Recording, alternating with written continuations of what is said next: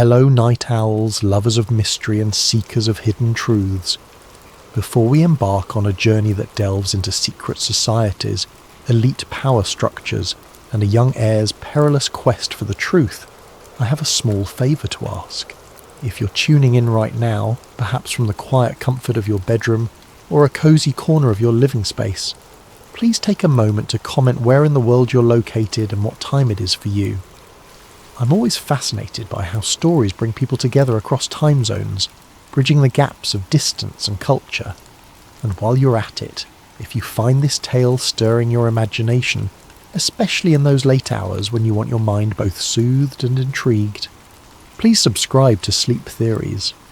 It's the perfect place to discover stories that dance between dream and reality, feeding your curiosity without jolting you awake. Sometimes the best bedtime tales are those with just enough darkness and intrigue to lull you into a thoughtful hush. Tonight's story is titled Bloodline, the Boy Who Exposed the Light. Imagine a childhood wrapped in the trappings of unimaginable wealth, where private jets, vast estates, and hush-hush family gatherings are the norm. Yet behind the gilded veil lies something more profound and more sinister. An ancient order that shapes global events, controlling economies, politics, and even technology from the shadows. This order, colloquially known as the Illuminati, has been whispered about in conspiracy theories for centuries. But for Elias Vance, heir to the storied Vance dynasty, it's not just theory, it's blood-bound truth. From his earliest memories, Elias sensed the strangeness woven into the hush around him. Cryptic symbols, whispered vows at midnight gatherings, a father who insisted that certain knowledge wasn't to be shared. And when he came of age, that hush shattered into a revelation. The Vance family stands at the apex of a global puppet show, pulling strings behind wars and market crashes, forging alliances with others who guard the grand design. Elias's father, Victor Vance, is a leading figure among them, a stoic man convinced that controlling the masses is both their privilege and their duty. But the shining veneer cracks when Elias stumbles upon a trove of digital files, proof that these hush-hush dealings have cost countless lives, suppressed inventions that could have benefited humanity, and orchestrated entire wars. His conscience ignites. No amount of wealth can quell the guilt that churns inside him. He decides to leak the truth, even if it means stepping away from his father's legacy and plunging himself into mortal danger. Because in the Illuminati's world, betrayals are not forgiven. They're silenced, often fatally so. As you read, imagine the glow of chandeliers in ancient manor houses, the quiet rustle of documents locked away in vaults. Envision secret networks that thread through banking halls, media conglomerates, and seats of government, all overseen by a small circle bound by blood oaths. And within that circle stands Elias, poised to cast a light onto centuries of darkness. For some, he's a hero. For others, a threat to be swiftly eliminated. What transpires is a conspiracy thriller, but also a tragic drama about family ties and the cost of unveiling hidden truths. By the end, a private jet will plummet from the sky, and a young man's dream of exposing the Illuminati might lie in ruins.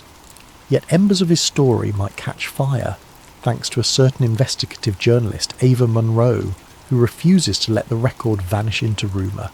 Settle in. Let the hush of your surroundings amplify the tension on the page. As you slip deeper into this narrative, remember, every rumour about secret societies had to start somewhere, with someone who glimpsed the truth. In Bloodline, the boy who exposed the light, that someone is Elias Vance, a child of wealth, fated to challenge power so old it feels eternal. Now turn down the lights, keep your curiosity alive, and stay with me through the next 5 parts as we step onto a hidden stage where ancient secrets collide with modern ambition. And if your mind begins to drift into that liminal space between waking and sleeping, let the story gently guide you there. Because sometimes The best truths are the ones we find in the quiet hours, when the rest of the world is fast asleep. From an early age, Elias Vance learned that his world was not like other children's. While classmates talked about weekend movie outings and beach trips, Elias's weekends might involve stepping onto a private jet for a family retreat in a centuries-old chateau. The hush that enveloped these retreats was as thick as the old tapestries on the walls. Murals depicted robed figures offering cryptic symbols under moonlight. In corners, servants moved silently, their eyes lowered, as if afraid to meet his gaze. His father, Victor Vance, was a towering figure with a voice like cold steel. Victor exuded control. Even in casual conversation, he never truly relaxed. "We are Vances," he'd say during father-son talks in the study. "Our lineage stretches back to those who shaped history's greatest empires. We hold knowledge that few can imagine, but knowledge is worthless without discipline." He emphasized that last word with a cautionary edge, as though discipline was a shield between greatness and downfall. At age 8, Elias caught glimpses of gatherings in the mansion's hidden chambers. Figures in dark suits and formal gowns murmured in low voices, symbols carved onto the wooden floors.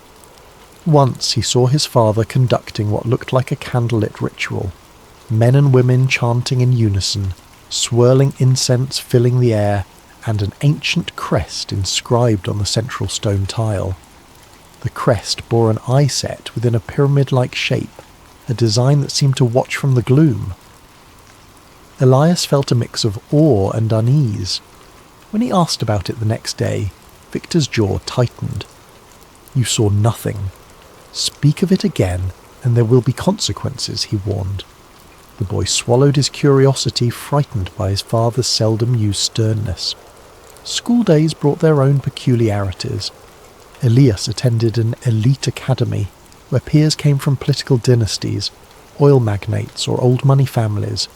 They formed cliques around shared nannies, family alliances, or whispered rumours of "our parents run the world." Yet Elias never felt fully at ease. There was always an invisible barrier, like he was an actor playing a role he didn't grasp. Teachers treated him with reverence tinged with fear, awarding him accolades with suspicious eagerness. He noticed how, whenever he faced a problem, administrators smoothed it over with a phone call to the Vance household. Around his 15th birthday, the illusions grew starker. A lavish masked ball took place in the mansion, full of guests wearing gold-trimmed masks shaped like falcons, owls, or serpents. Midnight struck, and Elias watched from a hidden balcony as the guests formed a circle around a raised platform. At its centre stood his father, arms outstretched, reciting words in Latin, words about tradition, continuity, and the balance of the bloodline. Then a vow was repeated in unison by the group. Servire ad perpetuam ordinem, serve the perpetual order. That night, his father revealed just enough for Elias to guess at the truth. "We are part of a long lineage that ensures stability in a chaotic world," Victor said, brandy swirling in a crystal glass. "Our family invests in certain endeavours that shape the course of nations. One day, you'll stand in that circle." Elias's stomach churned with questions. But how? Why? Who are these people? His father's stiff posture never wavered. "You'll understand when you come of age." The more Elias listened, the more he recognised that this wasn't mere philanthropy or business networking. It was a system, centuries old, veiled in secrecy, and protected by vast wealth. Each time he tried to raise concerns, Victor dismissed them as youthful ignorance. "You must learn to see the world through the lens of power," he insisted. "The masses can't handle the real illusions. They need their illusions. Democracy, free markets, freedom. We provide it." Elias turned 18 with a swirl of contradictory emotions. A birthday party was staged in a lavish hall, replete with dignitaries, foreign ambassadors, corporate CEOs, almost none of them truly known to him as individuals. They called him Young Master, gave him gifts representing ancient lineages, a ring engraved with arcane symbols, a leather-bound book of codes, a scepter-like baton rumoured to be an artefact from some obscure realm. Instead of joy, Elias felt overshadowed by the legacy they projected onto him. Late that evening, as the last guest departed, Victor summoned him to the old library. Moonlight filtered through stained glass, painting the dusty bookshelves in shifting colours. On the table lay a thick handwritten tome titled Bloodline. Its pages recorded genealogies, secret treaties, references to cryptic events that shaped global politics. Elias thumbed through them, stumbling upon references to wars manipulated from behind the scenes, markets crashed or propped up with hidden funds, elections swayed by strategic leaks. The tome reeked of conspiracy come alive. Victor placed a hand on Elias's shoulder. "You're no longer a child. Today, you join the ranks of those who guard humanity from itself. This is the truth, Elias. The world is run by illusions. Our family is among the illusion's caretakers. It's a burden, but also a privilege." He paused, letting the gravity of the words settle. "Should you betray these secrets, you betray our entire lineage." Elias gazed at the swirling text, heartsick. The illusions he'd glimpsed as a child now crystallized. They were the illusions that shaped governments, economies, and technology itself. But how much suffering had these illusions wrought? The library walls pressed in, heavy with the hush of ancestral watchers, as if the paintings and old busts were silently judging him. He exhaled, nodding his acceptance outwardly, but a kernel of doubt took root. Could a single family, indeed a single global circle, truly claim the right to manipulate billions of lives? Even if they believed it was for stability, who decided how far was too far? That night, Elias tossed in bed, haunted by the vow he'd effectively taken. The sense of destiny weighed on him, yet so did an unspoken conflict. Would he be a caretaker of illusions, or a breaker of them?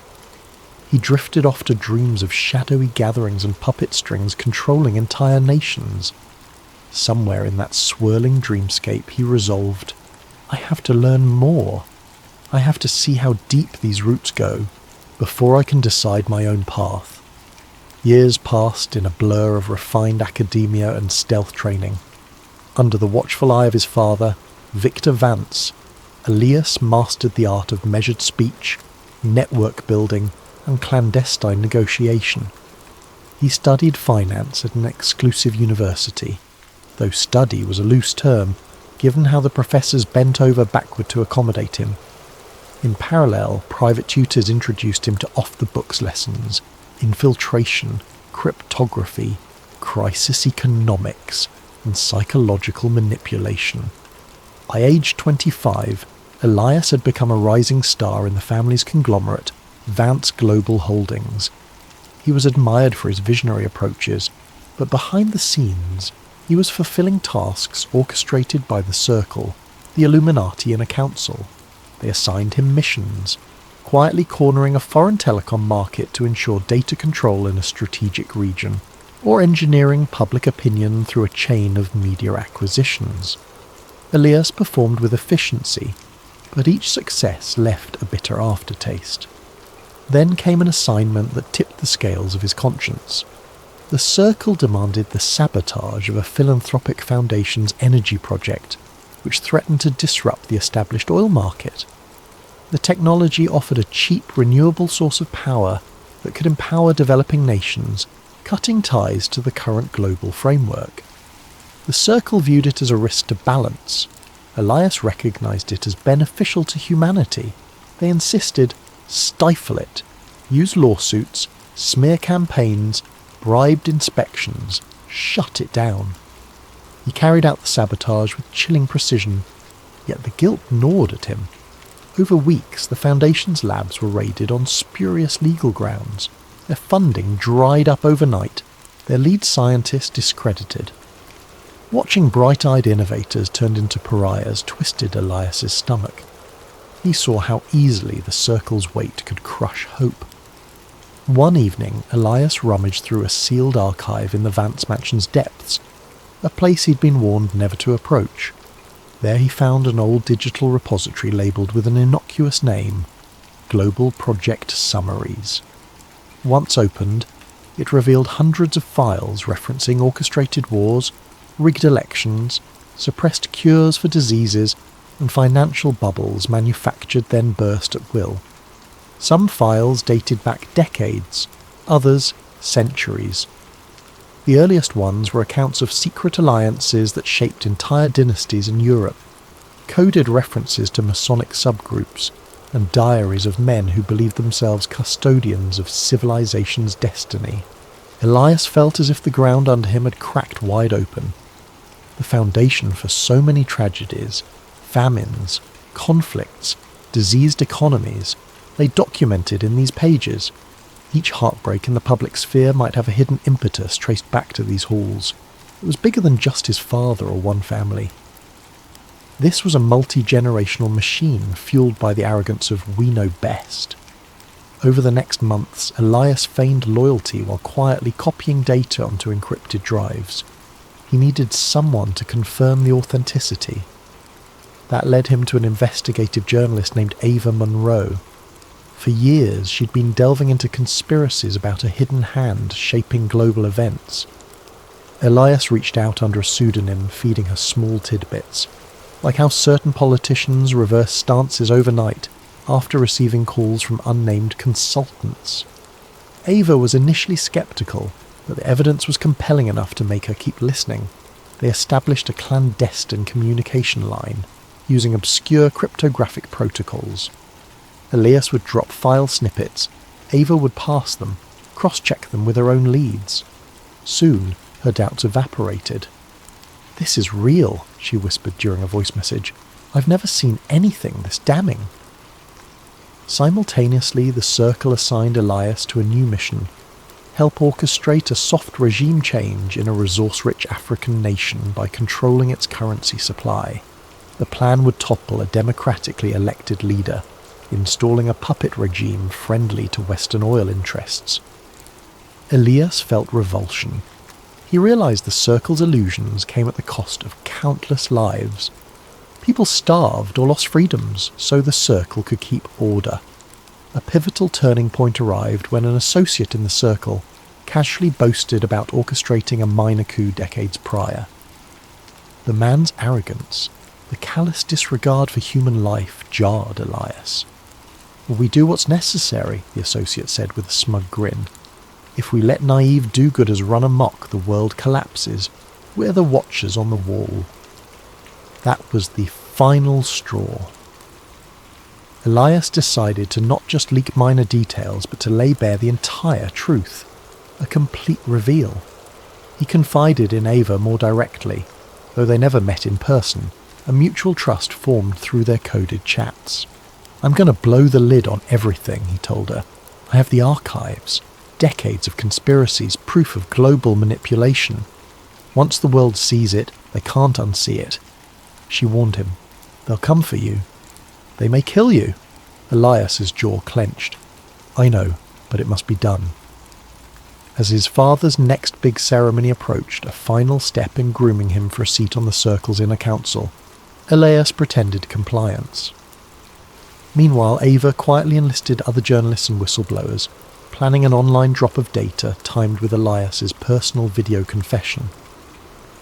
The risk was monumental. The Circle's intelligence networks were vast, but Elias believed in the unstoppable power of truth once unleashed globally. During a private dinner, Victor Vance made a toast to Elias's upcoming induction. "Son, I've never been prouder. Soon you'll stand among the elders, shaping tomorrow." Elias raised his glass, forcing a smile. Beneath the table, his palms sweated. He pictured the thousands of families torn apart by manipulated wars, the innovators silenced, the great leaps in technology withheld for decades. He realized he was about to betray all he was raised to be, and yet it felt like a liberation.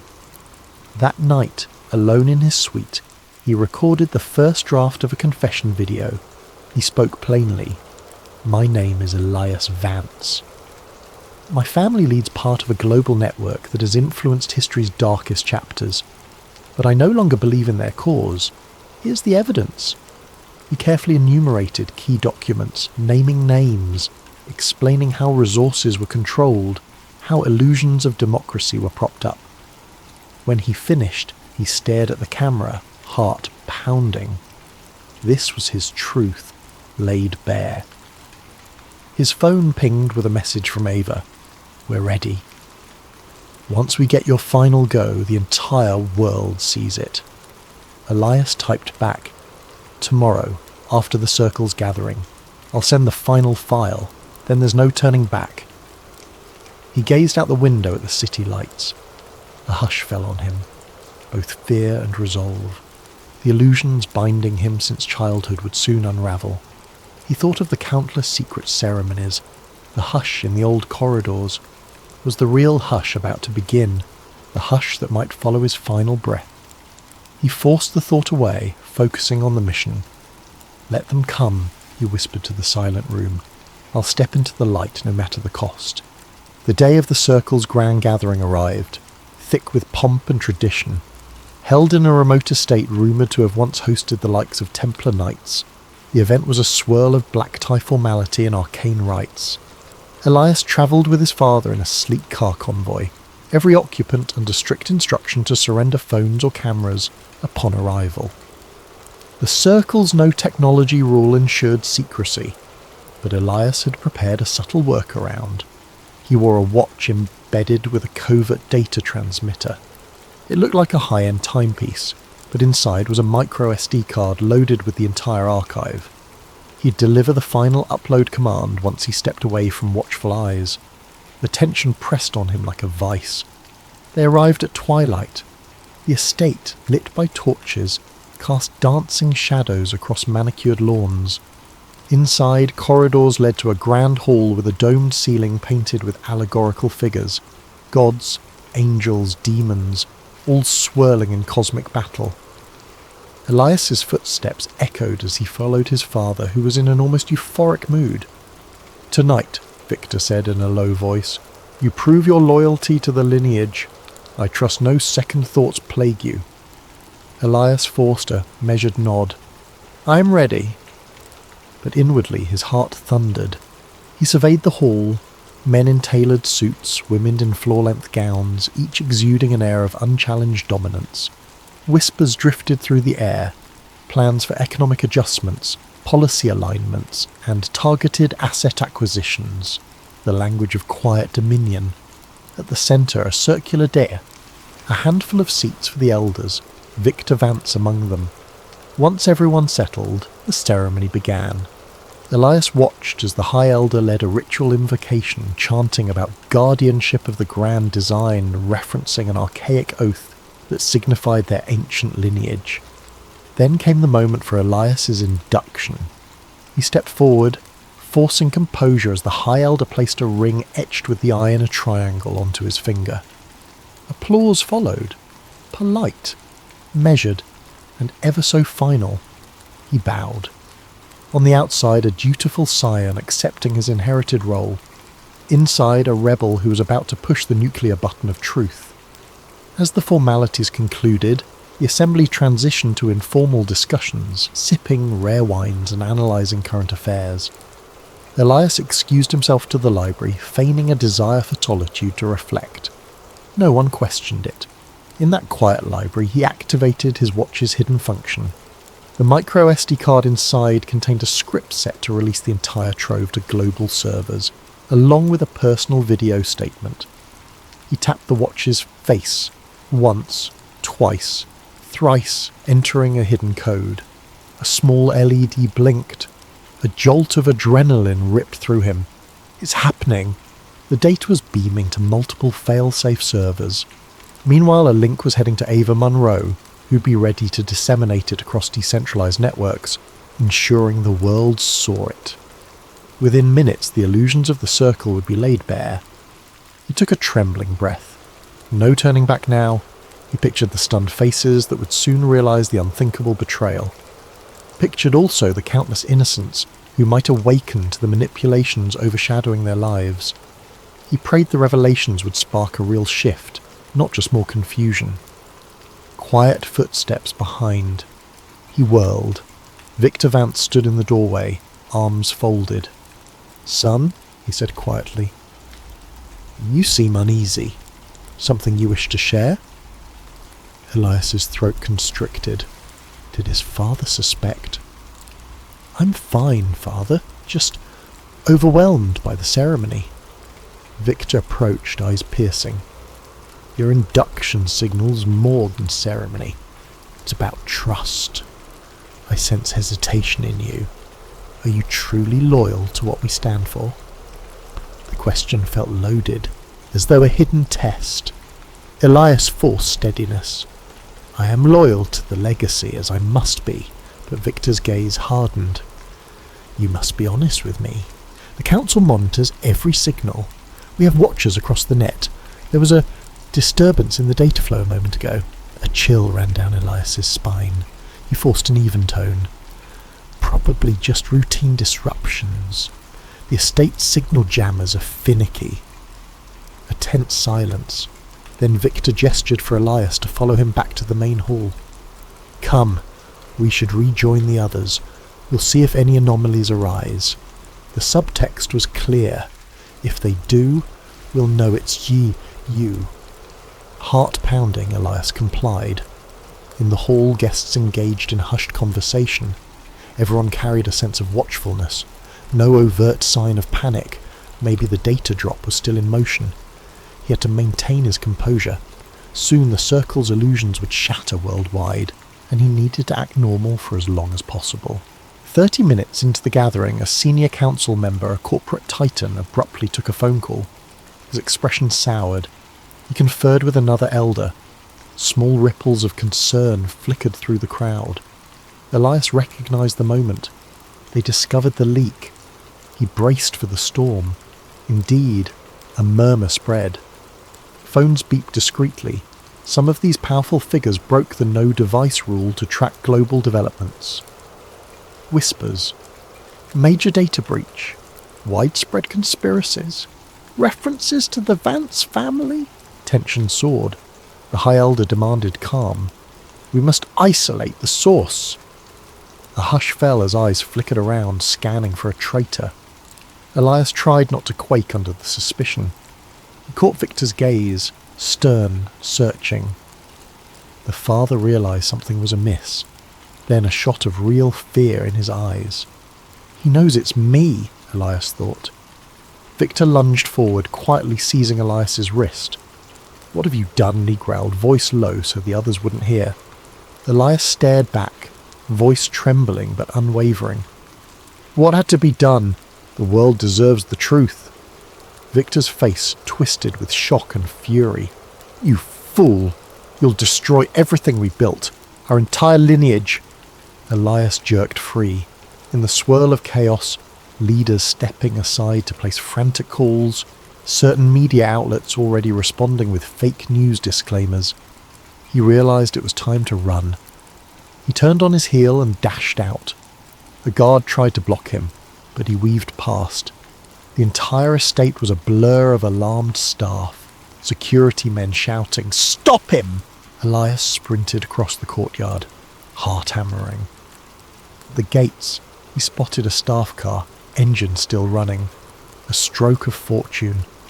He jumped behind the wheel and floored it, leaving a swirl of gravel. In the rearview mirror, he glimpsed silhouettes scrambling, uncertain how to respond. They'd never predicted an inside betrayal on this scale. As the estate vanished behind him, a new wave of adrenaline and terror flooded Elias. He was out, but not safe. The Circle's resources spanned nations. Still, if Ava managed to release the files widely enough, the truth was unstoppable. He pictured people across the world seeing the Vance files, reading the suppressed histories, the proof of orchestrated events. Could it spark real change, or would the Circle manage to spin it into a hoax? For the moment, he had to survive. Through a secure line, he tried contacting Ava. No response. Possibly jammed. He pressed on, winding through country roads with the headlights off, hoping to stay hidden until dawn. But even as he fled, the next phase of the Circle's plan likely commenced. They'd brand him a traitor, a fraudster. They might resort to the final solution, erasing him physically. Trembling behind the wheel, he whispered a silent plea to the night. Please, let the leak make a difference. Because if the Circle caught him, all that awaited was an unmarked grave, and the illusions would persist unchallenged. Elias spent the next week in frantic motion, ducking from safe house to safe house. Contacts he once trusted fell silent, presumably coerced or threatened by the Circle. Only Ava Monroe remained a faint lifeline, exchanging messages through dead-drop emails and burner phones. She confirmed the data was out, but mainstream media was calling it an elaborate hoax. Meanwhile, certain government figures were quietly investigating. The crack was there, but the Circle was patching it fast. A swirl of rumours erupted online. Some claimed to see the leaked files, grainy screenshots of documents linking the Vance name to covert war funding. Others declared the entire scandal was deep fake mania. Troll armies labelled Elias a disgruntled black sheep. The Circle's spin machine roared into full gear. The public sphere turned into a battleground of confusion. During a hushed phone call, Ava revealed an attempt on her life, a suspicious car accident she narrowly avoided. She believed it was no coincidence. They were cleaning up. Don't trust anything. Elias steeled himself, fully aware the Circle would hunt him next. He resolved to finalise an in-person meeting with Ava, away from prying digital eyes, to strategise the next wave of leaks. But the Circle anticipated that. Late one night, a coded text arrived from an unknown number. Escape route secured. Plane to Iceland. You'll be safe. Elias recognised a trick. Why would someone spontaneously offer him a flight? Nonetheless, an hour later, Ava confirmed she too arranged a plane to Iceland. Coincidence or infiltration? Time was too short to be sure. He had to risk it. Iceland was rumoured to be a stronghold for data activists, out of the Circle's immediate reach. He arrived at the private airstrip under darkness, greeted by a lone pilot who addressed him by name. No sign of Ava, but she had indicated she'd join him. The plane, a sleek jet with minimal marking, seemed in order. Perhaps the plan was for her to meet him at the secure location. Warily, Elias boarded, scanning the cabin for any hidden threats. If this was a trap, he'd have limited recourse at 35,000 feet. The engines roared to life, the pilot offering clipped responses. The takeoff was smooth, the city lights receding below. Elias tried to calm his silverwolves, remembering that once he reached Iceland, he could coordinate a bigger push for the files. Freed from direct Circle influence, maybe the story would catch global traction. He peered at his phone, no signal, as expected. He typed an offline note to Ava. If we're parted, keep fighting. I'll find you. A pit formed in his stomach, a sense of finality creeping over him. An hour into flight, turbulence rocked the plane. Elias strapped in. The pilot's voice came over the intercom. Mild weather front ahead. Shouldn't be an issue. But the shaking intensified. Then came a sharp beep from the cockpit. Elias stood, heading forward to see what was wrong. The pilot looked tense, fiddling with controls. We're losing instrumentation, he muttered. Systems glitch. Possibly sabotage. Elias's blood ran cold. A sabotage at 20,000 feet spelled doom. Outside the window, lightning flashed across swirling clouds. The plane rattled dangerously. We have to land, Elias said, panic rising. The pilot nodded, broadcasting a mayday. But the radio cuttered with static. No response. It's like our comms are jammed. Another quake shuddered the fuselage, and an alarm blared. The pilot tried adjusting altitude, but the plane veered starboard, losing stability. Elias's mind raced. Was this the Circle's final solution? crashing the plane under the guise of mechanical failure. He could almost see Victor Vance's stoic face pronouncing, "No traitor shall live." The pilot cursed, fighting the controls, sweat pouring. "We're going down, I can't regain flight systems." Elias seized the emergency radio, repeating the mayday on different frequencies. Silence. A flicker of hope came when a scratchy voice responded, some distant air traffic controller. Then it cut off abruptly, possibly jammed again. The plane pitched downward, engines whining in protest. Time slowed. Elias's heart hammered in his chest. He braced himself in a seat, fastening every belt he could. A series of jarring lurches, the lights flickering. The altimeter spun wildly. A horrifying thought. Even if I survive the crash, the circle might finish me anyway. But no time for that. The pilot shouted, "Brace! Brace! Brace!" Then everything dissolved into a cacophony of shrieking metal and sashing impact. A swirl of chaos overtook Elias, searing pain, the sense of tumbling, seatbelts constricting, an explosive noise. Darkness swallowed him, though he vaguely registered the plane tearing into what felt like open water. Water flooded the cabin, freezing cold. Bizarre hush followed. Am I alive? For a moment he drifted in watery oblivion, lungs burning. Something in him refused to surrender. He fumbled, found a breach in the fuselage, forcing himself out. The sharp edges cut into him. His vision blurred with salt water and the strobing light of a single emergency beacon. Then blackness again. Hours later, maybe minutes, maybe days, he woke on a scrap of drift material battered by ocean waves. The plane was nowhere to be seen. The pilot was gone. The night sky loomed overhead, stars swirling. Every nerve screamed in pain. A savage cough seized his chest. Alive? But how long? He clung to consciousness, an internal refrain repeating, "Don't let them win. Don't let them bury the truth." Then a faint noise, an approaching vessel. The lines between dream and reality blurred.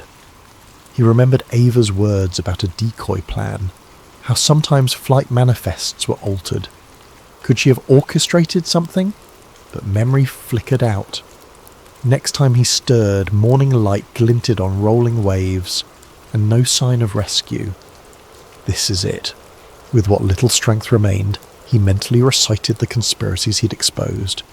Even if he died now, the data was out. Someone might keep it alive. The final thought that flickered. Ava, she must live. She must carry on. Then darkness overcame him again.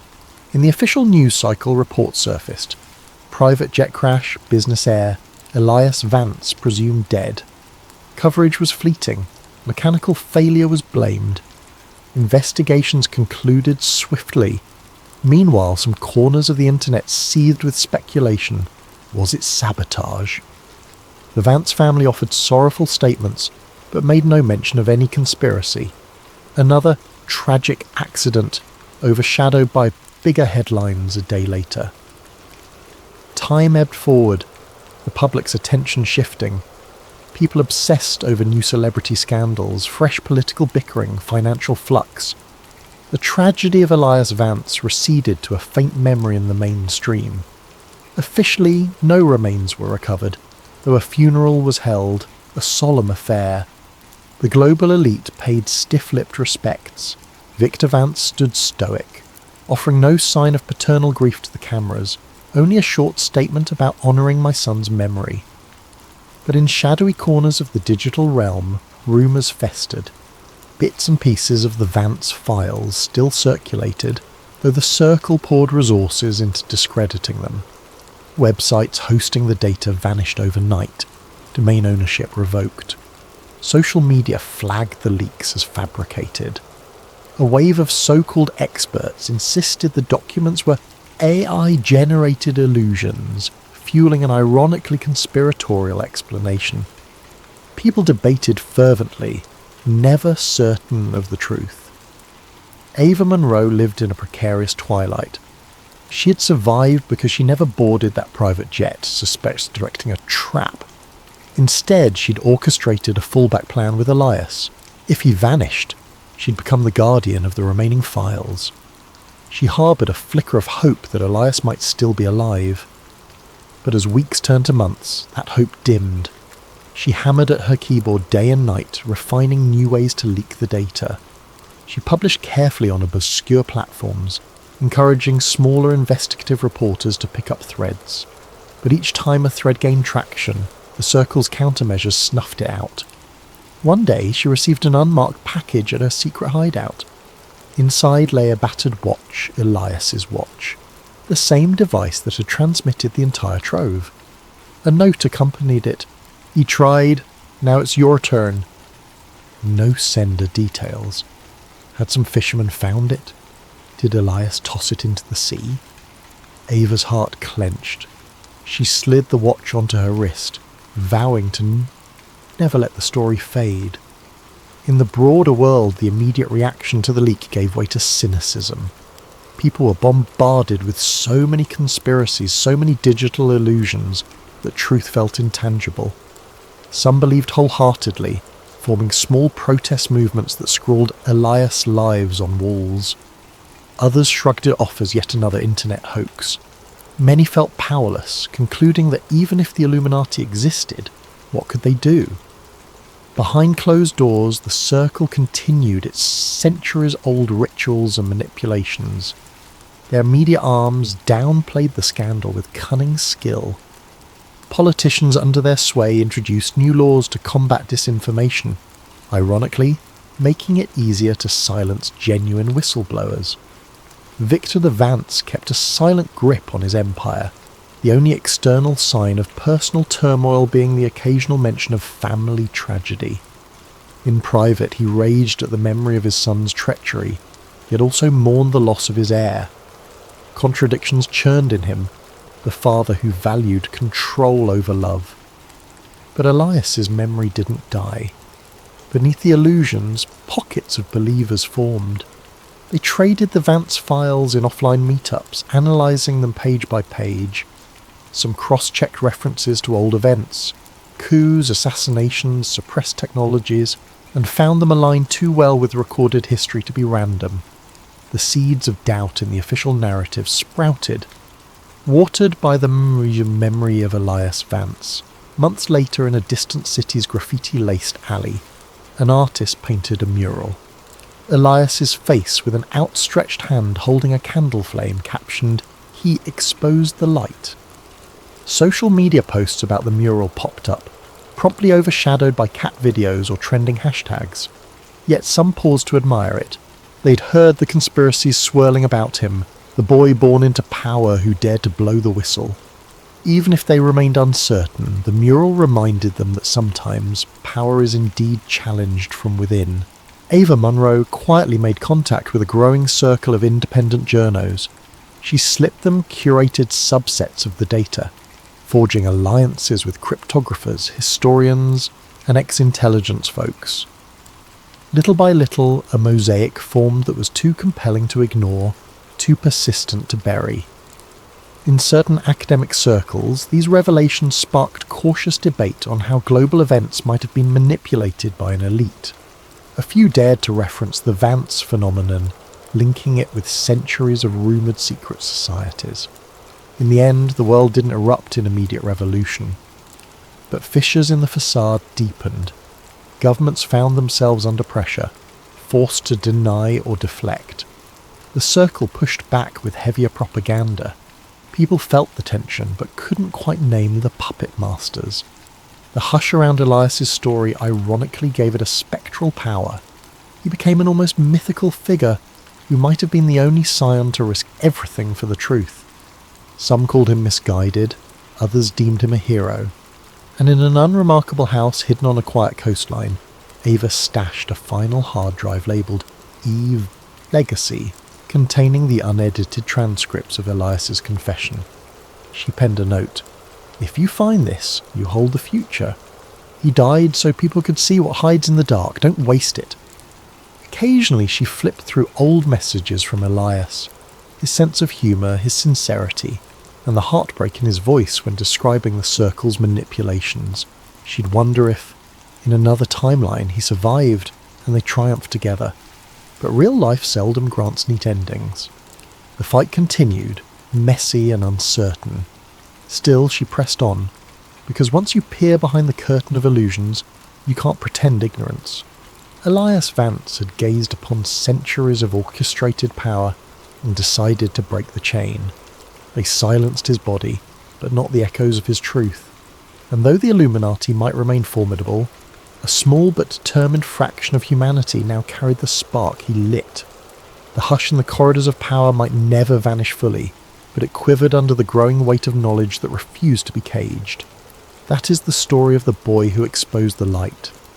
He inherited a destiny meant to keep the world in a hush, yet he chose to speak.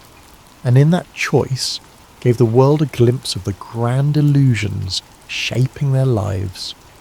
His memory lingers in coded forums, whispered meetings, rebellious art, and midnight reflections.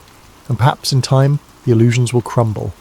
Until then, the name Elias Vance stands as a candle in the darkness, a testament to the price of truth and the resilience of those who dare to speak it.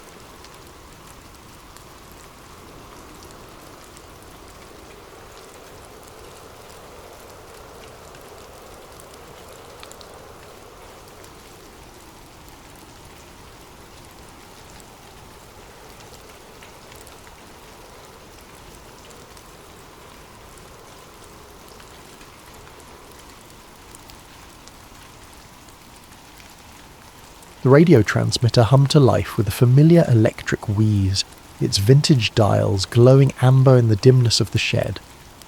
Mattie Connors wiped dust from the frequency display, her fingers leaving clean trails across the aged panel. Her father's ancient ham radio equipment had sat untouched for nearly a decade, but tonight, on her 25th birthday, seemed like the perfect time to resurrect it. "Come on, old friend," she whispered, turning the tuning knob delicately. "Let's see if you still work." Outside, beyond the weathered walls of the equipment shed, cornstalks whispered in the summer night. The Connors farm stretched for 40 acres in all directions, a modest plot by Iowa standards, but enough to keep her father in business after her mother passed. Enough to keep Mattie trapped in Granger when her engineering scholarship fell through. Enough empty space to broadcast music that no one would hear. The transmitter's needle jumped, finding power. Static hissed through the speakers. Mattie checked her phone's FM radio app, searching for an empty frequency to experiment with. Most of the dial was dead air this far from Des Moines, just how she wanted it. She settled on 88.1 FM, twisted the broadcast dial to match, and waited. The static changed. Not suddenly, but in such a subtle shift that she almost missed it. The white noise acquired rhythm, a soft, regular thump that reminded her of a heartbeat, but mechanical, precise, too regular for anything natural. "That's weird," she muttered, checking connections. The transmitter wasn't actually broadcasting yet. It was receiving. The rhythmic pulse continued, now joined by a faint high-pitched tone that danced above the lower beat.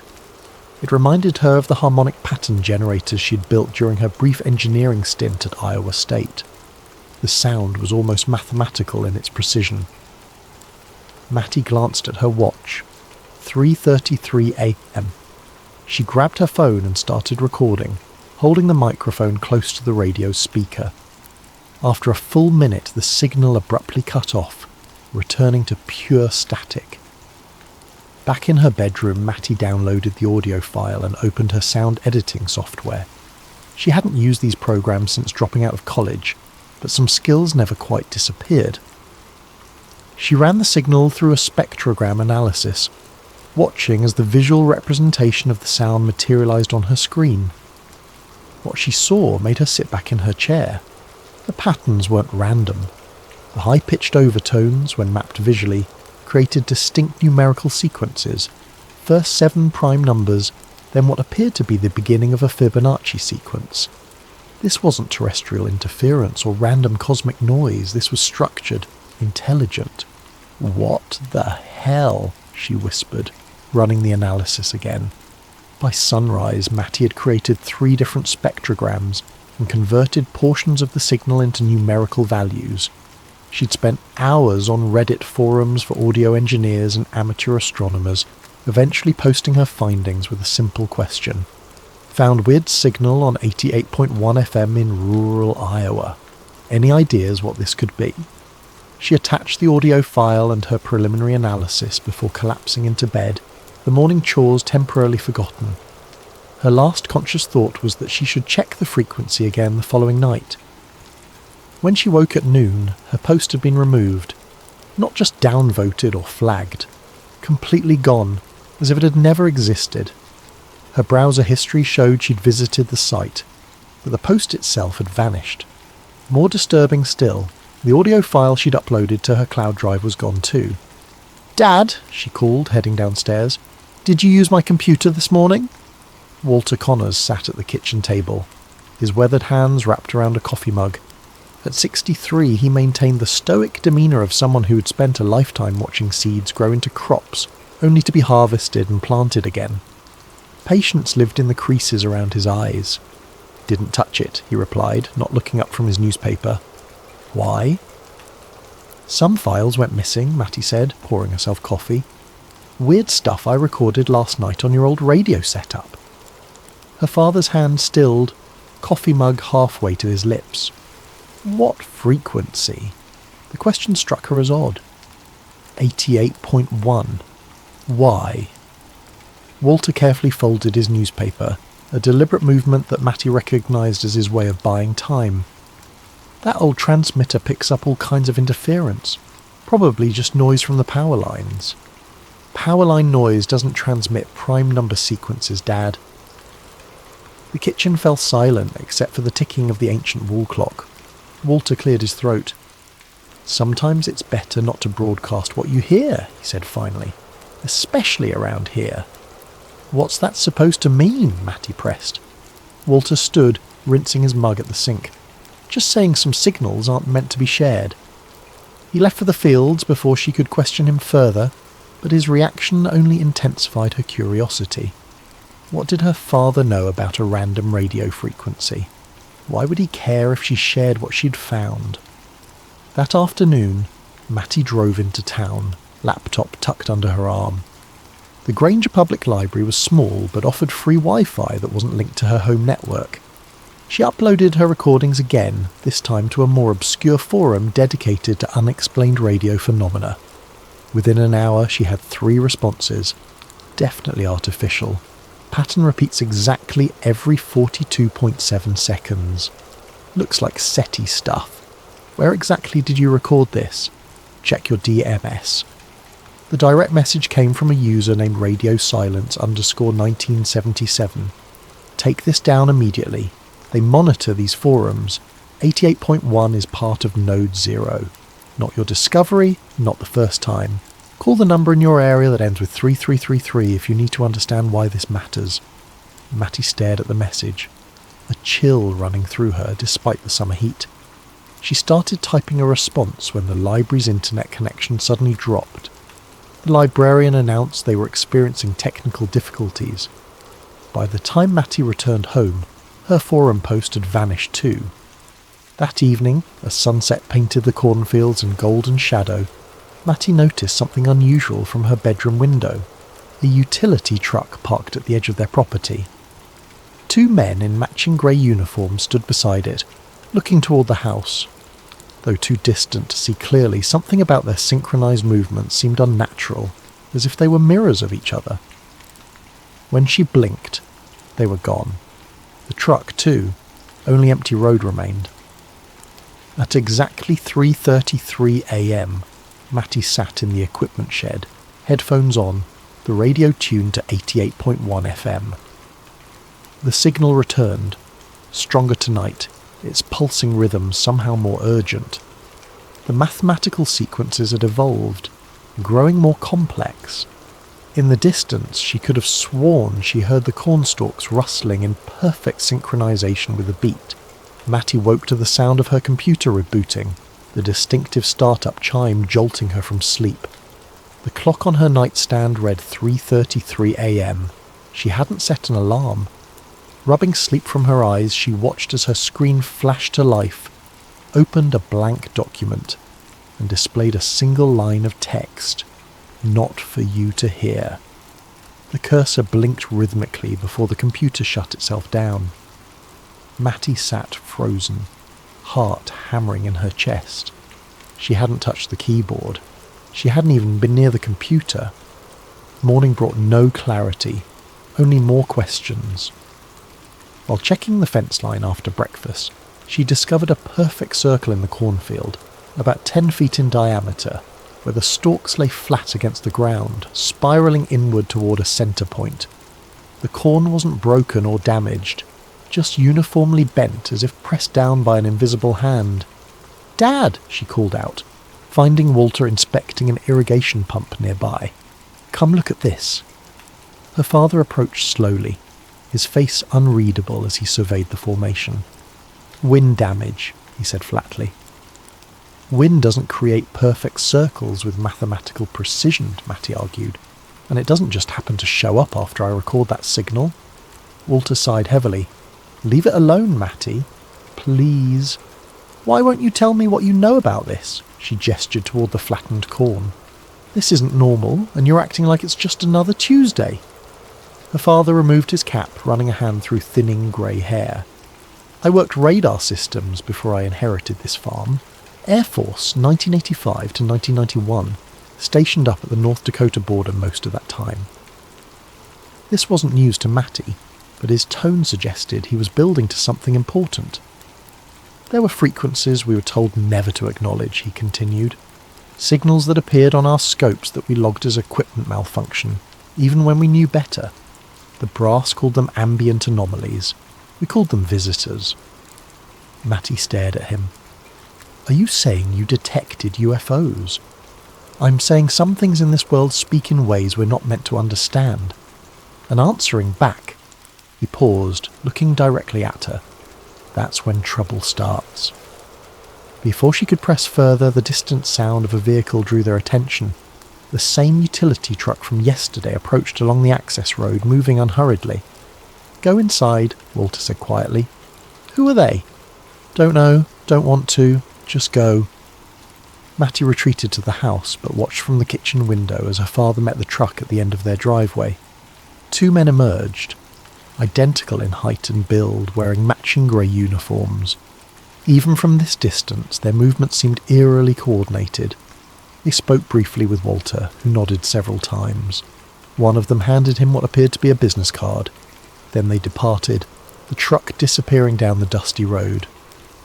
Walter returned to the house, his expression troubled. "Electric company," he said, before Matty could ask. "Checking lines. In matching uniforms with synchronized walks? Come on, Dad." He placed the card on the counter.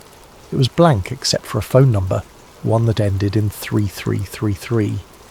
"Sometimes," Walter said carefully, "it's better to ask permission than forgiveness." That afternoon, while her father napped, Matty drove to the Granger Historical Society, a glorified storage room attached to the town hall. The elderly volunteer seemed surprised to have a visitor. "Looking for information on any radio stations or transmission towers that might have operated around here," Matty explained, "especially during the Cold War." The woman pursed her lips. "That'd be the old emergency broadcast station, I suppose. Closed down in 97 or thereabouts. Never did much broadcasting that I recall." "Where was it located?" "About 8 miles north of town. Nothing left now but the foundation." With directions in hand, Matty found the site easily enough. A concrete slab obscured by weeds, with the rusted remains of a tower anchor still visible. What caught her attention, however, was what lay beneath. A sealed metal hatch, its surface weathered but intact, emblazoned with faded government markings. She photographed everything, particularly the designation stencilled on the hatch.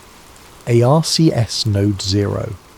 Back home, Matty began researching ARCS and found sparse references to the Agricultural Region Communication System, ostensibly created to warn rural communities of nuclear threats. But one declassified document mentioned passive monitoring capabilities and anomalous frequency capture. She expanded her search to include other similar stations and discovered something remarkable. Satellite maps showed 6 former ARCS stations formed a perfect hexagon across Iowa, Nebraska, and South Dakota, with Granger precisely at its centre. That night, at 3:33 a.m, the signal returned, stronger, clearer. But this time, embedded within its mathematical pattern was something new. Her name, converted to binary code. The signal knew who was listening. As dawn broke, Matty found a note slipped under the front door. Do not transmit. It hers. Later that morning, while checking the cattle, she noticed they were huddled at the far end of the pasture, as far from the corn as possible. Their behaviour was unusual, heads lowered, refusing to graze despite the lush grass. When she tried approaching them, they backed away, eyes wide with unmistakable fear. By noon, the corn had changed. Subtle at first, just a slight variance in the direction of growth. But as Matty walked the rows, she realised entire sections were now growing in clockwise spirals rather than straight lines. The stalks twisted around each other in patterns that mimicked the frequency readouts from her computer. She tried calling the number on the blank card. A mechanical voice answered, reciting what sounded like random numbers before disconnecting. When she redialed, a different voice answered, human this time, but strangely flat. Connor's residence, 88.1 observation, the voice stated, not a question. Who is this? Matty demanded. How do you know my frequency? Your frequency? The voice sounded almost amused. It's been transmitting since 1941. You're just the newest receiver. The line went dead. When Walter returned from town with supplies, Matty confronted him with her discoveries. What's Node 0, Dad? What's really under that concrete slab north of town? Her father's shoulders sagged. I signed papers, Matty. We all did. Everyone who's owned this land since the 40s. Signed what? Easement agreements, monitoring rights. He gestured vaguely toward the corn. They said it was dormant, hasn't sent a readable signal in decades. Who's they? People who know enough to be afraid, Walter answered, and smart enough not to interfere. That night Matty dreamed of cornfields that moved like ocean waves, pulsing in rhythm to an unseen heartbeat. In the dream, she walked to the centre of their property where the ground began to split open, revealing not soil but a vast mechanical eye, ancient yet somehow alive, peering up at the stars. She awoke to find her bedroom filled with a pale blue light that seemed to emanate from nowhere and everywhere at once. Her computer screen showed spectrogram patterns forming and dissolving without input. In the corner of her room stood 2 identical silhouettes, the men from the utility truck, though she hadn't heard anyone enter the house.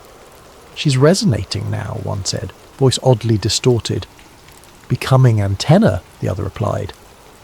Matty reached for the bedside lamp, but the figures were gone before the light came on. The locals called it pressure front weather, that peculiar stillness before a storm when the air feels charged with anticipation. But the clouds gathering over Granger that morning carried no rain, only an unnatural darkness that seemed to absorb the sunlight. Matty stood on the porch, watching barn swallows dart nervously across the sky before disappearing entirely.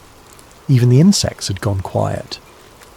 The corn, however, hadn't stopped its strange transformation, now growing nearly 6 inches taller than normal, with stalks that twisted toward the centre of the property instead of reaching for the sun. Her phone vibrated with a text from an unknown number. The pattern completes today. Stay indoors after sunset. She tried responding, but the message bounced back as undeliverable.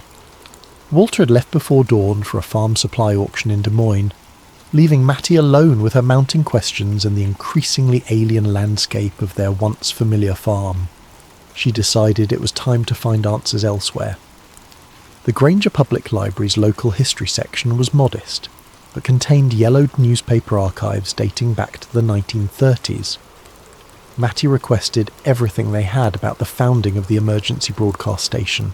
Funny you should ask, the librarian said. Retrieving a dusty folder, someone else was looking into those old stations just last month, left this research behind. The folder contained photocopied articles about the station's construction in 1941, alongside what appeared to be handwritten research notes in Cyrillic script. Clipped to these was a faded black and white photograph showing 7 men in military uniforms standing before the partially constructed radio tower. On the back, someone had written, Joint Monitoring Initiative, US-USSR, 1941. This can't be right, Matty muttered. The Americans and Soviets weren't allies until months after Pearl Harbor, which happened in December 1941.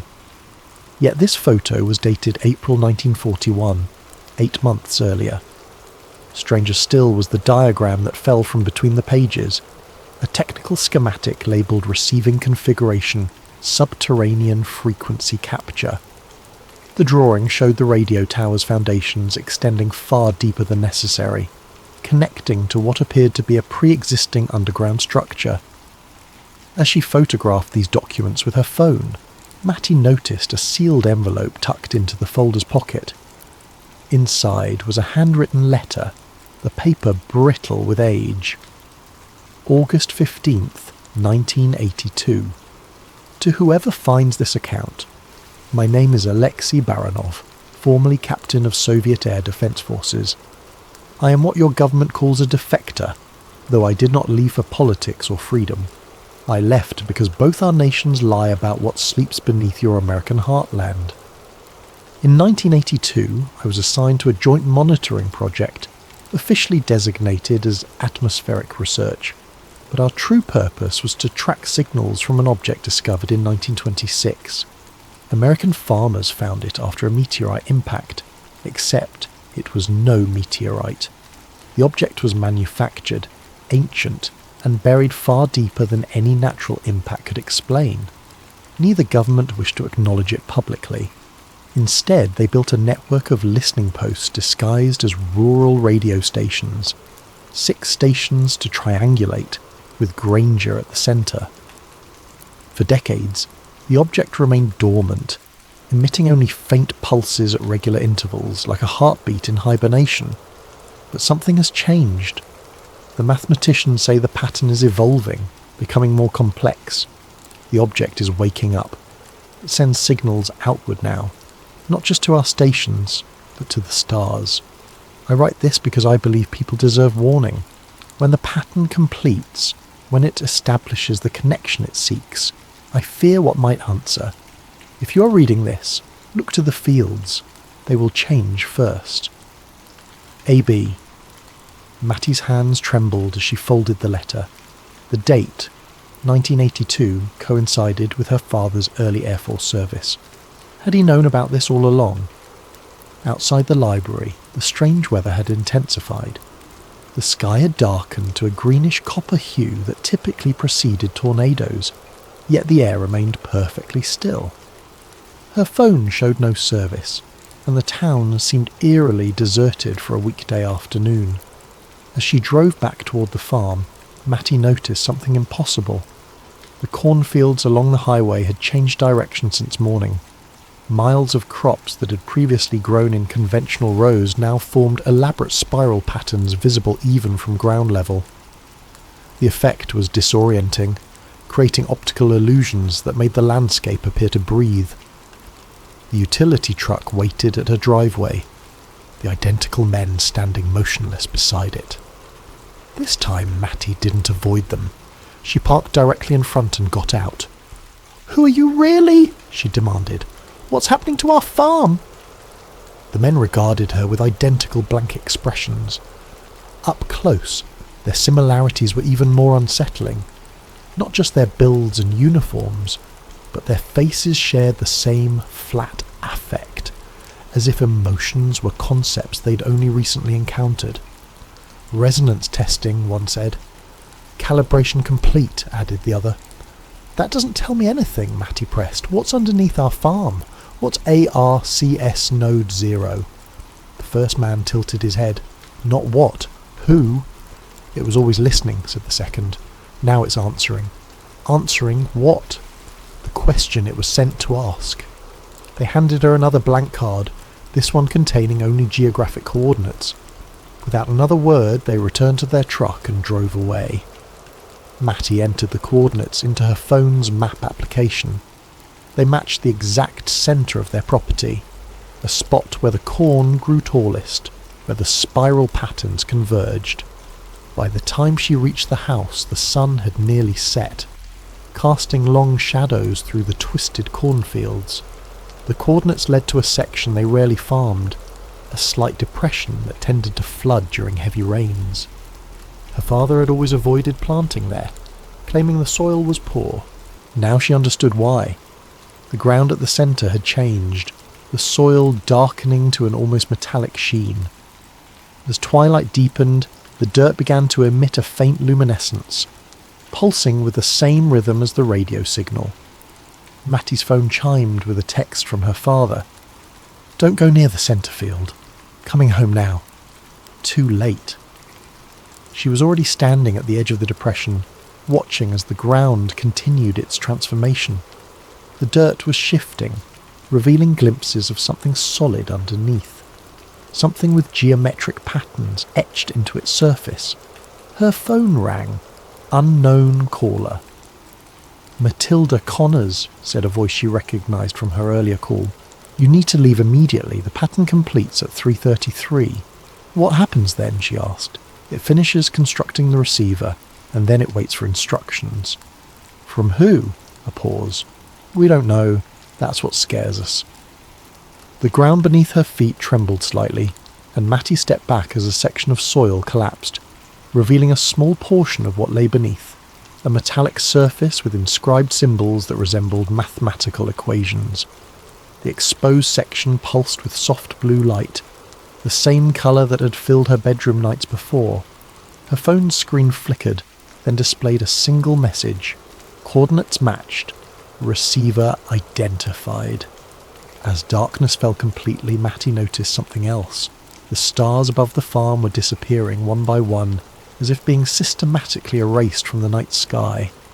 In their place, a subtle pattern was forming in the darkness, the same spiral configuration she'd seen in her spectrogram analysis. At precisely 3:33 a.m, every electronic device on the farm activated simultaneously. The house lights, her computer, the old radio transmitter in the shed, each emitted the same pulsing pattern, now loud enough to feel in her chest. The ground at the centre of the depression split open like a blooming flower, soil falling away to reveal more of the object beneath, a vast circular disc of impossible age, its surface covered in mathematical symbols that rearranged themselves as she watched. From this exposed section, a beam of coherent light shot straight upward into the night sky, piercing the spiral void where stars had been. The transmission had begun. Walter's truck skidded to a halt in the driveway, headlights illuminating Matty's frozen figure at the field's edge. He ran toward her, panic evident in every movement. "Get back to the house," he shouted over the now audible hum emanating from the exposed disc. "It's not safe." Matty couldn't move, transfixed by the beam of light connecting earth to sky. "What is it, Dad? Really?" Walter reached her side, breathless.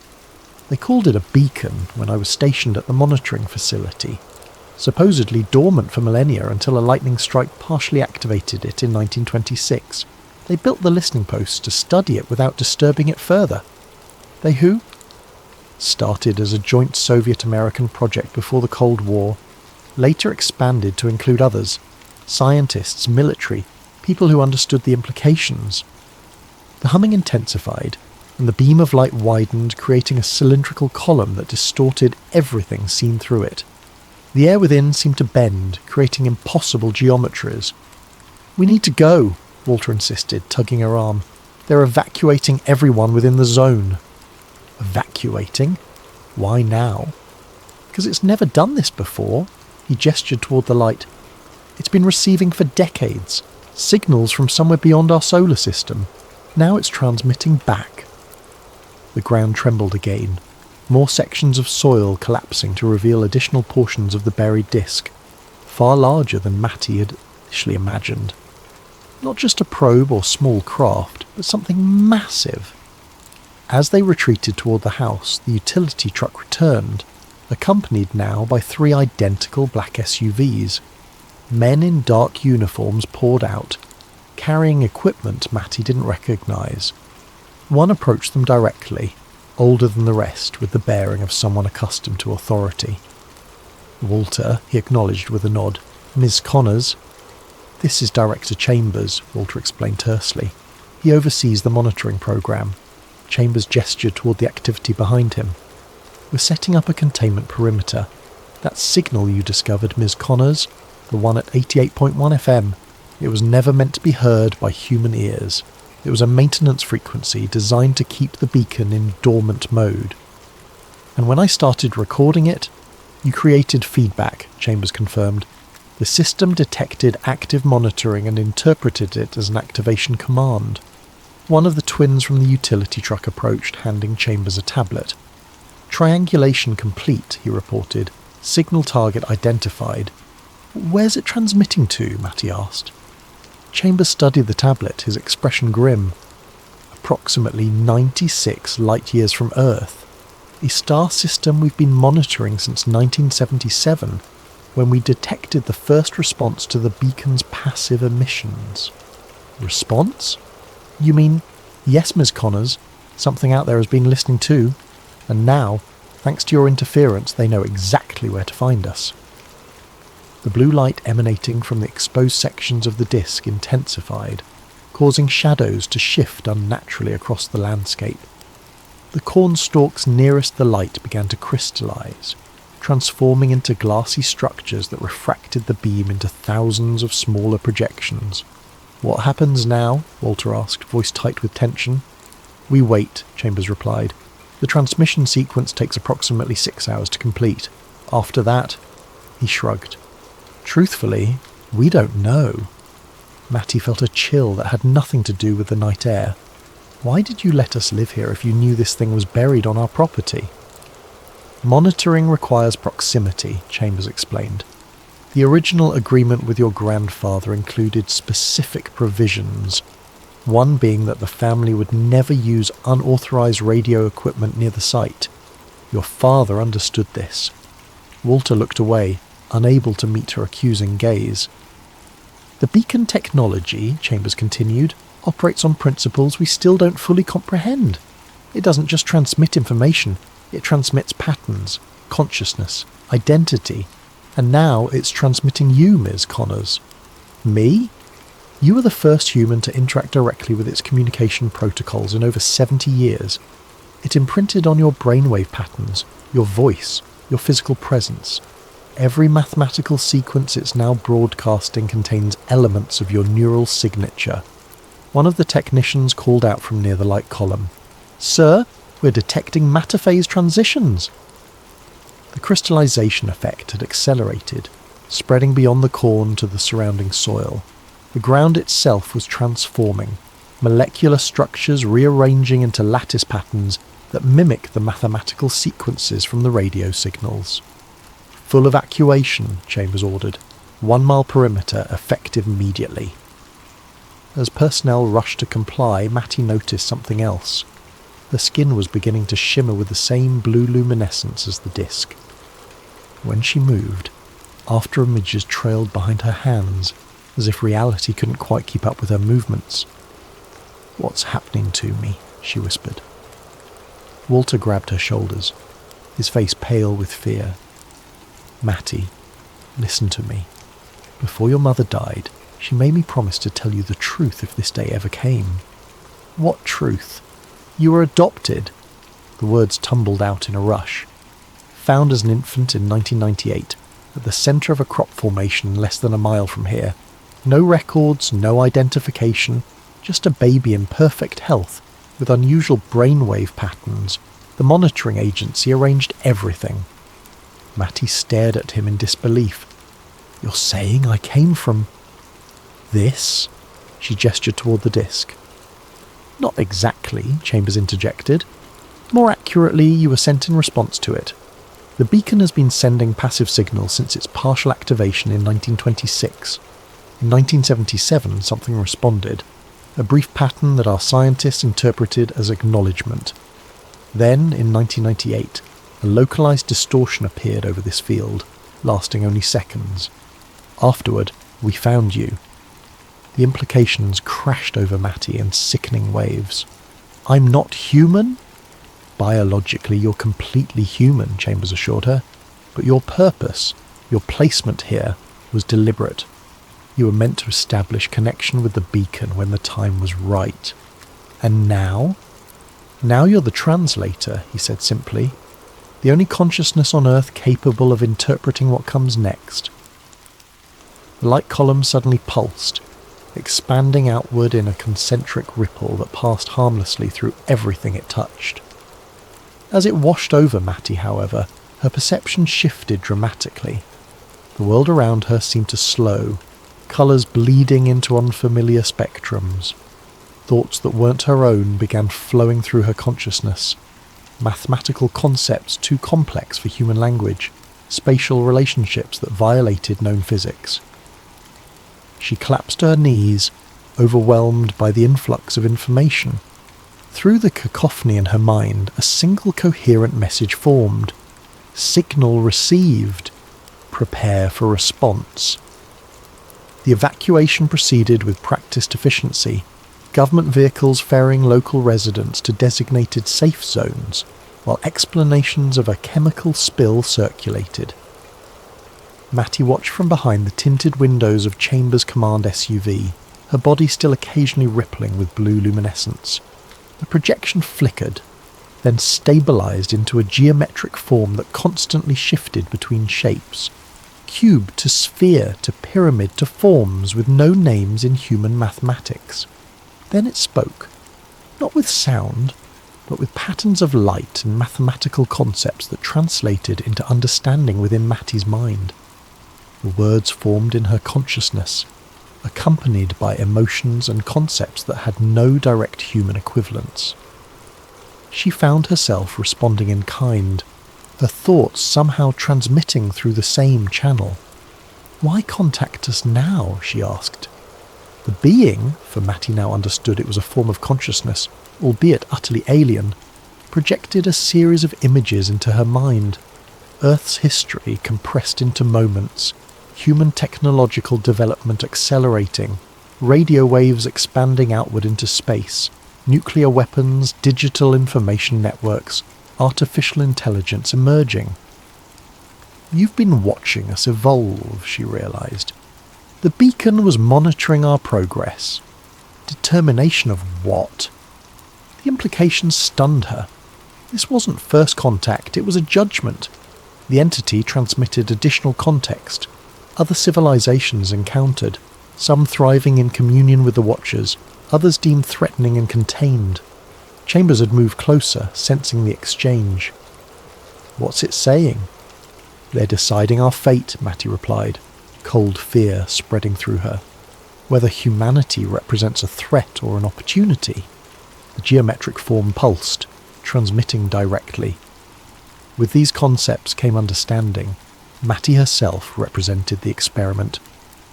A human enhanced with their communication capabilities, placed to develop naturally within human society. Her responses, her choices, her very existence would factor into their determination. How do I demonstrate, she asked, if I go with you? Humanity proceeds, unhindered data collection expands. And if I stay, containment protocols activate. Developmental limitations imposed.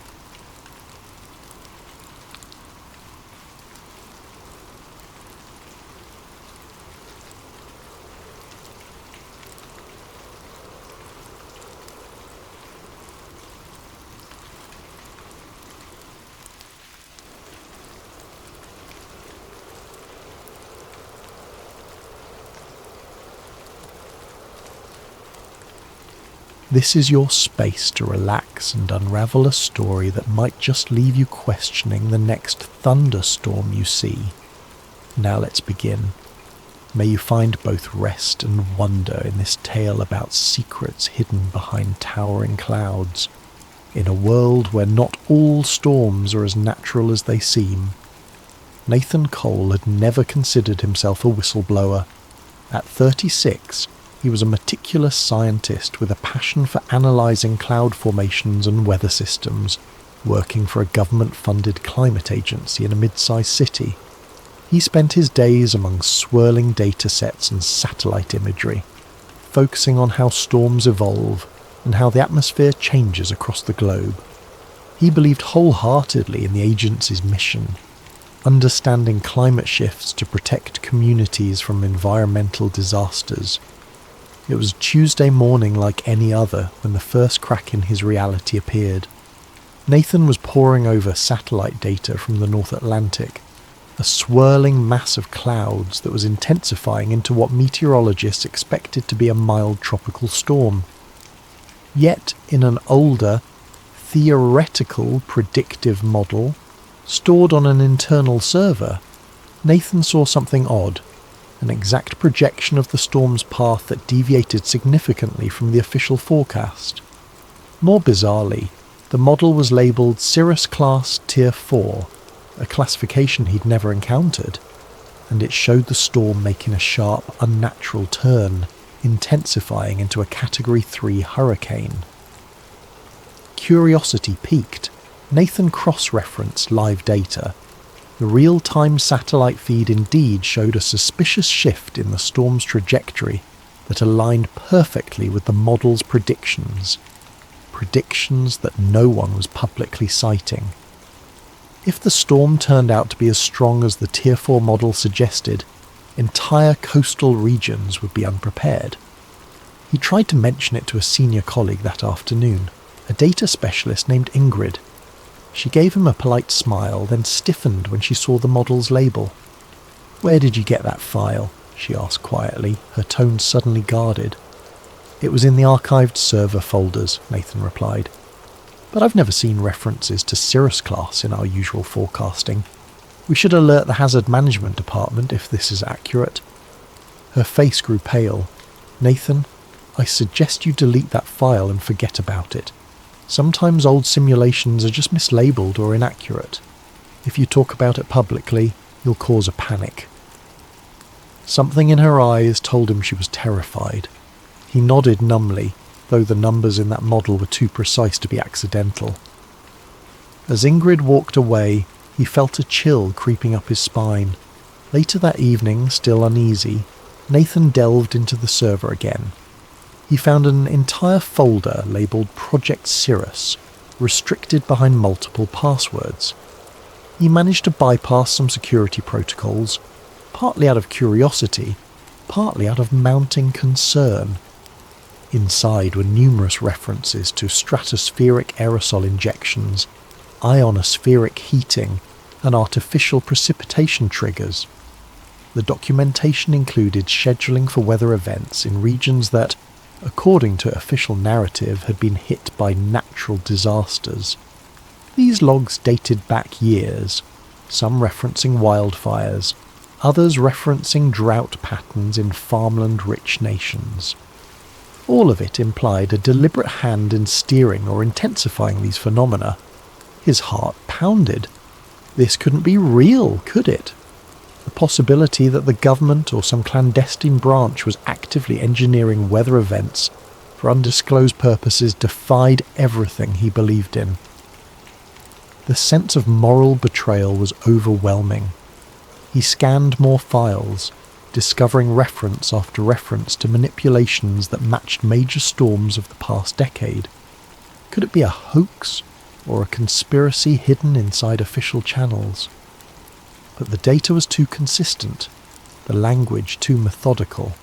Each major unpredictable storm, each bizarre drought anomaly, correlated with logs describing successful atmospheric seeding. He realised with dawning horror that he might be looking at evidence of the government's capacity to weaponize the weather. Struggling with the magnitude of it all, he decided to approach his immediate superior the next morning. That was Dr. Malcolm Ashcroft, the director of the Climate Research Division. Ashcroft was a disciplined, no-nonsense official with top-tier security clearance. If anyone could confirm or deny these findings, it would be him. Nathan scheduled a private meeting in Ashcroft's corner office, heart in his throat. The next day, upon entering the office, he felt the tension. The blinds were closed, giving the space a claustrophobic feel. Ashcroft listened to Nathan's account, flipping through the printed examples of the data, his face expressionless. When Nathan finished, Ashcroft leaned back, eyes cold. Coal? We're a climate agency, not a secret weather manipulation outfit, Ashcroft said with practiced calm. Those files must be mislabeled or part of some out-of-date project that never got off the ground. I'll have them archived properly. In the meantime, I suggest you focus on your assigned tasks. The words were benign, but a subtle threat underlined them.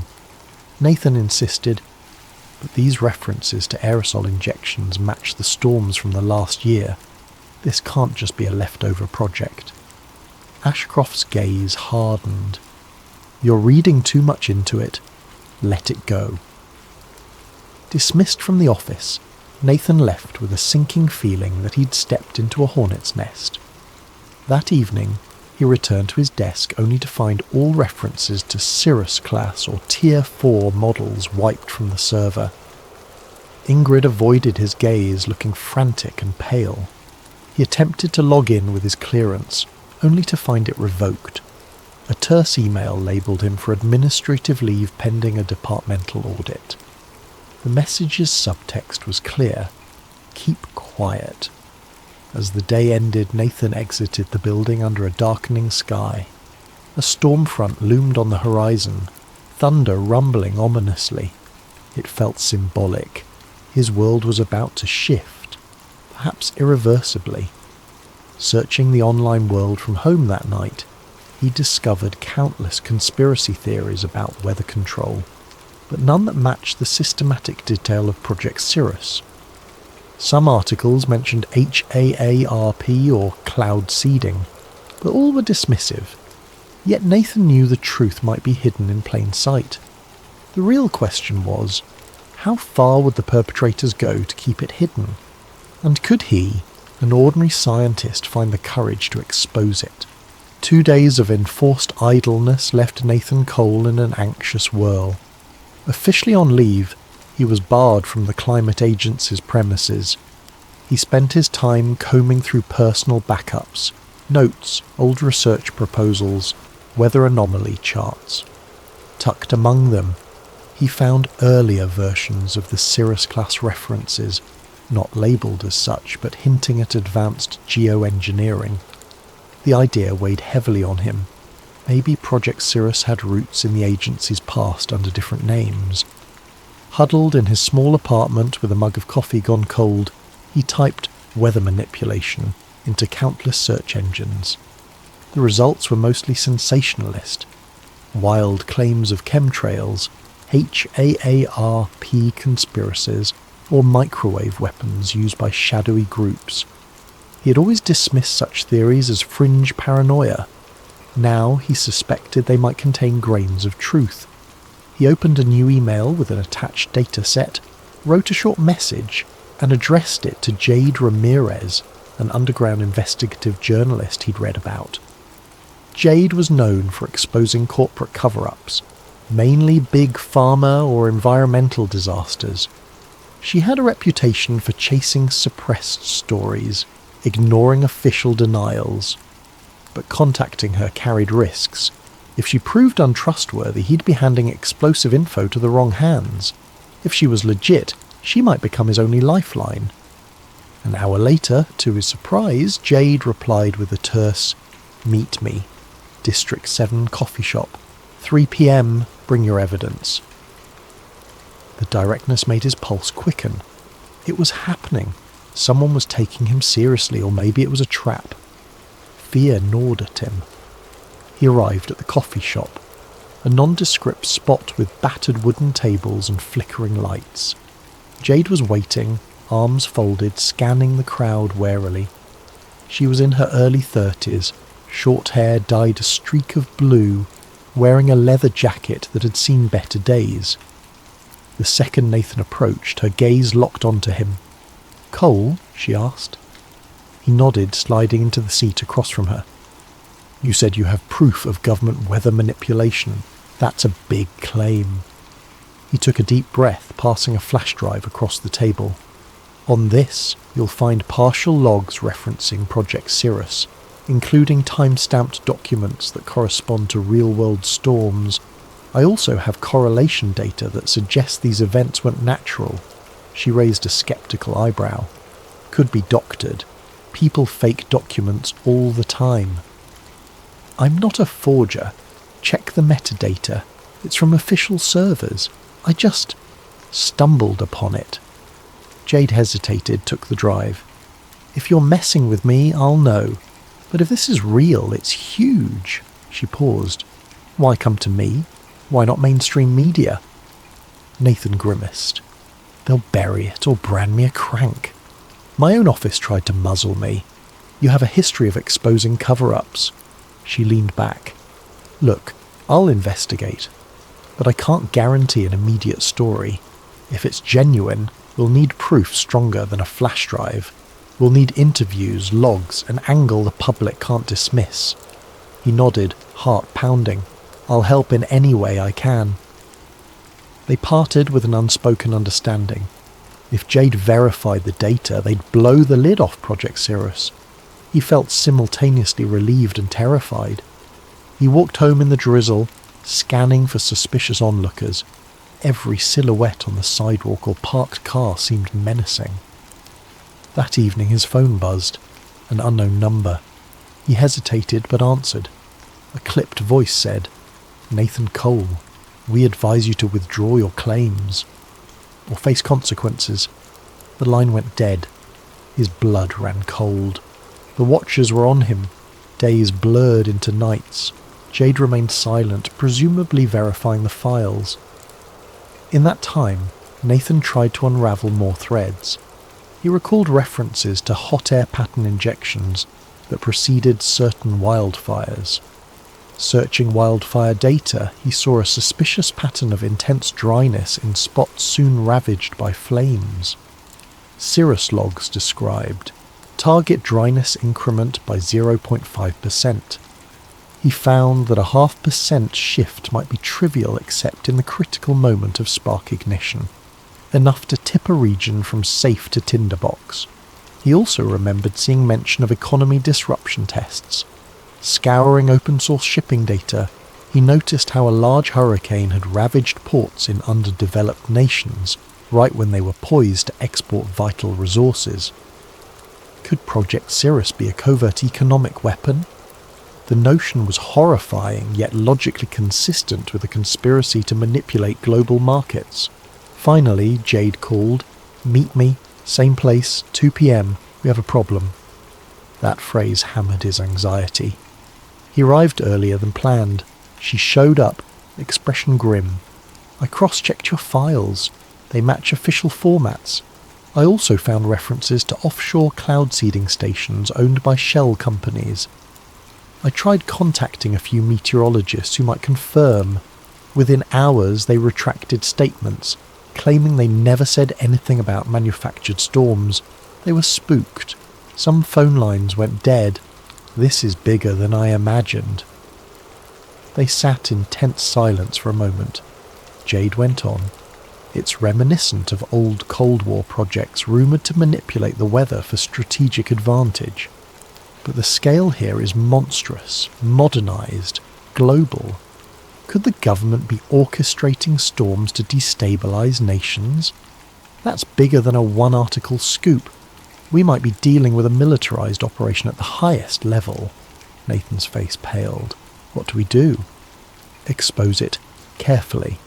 We'll gather unassailable proof, on-site photos, whistleblowers inside the operation. I can't publish half-baked data because they'll label it conspiracy nonsense. We need more.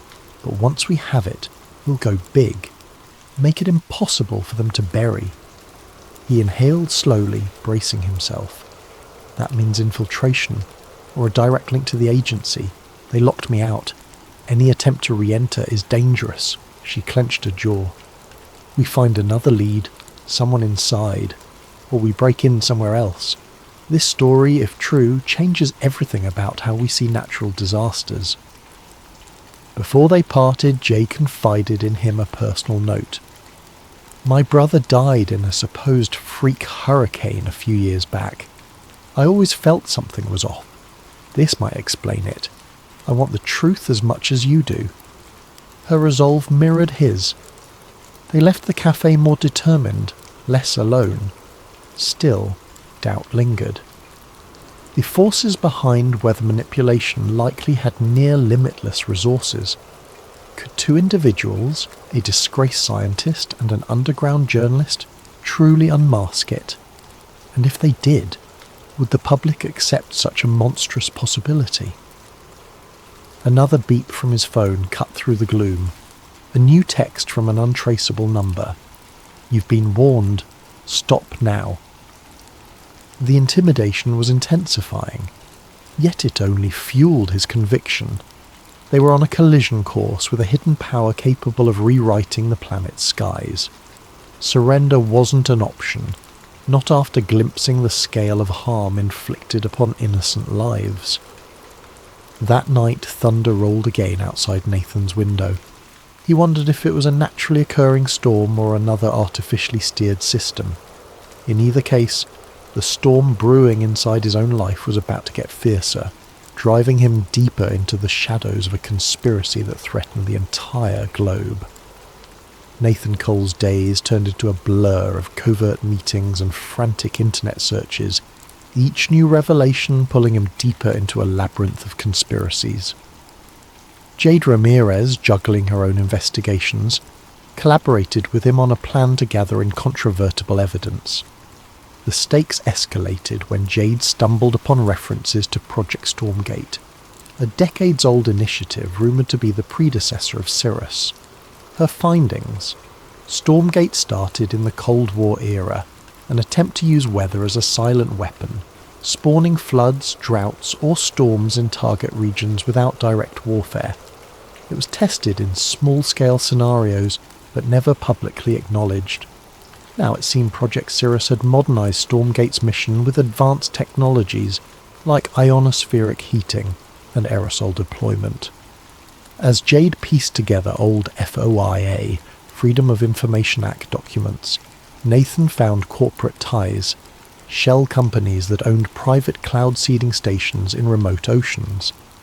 The trail led to a nondescript facility near the coast.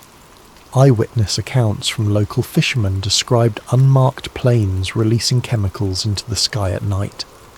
Jade's eyes glinted. That might be our key, the vantage point to capture them in the act. Their plan was risky.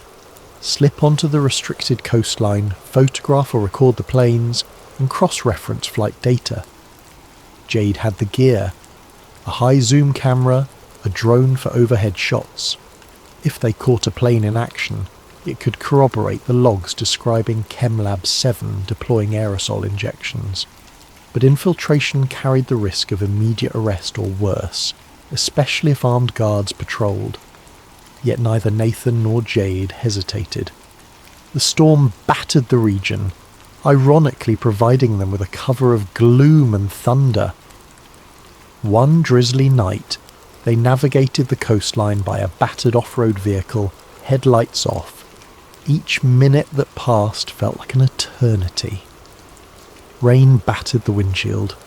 Jade skillfully drove, guided by the GPS coordinates from local rumours. Eventually they reached a chain-link fence topped with barbed wire. Beyond it lay a row of hangars and a short runway. Faint lights glowed from within. Jade parked behind a natural dune, pulling out a pair of binoculars. We see if anything moves. If a plane takes off, we record. This is the only runway for miles. If they're launching secret ops, it's gotta be here. Nathan's nerves were raw. Hours ticked by in the humid darkness. hearts pounding with each new lightning flash. At around 2 a.m, they spotted activity. Hangar doors slid open, revealing a cargo plane with no visible markings. Workers wearing hooded raincoats hustled about. Through the binoculars, Jade glimpsed canisters being loaded into the plane's cargo hold. She snapped pictures, leaning forward with hushed excitement. As the plane taxied out, Jade launched a small drone. The drone soared up, capturing thermal signatures. A live feed on her laptop showed the canisters inside the hold. The plane took flight, slicing through storm clouds overhead. Jade followed with the drone as best she could, capturing aerial footage of suspicious aerosol jets spraying from the plane's underside. The night vision feed revealed a chemical trail dispersing into the storm. They had proof that matched the Cirrus documentation referencing mid-storm aerosol seeding. Suddenly, warning lights blared on the drone's interface, some kind of jamming signal. The drone feed cut out, the device spiraling. Jade cursed as the laptop screen flickered to static, but they'd already recorded a few minutes of incriminating footage. Gritting her teeth, she saved the partial data to multiple drives. Then came the wail of sirens. Spotlights erupted across the runway, scanning the perimeter. "Time to go," Jade muttered. Nathan nodded, adrenaline surging.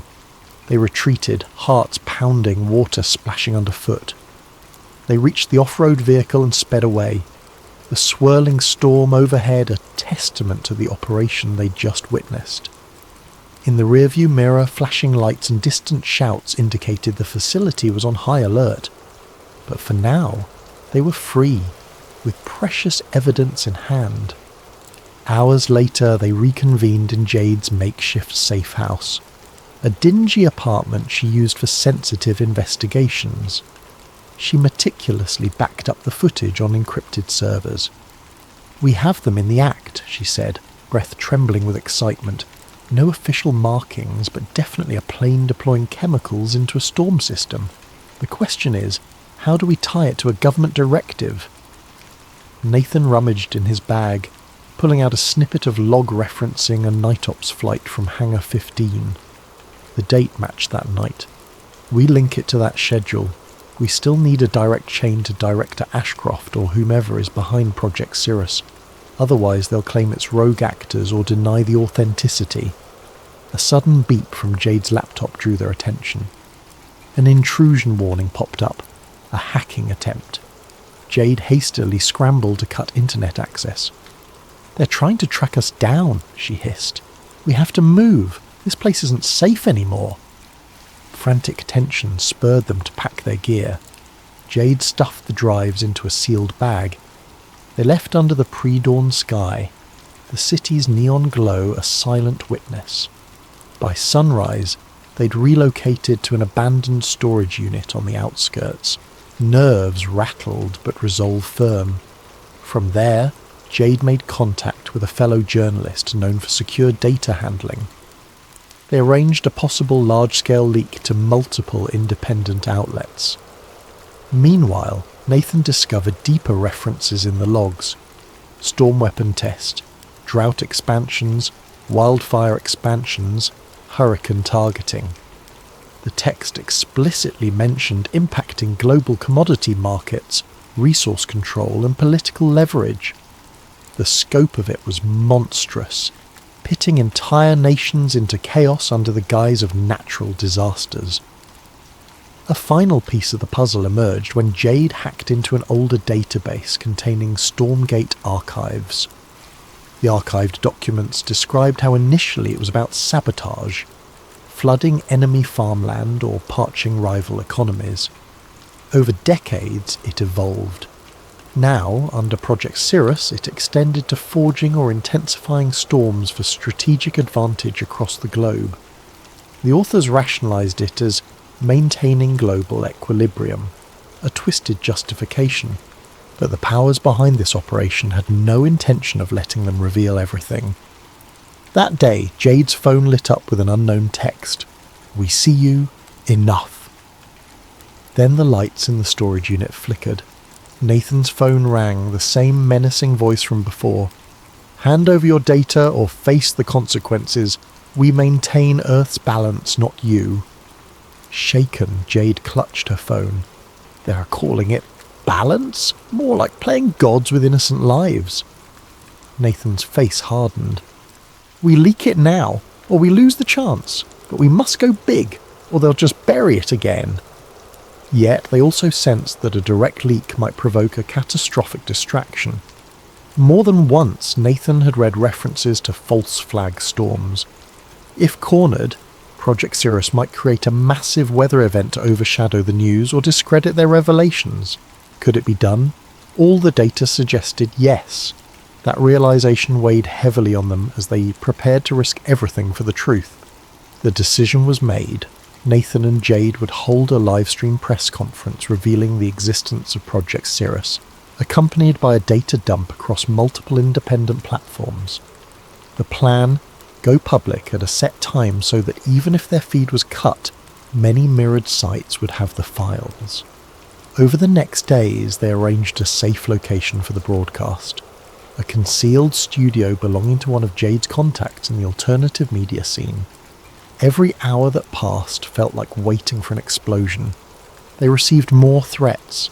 Online harassment escalated, with trolls labelling Nathan a climate kook, attacking his credibility. Jade's background was smeared with rumours of criminal activity, the typical discrediting tactics. Meanwhile, they fine-tuned the evidence.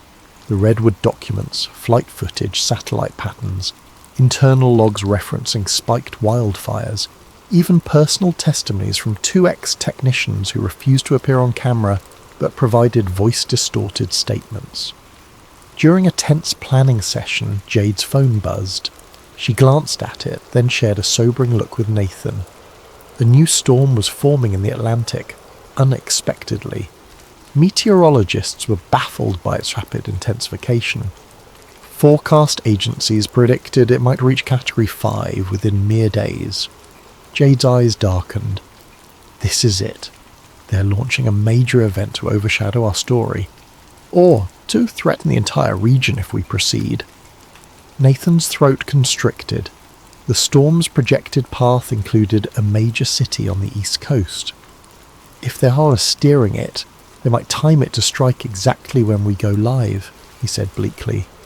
They'll claim all resources must focus on evacuation, making our data release look irresponsible or overshadowing it completely. Jade exhaled slowly. We can't let them turn this into a black hole. We move forward but expedite. The public needs to see the link between the storm's unnatural path and these documents. Maybe we can turn the storm into proof rather than a distraction. A day before the planned broadcast, trouble arrived. Jade's contact at the alternative studio called, voice trembling. Men had shown up asking about her, threatening staff. The studio was compromised. They'd need a new location. Tension soared.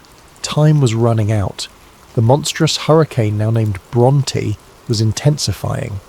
Official announcements labelled it unprecedented warming anomalies fueling a freak acceleration. But Nathan suspected advanced ionospheric pulses were funneling energy into the system. Desperate, Jade found a last-minute solution. A small basement in a friendly journalist's home with a decent internet link and a backup generator. They'd rig up a camera, a laptop and start streaming. They just needed the final hours to hold together. If the broadcast reached enough eyes, maybe the settled scandal would be too big to ignore. The chosen night arrived. Thunder rumbled outside ironically. Hurricane Bronte churned ominously off the coast, barreling toward landfall. In that cramped basement, Jade tested the camera feed, ensuring encryption. Nathan paced restlessly, triple-checking the data. Both were drenched in anxiety, hearts pounding with each lightning flash. Midnight neared.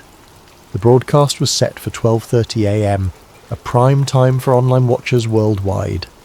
12:29 a.m., countdown. Jade's contact signalled readiness. The live feed commenced.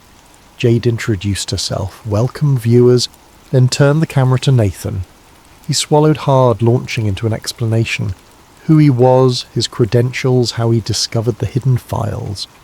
He presented the evidence, documents from Redwood, the suspicious flight footage, references to decades-long weather warfare operations. Jade then interjected with cross-checks, verifying the logs, and describing the shell companies and infiltration attempts. They explained that at this very moment, a massive hurricane was being manipulated off the coast. We have reason to believe Hurricane Bronte's path is not just a result of random climate variables, Jade said. It aligns with newly uncovered data from Project Cirrus, indicating a strategic intensification. This is weather warfare happening in real time. Viewers began flooding the chat with shock, skepticism, outrage.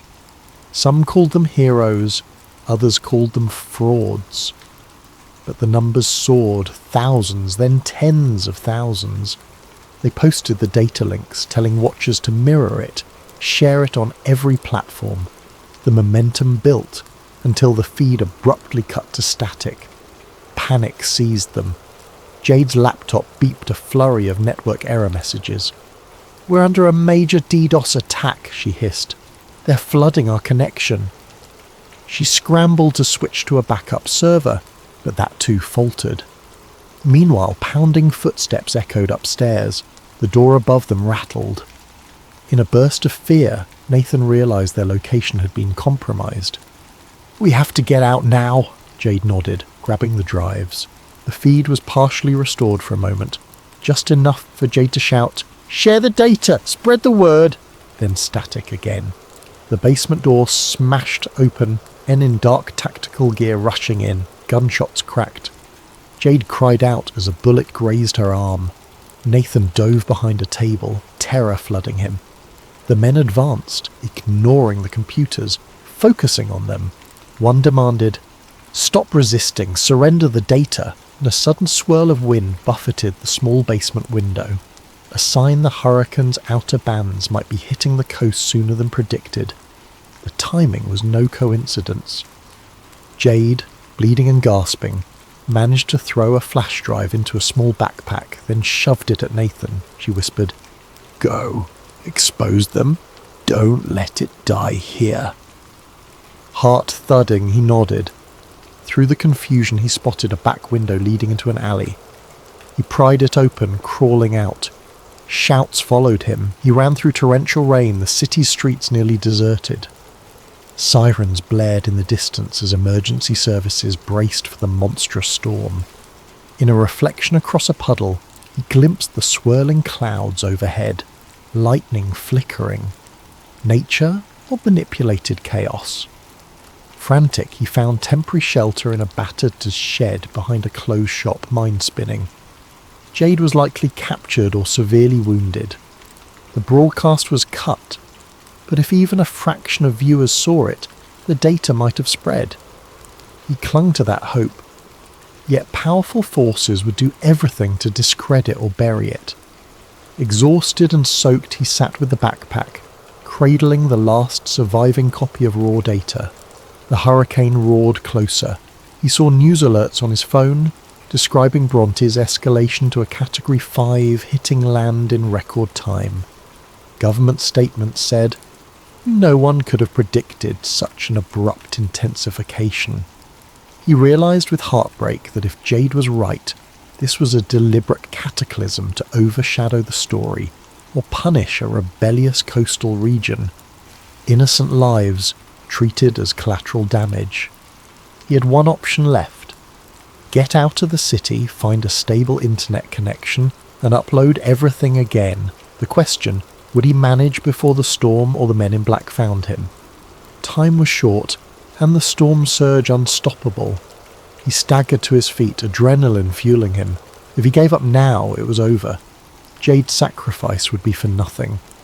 Lightning tore across the sky, thunder shaking the streets. He braced himself. The final confrontation with this hidden power approached. The storm was here, and the truth might be drowned unless he found a way to break through. Summoning his last reserves of courage, Nathan Cole stepped back into the raging night. Hurricane Bronte made landfall at dawn, battering the coastline with ferocious winds and torrential rain. Nathan Cole, clutching the precious flash drive, navigated deserted streets as chaos swirled around him. Fallen power lines crackled, storefronts lay shattered, and floodwaters rose with terrifying speed. Emergency sirens wailed, overshadowed by the storm's fury. He had to reach higher ground, find a vantage point to broadcast the data again. Every corner reminded him that thousands of citizens were in harm's way, while the orchestrators of this disaster likely watched from safe bunkers. The frustration burned within him. He was a single voice against an operation spanning decades. Yet he pressed on, heart pounding. Eventually, he found an abandoned internet cafe near the city's central hill. Power was out, but the building had a backup generator and a battered satellite uplink, possibly left by the owner or used for emergency communications. Breaking in, he discovered partial power to the router. He rigged up a laptop from behind the counter, hooking it to the generator. The signal was weak but present. As wind rattled the building, water seeping under doors, he typed feverishly. He connected to multiple activist forums, dropping the raw Cirrus data, the flight footage, the redwood logs, everything. He posted disclaimers. I am Nathan Cole, climate goal scientist. Hurricane Bronte is not fully natural. This data proves orchestrated intensification. Share widely. He prayed someone somewhere would read it. Midway through uploading, an external crash jarred him. Someone was forcing entry, no time to hide. The door splintered, revealing two black-clad figures, guns raised. They must have tracked his phone or spotted him. He dove behind the desk. Bullets ripped through monitors. Sparks flew. He glimpsed the upload progress. Still at 60%. He needed to buy time. One soldier advanced. Nathan grabbed a loose metal bar, swung it in desperation.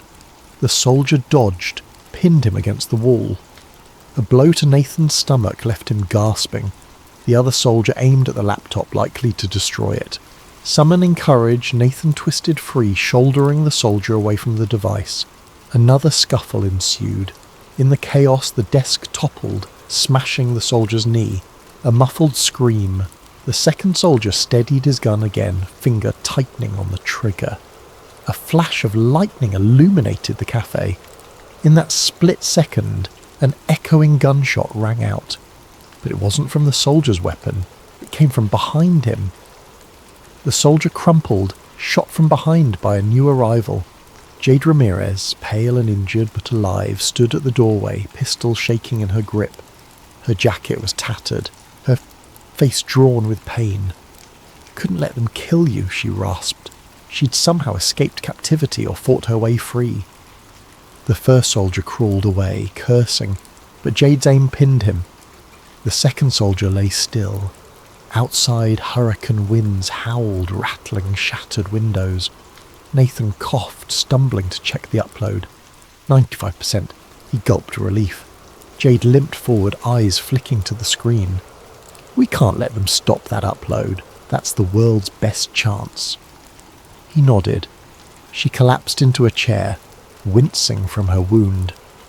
He rummaged for a medical kit, found only basic supplies. The battered generator sputtered. They both froze, watching the flickering light. If the generator died beforehand, it was all for nothing. 99%. Another surge of wind battered the structure. A portion of the ceiling collapsed near the entrance. Water gushed in. The soldier pinned by Jade struggled, but Jade glared. Don't! The soldier froze, cursing under his breath. Ding! 100%. Upload complete, the screen read. The data was out, mirrored across activist sites, cloud storage platforms, social media. Possibly unstoppable now. A wave of exhausted triumph pulsed in Nathan's chest. They'd done it! Jade gave a weak smile. The soldier scowled, presumably knowing their secret was laid bare. "You fools," he spat. "Doesn't matter. The media will discredit it. Our people are everywhere." Suddenly, the cafe's front collapsed inward with a crash. The swirling storm poured in. The soldier used the distraction to lunge at Jade. She fired, but her aim wavered. He knocked the gun aside, grappling her to the floor. Nathan, ignoring the chaos, tackled the soldier off her. They tumbled across broken glass. Another gust tore through the building. Water rushed around them, threatening to submerge the entire lower floor. In the final struggle, Jade seized the pistol again, pressing it to the soldier's helmet.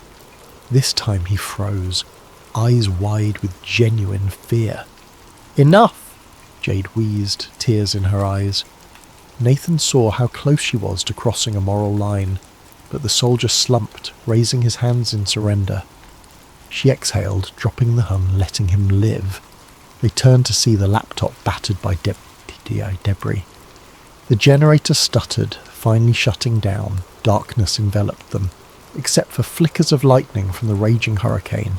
But the data was out, their mission accomplished. Now survival was the question. The soldier muttered something about an extraction team.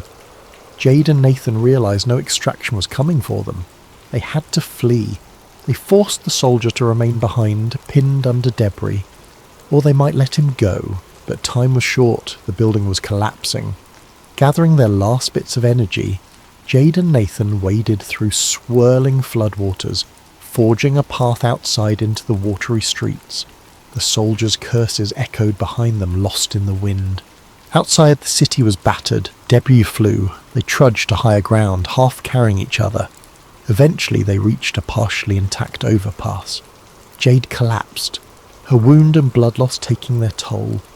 Nathan tried to keep her conscious, shouting her name over the gale. Distant sirens wailed.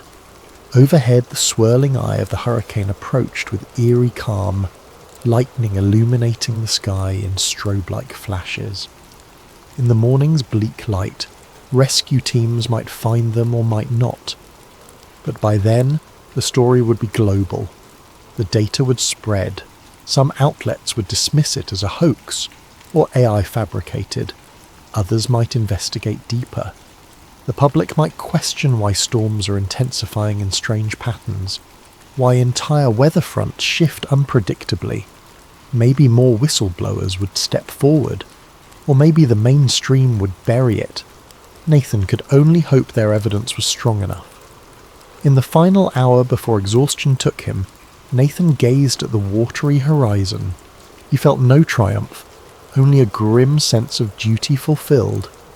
He'd never see the world the same again, and even if he vanished beneath the waves of official denial, the seeds of truth were planted.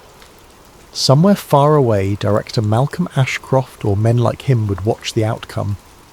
Perhaps they'd blame nature for the city's ruin, denouncing the so-called storm protocol leaks as conspiratorial nonsense.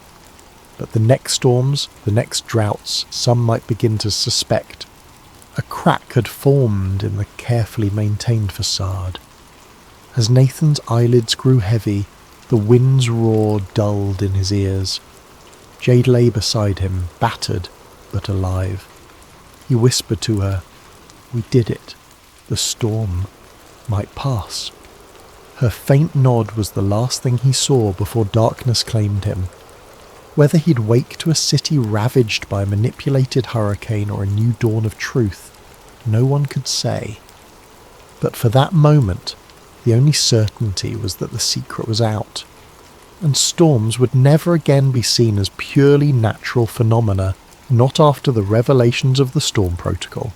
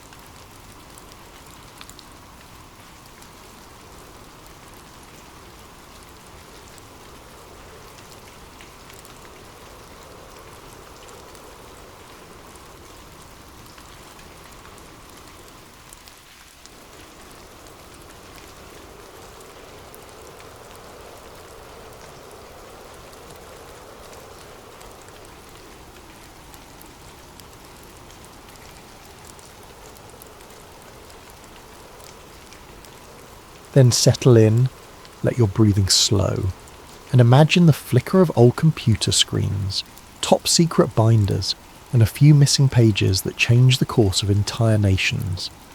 This is False Skies told in 5 parts, each revealing a deeper rung of the labyrinth.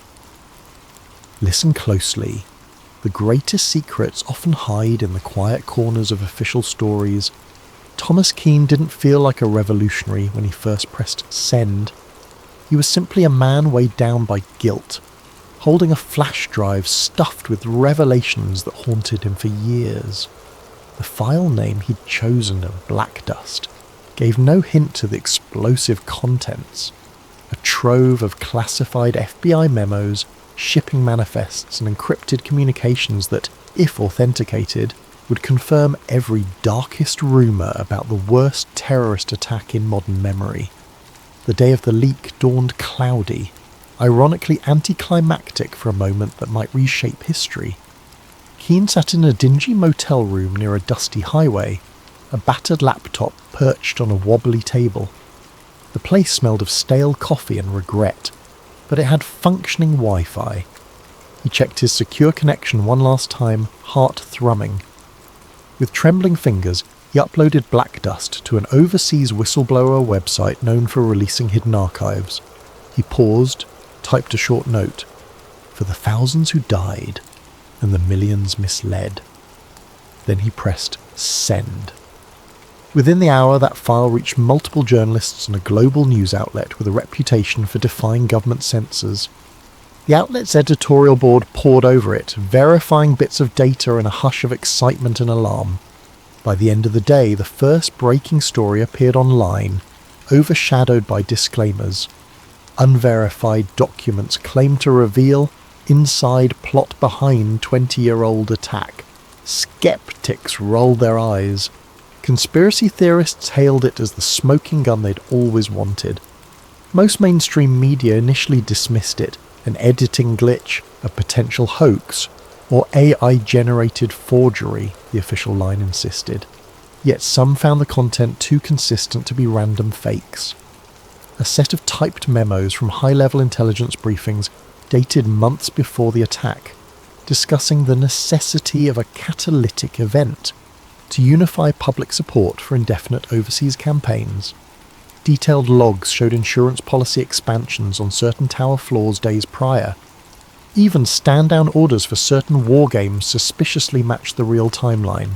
Keane watched from his motel room's flickering TV as a breathless anchor tried to explain the leak, disclaiming that the White House calls it foreign propaganda. He sighed. The official denial had begun. Next would come the manhunt for the leaker. He closed his laptop, stuffed it in a bag, and left the motel. Time to vanish. He'd served in the FBI's data analytics wing for nearly a decade, compiling anomaly reports around that fateful day. Step by step, he realized too many coincidences tied private defense contractors, intelligence heads, and financial bigwigs, all who profited from the subsequent wars. He quietly copied reams of old files, awaiting the day he had the courage to blow the whistle. That day had come. Elsewhere, powerful wars mobilized. The intelligence community's upper echelons recognized the name Thomas Keane from previous security audits. They suspected him. Within hours, calls went out from a hush-hush division to find him, brand him as a threat to national security. The director of an ultra-secret agency, Eldridge Shaw, personally oversaw the containment plan. He believed the official story must remain unchallenged, or the entire post-attack order might unravel. By midnight, bulletins labelled Keane suspected hacker and domestic threat. Agents started combing digital footprints, scouring camera feeds from near the FBI building. Shaw himself made a call to a contact at the large media conglomerates, instructing them to bury coverage of the story until further notice. The compliance was near instant. Mainstream news gave minimal airtime to the leak, overshadowing it with other headlines. But the genie was out of the bottle.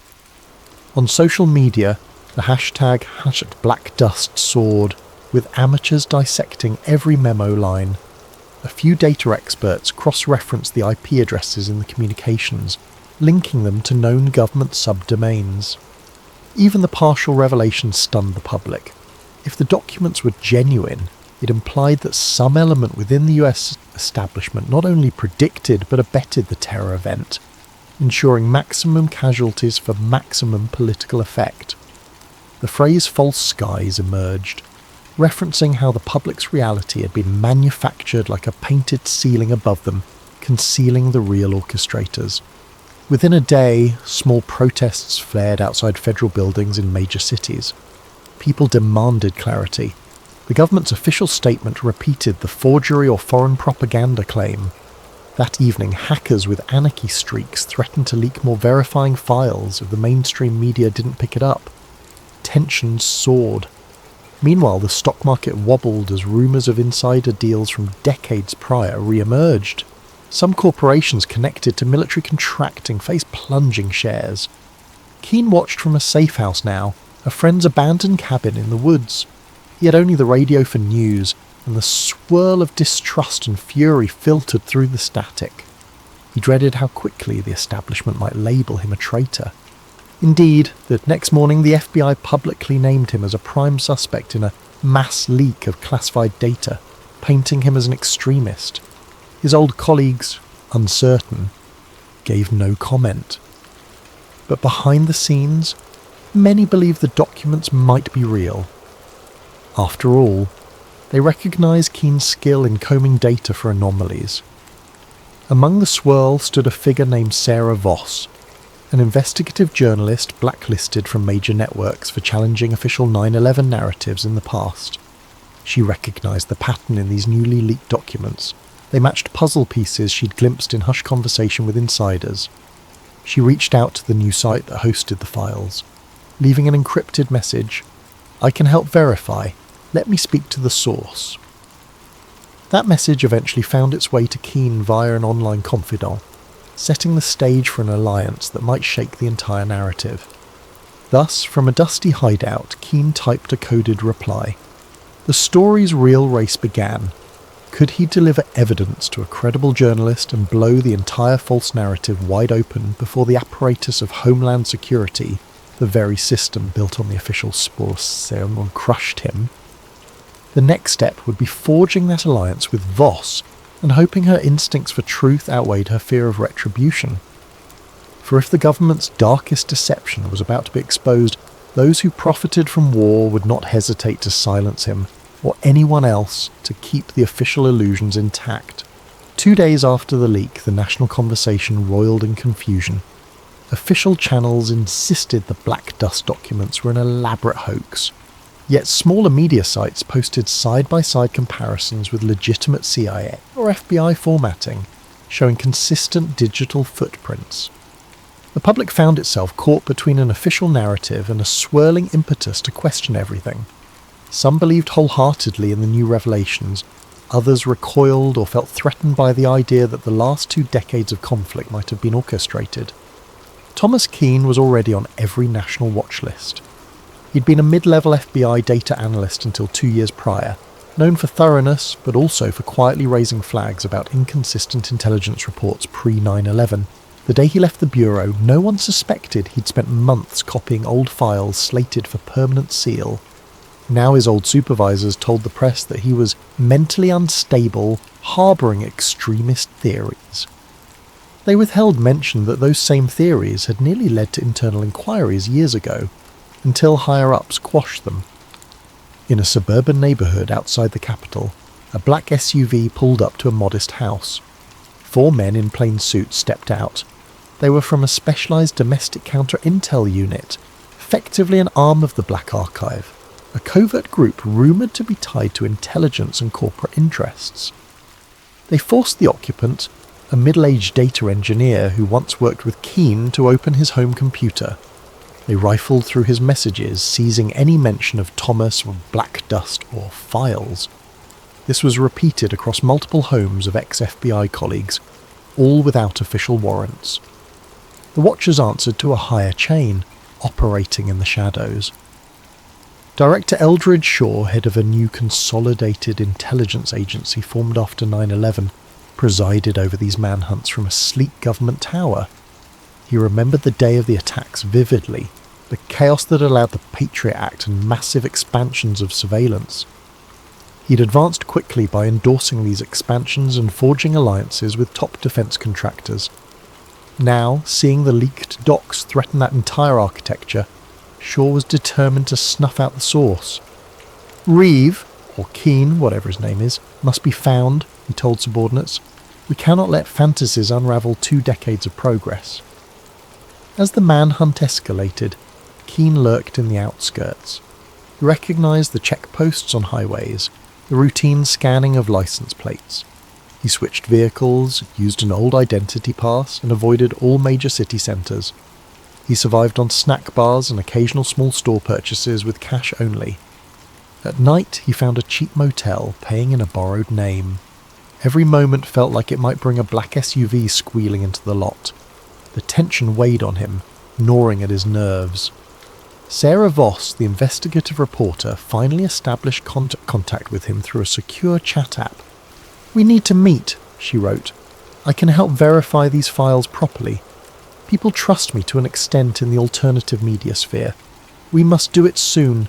The window is closing." Keane hesitated, knowing any in-person meeting risked being traced. But if they never took that risk, the documents might remain in a swirl of unverified rumour, easy for the mainstream to dismiss. They arranged a rendezvous in a small coastal town's library after hours. The next day, as Keane approached the library, he spotted an unmarked sedan idling in the parking lot. Fear pricked him.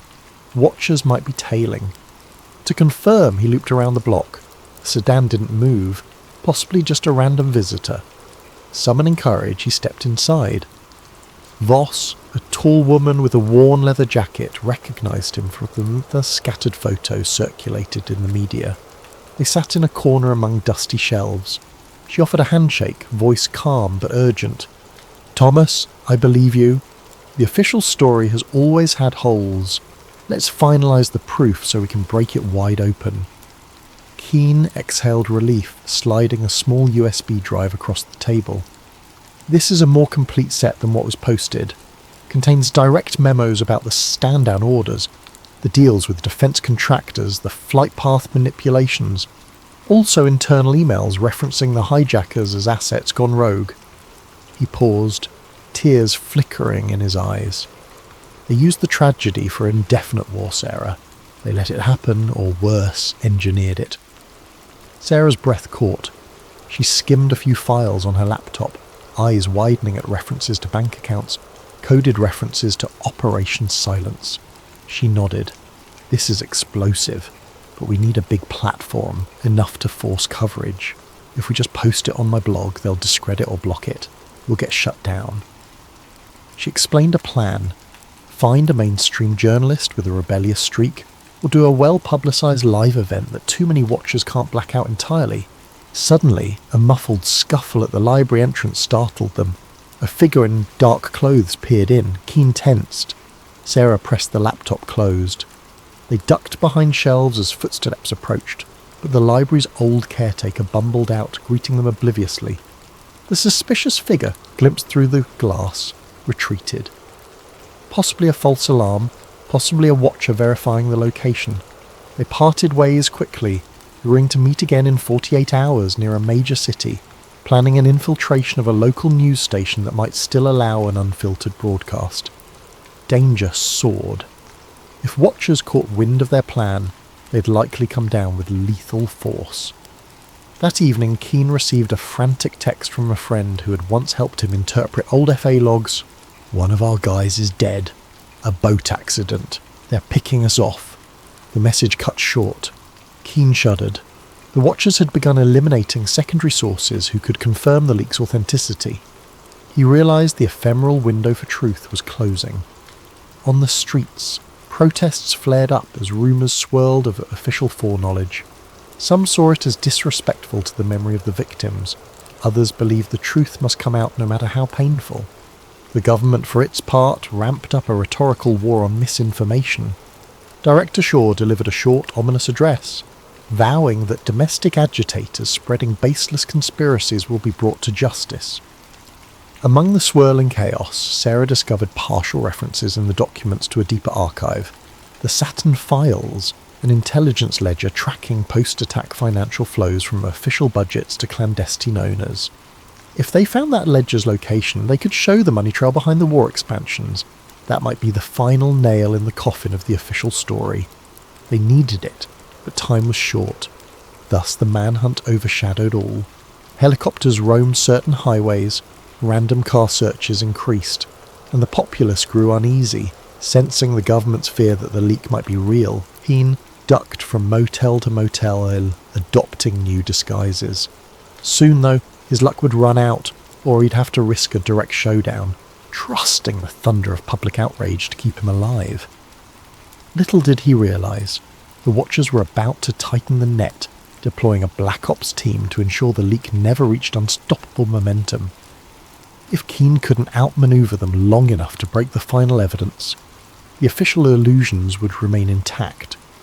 If he did, though, the entire structure of post-attack governance might collapse. The next moves would determine everything. The following week saw Thomas Keane evading Watchers by day and collaborating with Sarah Voss by night, each meeting more urgent than the last. They discovered references to the Saturn Files scattered in older CIA memos. Allegedly, it was an encrypted database that meticulously traced the money funneling to defence contractors, oil conglomerates and political campaigns in the immediate weeks after the catastrophic event. If authentic, it would confirm the real motive behind the orchestrated false flag: indefinite war and profiteering. At a safe house borrowed from an old contact of Sarah's, they pored over these hints by lamplight. Among the digital shards was a location clue: a retired NSA facility on the outskirts of a southwestern desert, defunct but rumoured to store old backups. "We find that offline archive," Sarah said. "We can copy the Saturn Files in raw form. That's the smoking gun." Keane nodded, though dread of infiltration weighed on him. Between them, they had minimal resources: a battered car, a few $1,000s in cash, and a handful of laptops. The Watchers, on the other hand, had near limitless means: drones, infiltration teams, access to every camera feed in the nation. But the Watchers didn't fully expect them to attempt a break-in at a presumably abandoned facility, so maybe the element of surprise worked in their favour. Director Eldridge Shaw ramped up the clampdown. The official narrative shaped the public mind. A rogue ex-FBI analyst has unleashed foreign-forged documents aimed at undermining national security. Many believed it, but a growing minority saw government overreach, especially after multiple suspicious accidents claimed the lives of other potential whistleblowers. People asked, if it's so false, why chase and kill so aggressively? In one instance, a known data archivist was found shot in his home, with the press labelling it a botched robbery, ignoring the data archivist's link to the leaked material. On social media, had black dust soared.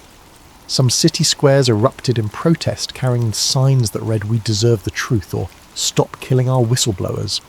The Watchers responded by intensifying arrests, calling them rioters. Keane tried to remain focused.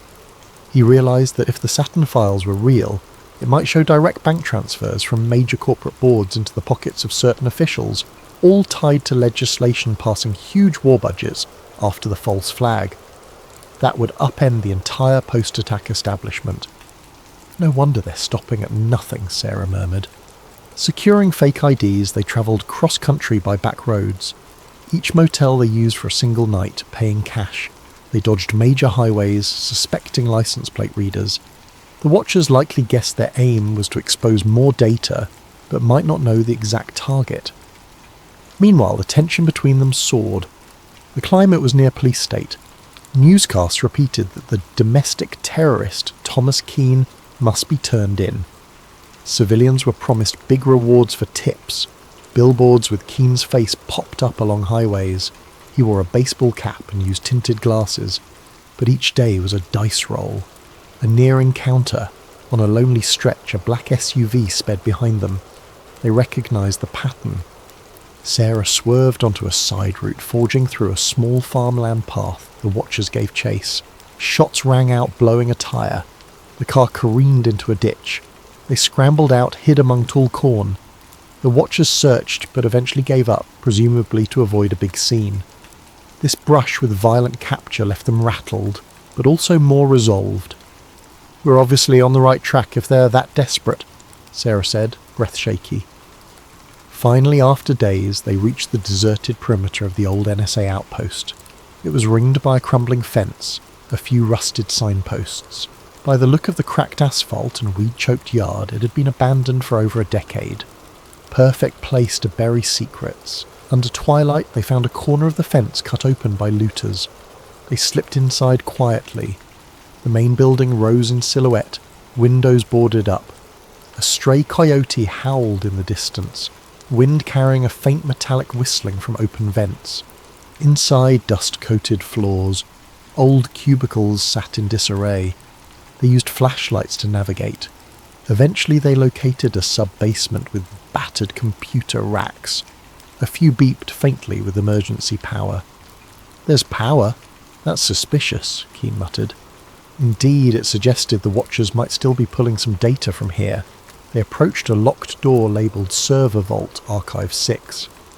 With Sarah's phone, they scanned a partial code from the documents, generating a bypass sequence that might override older system locks. After multiple tries, a green light flickered. The vault door clunked open. Inside the vault, rows of drives and reels lined metal shelves. Dusty but humming with minimal climate control. They sifted through labels: Operation Cast Peak, Post-K-War Roster, Saturn. That was it. A battered cluster of servers with the word Saturn FSV. They carefully powered one terminal, hooking it to a laptop. Sarah typed a root command. The screen glowed. Restricted. Saturn 1, 2, 3. Enter pass. They tried typical keywords from the docs. On the third attempt, a beep. Access. They were in, files scrolled, each referencing massive funding authorizations, building demolitions, insider trading, logs dated within days of the big attack. The scope was monstrous. It implicated high-level bureaucrats, big banks, and even a few journalists. They orchestrated the tragedy to galvanize fear, pass endless war budgets, feed the arms economy, Sarah whispered, stunned. All hidden under national security drapery. Some lines suggested hijackers were known assets used as a controlled ignition. The betrayal was staggering. In that hush, footsteps upstairs. The watchers had arrived, no doubt detecting the power usage. "We must copy this now," Keane said, launching a data transfer to multiple external drives. Meanwhile, Sarah prepared to kill lights and hide, but the watchers rushed down, flashlights slicing through gloom. Gunfire echoed. Bullets pinged off server racks. Sarah huddled behind a console, returning fire with a small pistol she carried. Keane initiated an upload, hooking the server to a secure satellite link via a portable router. The watchers advanced. He typed frantically, the progress bar inching along, transmission at 10%. Then Director Shaw himself stepped in. "Stop!" he roared, voice reverberating in the metal corridor. "Keane, you have no idea what you're unleashing. The stability of entire alliances depends on burying that day's complexities." Shots resumed. Sarah took a graze to her shoulder, but kept the watchers pinned. The bar reached 50%. Shaw barked an order to lob a small explosive. They tossed a flashbang. The ear-shattering pop disoriented them. The watchers closed in, tackling Sarah. Another pinned Keane. The laptop screen cracked under a boot. The upload froze at 80%. In the struggle, Keane twisted free, smashing a guard's face with the laptop, which ironically forced the laptop back to life. The watchers tried to pull cables. Meanwhile, a stray bullet hit a server coolant line. Steam hissed. The infiltration team realized this was too risky. The entire place might go up. Shaw advanced on Keane, gun raised. "You can die here with your illusions, or you can vanish quietly. The truth will never see daylight." Suddenly an explosion from the coolant line triggered a chain reaction in the old power system. Fire licked the corners, sending watchers scrambling.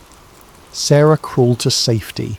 Keen, battered, saw the upload bar at 98%. He roared in defiance, pressing a final keystroke to confirm. The system beeped success. The watchers realised the data had been sent out, unstoppable now. Furious, one aimed at Keen's chest. A final shot rang out. Darkness overcame him. The watchers yanked the cable, but it was too late. The Saturn files had presumably reached a safe node on the open web. Alarms beeped. The facility's meltdown forced a hurried retreat. In the swirling smoke, Sarah was dragged away by an explosion's concussive wave. The watchers grabbed shore, retreating. The entire sub-basement collapsed in flame and dust. For all they knew, Keen perished under the rubble. But the watchers had lost the bigger war. The Saturn files were free. Within hours, a torrent of new evidence, the Saturn files, flooded the internet. Anonymous activists, archivists, and journalists worldwide mirrored the data. Even as official agencies tried to block or discredit it, the story soared across social media, overshadowing government censorship efforts. Original documents codenamed Operation White Dawn, some Project Switchboard, commissioned for filter some Rorsi, provided stark details. Insider collusion with extremist groups, advanced planning to ensure that attacks triggered panic and indefinite war mobilization, international reaction. Allies demanded urgent clarifications from Washington. Rival nations called for an emergency UN session. The general public, seeing internal memos where top officials weighed acceptable civilian losses for strategic advantage, reeled in fury. Large-scale protests ignited in multiple capitals. People demanded resignations. The entire intelligence apparatus faced the biggest crisis of legitimacy since the day it was formed. Meanwhile, the White House insisted the documents were tampered forgeries, but the mass of cross-corroboration was overwhelming.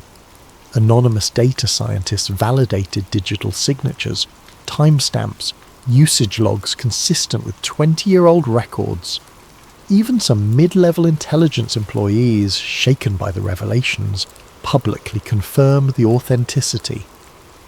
Back home, in the US, the meltdown was immediate. Rallies erupted outside major government buildings calling for arrests of those named in the files. Corporate board members from arms manufacturing companies faced lawsuits. The stock market dived, particularly for defence sector stocks. Over time, entire boards resigned, some fleeing the country. Various retired generals disclaiming involvement or giving partial confessions fueled headlines. The public found itself torn between anger, betrayal, and heartbreak, reliving the trauma of that fateful day under a horrifying new lens. Media torn. Some mainstream outlets quickly pivoted, acknowledging the new data as genuine after initial attempts to bury it. High-profile anchors apologised for previously parroting the official story. Others doubled down on patriotic narratives, ironically fueling further distrust. The swirl of disinformation versus actual data soared, but the raw evidence was too extensive to suppress. "You can't close the barn door after the horses fled," a commentator said. "The entire architecture of post-attack policy is under question." Director Eldridge Shaw attempted a grand press conference to reassert authority, but the crowd drowned him in jeers. Calls for congressional hearings soared. In a last-chance effort, Shaw's office declared a national security emergency, urging martial law to keep order. That, ironically, only inflamed dissent. Certain states refused to cooperate. Over the next weeks, the old alignment of power began fracturing.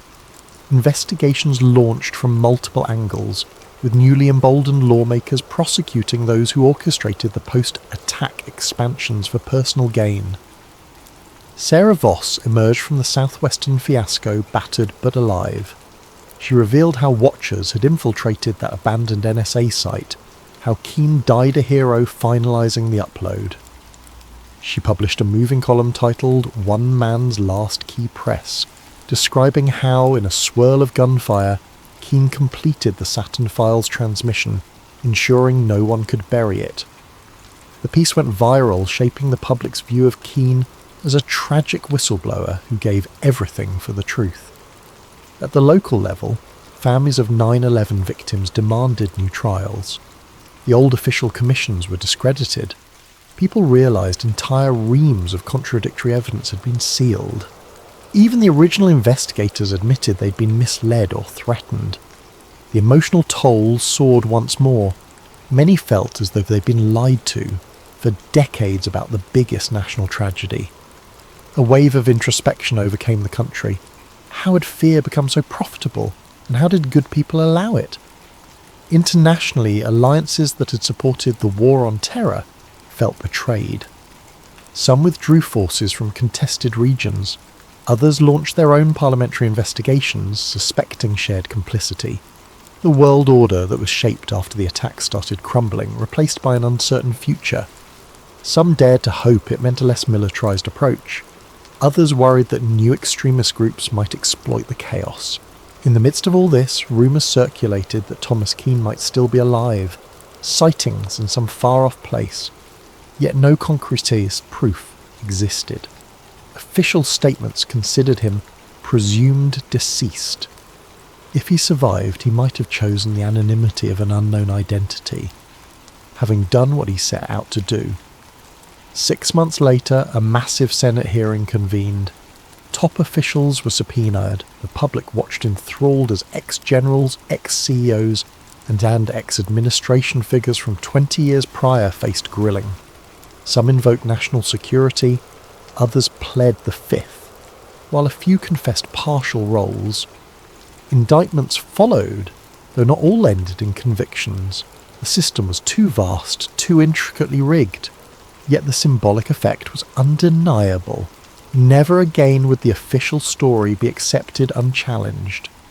At the same time, Sarah Voss launched an independent media platform broadcasting daily updates on the False Skies Inquiry. People from across the spectrum contributed testimonies, documents, or personal stories of how they'd suspect hush-ups.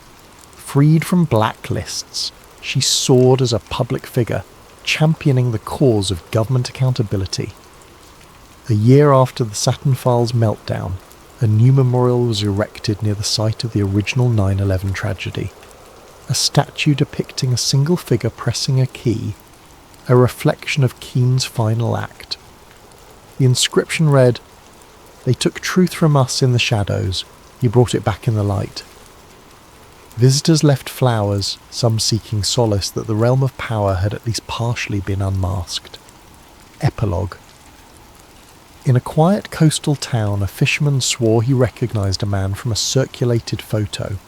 Older, hair bleached by salt and sun, eyes weighed with sadness. The man told him he used to work for the government, but no more. He spoke of illusions and the cost of unveiling them. Then he vanished at sunrise, leaving only a single battered flash drive behind. If it was Thomas Keane, he apparently chose a wandering fate, letting the world handle the legacy of his bombshell leak. Public trust in large institutions remained shaken. Some remained furious, others hopeful that a new transparency might arise. In the corners of the internet, conspiracy watchers debate if the watchers still exist, planning new false flags. But for now, the greatest deception in modern times has been laid bare. The name Black Dust stands as a testament to the unstoppable power of truth once it's unleashed. In the hush that follows, the final note, they used fear to shape the world, but one day fear lost. The truth soared free, and the illusions that once cloaked the skies were shattered in a single day.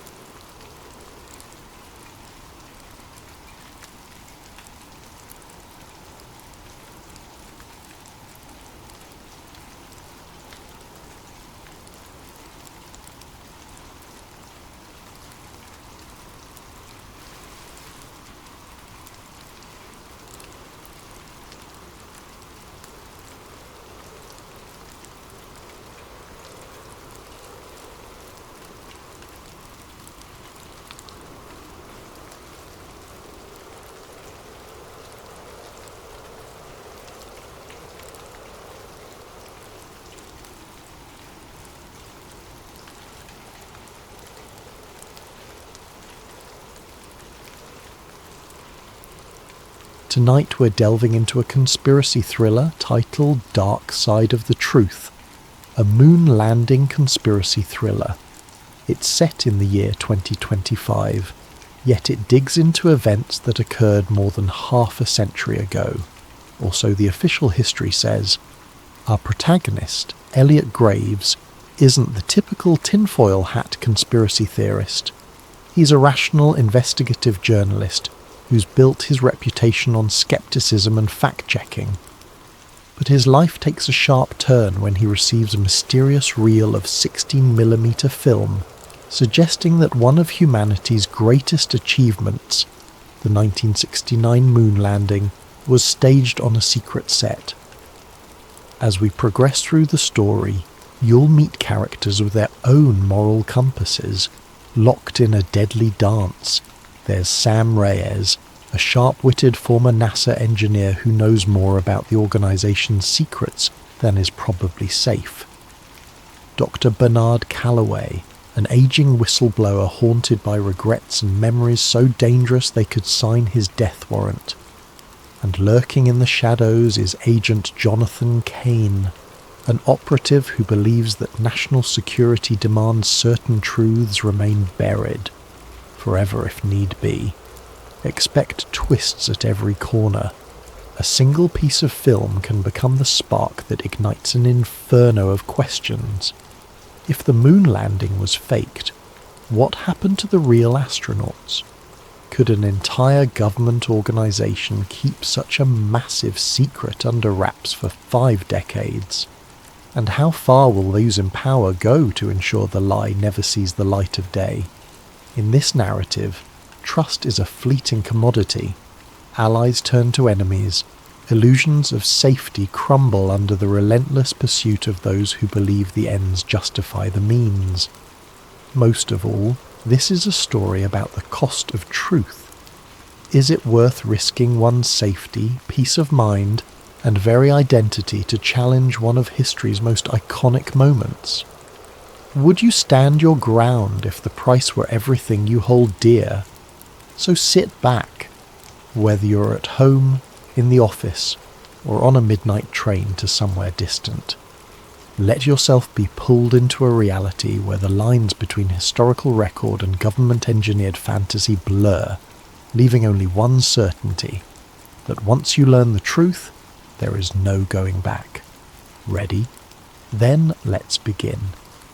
In just a moment, we'll step into part 1, where a mysterious package arrives on Elliot Graves's doorstep, sending him hurtling into a hidden world of secrets and illusions. Keep your wits about you, and don't forget to keep the lights on. Welcome to Dark Side of the Truth, a moon landing conspiracy thriller. Elliot Graves had no reason to suspect the night would bring anything unusual.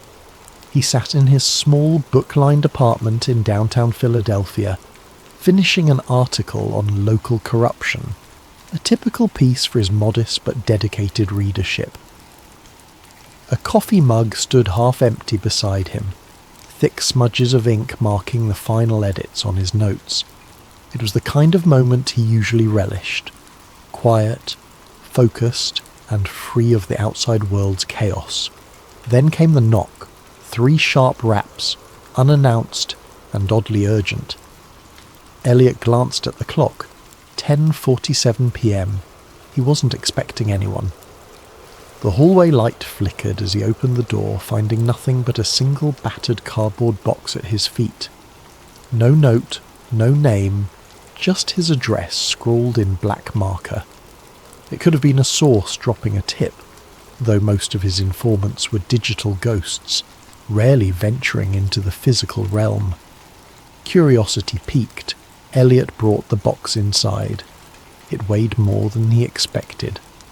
Taped across the top, a plain sheet of paper read, "Watch immediately."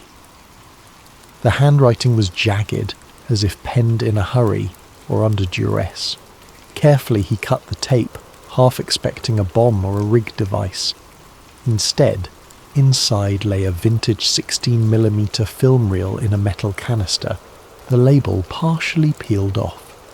He gently tilted it back and forth, hearing the soft shift of film spooled inside. Elliot felt a jolt of excitement. He'd handled old film reels before, but never one that found him in the dead of night. An archaic machine in his study closet passed down by his grandfather might be the only way to view it. He rarely used the projector, but he was determined to see what was on this reel, if only to figure out who had gone to so much trouble to send it. Setting up the projector took nearly half an hour. Dust motes swirled in the beam of a single lamp as he threaded the film carefully. As the flickering images began, Elliot's anticipation turned to pure disbelief. The footage was in black and white, shaky in places, but unmistakably capturing a large, elaborate set. A moon-like surface crafted on what looked to be a soundstage. Stage lights hung overhead, cables snaking across the floor. He squinted, recognizing the shape of a NASA lunar module prop, like something out of a historical documentary. But it wasn't a documentary. He saw men wearing astronaut suits, one of them bearing an uncanny resemblance to Neil Armstrong. Off to the side, a group of technicians hovered, adjusting cameras that weren't from 1969. They looked older, yes, but not quite from the era. A man stepped into view, clapping a film slate. On it was scribbled, Apollo 11, Take 3. The adrenaline spiked through Elliot's veins. This reel showed the moon landing being filmed on a set. His rational mind scrambled for explanations. Could this be a Hollywood recreation or some kind of promotional footage? But the detail was too raw, too disorganized for a typical behind-the-scenes doc. There were sections where the astronauts removed their helmets, revealing sweaty faces. The lander and flag props looked hastily put together. One of the men off-screen shouted, "Watch the reflection, we can't show the lights," as if aware of how a real moon environment should look, no visible reflections of rigging in an astronaut's visor. By the time the reel ended, Elliot's hands trembled. He remembered hearing about the moon landing conspiracy theories, wild claims of stage sets and Kubrick involvement, but he'd always dismissed them. He prided himself on debunking such nonsense. Yet here was tangible evidence, or the best fake he'd ever seen. A single question throbbed in his mind. Who would send this to me, and why now? He reached for his phone, intending to call a trusted colleague, only to find the screen black. No power. He was sure it was charged. Strange. He tried to boot up his computer to search for any reference to lost Apollo footage, but the internet connection was dead.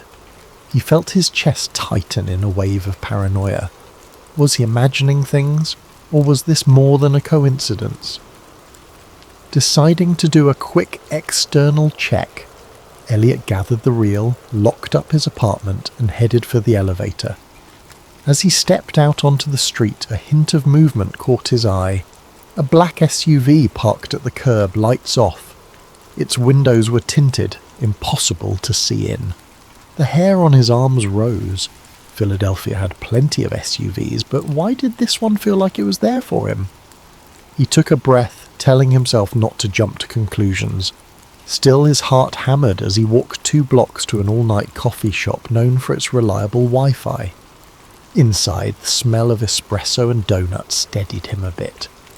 He found a corner table connected to the cafe's network and tried searching for any references to moon landing staged film reel. Thousands of hits, mostly conspiracy websites. Nothing verifiable. Minutes later, he typed a cautious email to a colleague, attaching a single grainy screenshot from the reel. He pressed send. An error message blinked back. Message undeliverable. He tried again. Same result. He wondered if his phone or laptop had been compromised or if there was a bigger net around him. The idea of being watched in real time chilled him. Returning to his apartment would be a risk, but he had nowhere else to analyse this film. As he left the shop, the black SUV was gone. Instead, a grey sedan sat across the street, engine running. Elliot inhaled sharply and hailed a cab. If someone was tailing him, best to lose them in traffic. The entire ride he cradled the film canister on his lap, heart pounding. He found himself muttering under his breath, "It can't be real, it can't be real." Yet some buried part of him whispered that it might be. If so, everything he understood about American history was about to unravel, and he was holding the thread that could unspool it all. Little did he know that before sunrise he'd be a fugitive in his own city, hunted by forces who had protected this secret for over 50 years. And the package was only the beginning. Elliot's morning came too soon, and with far more chaos than he could handle. He hadn't slept. Fear and excitement drove him to sift through every frame of the film reel, making notes, snapping photos with a spare camera he'd found in an old drawer. Perhaps he could create a digital copy, but his attempts to digitize the reel via his laptop repeatedly failed. Some hidden glitch kept corrupting the files. He cursed under his breath. Was it sabotage or just outdated hardware? At first light, he ventured to his usual contact for obscure intel, a quiet archivist named Harriet, who worked at the local historical society. He hoped she might authenticate the film's physical materials. Harriet was meticulous with details, and if anyone could confirm the reel's age, it would be her. The society's building was a grand relic, all marble floors and dusty exhibits. Elliot found Harriet in a back office, squinting through a magnifying glass at a centuries-old map. She looked up, alarmed by his frantic posture. Without preamble, he passed her the film canister. "I need to know if this is genuinely from 1969, he whispered, glancing around as if the walls had ears. Harriet frowned at his secrecy but began her inspection. She murmured something about the film's brand markings, the chemical composition of older film stock, and how certain colour-coded edges could pin down the manufacturing date. Within half an hour she had her verdict. "This reel does appear to be from the late 1960s. "Where'd you get it?" Elliot let out a breath he hadn't realised he was holding. "Somebody sent it to me last night." He hesitated, debating how much to reveal. Before he could continue, Harriet's phone rang. She picked it up, and her expression clouded as she listened. Yes, he's here," she said, a tremor in her voice. He backed away, panic flaring. Was Harriet being told to stall him? He mouthed, "Hang up," but Harriet just stared at him wide-eyed. Elliot snatched the phone from her hand. "Hello," he said into the receiver. An unfamiliar voice. "Elliot Graves. Step outside, we just want to talk." He froze. A second later the line went dead. "Who was that?" Harriet whispered, her complexion pale.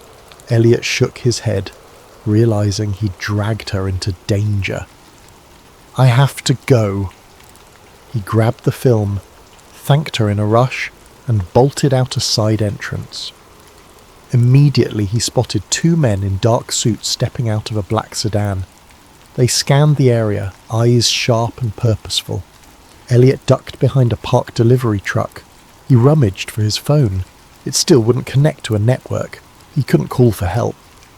Glancing around, he saw a narrow alley. He sprinted for it, ignoring startled pedestrians. The men noticed and gave chase. Footsteps echoed behind him as he weaved through the maze of back streets. He didn't stop until he was sure he'd lost them. Leaning against a graffiti-stained wall, he gulped the cool morning air. The reality sank in. I'm being hunted. His mind raced. Who had the power to track him within hours? Some fraction of NASA, the FBI, or an even more clandestine outfit? He remembered Harriet's stunned face and felt a pang of guilt. Was she safe? With his phone compromised, Elliot needed a secure communication line. That's when he remembered Sam Reyes, a former NASA engineer turned freelance tech wizard. They'd crossed paths a year ago when Sam leaked documents exposing flawed satellite software. She'd proven resourceful and cautious, someone who operated in the grey areas of government secrecy. He rummaged through his wallet for her old business card, typed the number into a borrowed flip phone he'd bought for emergencies. 2 rings, then Sam answered with a wary, "Who is this?" "Elliot Graves," he said quietly, trying to steady his voice. "I need your help. It's urgent." Sam let out a short laugh. "You're the reporter who debunked that UFO fiasco. Are you calling to do another piece?" He glanced around to make sure no one was listening. "This is bigger than UFOs. I have an old NASA film that suggests the moon landing was not what we think." Silence on the line. Then Sam hissed, "Don't say another word. There are ears everywhere. Meet me at the Redwood Garage, level 3, in an hour." She hung up. He had no time to question her abruptness. He made his way to Redwood Garage, a concrete structure on the outskirts of the city. Ducking beneath security cameras, he took the stairs to level 3. Only a few cars were parked, the area echoing with the hum of overhead fluorescent lights. He found Sam leaning against a pillar, arms folded. She was petite, with sharp eyes and a laptop bag slung over her shoulder. "You look like hell," she said in lieu of a greeting. Elliot forced a grin. "Rough morning, thank you for coming." Sam nodded at the film canister tucked under his arm. "That it?" He handed it over, heart pounding. She opened the lid, peeking at the reel. "I'll need my gear to analyse this properly. But tell me, any chance this is a hoax?" Elliot explained Harriet's findings, the chase and the phone sabotage. Sam's eyes narrowed with concern. This kind of move typically points to a deep-pocketed agency. NASA has muscle, but not to this extent. We might be dealing with something else. She motioned for him to follow her to a beat-up SUV. Inside, the back seat was cluttered with laptops, cables, and specialized scanning equipment. Sam popped the reel into a portable film viewer. A small screen flickered with the black and white images. She skimmed through it, face grim. "If this is real, holy..." He gave a humorless chuckle. "I'm not sure I want it to be real, but it's looking that way." Sam started flipping through camera angles. "We'll cross-check the images with NASA archive logs, see if any set pieces match. Also, there's metadata in older film that might help pinpoint the exact date and location. But if whoever's hunting you has the resources to block your phone and track you so fast..." "Yeah," Elliot said, swallowing hard. "I'm in trouble, aren't I?" Sam gave him a look that said, "You have no idea." "Look, I can set up a secure server to store digital copies once I manage to scan the reel. But it'll take me a day or 2. In the meantime, you need to vanish. They'll come for both of us once they realise I'm involved." As if on cue, a bullet shattered the SUV's rear window. Elliot and Sam ducked, hearts hammering. Tyres screeched on the level below. "We have to move," Sam hissed, starting the engine. Elliot curled into the passenger seat, pressing the canister tight against his chest. Another shot rang out, pinging off the concrete pillar. The SUV lurched forward, screeching around corners, headlights glaring on dull grey walls. Behind them, at least 2 dark sedans roared up the ramp. The chase was on. Elliot felt the cold sweat on his brow. This was no longer about verifying a piece of film. This was survival. More bullets clanged against the SUV's metal frame. Sam cursed under her breath, twisting the wheel. The exit ramp loomed ahead, a single security arm blocking the exit. Sam ploughed right through it, leaving splinters behind. They burst into daylight, weaving into the city traffic. Horns blared. The sedans kept pace, engines revving. As Sam careened down a busy street, Elliot realised just how far he'd fallen into this conspiracy. He'd started the night as a skeptic receiving a curious package. Now he was on the run, uncertain if he'd live to see the next morning. The real question: was the truth worth this cost? He clenched the film canister as if it were his lifeline. Maybe it was. Once they lost their pursuers, thanks to Sam's clever shortcuts and the chaotic labyrinth of city streets, Elliot and Sam took refuge in a deserted warehouse by the river. It was a space Sam sometimes used as a safe house, its electricity powered by a makeshift generator. Old crates littered the corners. The air smelled of dust and stagnant water. They parked the SUV inside, headlights slicing through the gloom. Elliot exhaled shakily, stepping out and checking his jacket for bullet holes. Miraculously, neither of them was injured. Sam followed, film canister in hand. "We have to lie low," she said. "I'll do what I can with the real. But first we need to figure out who can confirm or deny the authenticity. Some old NASA folks might still be around, or people from the Apollo era." That jogged a memory for Elliot. "I know someone, Dr. Bernard Calloway. He was part of the Apollo program. Wrote a few obscure papers on lunar orbit complexities. I interviewed him years ago for a piece on NASA bureaucracy. He might know if any of this is real." "Let's hope he's still alive and willing to talk," Sam replied grimly, setting up her scanning equipment. "Meanwhile, I'll start digitizing. Go call your guy." She tossed Elliot a burner phone, a cheap flip phone with no internet capability, just voice and text. "Keep conversations short, we don't want to leave a trail." Elliot nodded, stepping away for some privacy. He dialed a number he hadn't used in years. The call rang on, and just when he thought it would go to voicemail, a gravelly voice answered. "Yes? Who is this?" "Dr. Calloway, it's Elliot Graves. Remember me?" A tense pause. "Graves? The journalist? Why are you calling me?" Elliot cut straight to the point. "I have a film reel suggesting the Apollo 11 landing was staged. I need your perspective." He expected outrage or disbelief, but Calloway only muttered a soft curse. "Damn it, you kids never learn. Where are you?" "Too dangerous to say over the phone," Elliot replied. "Can we meet?" Another heavy silence. "You must be insane. Do you have any idea who might be listening to our conversation right now?" Calloway let out a shuddering breath. "Look, there's a small diner off Route 47 near a truck stop. Tomorrow noon. If I don't show up, assume I got spooked."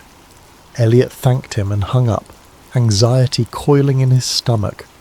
The man's reaction was more dread than disbelief. That alone spoke volumes. He returned to Sam's makeshift workstation, where the reel was half fed through a specialized scanner. The process was laborious, each frame captured in high resolution. "How's it looking, Elliot asked. Sam frowned, studying the images on her laptop screen. Grains consistent with 1960s film stock.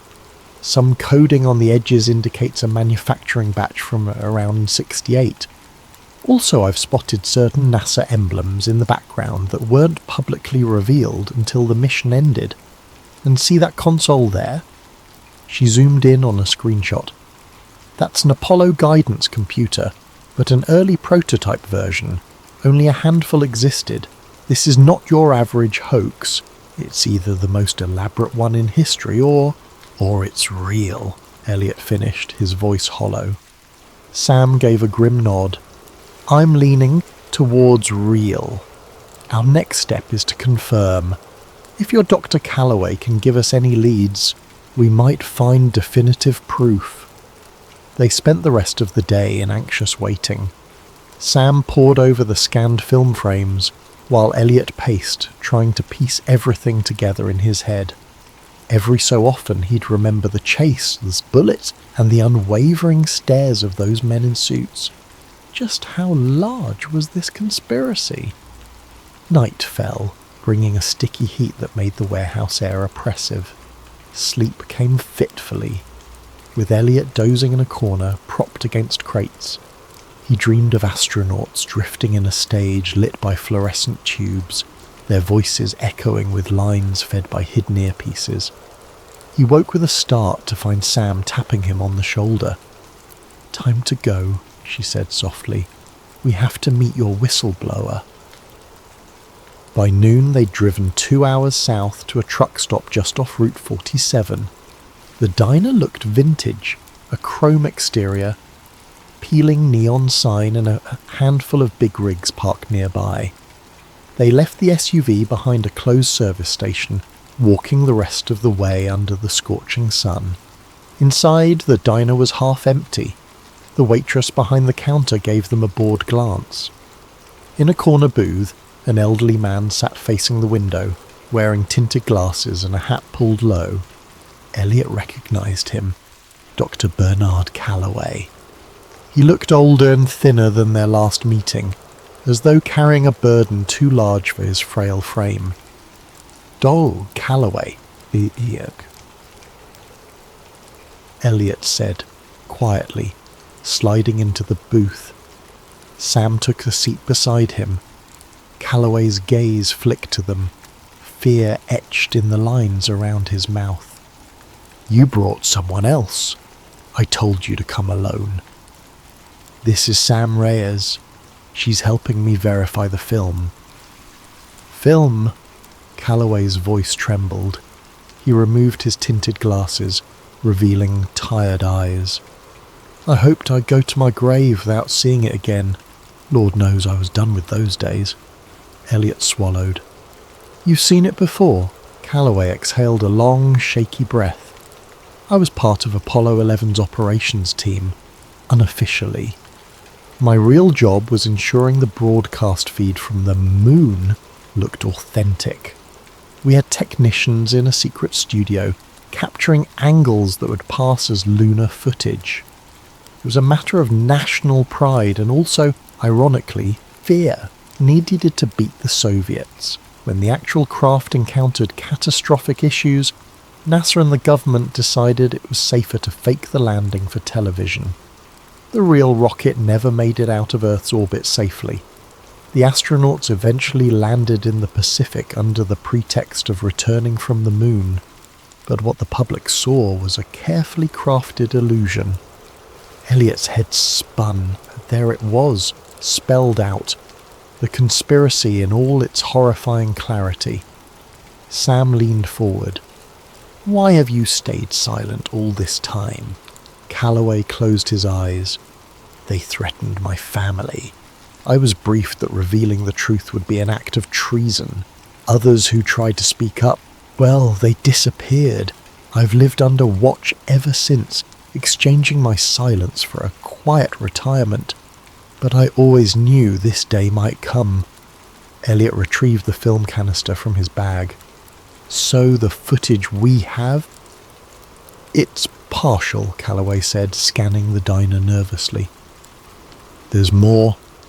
Hours of outtakes, behind-the-scenes planning, enough to destroy decades of NASA's legacy if it got out. That reel is probably what was stolen from the archives in the 1970s. I thought it had been destroyed." A lump formed in Elliot's throat. "So it's authentic? And NASA? Or whoever's controlling this? They're hunting us to bury it again." Calloway nodded. "They'll kill you, no question. They've killed for less." He glanced around, lowering his voice. "I can direct you to someone else who was there. A colleague named Walter Pierce. He escaped overseas, but you might track him down. He has a copy of the mission logs." Sam and Elliot exchanged looks. Every new piece of evidence upped the stakes. If they could find Pierce and get those logs, they'd have undeniable proof. Suddenly the diner's door swung open.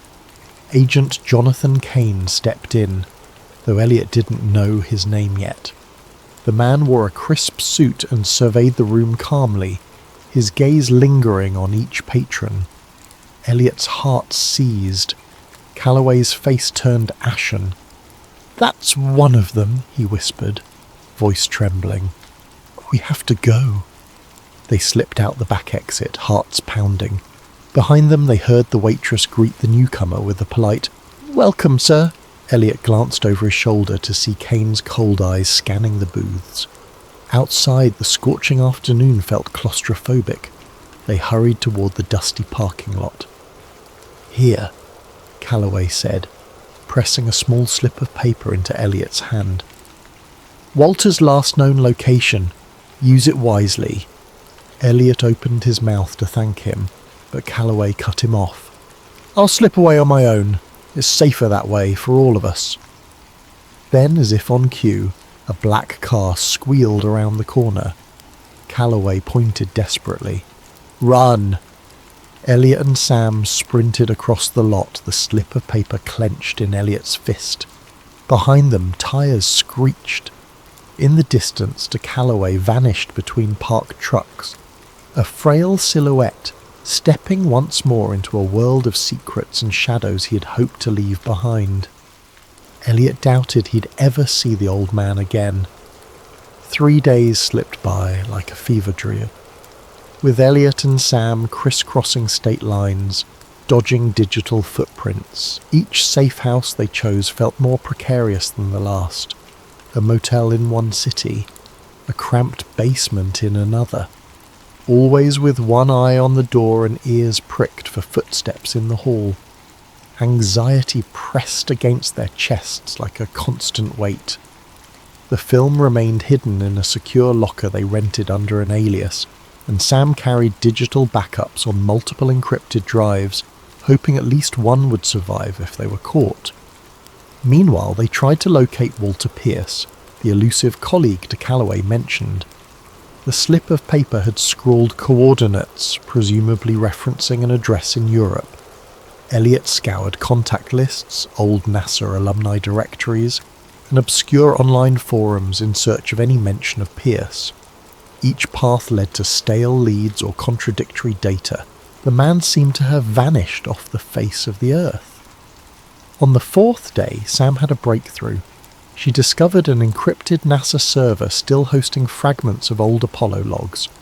With some of her advanced hacking tools, she managed to glean references to a W. Pierce, assigned to a European research facility. "Seems he was in Switzerland for a time," she said, eyes glued to her laptop in a dingy motel room. "He might still be there, or somewhere on the continent, but tracking him from here would require a lot of resources." Elliot sank onto the bed. "Getting to Europe is a tall order when we're being hunted. Plus, I'm almost out of money. My accounts are frozen." He paused, rubbing his temples. "Is there any chance you can crack NASA's main archive for further leads?" Sam shot him a sideways look. "That's risky. The deeper I dig, the easier it is to trace me. But let me see what I can do." She tapped rapidly on her keyboard. While she worked, Elliot's phone buzzed. The burner phone. He answered carefully. "Yes?" A shaky voice on the other end. "Elliot, it's me." He recognized Dr. Calloway's voice immediately. Relief and dread mingled in Elliot's chest. "Doc, where are you?" Calloway exhaled, the sound crackling over the poor connection. "Somewhere remote. Listen, there's a private airfield near Hardwick County. I have an old acquaintance with a plane. He's flying me out of the country tonight. I can't stay here. They've already tried to corner me twice. I'm calling because I don't want to leave things unfinished." Elliot's pulse kicked up. "What do you mean?" "I have a file, a partial logbook detailing the faked segments of the Apollo broadcast. Coordinates of the set, code names of the staff, enough to corroborate the film. Meet me at the airfield before midnight. I'll hand it over."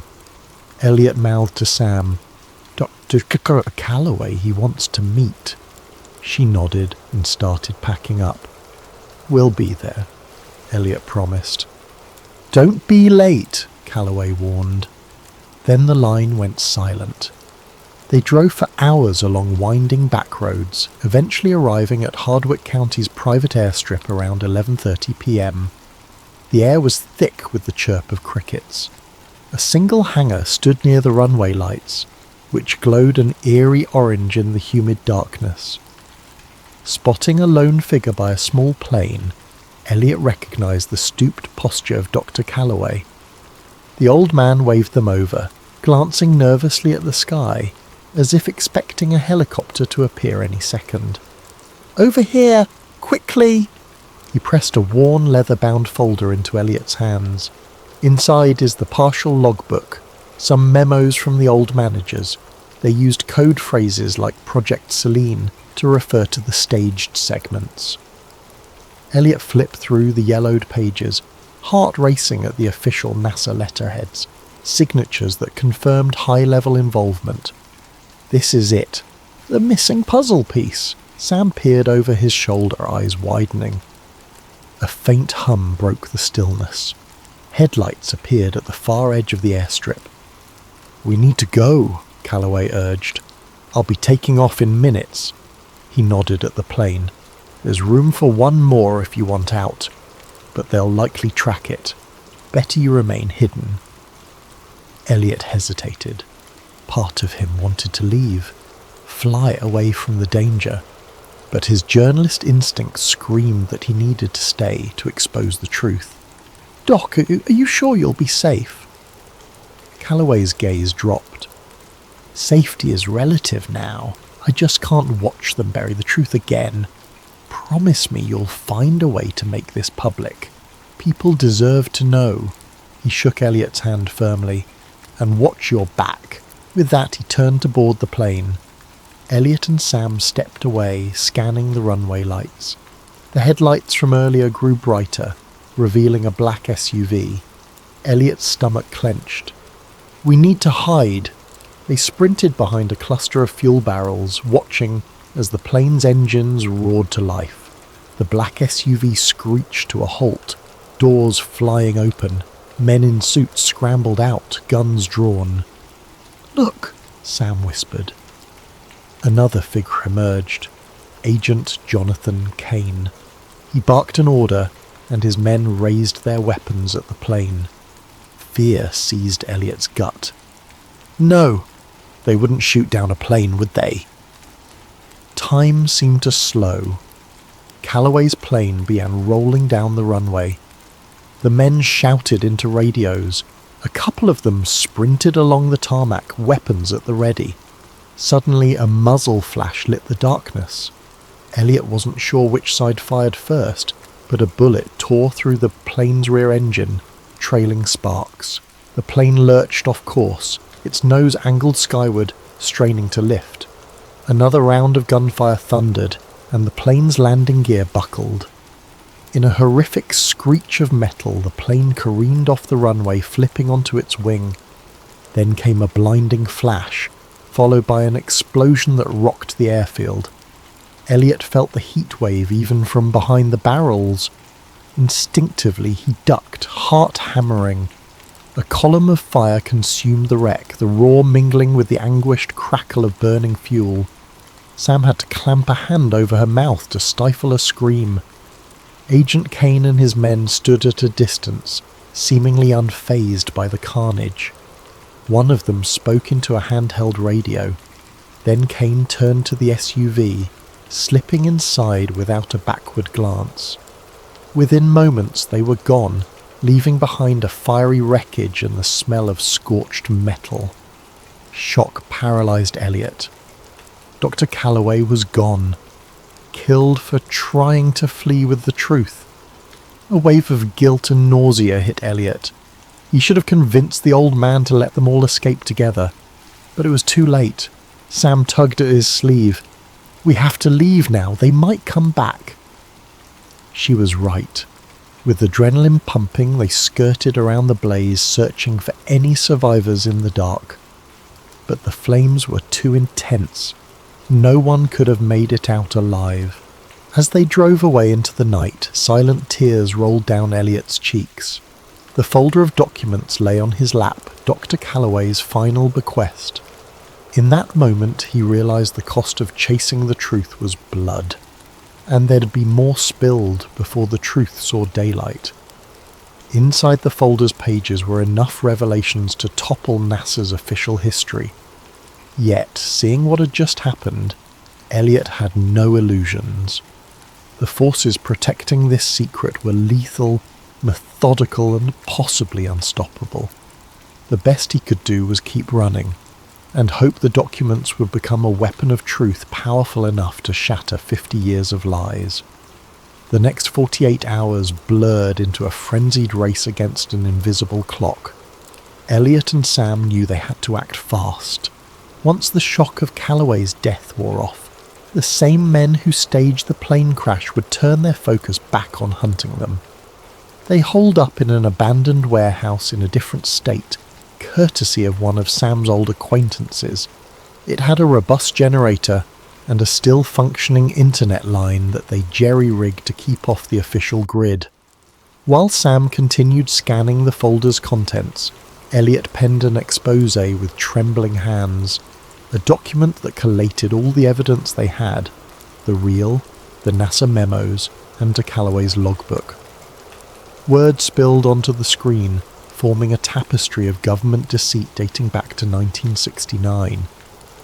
Every paragraph made his heart pound. He knew once released these revelations would shock the world, if anyone believed them. But how to ensure the story remained live? They suspected mainstream media outlets were either compromised or too afraid. Elliot decided they had to go public directly, a massive data dump onto every social media platform and multiple anonymous websites. Even if their accounts got taken down, the leaked files might scatter across the internet faster than sensors could react.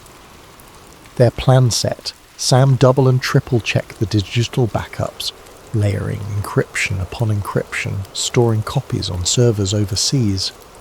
"Once we hit upload, they'll come for us," she warned. "We can't be traced if we do this right, but they'll suspect it's us. Are you ready?" Elliot hesitated, recalling the bullet that shattered the plane's engine, the explosion, and de Calloway's last moments. Then he nodded. "We can't keep running forever.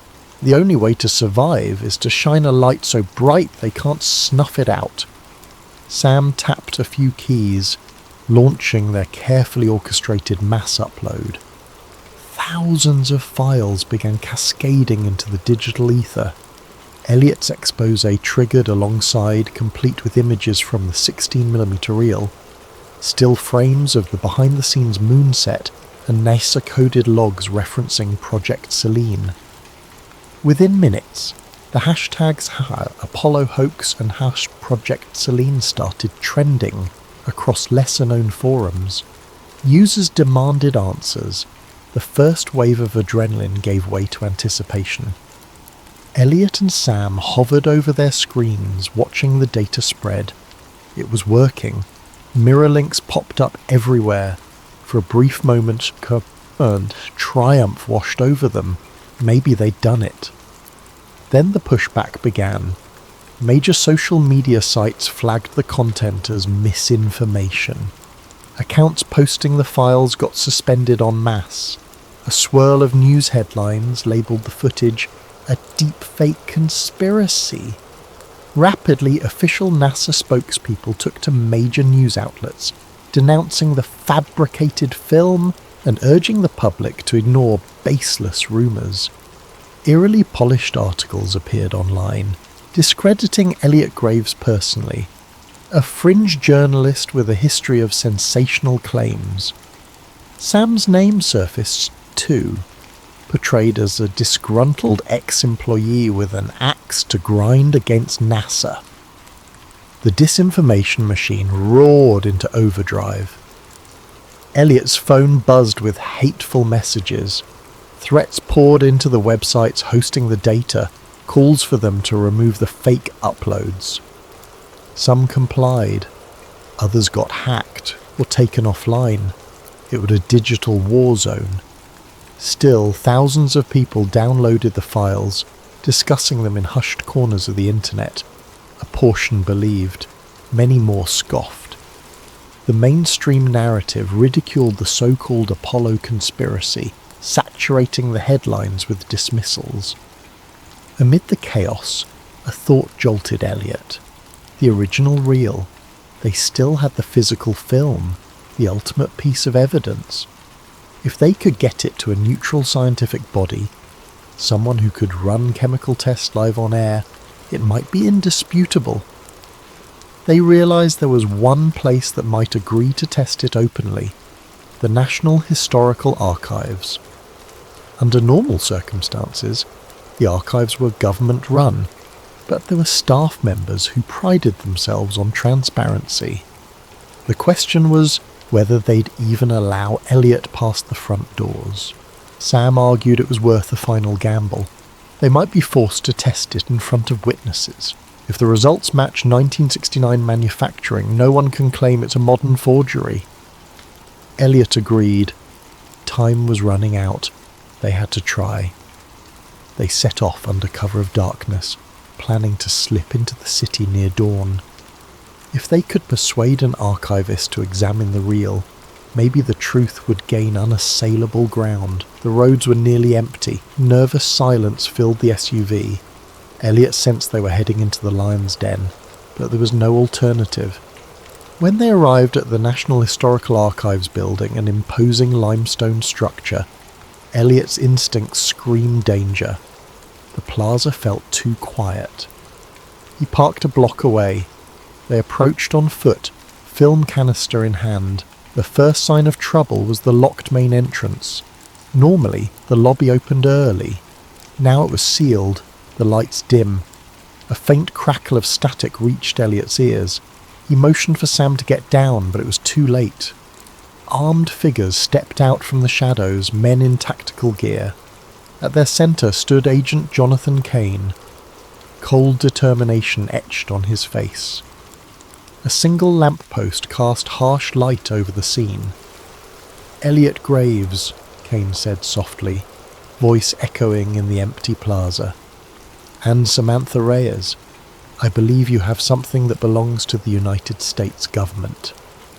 Elliot clutched the canister, adrenaline surging. "This belongs to history, not your lies." Kane raised a hand in a mocking gesture.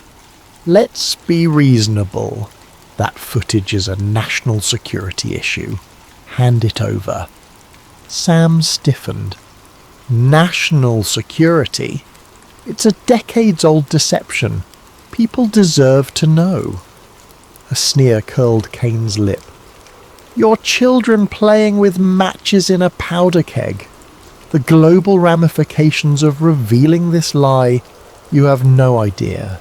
The entire space race, our Cold War diplomacy, NASA's credibility, everything unravels. America's standing in the world collapses. This is bigger than you." "Then maybe it needs to collapse," Elliot retorted, stepping back. Sam discreetly slid a small flash drive from her pocket, likely containing a digital copy of everything. She slipped it under her foot, hoping to crush it into the pavement if needed, anything to keep the evidence from being seized intact. Two men lunged forward. Elliot flung himself aside. Sam tried to break free, but strong arms pinned her. Kane calmly walked over, plucked the canister from Elliot's grip and shook his head. "It's over, Graves." As Elliot struggled, he spotted a series of dark SUVs rolling in with their headlights off. More armed operatives. Sam's eyes met his, fear and resignation mingling. They had played all their cards. Bile rose in Elliot's throat as he realised they were powerless here. A blow to the side of Elliot's head blurred his vision. He heard Sam screaming, then darkness. Elliot came to in a dimly lit room, strapped to a chair. A harsh fluorescent bulb buzzed overhead. Agent Kane stood by a metal table reviewing files. A small camera recorded from the corner. Elliot's mouth felt like cotton, a dull ache radiating from his temple. Kane sighed, setting a folder aside. "Your data is gone. The networks hosting your uploads have been systematically shut down or drowned in disinformation. As for you, well, let's just say the world will remember you as a troubled conspiracy theorist who vanished." Elliot's heart pounded, but he forced a shaky grin. "You can't erase the truth forever." Kane smirked. "We've done it for 50 years. Another 50 won't be hard." He turned away, leaving Elliot alone in the cold, silent room, a prisoner of the same hidden apparatus that had consumed Calloway. Years passed. Officially, Elliot Graves remained missing, presumed dead. Samantha Reyes vanished from every public record, her life story buried under falsified documents. The film canister and the physical logs from Dr. Calloway were never mentioned again. Media coverage of the so-called Apollo hoax faded into rumour and ridicule. Government spokespeople labelled it the digital conspiracy of the decade, pointing to doctored footage and cyber scams. The narrative solidified in the public mind. The moon landing was real, and any claims otherwise were pure fantasy. But in the hidden corners of the internet, whispers persisted. Anonymous forums traded screenshots of frames from the original reel. Some claimed they possessed fragments of the logs, while others insisted they had personal accounts from NASA insiders.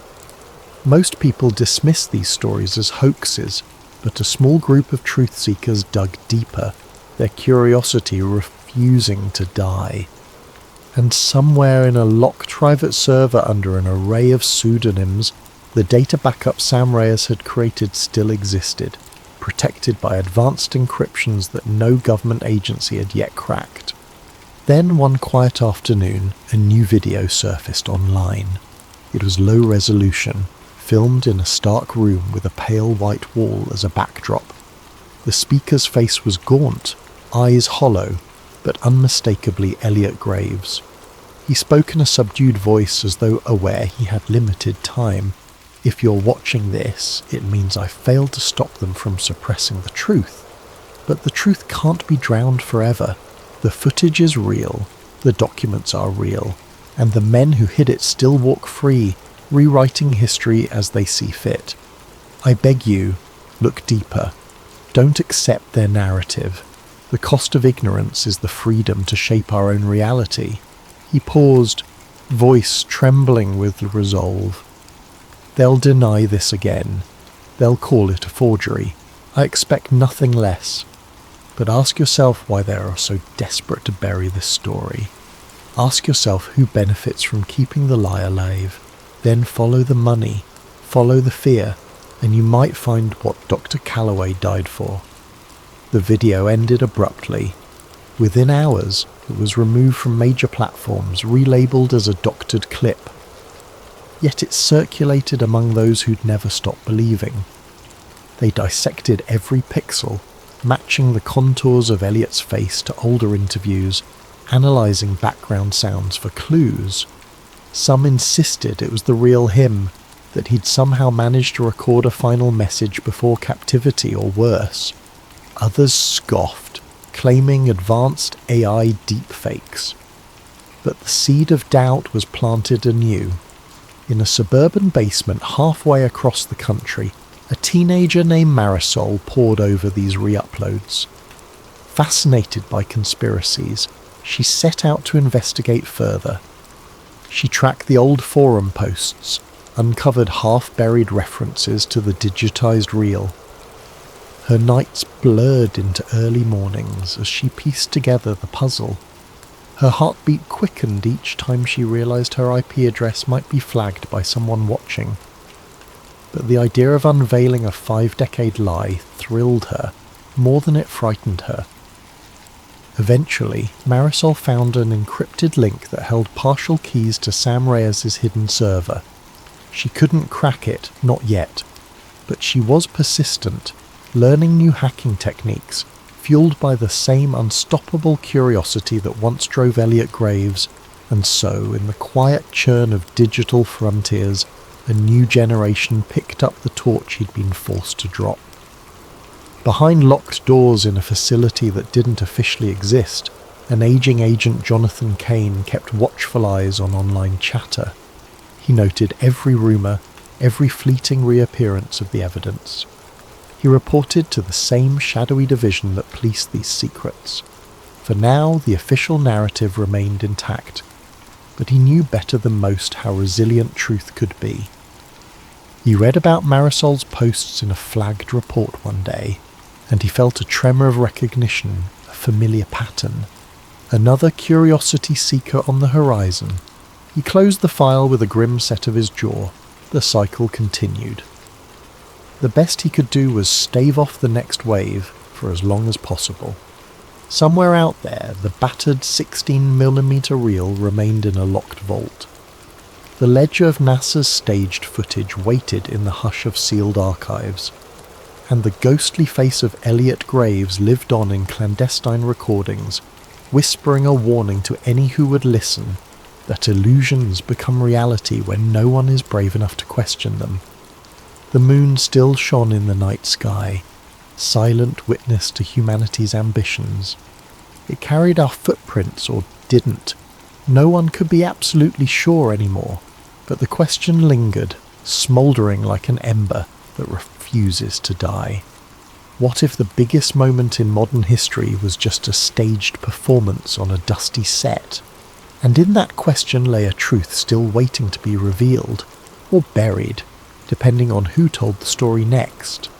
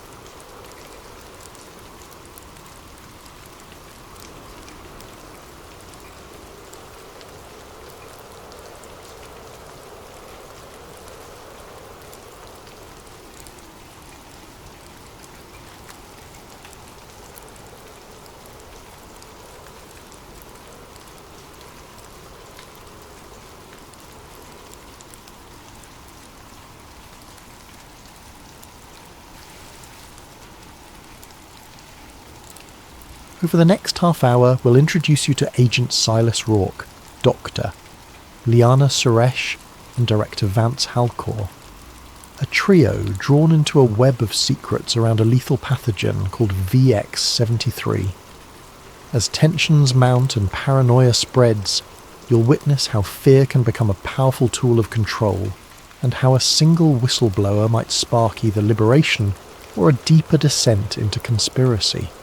Now close your eyes, or let them wander across these words, and follow me into the first moments of this dark, suspenseful odyssey. It started with a single headline: Mysterious respiratory illness detected in Port Maxwell. Within days, similar stories crept across the country, quiet at first, overshadowed by routine politics and everyday noise. Then, all at once, everything changed. The virus, designated VX-73, emerged as a swift-moving spectre, triggering coughing fits that escalated into respiratory failure for many. In a matter of weeks, schools were shut, businesses locked their doors, and entire metropolitan areas were quarantined under what officials described as temporary emergency protocols. For Agent Silas Rourke, a 42-year-old operative at the Bureau of Federal Integrity, BFI, life became an endless string of directives and dispatches. His daily uniform was a crisp suit layered beneath a bulletproof vest and a standard-issue respirator mask that itched at his face. He'd spent over a decade tackling threats deemed subversive to national security, from financial sabotage to espionage. Yet no training had ever prepared him for watching entire city blocks fall silent overnight. He walked the corridors of the BFY with practiced composure, scanning the myriad bulletins pinned on corkboards. The walls hummed with fluorescent lights that gave everything a stark, sterile glow. Digital screens listed the latest infection rates, projected mortalities, and newly declared red zones where infections raged unabated. Over the PA system, a recorded female voice repeated the same instructions every half hour. Stay indoors, maintain social distancing. All citizens must comply with the National Stabilization Bureau's guidelines. The National Stabilization Bureau, NSB, led by Director Vance Halcor, had been formed to centralise the government's emergency functions. Some called it necessary response, others whispered about the creation of an all-powerful agency with little oversight. Halcor himself was a tall, imposing figure who frequently appeared on screens throughout the BFI complex, delivering updates about mandatory daily biometric scans and the development of a new vaccine, Unity Serum. Silas had known Halcor only in passing, enough to catch glimpses of a man driven by unwavering conviction. He recognised in Halcor that sense of unstoppable momentum, as though the security of the entire nation hinged on following his blueprint. Silas tried to set aside his personal misgivings. He was a loyal agent, bound to uphold the Bureau's mission. If the vaccine provided the solution to stop VX-73, so be it. Then one morning, Silas was summoned to a high-clearance briefing. He expected a new assignment along the lines of standard public compliance checks. Instead, he found himself in a cramped conference room, facing a handful of BFI higher-ups who spoke in hushed, clipped tones. The gist was simple. Alleged disinformation campaigns were circulating, claiming that VX-73 was not naturally occurring but lab-engineered. These rumours, the brass said, were fueling panic, turning citizens against the government's measures. Silas's job was to investigate any potential insiders leaking such nonsense. At first, he believed the directive to be legitimate. Disinformation in a crisis could be lethal, prompting civil unrest and undermining official responses. Yet as Silas pored over digital logs and tapped into encrypted chat rooms, he stumbled across an unencrypted file labelled simply Project Paragon, Preliminary. The file wasn't supposed to be on the BFI's server at all. It appeared as though someone with high-level credentials had hidden it behind labyrinthine subdirectories. Intrigued, Silas pried open the document. Inside were sanitised references to VX 73 months prior to the earliest official detection date. The language read, "Field tests planned in controlled sectors, monitor subject compliance and social response." A chill rippled through Silas. The deeper he delved, the more he found that pointed to a private biotech lab with direct ties to the Department of Defense. Another set of documents discussed funding from major corporate donors, massive pharmaceutical conglomerates that had a vested interest in vaccines, testing kits, and biometric devices. Confusion turned to a subtle dread. If these partial records were real, then the official narrative was incomplete at best, or outright deceptive at worst. Silas secured the files on a flash drive. Over the next few days, he quietly cross-referenced the data, trying to confirm whether Project Paragon existed. He took caution, covering his digital tracks with proxy servers. Even so, he noticed the BFI's internal security channels seemed abuzz with mentions of an internal breach, Fear knotted in his stomach. Someone else was on this trail too. He found short references to a doctor, Liana Suresh, apparently a virologist who once worked at a biotech facility codenamed Cerulean Labs. Her name popped up in correlation with antigen research and compliance metrics. The wording was bizarre. Since when did a vaccine program revolve around compliance? Yet there it was. VX73 antigen trials show 62% compliance rate. Additional modifications required. The date? Nearly a year before the current outbreak. By the time Silas realised how incriminating his findings were, the hair on his arm stood on end. His imagination conjured scenarios he'd previously deemed paranoid. A virus unleashed intentionally. A vaccine designed not just to inoculate, but to control. He forced himself to remain calm. Conjecture was easy. Proof was everything. So he resolved to gather more. That night he left the BFI building with the flash drive tucked in the lining of his jacket. He tried to banish the creeping sense that eyes were trailing him. Outside, the city's main avenues lay deserted. Army trucks patrolled at intervals. Overhead drones whirred, scanning for curfew violators. Digital billboards displayed a single message across a black background. Unity Serum, your key to tomorrow. From a payphone booth, one of the last still standing, Silas called in a favour from a fellow agent he trusted. Someone adept at hacking behind the Bureau's firewall. The friend agreed to help, no questions asked, but Silas could sense tension in his voice. Everyone was on edge, unsure who was truly friend or foe. Silence had become a survival tactic. As he hung up the phone, the city's gloom pressed close, neon lights flickering across shuttered storefronts.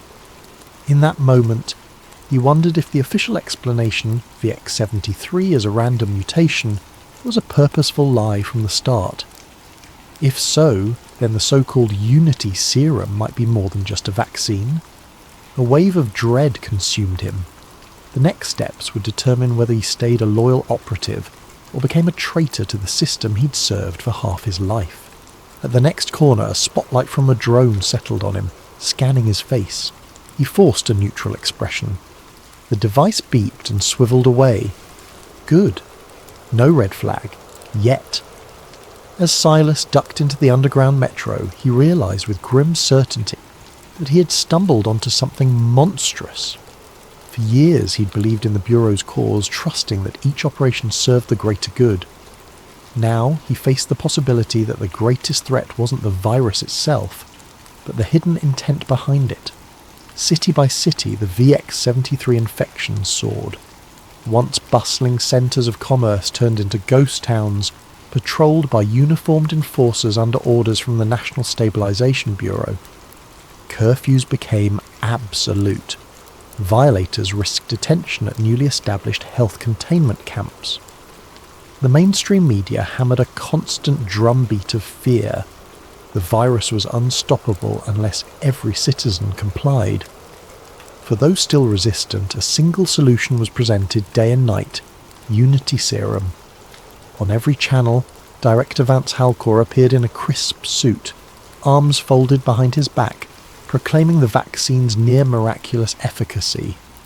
Over 90% effective, his report said, a shining beacon of hope. Yet the rollout came with conditions. For public safety, those who refused the jab lost access to banks, public transportation, and official documentation. Within a month, entire swathes of the unvaccinated population found themselves in a twilight zone, forced to scavenge or rely on black market services just to survive. Amid the chaos, Agent Silas Rourke continued his secret investigation. By day, he donned his BFI credentials, working on official compliance enforcement tasks. By night, he devoured every new sliver of intel he could glean from that hush-hush file, Project Paragon. The deeper he went, the more horrifying the puzzle became. Encrypted references hinted at something hidden within the vaccine, a nano-emitter that lodged in the brain's limbic system. One internal document read, "Neurological regulation markers confirm mild sedation of aggression, increased docility." potential for broader cognitive modulation pending further trials. Silas felt physically ill reading these words.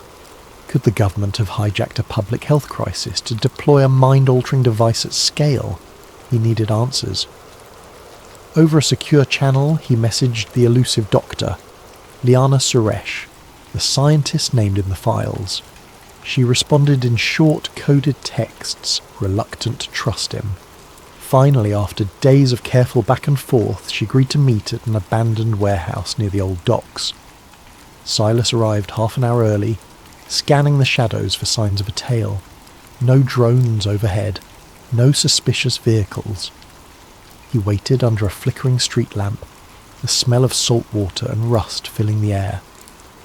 When Liana Suresh emerged, she wore a hooded jacket, her face partly obscured by a mask. Only her eyes were visible, tired, guarded, yet undeniably brilliant. She gave Silas a once-over, keeping a hand near her coat pocket. Possibly she carried a stun gun or pepper spray. Without greeting, she said in a hushed tone, "Why should I believe you're not with them?" Silas replied with the only currency that mattered, truth. He produced the flash drive and recited data from the files, his voice laced with quiet desperation. Liana's expression shifted from suspicion to grim acknowledgement. "I was part of the early design team for VX-73, she confessed. "They told me it was to protect against a future pandemic, some advanced deterrent that would strengthen national security. We manipulated certain genetic markers to ensure the virus targeted specific alveolar receptors, but none of us realized the real plan, to unleash it upon the public." Her words ignited a spark of horror within Silas. He asked about the vaccine's rumoured mind control aspect. Liana hesitated, inhaling a shaky breath. "It's not mind control, at least not in the sense of puppet strings. It lowers inhibitions, fosters compliance, makes people more susceptible to suggestions. Over time, it can dull critical thinking. They want a populace too numb to resist." Tremors ran through Silas. Even with his suspicions, hearing it plainly stated felt like a blow to the gut. They spoke in hushed tones for another hour, Liana finally handing him a battered thumb drive containing her original notes, the unredacted version that proved VX-73's artificial origin and the presence of a compliance mechanism in the vaccine. "If they find you with this, you won't get a trial. They'll vanish you," she warned. From the surrounding gloom, a rat scurried across the broken concrete. Silas realised how precarious everything was, the squeaking rodent in the dark, the quiet lapping of the tide behind them, his own racing heartbeat. Danger lurked behind every shadow. Sensing they could stay no longer, the pair parted ways, promising to regroup soon. Back at the BFI, Silas carefully compartmentalised his roles: obedient agent in the daylight, clandestine researcher after hours. Meanwhile, the nation's capital sank deeper into fear-driven militarization. Propaganda played ceaselessly on loudspeakers. Stay safe, stay indoors, trust the cure. Curfew drones soared over empty streets, shining bright beams to catch anyone outside after sundown. Social media platforms became inundated with pro-government messages, while dissenting posts vanished, labelled as threatening misinformation. Those who complied enjoyed a semblance of normalcy. Restaurants reopened for vaccinated patrons, businesses resumed for employees who presented a scannable immunity pass. Yet they all seemed more subdued, less likely to ask questions about privacy intrusions or the ever-increasing powers of the NSB. It was as though a hush had fallen over society, as if curiosity had been collectively tranquilized. Within government circles, Director Vance Halcor emerged as a national hero. Public polls, at least those broadcast on official channels, showed near universal support for his bold measures. He'd saved millions of lives, the anchors repeated. He'd stabilised the economy. He was proof that unwavering resolve could defeat chaos. Not a single mention of the billions in profits the corporate donors raked in, nor a hint about hidden modifications to the Unity Serum. As the days passed, Silas found it harder to hide the turmoil in his gaze. He saw colleagues in the hallway, wearing forced smiles, praising Halcor's leadership. He noticed how many had begun to project a certain eerie calm, like their personal anxieties had evaporated. Could it be the effect of the serum? Silas tested a co-worker with a subtle question. Ever wonder why the lockdown measures ramped up so fast before the outbreak peaked? The man's eyes glazed momentarily, then he simply shrugged. Doesn't matter, O'Rourke, they keep us safe.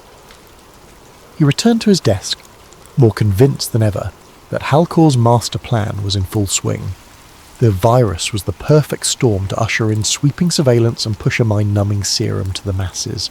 And the BFI was part of it, or at least complicit in bearing the truth.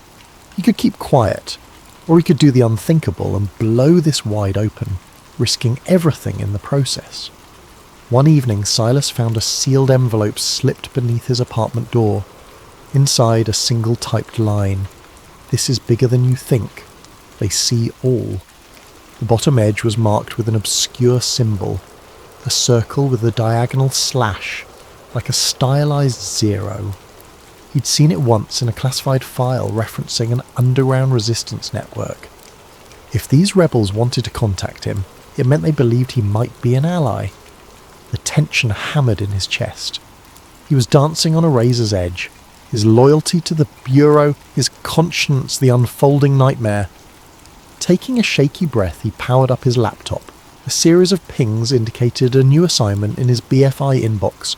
Track down a subversive known for smuggling contraband medical supplies. Silas realised with a jolt that the suspect's name had been flagged in Dr. Liana Suresh's notes. Another piece connecting the puzzle, and another reason the Bureau might soon brand him a traitor. He closed the laptop. Outside, the city lights glowed, reflecting off dark clouds pregnant with the threat of a new storm. If he hesitated much longer, it might be too late for everyone. The seeds of control had already sprouted, and every day they dug deeper roots into the world. Agent Silas Rourke watched from a distance as the unvaccinated families huddled together in the crumbling outskirts of Old Glendale. The press had labelled it a containment zone, but locals called it a human dumping ground. Living conditions were dire, sporadic power, limited sanitation, and roving squads of Unity enforcers scanning for anyone who might have hidden a child or avoided mandatory updates on vaccination status. The air crackled with dread. Days earlier, Silas had steeled himself to reach out to the symbol-bearing group implied by that cryptic envelope. If they were an underground resistance, maybe they could help him get the truth out. He had no illusions about personal safety.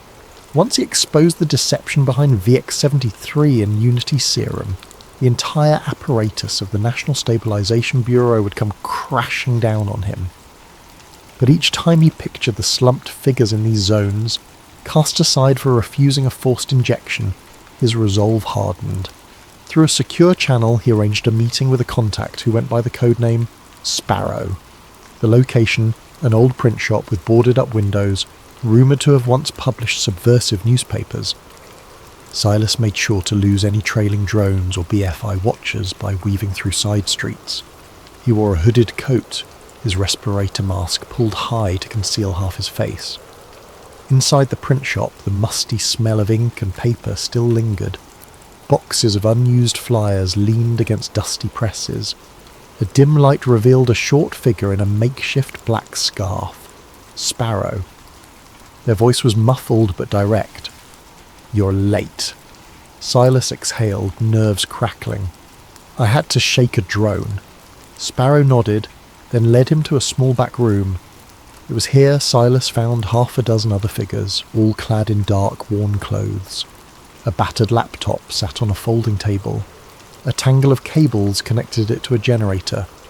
One by one, they introduced themselves with code names: Rook, Nightshade, Sahara, a clandestine cell of journalists, medics, and rogue programmers dedicated to fighting the government's stranglehold. "I have proof," Silas said, placing Dr. Liana Suresh's files on the table. "The virus was engineered, and the vaccine is rigged to manipulate behaviour." Silence fell over the group. The The gravity of his statement hung in the stale air. Finally Sparrow spoke. "We've suspected as much. Over the past month we've been collecting testimonies, people complaining of unusual mental fog, the inability to feel strong emotions after receiving the serum. We even have ex-military sources who claim the NSB is funneling billions into a new wave of surveillance tech, but we needed a smoking gun. This might be it." Each set of eyes fixated on Silas. He handed them a flash drive, explaining how it contained Liana's unaltered research logs plus the Project Paragon blueprint. The group quickly scanned the data, verifying its authenticity. The sense of tension and excitement in the room was palpable. "We'll need to broadcast this globally," said Rook, a thin man with wire-rimmed glasses. "Not just post it. They have near total control over social media and mainstream outlets. We have to do something big, something they can't shut down in seconds."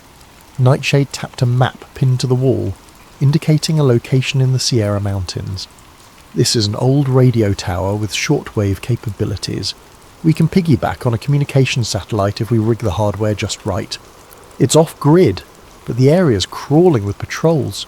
If we can get there, we can push the entire data set to thousands of independent radio operators around the globe. Within minutes, it'll be mirrored 100-fold. Sparrow turned to Silas. "We'll need you, your credentials, your knowledge of infiltration routes. We can't pull this off alone. Are you in?" Silas hesitated only a moment, the weight of countless nights of doubt pressing him forward. "Yes," he breathed, "I'm in." They set the plan in motion. Step 1.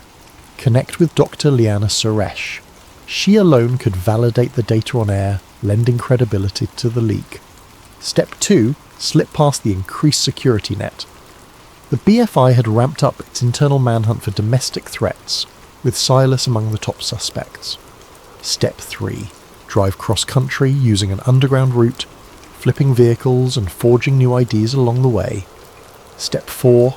Ascend to the tower, circumvent security drones, and broadcast the files before the NSB realised what was happening.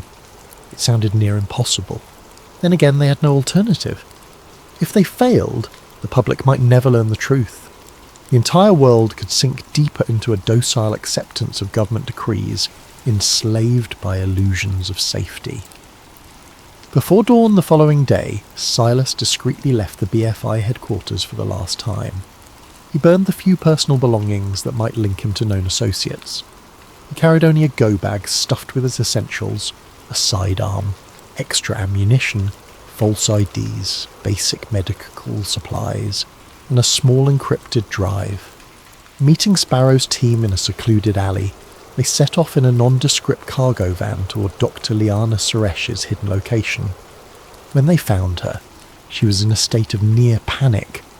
One of her old lab colleagues had just been found dead, officially from VX-73 complications, though Liana suspected a targeted assassination. She greeted Silas with trembling relief, and after a brief rundown of the plan, she agreed to come. The group moved swiftly, forging through back roads, switching to new vehicles at safe houses. They travelled by night, resting in abandoned barns or shuttered motels. Each day brought fresh headlines about subversive infiltration, plastering Silas's BFI photo on every digital screen with the label "Wanted for Treason." One by one, the safe houses fell under assault. Word reached them that many in the resistance network were disappearing. The official story had exposure incidents, but they knew the truth. The government was eliminating anyone who dared challenge the status quo. Then tragedy struck within Silas's own group. On a rainy evening, they were ambushed by a special ops squad while crossing through a ravine. 3 of their companions, Sahara, Nightshade and Rook, were gunned down amid the blackened mud and pouring rain. Silas, Sparrow and Liana barely escaped with their lives, forced to leave everything behind. The heartbreak of losing them nearly paralysed the survivors, but there was no time to grieve. The mission had to continue. Battered and exhausted, the trio found refuge in a remote cabin belonging to an off-grid doctor sympathetic to the cause. They tended each other's wounds and mourned in sombre silence. Liana said in a trembling voice, "They died believing in something real. We can't let their sacrifice be in vain." Outside, the wind howled across the dark pines, as though the forest itself lamented the world's descent into madness. Silas stared at the flickering lantern light on the cabin wall, a single question echoing through his mind. Was it even possible to succeed against such overwhelming power? Only one path remained: press forward or let tyranny reign unchallenged. When dawn came, grey and cold, Silas Rourke, Lyanna Suresh and Sparrow prepared for their final push. They had enough fuel and supplies to make it to the Sierra Mountains, the site of the old radio tower. The plan was desperate: break into the facility, override the station's analog systems, and beam the unredacted Project Paragon files across multiple frequencies. If they managed even a few minutes of broadcast, it could be enough to spark a chain reaction of revelations around the globe. But the National Stabilization Bureau and the BFI were done playing cat and mouse. The day Silas had fled, DIRASIN Director Vance Halcor had activated something called the Silence Protocol, a draconian directive that authorized lethal force against any suspected misinformation agents. The official pretext: they threatened public safety and national security. That morning, the NSB seized control of the entire state media apparatus. They declared a level 3 lockdown in all areas believed to harbour conspirators. Through a stolen feed, Silas watched Halcor's latest broadcast. The director stood at a podium flanked by stern-faced officers. "We are at war against a virus, both biological and ideological," he intoned. "We cannot allow a small band of anarchists to undermine our unified response. The new protocol is for the safety of us all." In the background, the NSB insignia shone ominously, a stylized eagle clutching a syringe in one talon and a shield in the other. Undeterred, Silas, Lyanna and Sparrow set out. They avoided main roads, weaving through Forest Service trails and dilapidated back routes. Sometimes they passed small clusters of houses with boarded windows, the silent inhabitants too frightened to emerge. Overhead, the skies held the threat of storm clouds, as though nature itself braced for a final confrontation. Midway through their journey, they encountered an unmanned checkpoint with an automated turret. The device scanned for vehicle transponders that matched authorized vaccine IDs. Of course, their stolen car carried no such ID. The turret activated. Bullets shattered the windshield, forcing them to abandon the car. They scrambled for cover in the nearby woods. Although Sparrow took a grazing shot to the shoulder, they managed to disable the turret by hacking its circuit box from behind. Out of breath, pulse hammering, they continued on foot, forging a path through the thickening forest. By dusk, they reached the slopes leading to the old radio tower. The structure loomed on a ridge above the tree line, its silhouette like a jagged sentinel against the darkening sky. Silas knew from stolen schematics that the tower's broadcasting equipment still functioned, albeit on emergency power. The next challenge: the cluster of heavily armed drones swirling overhead. Huddled behind a large boulder, 3 conspirators surveyed the scene. The tower stood behind a chain-link fence lined with razor wire. A single guard post at the main gate bristled with sensors. Several black SUVs were parked by the facility's entrance. This was no ghost station.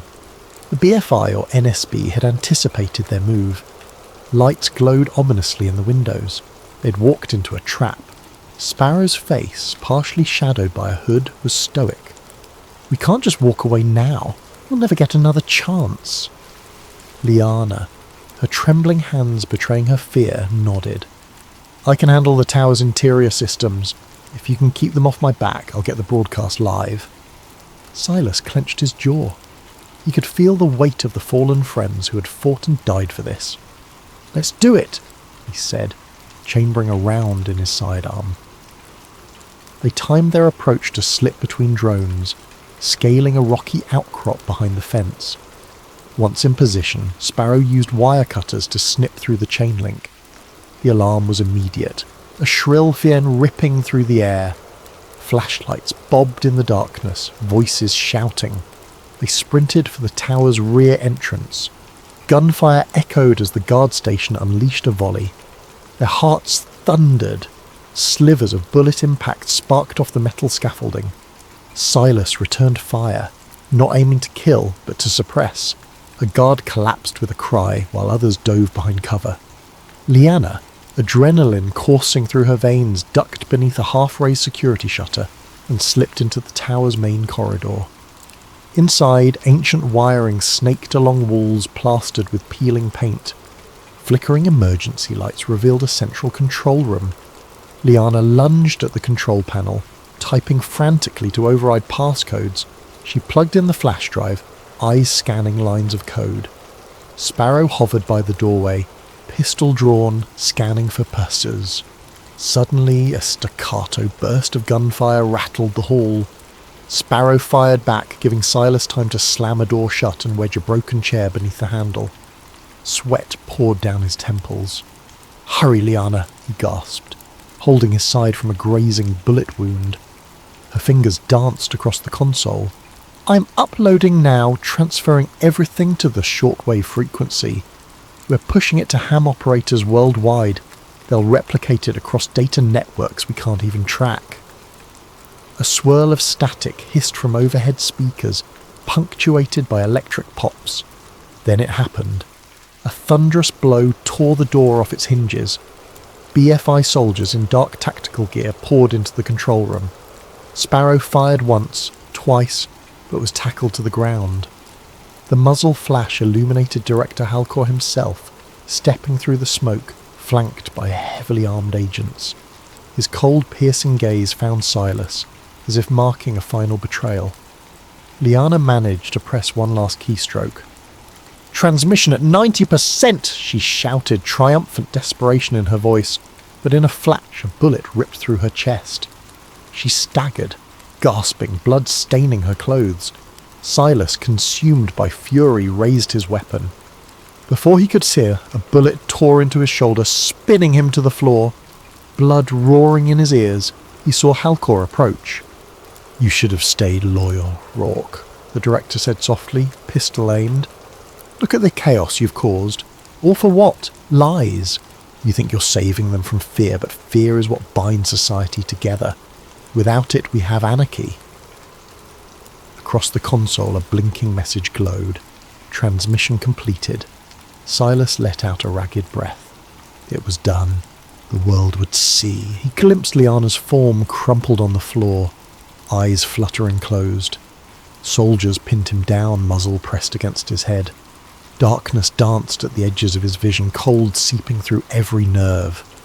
Yet he clung to a single thought. At least the truth was out there now.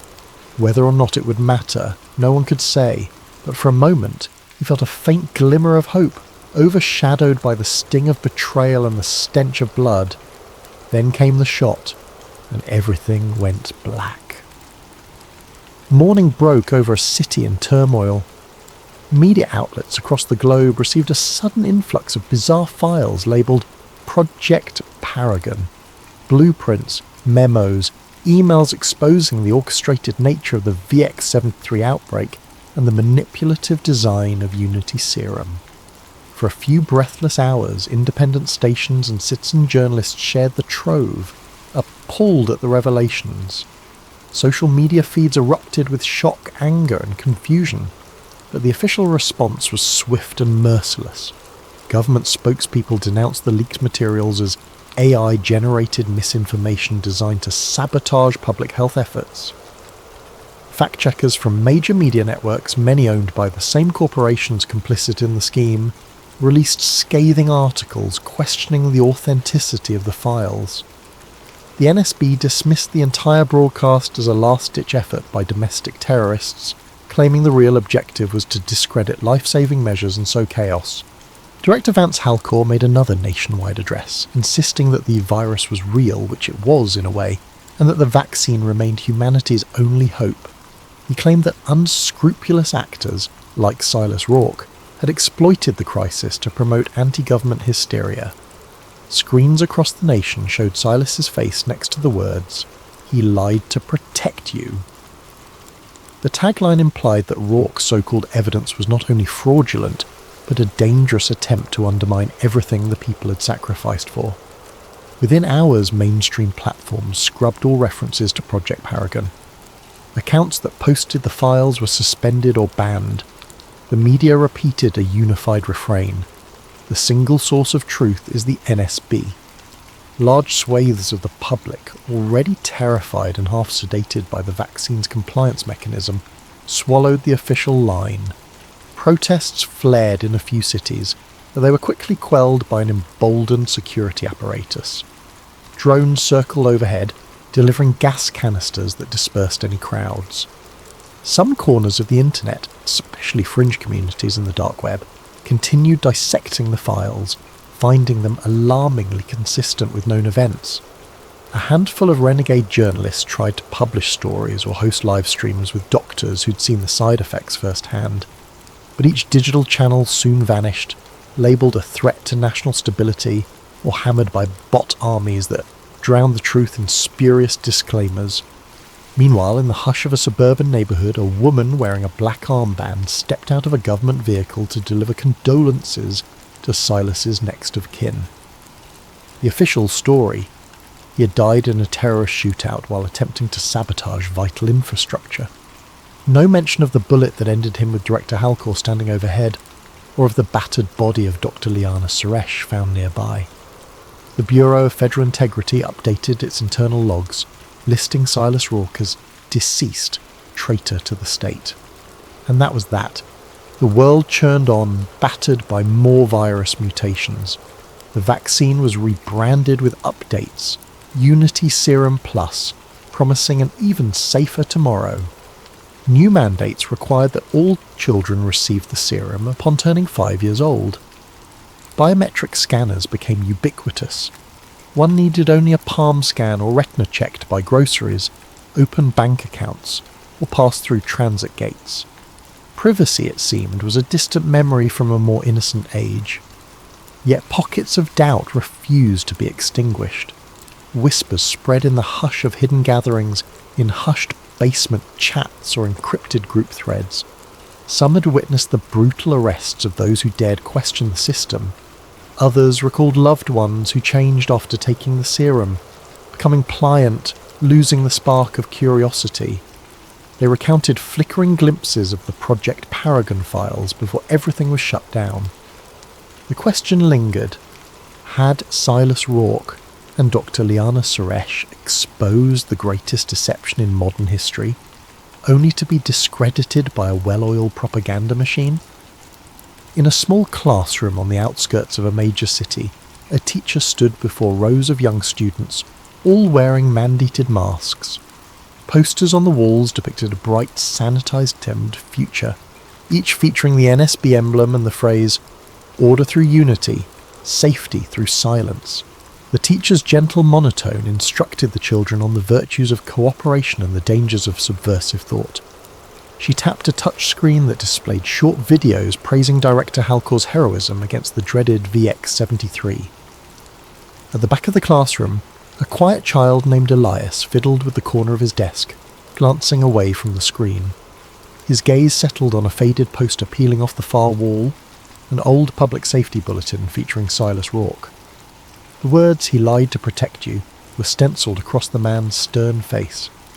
For reasons Elias couldn't articulate, he felt a pang of curiosity. Who was Silas Rourke, really? Why did the man's eyes in the poster look so determined, even beneath the scrawled condemnation? The teacher never mentioned him except to parrot the official line, "He sowed confusion, he endangered our unity." Yet Elias felt an inexplicable sense that there was more to the story. The child blinked, shifting in his seat as the teacher droned on about national heroes. Outside the window, the sun shone on a row of silent drones passing overhead. The hush of compliance blanketed the world, broken only by faint echoes of those who once cried out for truth. Did Silas Rourke really lie, or was he telling a truth too dangerous to be heard? At recess, while the other children lined up for their biometric scanning, Elias lingered by a worn patch of grass, letting the sun warm his face. The wind whispered across the playground, carrying with it the ghost of a question.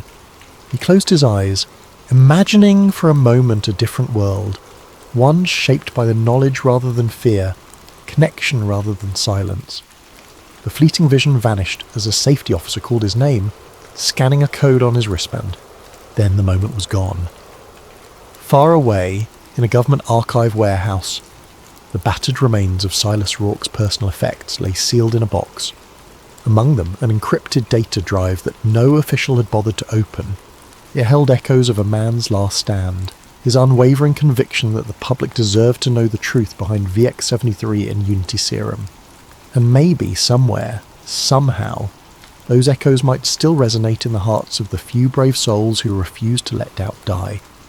Years later, in the quiet gloom of a shuttered radio station deep in the mountains, a teenage boy stumbled upon a dusty crate marked with faded letters. SR.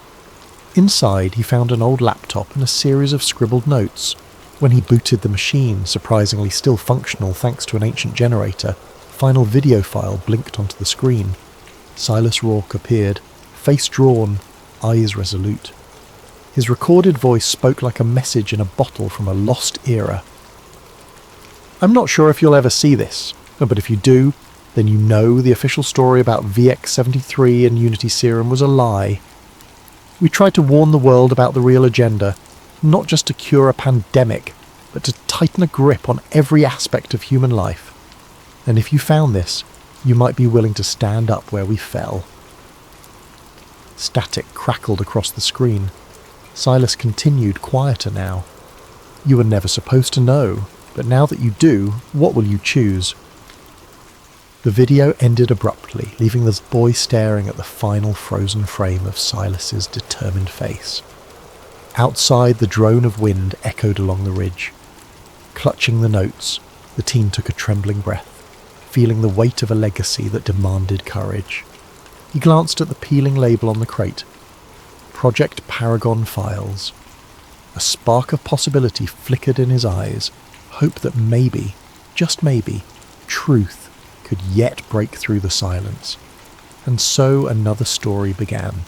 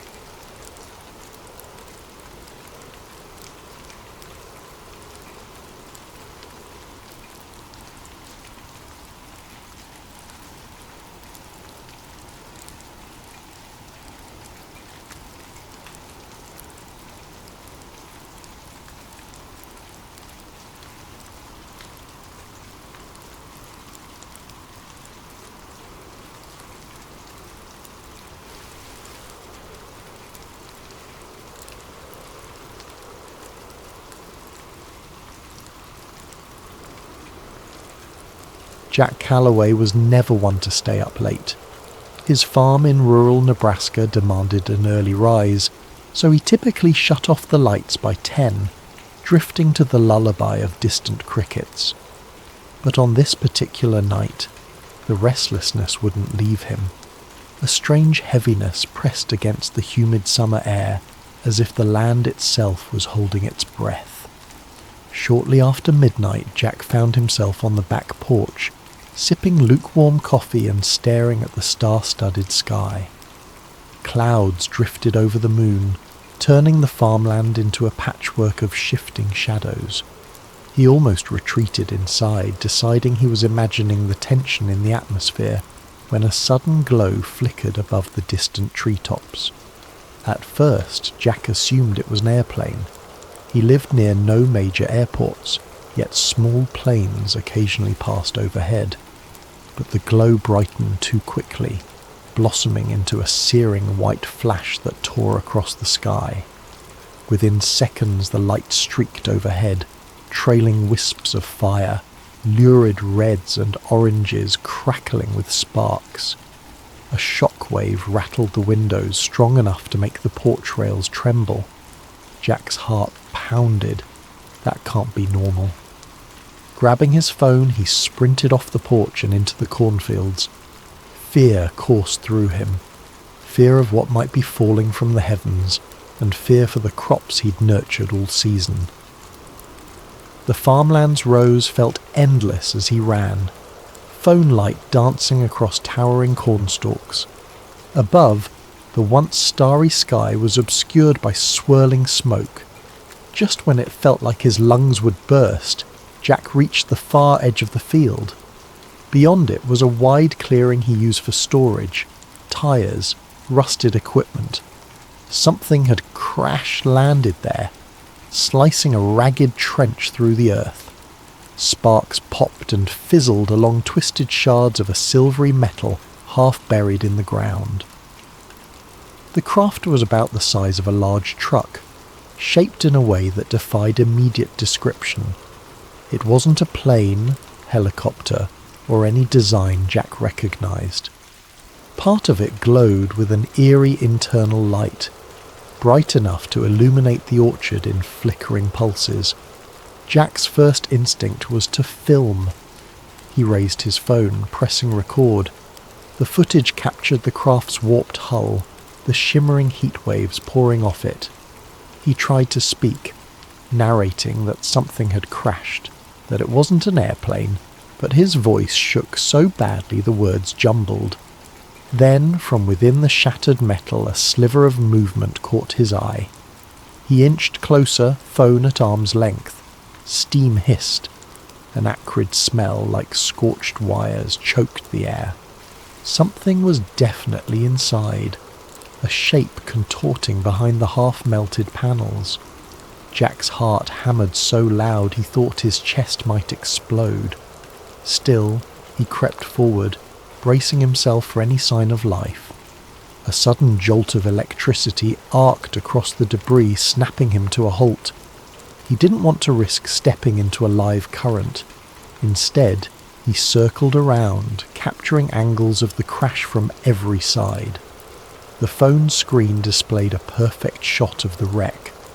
Chunks of metal that glowed white-hot, unearthly symbols etched along the edges.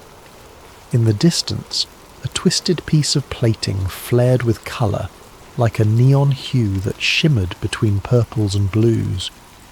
Jack whispered to himself, "No one's going to believe this." But he had the footage, and that alone sparked hope that the truth might come to light. Suddenly the craft's lights dimmed. The field fell silent, except for crackling flames. The shape inside retreated deeper into the wreckage. Unsure what else to do, Jack took a few steps forward, balancing caution with curiosity. Then an unexpected surge of static flared from his phone, the screen going haywire. He cursed, stepping back as the phone beeped in protest. He managed to steady the device just as the screen returned to normal. Thank God, he thought. He hit stop on the recording, preparing to call 911, but the phone read, "No service." Jack wasn't surprised. His farmland sometimes struggled for signals. He jogged back through the corn rows, returning to the house. Once inside, he used the landline. It rang once, then cut off.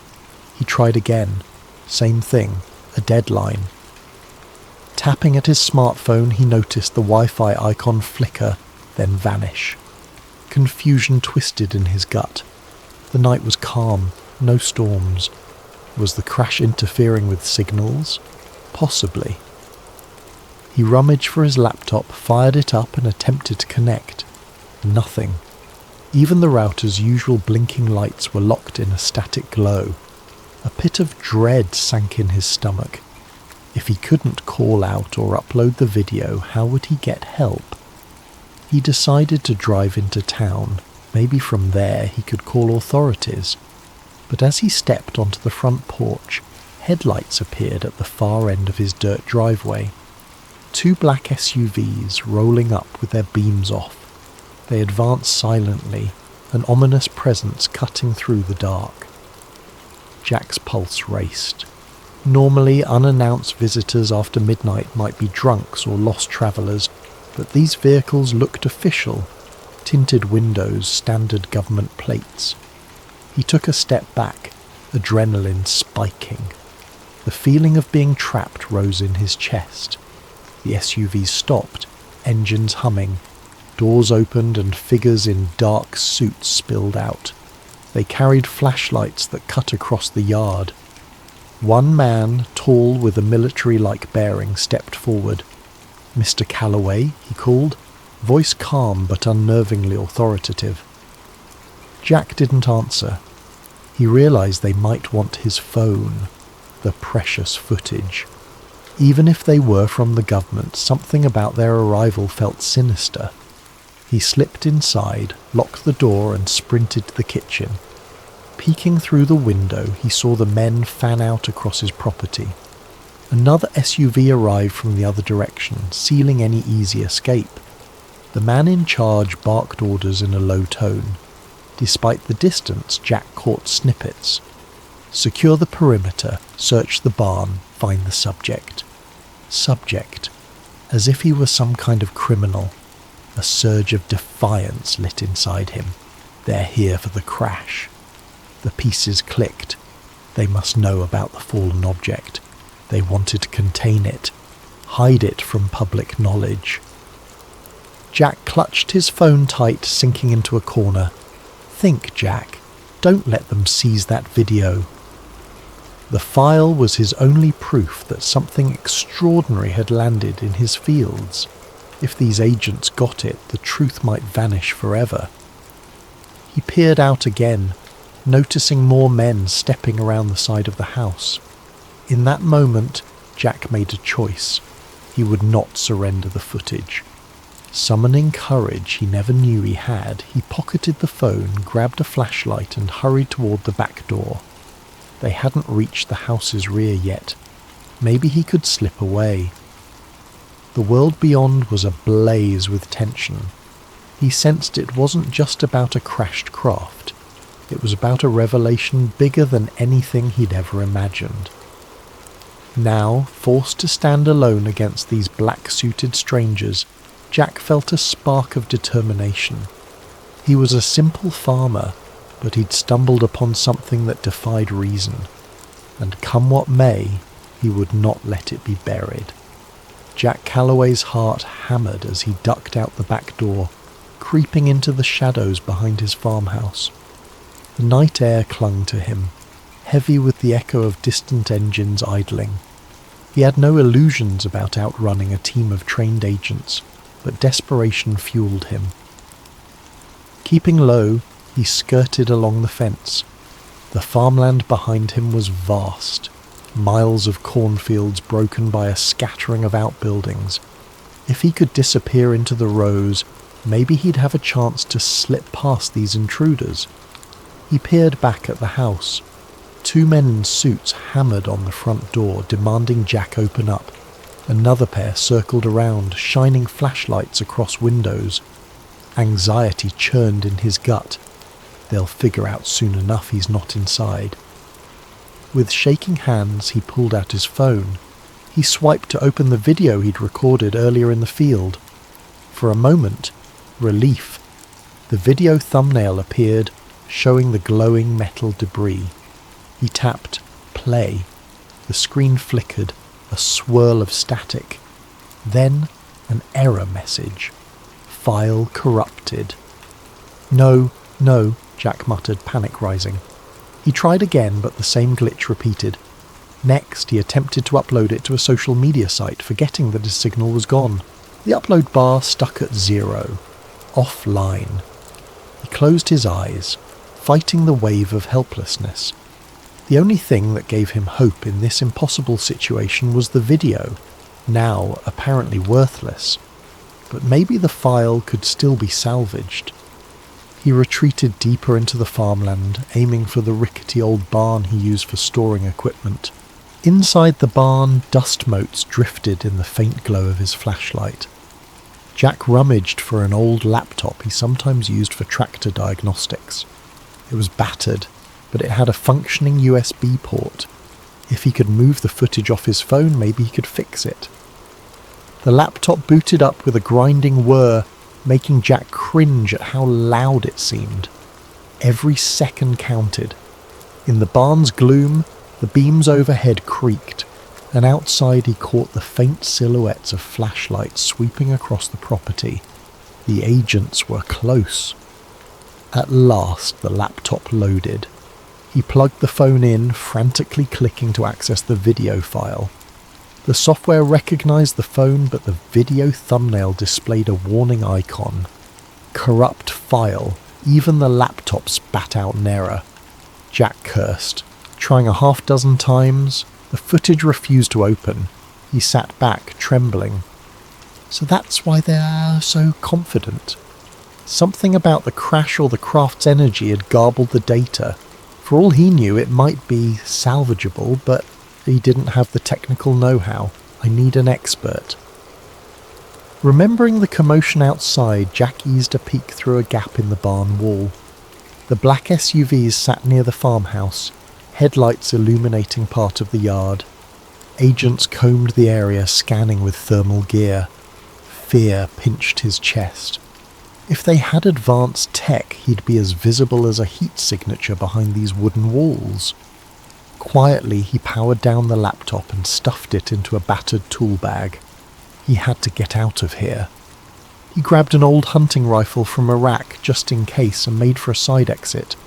The moment he stepped outside, he heard footsteps crunching on gravel. Instinct kicked in. He darted behind the barn. A voice, low and commanding, called out, "Hold! Show yourself!" Jack froze, pressing himself to the barn's rough wooden planks. He recognized that voice from the man who had called his name earlier. Footsteps drew closer. Jack's mind raced. If he surrendered, they'd likely confiscate everything. He'd be black-bagged or simply vanish. No one would ever see that footage. Not that it was playable right now. He forced himself to move, slipping between the barn and an old tractor with rusted wheels. The flashlight beams swept over the ground. One agent hissed, "He was here." Thermal picked him up.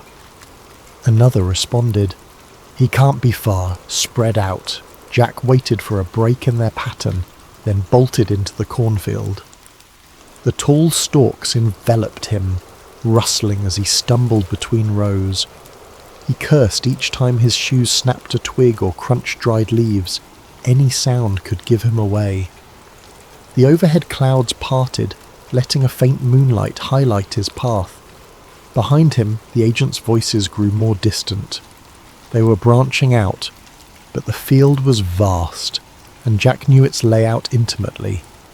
He used that knowledge to navigate a diagonal path, eventually emerging by a narrow dirt road at the far edge of his property.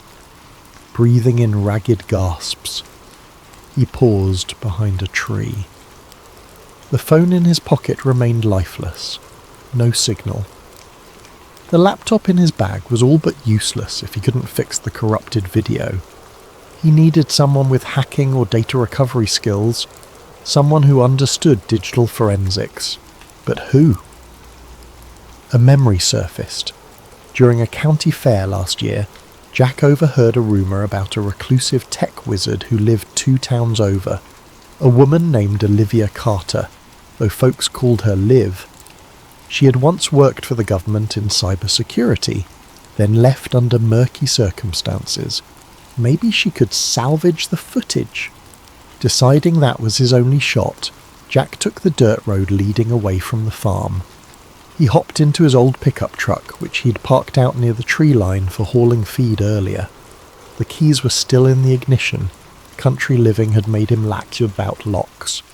The engine sputtered, then roared to life.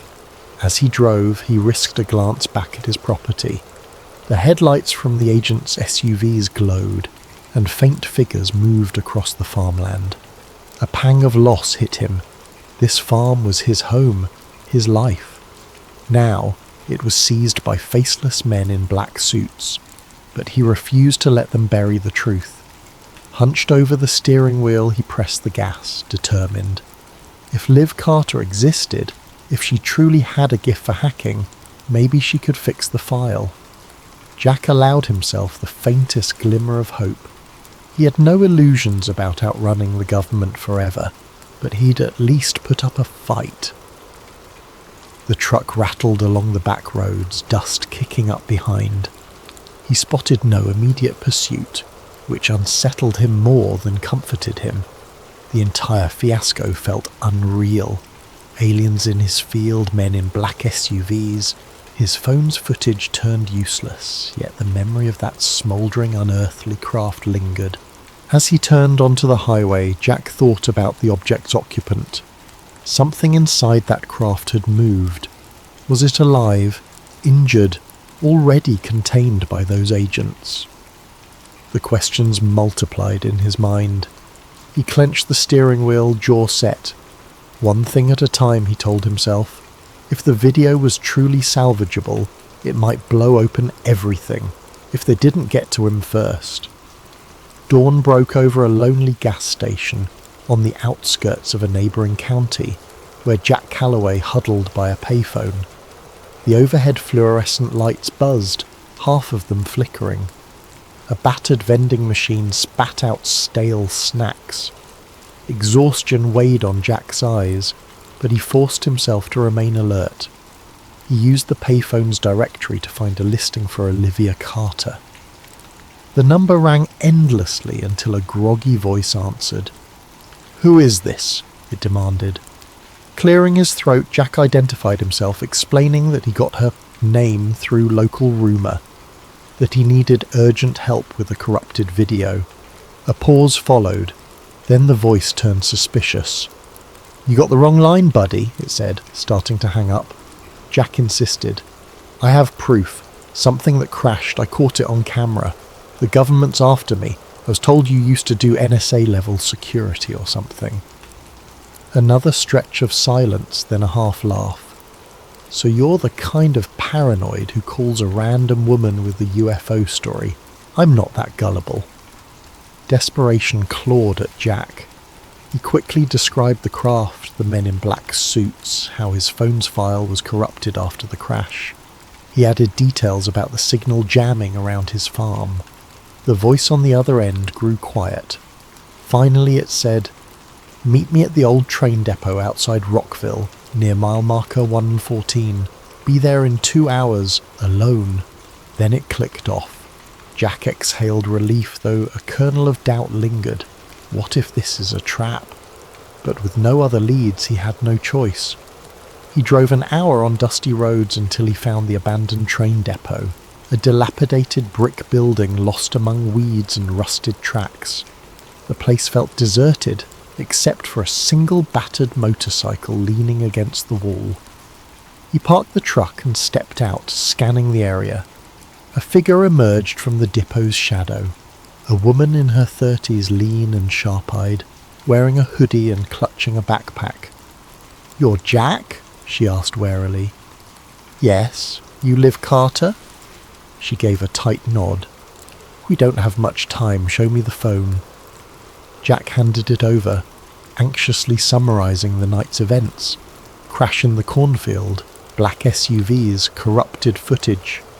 She offered no immediate reaction beyond a raised eyebrow. Settling on a crumbling bench, she booted up a compact laptop from her backpack, hooking Jack's phone to it via cable. "Your data's scrambled," she muttered, eyes flicking across lines of code. "Could be electromagnetic damage or some advanced jamming tech." Jack paced, scanning for signs of watchers. The old train tracks vanished into the horizon, no other vehicles in sight. Liv typed furiously, occasionally murmuring about header corruption or audio anomalies. After a tense half-hour, she said, "I can see partial frames, indistinct shapes, bright lights. This is definitely not a normal glitch." A flicker of hope ignited in Jack. "Can you fix it?" Liv sighed. "I might restore enough to see something, but I can't promise clarity. The real kicker is these weird signals embedded in the data, like some kind of layered frequency. I've never encountered anything like this in normal phone footage." Jack's stomach tightened. Something about the crash evidently messed with the electronics. Before he could respond, the roar of engines drew their attention. Down the deserted highway, a convoy of black SUVs approached, just like the ones at his farm. Liv snapped her laptop shut, eyes widening. "Who the hell are they?" Jack's pulse surged. "FBI, CIA, I don't know," he said. "But they're after Moore." Liv snatched her gear. "We have to move." The two sprinted to their vehicles. Jack scrambled into his pickup. Liv revved her motorcycle. As the SUVs closed in, they sped off from opposite sides of the depot. The agents split, some pursuing Liv, others tailing Jack. Gravel sprayed beneath Jack's tyres as he lurched onto the highway. He glimpsed Liv in his mirror, weaving her motorcycle off-road in a cloud of dust, outmanoeuvring the black SUVs behind her. Jack's own pursuers kept tight, lights flashing. Suddenly a siren whooped, and a different set of lights flared in the distance, local county sheriff vehicles. They blocked the road, forcing Jack to swerve. He recognized the lead patrol car's driver, Sheriff Wade Mitchell. The older man stepped out, arms raised in a calm down gesture. One of the black-suited agents hopped from his SUV, flashing a badge at Mitchell. Though Jack couldn't hear their exchange, it was clear the agent demanded Mitchell to stand aside. Mitchell frowned, glancing at Jack's truck. He motioned for Jack to pull over. Faced with no immediate path to escape, Jack braked, wheels skidding on cracked asphalt. The agent approached, dark sunglasses masking any expression. "Jack Calloway, we'd like you to come with us. There's been an incident on your property. Official business." Mitchell cast a confused look at Jack. The sheriff had known Jack for years. "Jack, what's going on? Why are these men chasing you?" Jack, chest heaving, answered, "They raided my farm. They want my phone. They're covering up something that fell from the sky." The agent tensed. "That's nonsense, Sheriff. We're investigating a possible meteor strike, no threat to the public. Mr. Calloway is interfering with our operation. Please, step aside."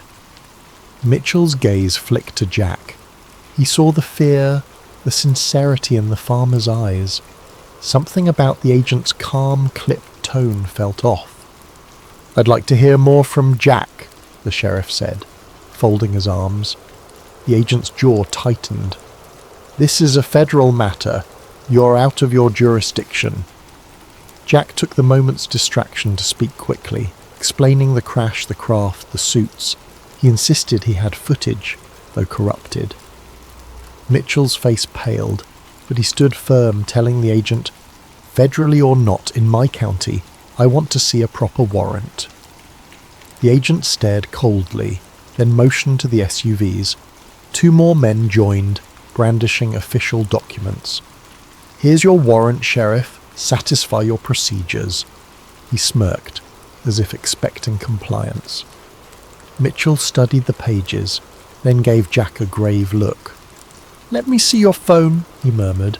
"I trust you, Jack, but I gotta see something." Jack hesitated, but he fished out the phone. Mitchell scrolled the corrupted file, gleaning only flickers of static and partial frames of a bright object. Even that snippet was enough to rattle him. He glared at the agent. "I want an explanation for this. Doesn't look like a meteor to me." The agent stepped forward, face stony. "Sheriff, you're obstructing an active federal operation. If you continue, we will have to place you under arrest as well." Mitchell stiffened, mind clearly torn. He faced Jack, voice hushed. "I can't protect you if you fight them here." Then more audibly he said, "I won't let you arrest my citizen without just cause. But if Jack chooses to leave, I won't stop him." Silence stretched. The agent's eyes narrowed behind tinted lenses. In that heartbeat, Jack understood the sheriff was giving him a window, a fleeting chance to flee. Not wanting to waste it, he gunned the truck's engine. The agent barked an order, but Mitchell positioned himself in the agent's path, forcing him to sidestep. Jack roared past the police cruiser, rubber squealing. The black SUVs swarmed, but Mitchell's deputies manoeuvred to block them, even if just for a few seconds. Those precious moments let Jack speed onto the open road. In his rearview mirror, he saw the convoy eventually break free, resuming pursuit. His chest pounded with gratitude toward the sheriff. Though uncertain how long that little defiance would protect him, he pressed on, scanning for any sign of Liv. She'd vanished on her motorcycle, presumably escaping the other cluster of agents. He prayed she'd regroup with him soon. The battered phone on his passenger seat was his lifeline, and also his greatest curse. If the FBI or whoever these suits truly were got their hands on it, the crash evidence might be erased forever. Jack gritted his teeth. "I won't let them bury it." Pressing the pedal harder, he raced into the horizon, unsure where he was going, only that stopping meant capture. The morning sun climbed higher, lighting fields that had once seemed peaceful. Now they were a battleground of secrets and unstoppable pursuers. Jack had become a fugitive, all because he had witnessed the impossible. Dust trailed behind Jack's pickup as he careened down a rural highway, adrenaline surging with every mile. The black SUVs were relentless, their distant headlights a grim reminder that he was hunted. His mind spun with possibilities. Find Liv, fix the footage, and broadcast it somehow. But how could they outrun a government that seemingly controlled everything? He tried calling Liv's number again, still no service. The phone's reception flickered in and out as if jammed. Approaching a fork in the road, he decided on a route that led toward deserted farmland, hoping the pursuers might lose track. Half an hour later, he spotted a single motorcycle parked off to the side near an abandoned diner. Jack pulled up, heart lifting at the sight. Sure enough, Liv Carter emerged from behind the crumbling building, scanning the horizon. She raised a hand in a signal. Jack hopped out, forcing a smile. "You okay?" Liv brushed dirt from her jacket. "Barely. They nearly boxed me in, but I took a side route through a field, dumped my phone's SIM card, hopefully it slowed their tracking." She eyed Jack's truck. "And you?" Jack exhaled. "Sheriff Mitchell gave me a chance to escape. Now I'm out here." Liv nodded, a flicker of regret crossing her face. "The government doesn't mess around. If they want to bury this, they will." She gestured to her laptop bag. "Let me see your phone again quickly. I made some progress at the depot but had to bail." They ducked behind the diner's weathered walls. Liv opened her laptop and typed commands with practiced speed. Jack hovered anxiously, trying to keep watch for approaching vehicles. Liv's expression grew focused. eyes flicking between lines of code. "I've recovered partial frames," she murmured. "If I can reconstruct them. There. This is definitely not a normal aircraft. Maybe a chunk of the footage is salvageable." Jack saw glimpses on her screen. A bright metallic curve, swirling smoke, and a distortion that might be an alien symbol etched in hull plating. Even half-broken images were enough to confirm it was no meteor. His pulse quickened. Proof. Liv frowned. "There's an embedded data pattern. Could be encryption or some weird frequency. If we had better equipment, I might decode it." Before Jack could respond, a roar of engines made them jump. 2 black SUVs roared into view on the diner's main road, dust clouds rising. Liv slammed her laptop shut. "We need to move. Like now." Jack sprinted to his truck, Liv to her motorcycle, but as they revved engines, another SUV blocked the diner's exit. Doors flew open, men in suits rushing out with firearms drawn. Jack's hands tightened on the wheel. They were pinned. Then unexpectedly, a brown pickup truck barreled in from the side, smashing into the blocking SUV. Metal crunched, sending the black vehicle spinning. Jack recognized the driver. Sheriff Wade Mitchell. The sheriff yelled, "Go! Get out of here!" Seizing the moment, Jack floored his truck. Liv roared off on her motorcycle. The sheriff's daring intervention had scattered the agents, giving them enough of a gap. They didn't waste it. Within seconds, they were back on the highway, engine screaming. Jack's phone buzzed with an incoming call. Somehow he had a signal. He put it on speaker. "Hello?" Mitchell's voice crackled. The line faint. "Jack, I can't hold them off for long. Look, I don't trust them. They've got federal muscle behind them, but you can't keep running forever." Jack's throat tightened. "Sheriff, I'm sorry I dragged you into this." The sheriff snorted. "You didn't drag me. Listen, I saw enough on that phone to know you're not crazy. If this is real, the public deserves to know. Keep that footage safe. I'll do what I can, but they might come after me next." Suddenly gunshots rang out over the phone, followed by a crash. Mitchell cursed. "There." The line cut abruptly. Jack's gut twisted with guilt and fear. The sheriff might pay dearly for helping him. Beside him, dust parted as Liv's motorcycle matched speed. She waved him down, indicating a turnoff. He followed her to a narrow road that cut through a wooded area.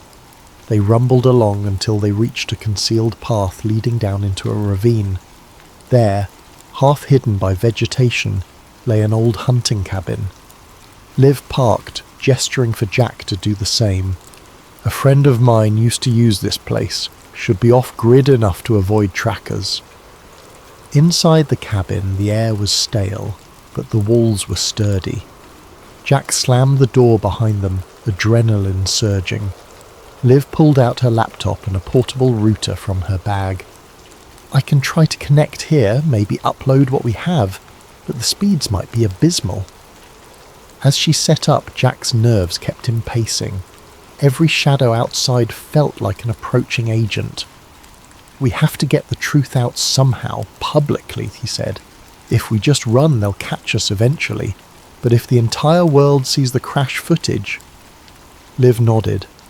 "That's the idea, but we need a robust channel or a known platform, and the moment they sense us uploading, they might jam it." She typed away, establishing a signal. The portable router's lights blinked green. Surprisingly, they had a minimal data connection. A hush fell as Liv attempted to upload the partially repaired video. The progress bar crawled painfully. Then the entire window froze. A wave of curses spilled from Liv's mouth. She hammered keys, only to find the connection forcibly dropped. "They're jamming it," she hissed. "They have insane coverage." Jack glowered. "We can't do this pieceways. Maybe we physically bring the data to a big news station." Liv considered that, scanning the glitching laptop. Possibly, but who can we trust? The men chasing us might have infiltration in major networks. They'll kill the story. Before Jack could reply, the door rattled. Both froze. Jack snatched up an old shotgun that hung on the cabin wall. Liv pulled a small sidearm from her bag, eyes wide. Another knock, louder. Jack crept to a window. He saw a single figure outside wearing the uniform of local law enforcement. "Sheriff Mitchell," he whispered, relief flooding him. He unlatched the door. Mitchell staggered in, face pale, uniform torn. "They're not just FBI, Jack. Something else is going on. They nearly ran me off the road. My deputies. Some are cooperating with them." Jack helped him to a chair. "You're hurt?" Mitchell shook his head. "Just bruised. Listen, you have to leave the state. They'll roadblock every main highway. Word is, they labelled you a domestic threat, claims about anti-government extremism. Ridiculous. But that means official forces are converging." Liv frowned. "We have evidence. Footage of an extraterrestrial craft. They're burying it." Mitchell let out a heavy breath. "I've spent my whole career in small-town policing. I never expected to see this." He pinned them with a determined look. "Jack, I won't chase you, but this is bigger than me. Get out of Nebraska. Find a safe place to blow the lid on this." Jack nodded, throat tight. "I'm sorry they came after you." The sheriff forced a grim smile. "Just promise me, if you succeed, you'll let the world know I tried to do right." Then he rose, stumbling. "I'll try to throw them off your trail as best I can. Now go. They'll track me here soon." With little time to talk, Jack and Liv quickly gathered their gear. Before stepping out, Jack clasped the sheriff's hand, gratitude etched in his face. "Thank you." Mitchell nodded, stepping away into the night, presumably to lead the hunters astray. Jack and Liv hopped into their vehicles, forging a plan. They'd head for the nearest big city, Omaha maybe, where they could attempt contacting national news outlets or even go public on the internet from a secure location. As they pulled out from the ravine, the distant rumble of engines sounded once more. But this time the pair had a head start. The farmland roads branched like a maze, and the rising moon cast faint light across their path. They might yet outrun the suits for a time.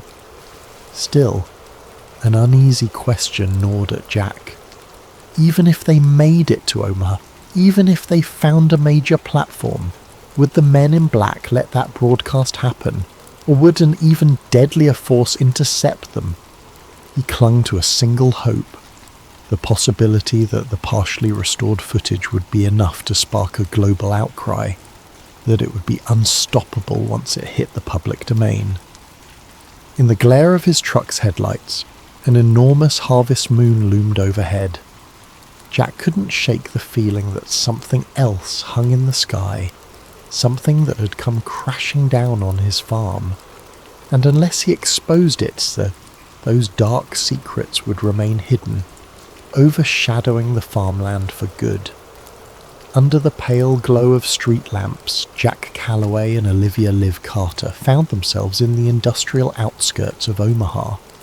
Factories and warehouses lined the roads, giant structures looming in the dark. They had evaded immediate pursuit thanks to Sheriff Mitchell's heroic diversion, but neither believed the chase was truly over. They parked behind a deserted loading dock. The stale odour of oil and rust drifted in the night air. Liv led Jack to a side entrance of an old distribution centre. She claimed to know a hidden corner inside where they could set up for a final attempt to broadcast the footage. Inside, the place was cavernous, echoing with each footstep. Corridors branched off, some leading to dusty offices. Eventually they found a small utility room near the back.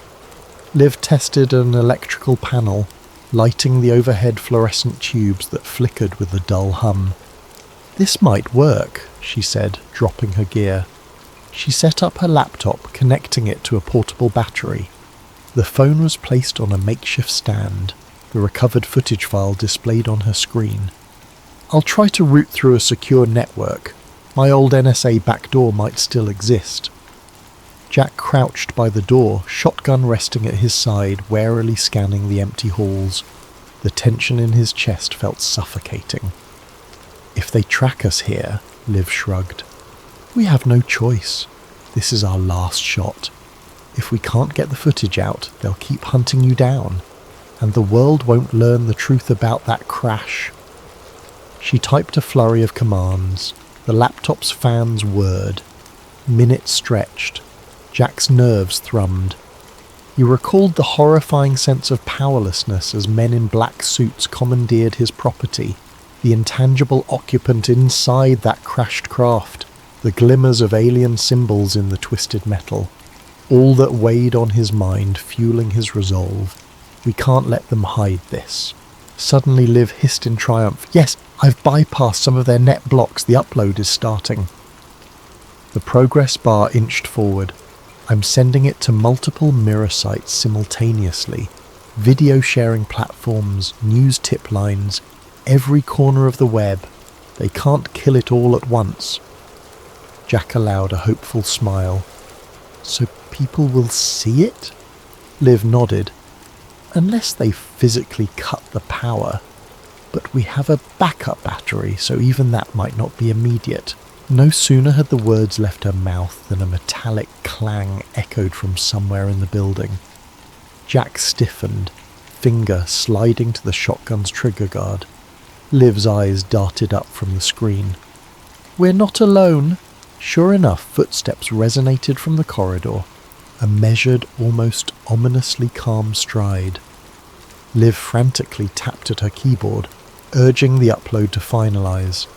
4 minutes left, she muttered. The footsteps stopped outside the door, then a single knock. Thud, thud, thud. Rourke's heart nearly stopped. He raised the shotgun, voice shaking. "Stay back!" The door handle jiggled. Then, as if from nowhere, the knob turned and the door swung open. Standing there was Agent Daniel Briggs, the same figure who had led the raid on Jack's farm. Behind him hovered 2 more men in black suits, their faces eerily blank. Briggs's gaze swept the room, landing on the laptop. "Mr. Calloway, Ms. Carter," he said smoothly, ignoring the shotgun aimed at his chest. "This ends now. Step away from that computer." Jack gritted his teeth. "We're uploading the truth. Everyone will see what crashed on my farm. You can't silence this." Briggs sighed, his tone almost regretful. "You're misguided. The world isn't ready for what you've stumbled upon. Think of the panic, the chaos. We're protecting society." He nodded at the men behind him. They advanced, but Jack pumped the shotgun, halting them momentarily. Liv glanced at the screen. 2 minutes left, she whispered to Jack. Briggs's eyes narrowed. "Can't allow that file to spread. Stand down or we will be forced to..." A sudden boom reverberated through the facility, making everyone jerk in surprise. Something heavy crashed in a far corridor. The men in suits turned, momentarily distracted. Liv seized the opportunity, leaping forward to slam the door shut. She bolted it from inside, pressing her weight against it.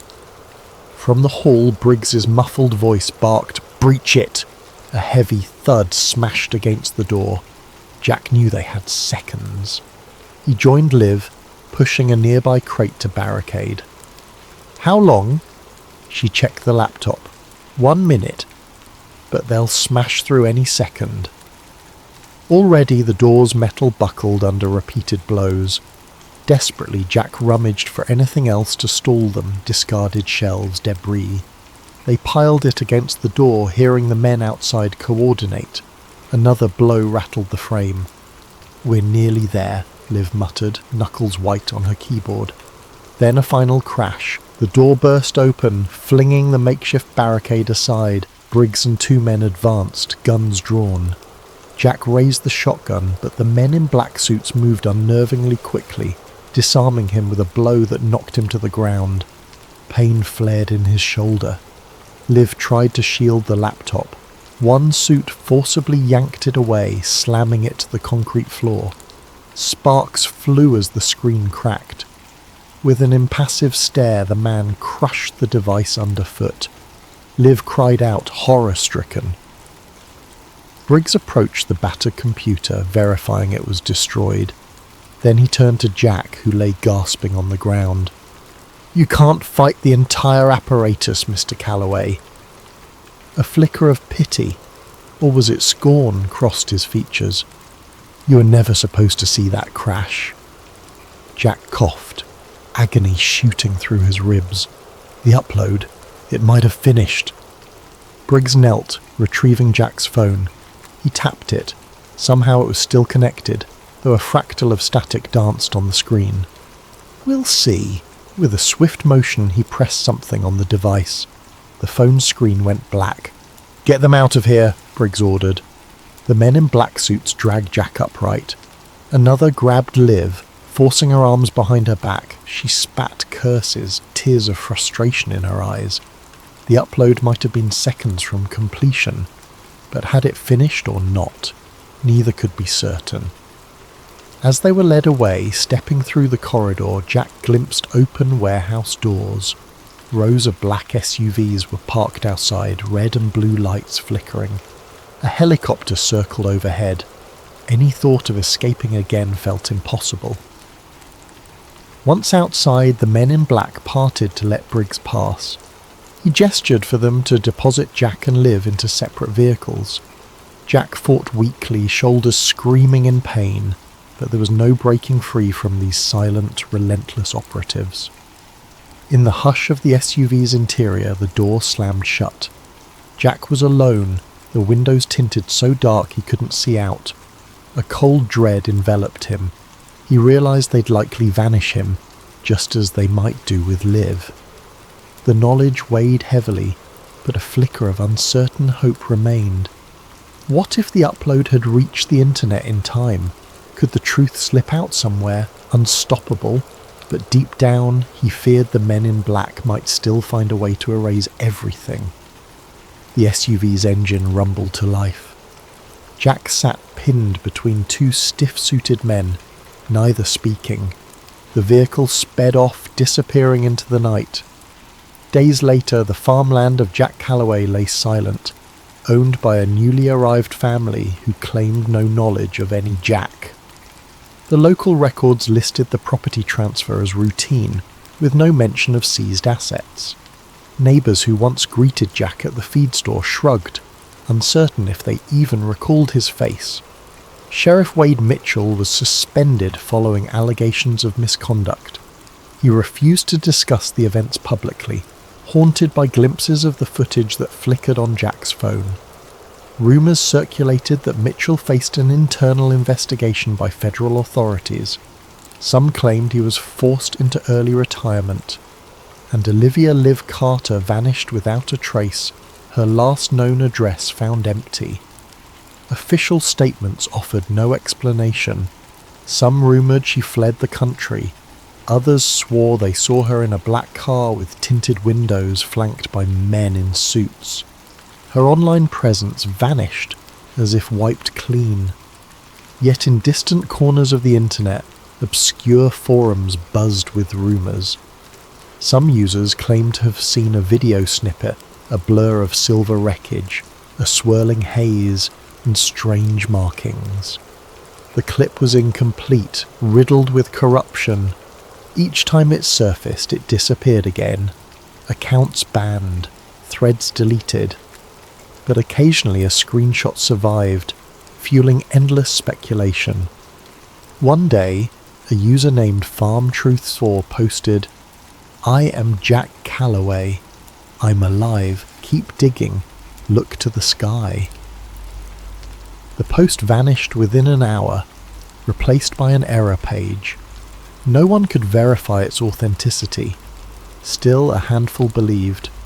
They whispered among themselves that somewhere, the truth about that fallen craft was out there, possibly slumbering on a server in some forgotten corner of the web, waiting to be rediscovered. And so the question lingered. Did the final transmission slip through the net of secrecy? Or did the watchers quietly crush every trace? For those who glimpsed the evidence, the answer was obvious. The sky had indeed fallen that night in Nebraska. But for the rest of the world, life carried on in blissful ignorance, never suspecting that on one quiet farm, the biggest secret in history had touched down and then been swept away.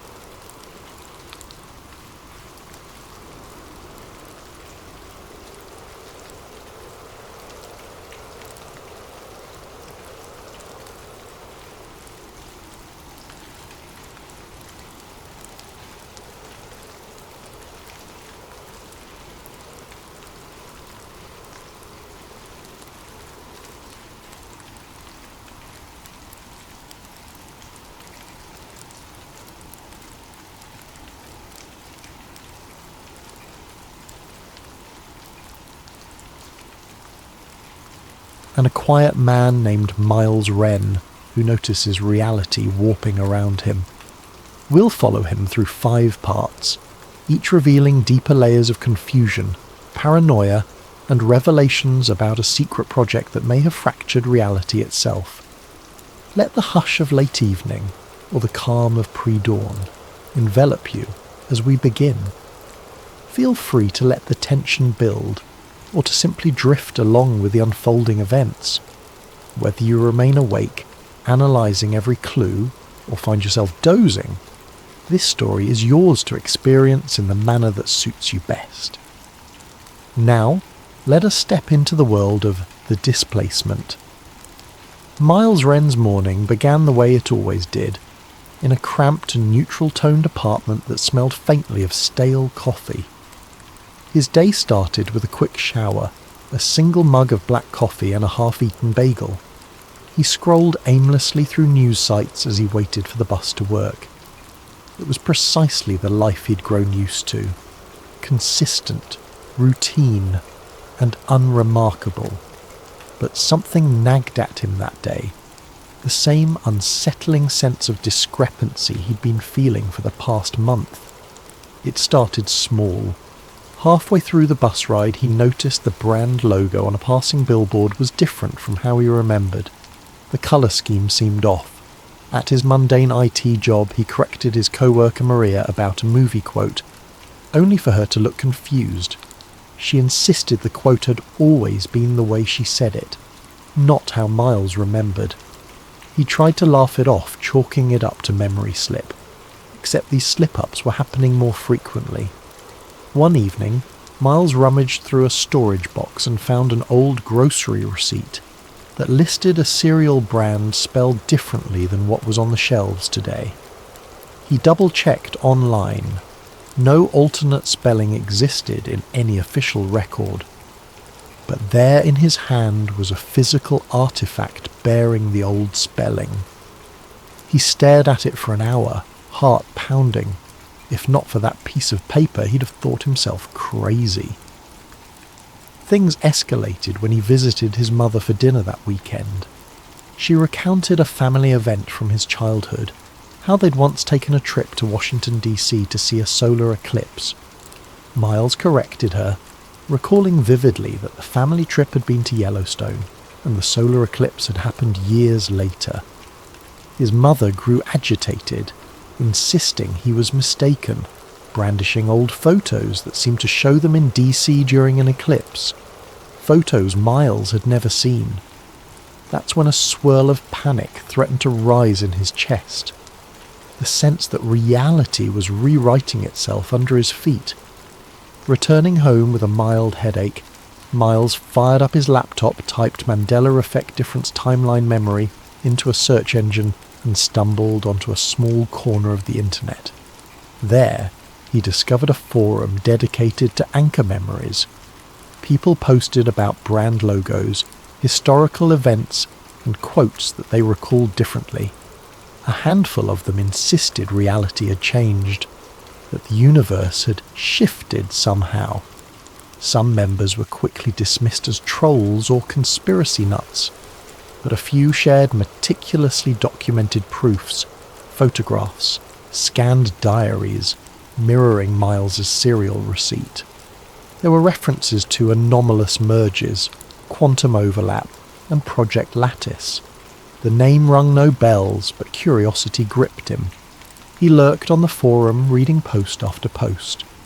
One user in particular, Heart Awake, wrote, "If you're noticing these changes, you might be an anchor. The rest of the population, for reasons we can't fully explain, can be overwritten by the new timeline, but some of us keep our old memories intact."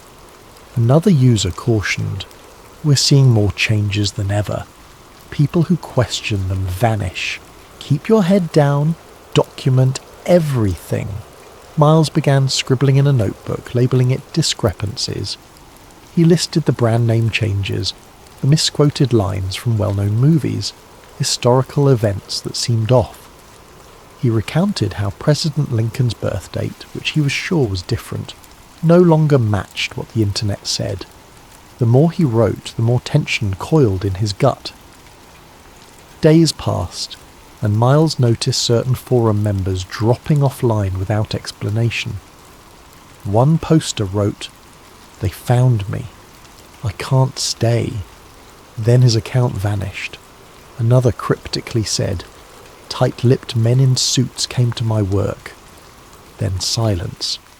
The forum started to feel less like a collective of misfits and more like an underground cell hiding from something menacing. A conspiracy at large? Miles found fleeting relief in a private chat with Heart Awake, who seemed knowledgeable. They claimed to have insider knowledge of a top-secret government project that delved into quantum timelines. Think of it as timeline observation. They messed up, causing microshifts. The public writes them off as false memories, commonly called the Mandela effect. But it's real. The rips are expanding. Simultaneously, Miles's migraines grew worse. He'd wake up in the middle of the night with a start, recalling vivid dreams of places he'd never been to, with street layouts so detailed it felt as if he'd lived there. Sometimes, on his way to the office, he'd pass a building he could have sworn was painted blue the day before. Now it was red. Co-workers teased him about being scatterbrained, but the pit in his stomach deepened. He recognised that his discrepancies list was no longer a handful of minor changes. It was ballooning weekly. Then, the culminating moment. Rummaging through an old folder for tax documents, he found a pamphlet titled Project Lattice, Preliminary Observations. The letterhead bore the seal of a US government agency he'd never heard of. The pamphlet described observational windows into parallel states, discussing anchor points and collective memory. The text was incomplete, as if pages were missing. No mention of how it ended up in his personal files, but the presence of the name Project Lattice made his blood run cold. He posted a blurred snippet of the pamphlet on the forum, seeking guidance.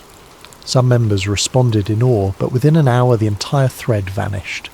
So did multiple sub-forums. Then Heart Awake messaged him privately with a single line. "They're on to you. Watch your surroundings." A wave of paranoia enveloped him. Checking out his apartment window, he thought he saw a dark sedan parked across the street. Had it been there earlier? The occupant's silhouette seemed to glance his way. Or was that his imagination? Suddenly, he questioned everything. Was he just spiralling into mania? Nerves aflame, he decided the only rational move was to keep searching, keep documenting. Something was happening, and ignorance would not protect him. He told himself that if no one else would notice or care, he had to do it alone. The puzzle pieces were on the table. The near-constant timeline discrepancies, the ephemeral forum that kept losing members, the suspicious pamphlet referencing Project Lattice. He felt like a man stumbling onto a tapestry of illusions.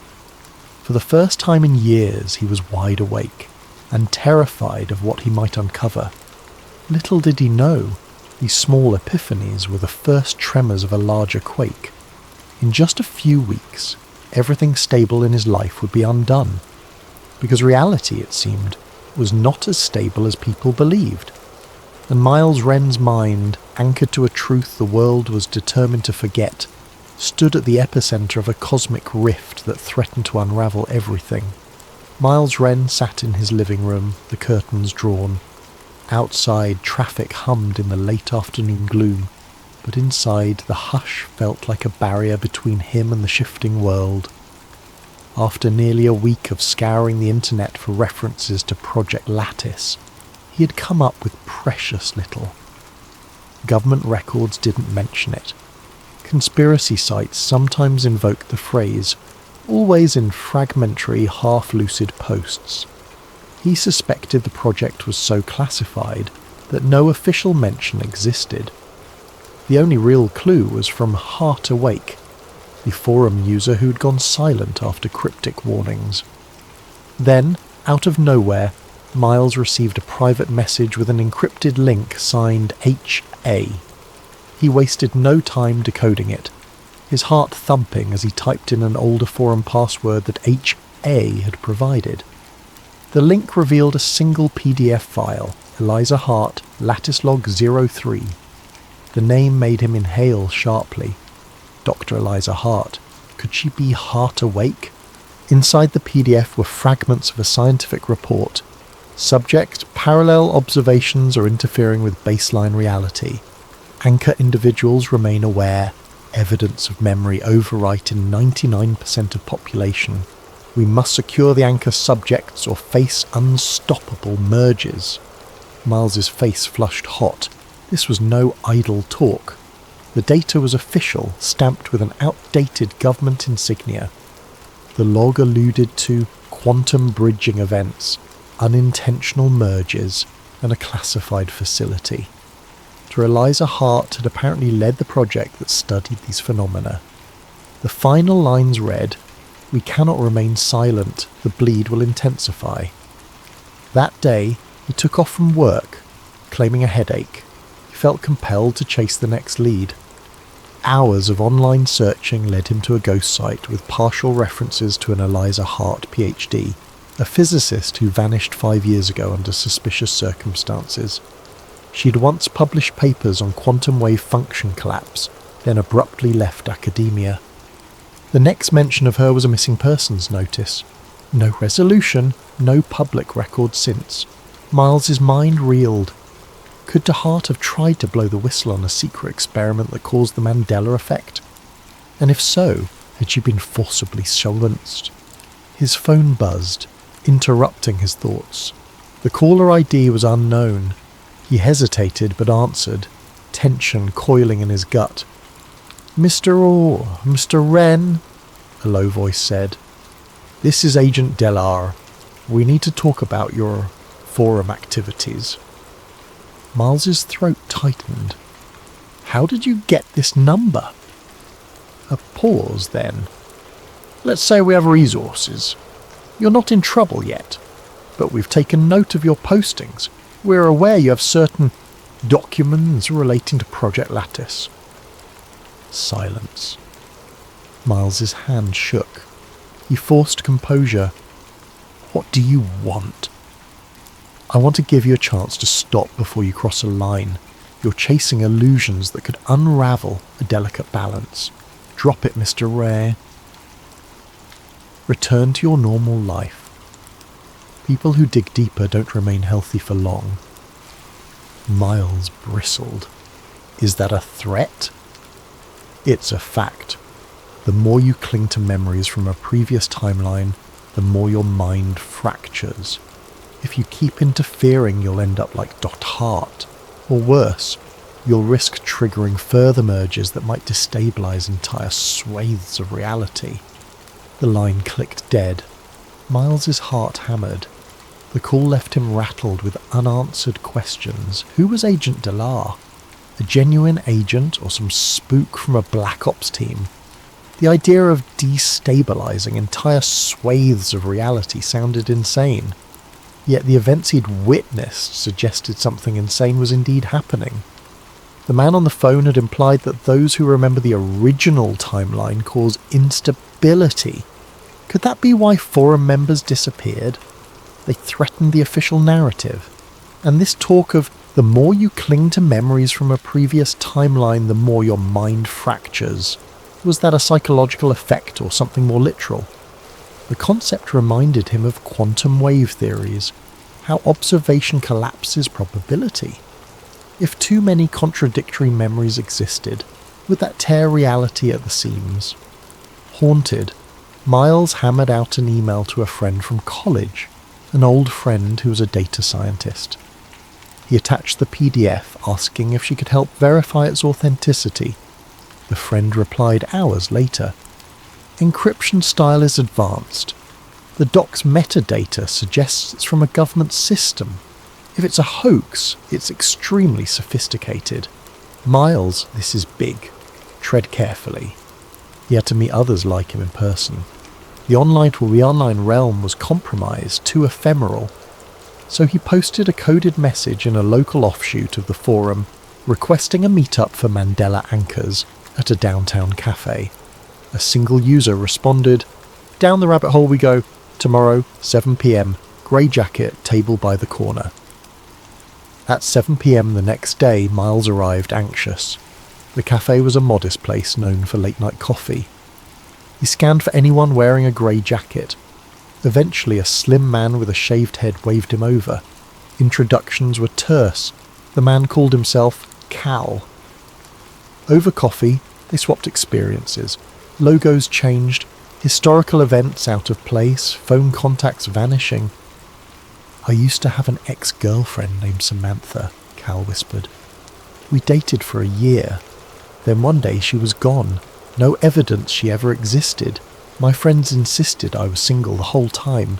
That's when I knew something was deeply wrong." Miles recounted his fiasco with the cereal brand, the family vacation recollection, the forum vanishings, Dr. Hart's log. Cal's eyes widened at the mention of Project Lattice. "I've heard rumours of a facility that monitored parallel timelines, like a radio scanning multiple frequencies. If we keep glitching between them, maybe that's the cause." They parted ways warily, agreeing to share info discreetly. Yet as Miles left, he glimpsed a black sedan parked across the street. The driver wore sunglasses even in the dim evening light. A chill crawled up Miles's spine. The next day he texted Cal, but the message bounced. The phone number no longer existed. Shaken, Miles realised how quickly these Mandela anchors could vanish. He was being watched, and so was Cal, presumably. This was more than a casual conspiracy. Something official and dangerous was stamping out anomalies, ensuring no one pieced together the truth. Possibly the fear was that if enough anchor minds recognised the illusions, the entire tapestry might unravel. By that weekend, Miles's memory flickers intensified. He woke up in an apartment that looked the same but had a different colour sofa. Mid-morning, it was back to normal. He found a small scar on his forearm he'd never noticed before. Searching old photos, the scar was present in some, absent in others. Reality was rewriting itself, editing details with casual disregard for sanity. He also began to have vivid nightmares about Dr. Hart. In these dreams, she was in a sterile lab, scribbling frantic equations on glass walls, turning to him with despair in her eyes. "We messed up," she always said. "You have to fix it, or you'll be wiped away." Waking from these nightmares left him soaked in sweat, unsure if they were just imagination or glimpses into another timeline. Agent Delar's ominous phone call echoed in his thoughts. The man had spoken as if the shift was unstoppable, but was that truly the case? Dr. Hart's log suggested a meltdown scenario if left unchecked. Could Miles somehow mend the damage? Every step forward put him in deeper danger, yet turning back felt impossible. So he pressed on, scouring every corner of the internet, scanning library archives for references to Lattice. He discovered scraps of conversations, a now defunct corporate R&D group that once specialised in quantum computing for the government. A mention of temporal data anomalies. The puzzle was maddeningly incomplete, and so alone in his living room with laptop in hand, he braced for the next phase. The stage was set for a deeper confrontation. If the reality around him was a precarious tapestry, he had begun pulling at the threads, determined to see what lurked behind the fabric, even if it meant unravelling himself, and the world along with him. Another restless night found Miles hunched over a desk lamp at 3 a.m, skimming old microfilm copies of the local newspaper's archives. His limbs felt jittery from too much coffee and too little sleep. He'd discovered a library that still kept microfilm records dating decades back, hoping to find some sign of Dr. Eliza Hart's involvement with the city's tech or research labs. An unassuming article from 5 years ago caught his eye.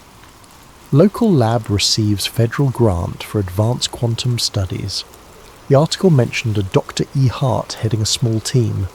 The lab, located near the city's industrial outskirts, apparently disbanded soon after. No reason was given. That detail might have slipped under normal circumstances, but now it seemed like a signpost. The address was listed. 1822 Redwood Drive. Miles closed the microfilm viewer, heart thumping. Redwood Drive. That could be the location where Project Lattice took place. The one place he might find tangible proof. If Dr. Hart had vanished, perhaps her notes, her equipment, or something else remained. He set out early the next day in a beat-up sedan he borrowed from a friend, not wanting to use his own car in case Agent Della was watching. Redwood Drive led to a run-down industrial zone of rusted fencing and empty warehouses. Building number 1822 was a squat, windowless structure with a chain-link gate. A weathered sign read, "Restricted Area, Federal Property." Weeds sprouted through cracks in the pavement, suggesting the place had been abandoned for years. Adrenaline kept him focused. He snuck around the side, found a rusted door, and discovered it was locked with a heavy padlock. Lacking better tools, he rummaged for a crowbar in his trunk, silently apologizing to the cosmos for trespassing. After some effort and plenty of anxious glances over his shoulder, the lock snapped open. Inside, dust motes floated in stale air. It was a husk of a lab, empty benches and scattered equipment crates forming a ghostly tableau. Flicking on a flashlight, Miles wove through corridors. A few locked rooms were too secure to enter, but one door hung ajar. Carefully he stepped inside, a modest office with knocked-over filing cabinets. Tattered documents lay strewn about. Folders labelled Lattice Observational Logs, Timeline Variation, and Anchor Tests. The jackpot. He gathered as many papers as he could. Most were partial or heavily redacted, yet certain lines made his skin prickle. Anchor volunteers exhibit resistance to timeline overwrites. This leads to confusion, potential psychological breakdown. Cross-observation windows must be minimized to prevent merges. Dr. Hart warns of an unstoppable chain reaction if left uncontained. It was proof that the government had indeed funded a project to observe or manipulate parallel timelines, possibly under the impetus that these volunteers could maintain memory across timeline shifts. That explained the forum references about anchor individuals, people like Miles. A battered lab notebook in the corner caught his eye. Its cover read E.H., presumably Eliza Hart. Inside, scribbled notes documented observed anomalies, referencing a rising frequency of shifts. One excerpt read, "They keep pressuring me to push for deeper observation windows. We're seeing brand changes, historical discrepancies, small details morphing daily. Is it us or the timeline? The quantum bridging is fragile. Our presence might be causing the merges." Miles's throat tightened. He flipped to the final page. "I'm losing time. My fiancé says we never met, though we have pictures. The data suggests we've triggered a global effect. I must hide these logs before they bury me. If you find this, you're an anchor. Remember the original. They'll try to rewrite you." He clutched the notebook with shaking hands. This was bigger than anything he'd imagined. Project Lattice had cracked a door into parallel realities, letting them bleed together.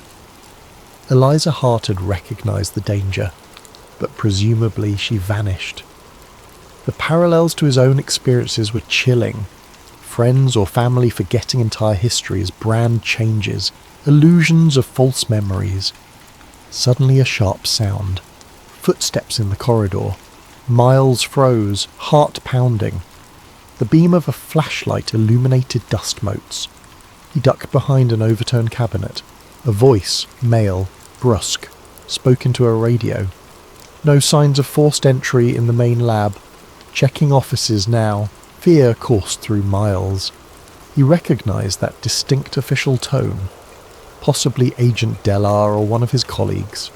Silently, Miles slid the lab notebook into his satchel. Step by careful step, he edged away. The footsteps drew closer. He heard the squeak of a boot on debris. Another beam of light moved across the floor. Tense seconds stretched like hours. A stroke of luck. The unseen agent stepped into a different hallway, momentarily letting Miles slip out into the corridor behind him. He retraced his path, ignoring the hammering of his heart. Within minutes, he found the side door, hurried outside and sprinted to his borrowed sedan. He peeled away from Redwood Drive, adrenaline coursing. In his rearview mirror, he spotted no immediate pursuit, though that offered little comfort. Back in the safety of his apartment, he locked every door and jammed a chair under the handle, paranoid but justified. Taking a deep breath, he spread the rescued documents on his living room floor. The significance of each page weighed on him like a crushing burden. The government, or some clandestine group, had messed with the fabric of reality. The Mandela effect was not a glitch in memory alone. It was an actual shift triggered by these quantum observation windows. People like Miles retained the old memories because they had some mental anomaly that anchored them to the original timeline. Project Lattice used these anchors for research, and apparently the cost had been catastrophic. He scanned the pages, searching for any mention of Agent Della. Indeed, a memo indicated a Della was assigned to contain anchor anomalies. Another note read, "Subject anchor recall threatened success. Use memory reset protocols if subject refuses compliance." The hair on Miles's neck stood up. Memory reset. That must be the ultimate threat, erasing anchors so they no longer disrupted the new timeline. He recalled Della's phone call, the mention of further mergers. This was the machinery behind it. One portion referred to contingency labs across multiple states, each monitoring minor mergers. A mention of Hart's last message directed to a secure server with an IP address partially scratched out. Possibly, if he could decipher it, he might find more records, or even Hart herself. That is, if she was alive. But how to do so without being tracked? He realised with a jolt that Dr. Hart might still be out there, hiding. The text. "If you find this, you're an anchor. Remember the original," echoed in his mind. He felt an odd solidarity with her, a woman who tried to safeguard the world from unstoppable quantum fracturing. Sitting amid the scattered documents, exhaustion weighed on him. The timeline flickers were intensifying. He needed help. The question was, from whom? He trusted no one. The next steps would be riskier. Decoding Hart's final instructions, outrunning Della's watchers, and maybe finding a way to reverse or at least contain this runaway phenomenon. But was it reversible? The notion that thousands, maybe millions of small changes had already taken root in people's lives was staggering. Even if the large mergers had yet to come, the smaller ones threatened fundamental truths. He shuddered at the thought. Entire countries might morph. People might vanish, replaced by alternate versions. If the original timeline was lost, how long until everything collapsed? He pressed a palm against his eyes, staving off a migraine. A wave of mental exhaustion threatened to swallow him. The final line in one of Hart's notes repeated in his head like a mantra. We must not remain silent. Indeed, if he succumbed to fear or let them silence him, the consequences could be unthinkable. He just hoped he could hold on to his own mind before the shifting timeline wrote him out of existence. Because for an anchor like Miles, the cost of remembering everything might come at a price, losing his sanity, or incurring the wrath of the shadowy forces determined to keep the world oblivious to the displacement. The day began with another jarring shift. Miles woke on his worn-out couch, blinking blearily at the living room. The furniture layout was reversed. The couch sat against the opposite wall.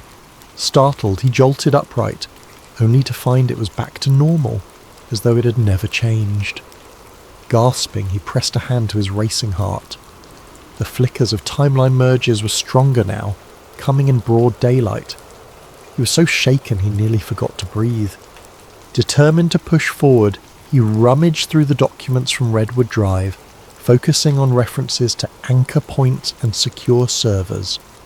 A few cryptic clues suggested that Dr. Hart's last known location was an underground facility near a satellite station outside the city.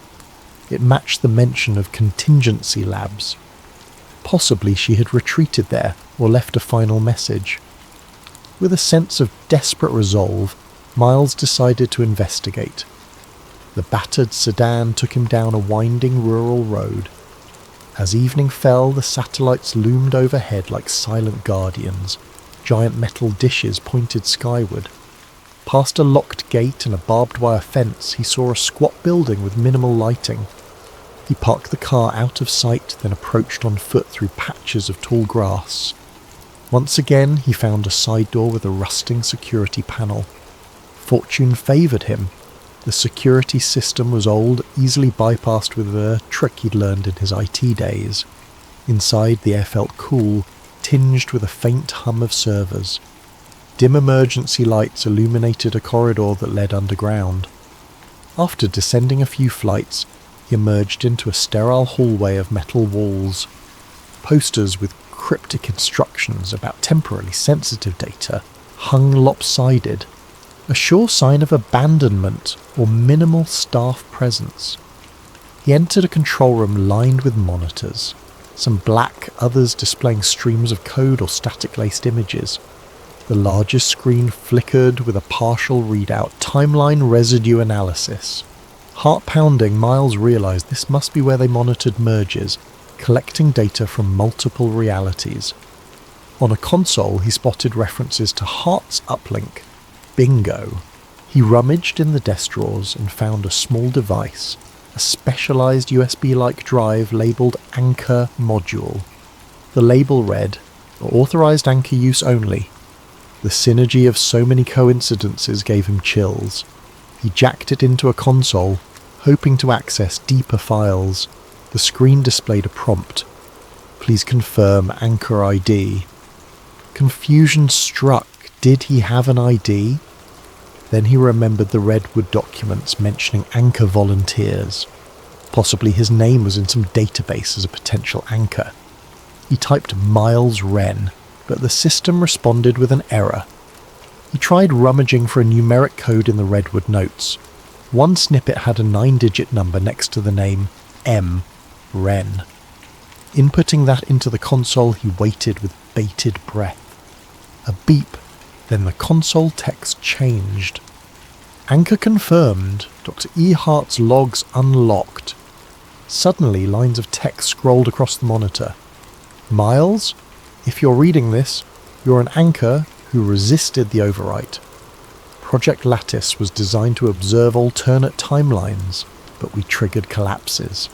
Merges accelerate each time we open a new observation window. I suspect the final meltdown is imminent. The only chance we have is to localize the anchor field and forcibly unify all drifting timelines, preventing further fracturing. I tried building a stabilizer, but I was cut off. I can't do this alone. If you're hearing me, please, help. Miles's eyes brimmed with emotion. She'd left this message specifically for an anchor. For him. The text continued. We discovered that only anchors can finalize a stable timeline. Non-anchors adapt to each shift, forgetting the past. If enough anchors unify an agreement on a single version of events, that version might collapse the wave function, but the government sees that as a threat. They'd rather let the mergers continue invisibly than face the truth, or they want to harness the mergers for power. He paused reading, heart pounding. So a large-scale meltdown threatened to rewrite reality entirely.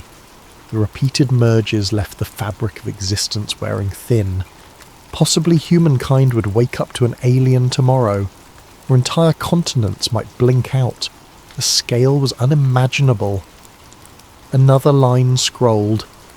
If Agent Delar or others approach you, they'll offer to wipe your memory. They believe that removing anchor memories eases the mergers. Don't let them. We must keep the original in mind or we all vanish. I'm nearby, but my consciousness is fragmented. This facility's deeper level houses a quantum link to the lattice. That's where you must go. I'll be waiting. Anxious determination flared in Miles. Dr. Hart was not just a ghost. She might still be physically or mentally present, albeit in a compromised state. He had to find her, The meltdown was happening. Even the small flickers in his daily life were signs of a larger cosmic shift. He took the anchor module from the console, following a map displayed on the screen that led to a lower level. Treading carefully, he made his way down an echoing corridor. A low hum filled the air, intensifying with each step. At the end, he found a locked steel door with caution signs. Inside was a lab filled with a labyrinth of equipment reminiscent of Redwood, but more advanced.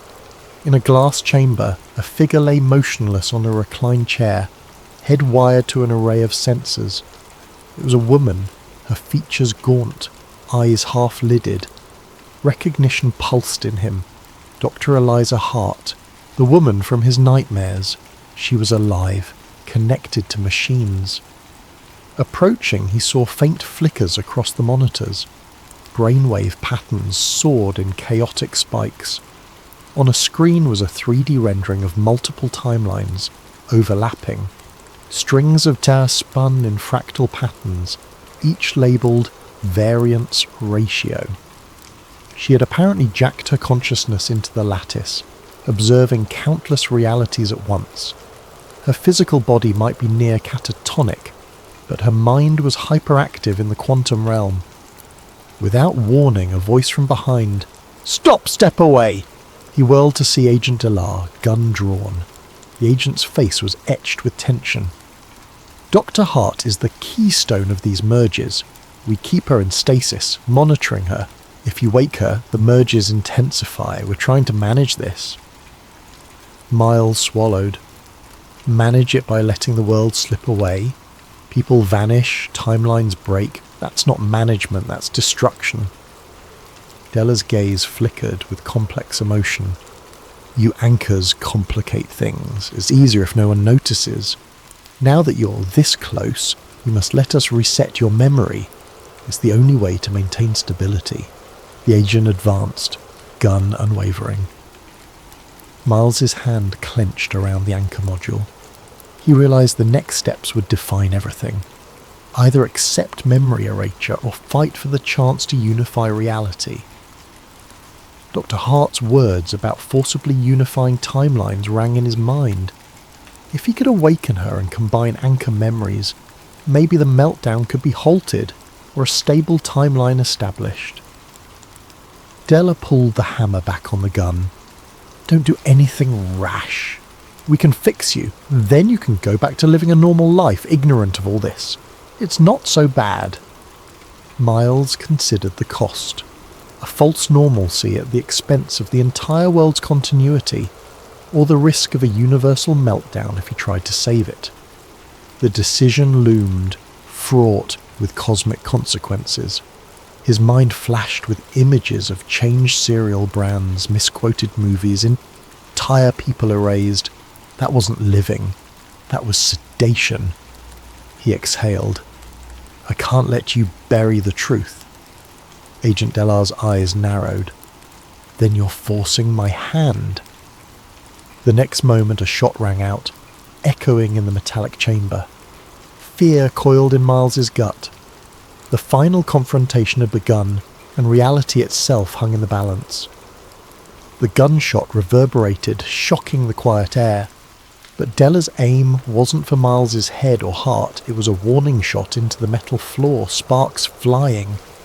The agent's voice wavered with tension. I won't kill you unless I must. Stand down. You can't comprehend the bigger picture. Miles's pulse pounded. Over Della's shoulder, Dr. Hart remained in her glass cocoon, oblivious or locked in some mental battlefield. Her monitors spiked with each passing second. The data suggested her mind was bridging multiple timelines simultaneously, like an engine revving past redline. If she crashed, the mergers might intensify beyond control, or if she was awakened incorrectly, the meltdown might become unstoppable. Yet if they did nothing, the slow unravelling would continue. He took a shaky breath. Look around, Della. The meltdown is happening. Timelines are colliding daily. I see them. People vanish. Reality changes.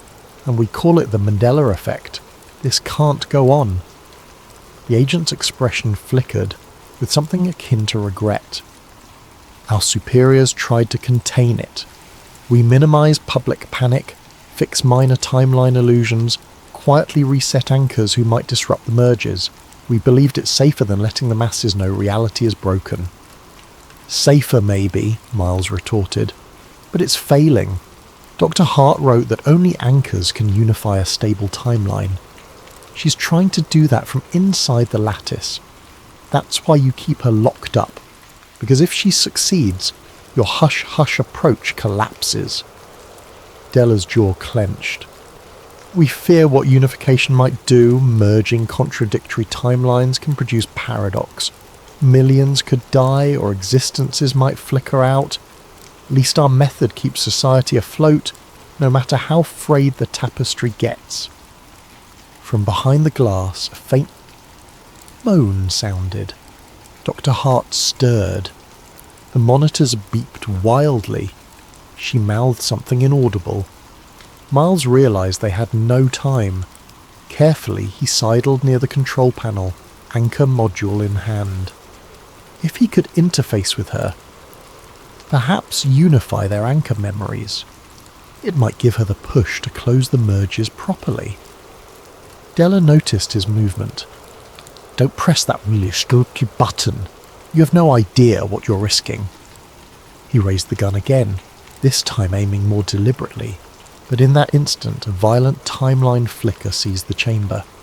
The entire facility seemed to warp, the walls around them morphing in a swirl of metal and shadow. For a heartbeat, Miles glimpsed an alternate version of the lab. Different equipment, a different layout, Agent Delar wearing a different uniform. Then it snapped back. Both men staggered. The console lights flickered. Dr. Hart's monitors beeped frantically. Miles used the confusion to slam the anchor module into the console's port. A surge of static electricity jarred him. The entire system glowed with a weird luminescence. Delar cursed, stumbling forward. Another flicker. For a moment, the glass chamber was gone, replaced by a large steel contraption with Dr. Hart nowhere in sight. Then it flickered back. The meltdown was accelerating. Reeling from the shock, Miles found himself face to face with the console's user interface, which displayed two massive buttons: Stabilize Protocol and Reset Anchor. The latter must be how they wipe memories. The former might unify the timeline. A high-pitched whine vibrated through the floor, as if the lab were about to tear itself apart. Agent Delar lunged, shouting, "No! You'll destroy everything!" But Miles pressed, "Stabilize Protocol." The screen demanded, "Anchor confirmation." He typed in the code from Redwood, the one accepted earlier. The console beeped acceptance. Outside the glass, De Hart's eyes snapped open, wide with pain or alarm. Her lips moved, forming an urgent, inaudible plea.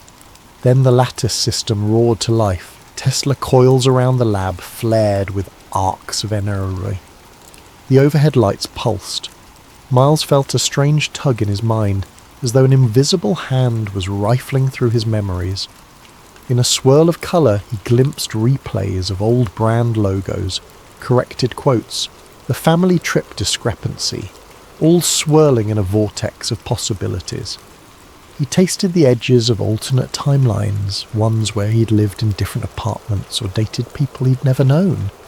It hammered his psyche, threatening to fracture it entirely. In the swirl of sensory overload, he sensed a Hart's presence, a guiding presence, faint yet determined. Her consciousness or essence beckoned, weaving a mental tapestry. She needed his anchor recollections, the definitive original. If enough anchor minds formed a consensus, that version of reality would overshadow the merges. Amid the maelstrom, he heard Della's voice muffled, "Stop it, you fool!" The agent fired his gun at the console. Sparks erupted. Half the lights exploded. A wave of electromagnetic force knocked them both to the ground. The glass chamber cracked, releasing Dr. Hart's limp form onto the cold floor. She convulsed, still half in the lattice. Summoning the last of his will, Miles crawled to her, ignoring Della's frantic shouts. He pressed a trembling hand to her temple, feeling the psychic hum.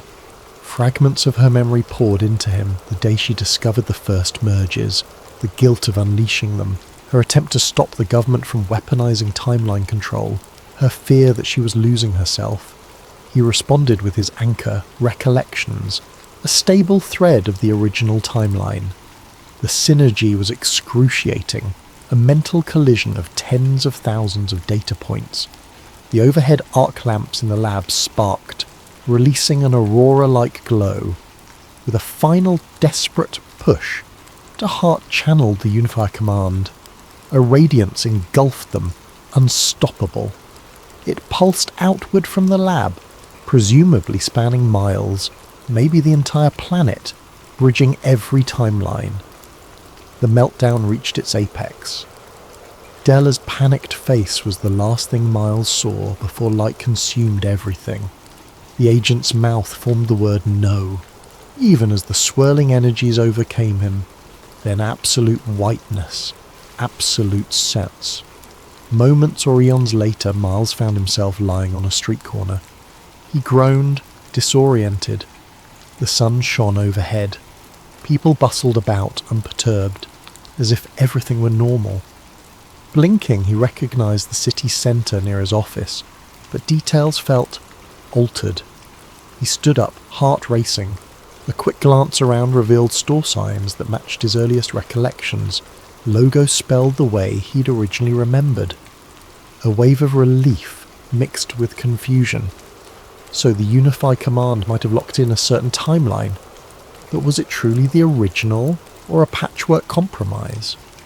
As he stumbled through the city, he spotted a billboard for a cereal brand spelled the way he'd first known it. The sense of victory soared in his chest. Perhaps it worked. Then again, were there still subtle differences he wasn't seeing? He rushed to a newsstand. The date on the newspaper matched the day he expected. Skimming the headlines, nothing seemed bizarre. No mention of timeline merges or meltdown. He breathed in shaky relief, so the meltdown had presumably stabilized. He was still an anchor, remembering the chaos that had led here. But no one else showed any sign of noticing. No mania in the streets, no men in black chasing him. He tried calling Dr. Hart's name under his breath, but only the city's bustle responded. Did she survive that final unification? Or had she merged into this timeline, sacrificing her own existence to anchor everyone else? A swirl of sorrow and gratitude welled inside him. She might have been the guiding mind behind the stabilization. That evening, Miles returned to his apartment, finding it precisely as he'd always known from his earliest recollection. Yet the boxes of half-remembered artifacts were gone. The receipt with the old serial spelling was absent. Even the redwood documents vanished. All physical evidence of the fiasco had dissolved in the unification wave. Days slipped by. The forum for anchor memories no longer existed. Searching Project Lattice yielded nothing. No references to Dr. Eliza Hart in missing persons archives. It was as if reality had sealed the cracks, forging a consistent tapestry. But deep in his mind, Miles remembered the merges, the Redwood Lab, the meltdown. No one else did. He was alone in that knowledge, or so he believed. The final clue arrived in the mail a week later. A small padded envelope with no return address. Inside was a toy figurine from that cereal brand, one that in the original timeline had never existed as a freebie. The toy was a miniature version of Miles himself, in the clothes he'd worn that day in the lab, complete with a tiny laptop bag. Painted on the underside was the cryptic text, "We made it, EH." Tears pricked his eyes. Dr. Hart had found a way to send a final sign. She'd survived in some capacity, or left this message from within the newly stabilized reality. He set the figurine on his desk, letting it stand as a quiet sentinel. A testament that he wasn't mad, that the meltdown really happened. Still, questions lingered. Did Agent Delar also remain in this unified timeline, possibly with no memory of the mergers? Could the mergers reignite under new circumstances? And was the stable timeline truly stable, or a temporary respite? He supposed only time would reveal the answers. For now, Miles continued his unremarkable daily life, feeling the faint hum of a cosmic secret beneath it all. He'd become the man who remembered too much, but that memory no longer threatened to unravel the world. If anything, it was the glue that kept it from fracturing anew. Occasionally he'd catch a subtle difference, a fleeting sign that the world was not absolutely locked. But these glimpses were small and ephemeral. Perhaps the meltdown had ended, but the potential for future displacements remained. And so each evening he'd gaze at that small figurine of himself, reminded that the anchor's burden was a lonely one, but crucial. Because the greatest conspiracy was to ensure no one realised reality itself had nearly shattered. And he, Miles Wren, was the quiet guardian of that truth, even as the world slept peacefully in the newly minted timeline.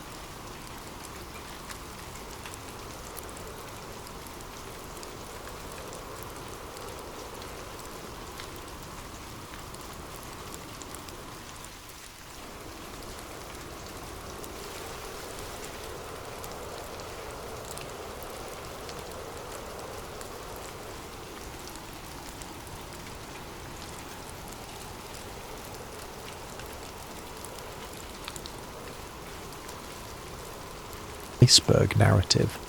Tension rises as strange warnings appear, suspicious accidents claim the lives of those close to him, and the unstoppable juggernaut of a conspiracy that crosses generations threatens to silence him forever. In the 5 parts that follow, we'll dive into Dr. Reeves' step-by-step investigation, from the first glimpses of abnormal structural damage on the Titanic's hull to the frantic final hours, where he attempts to broadcast the truth before shadowy agents can destroy both him and the evidence. If you're ready to uncover a hidden piece of maritime history, at least in this fictional reimagining, read on and let the swirl of ocean currents and midnight conspiracies guide you deeper into the hush of night. Please, make yourself comfortable. Allow your mind to wander into the possibilities that maybe, just maybe, everything we've been told about that fateful April night is not the whole story. And remember, in times of darkness, knowledge can be as blinding as a flare, or as comforting as a dim lantern. May you find the perfect balance tonight as we embark on this mysterious tale. The frigid waters of the North Atlantic loomed above Dr. Nolan Reeve like an endless dark plain, and beneath them, almost 2.5 miles down, lay the shattered remains of what was once the grandest ship afloat, RMS Titanic. The year was present day, and Reeve found himself aboard the research vessel Aegis, leading a deep-sea expedition to study microbial decay on century-old wrecks. It was all in the name of science, or so he believed. The Aegis was no luxurious craft, but it boasted a sturdy submersible named Deep Seeker that could navigate the tremendous pressure at such depths. Reeves' focus was to gather data on the rusticles, those icicle-like formations of iron-oxidizing bacteria slowly consuming the Titanic's hull. Alongside him was a small crew of marine scientists, including Isla Grant, a skilled submersible pilot and camera operator with a knack for zeroing in on small details. The funding for this expedition came from a wealthy institute run by Andrew Calder, a rather enigmatic financier who seldom gave interviews but had a keen interest in the maritime heritage. As the Aegis hovered in the general area, Reeve and Grant prepared for their first descent. Their mission's outward goals were straightforward: collect microbe samples from various compartments, photograph structural integrity, and produce a documentary charting the wreck's gradual dissolution. But Reeve felt an odd stirring in the back of his mind. Something about Calder's deep pockets and the near-obsessive interest he showed in the Titanic unsettled him. Calder insisted on daily updates, demanded high-resolution close-ups of specific hull sections, as though searching for something more than just rust. On a crisp morning, the submersible deck rumbled with mechanical clanks as Deep Seeker was lowered into the ocean. Reeve and Grant strapped into the tiny sphere that formed the sub's cockpit, oxygen humming through portable lines. Once submerged, the watery gloom swallowed them. Dials glowed green, and the hull's thick glass offered a restricted but haunting view.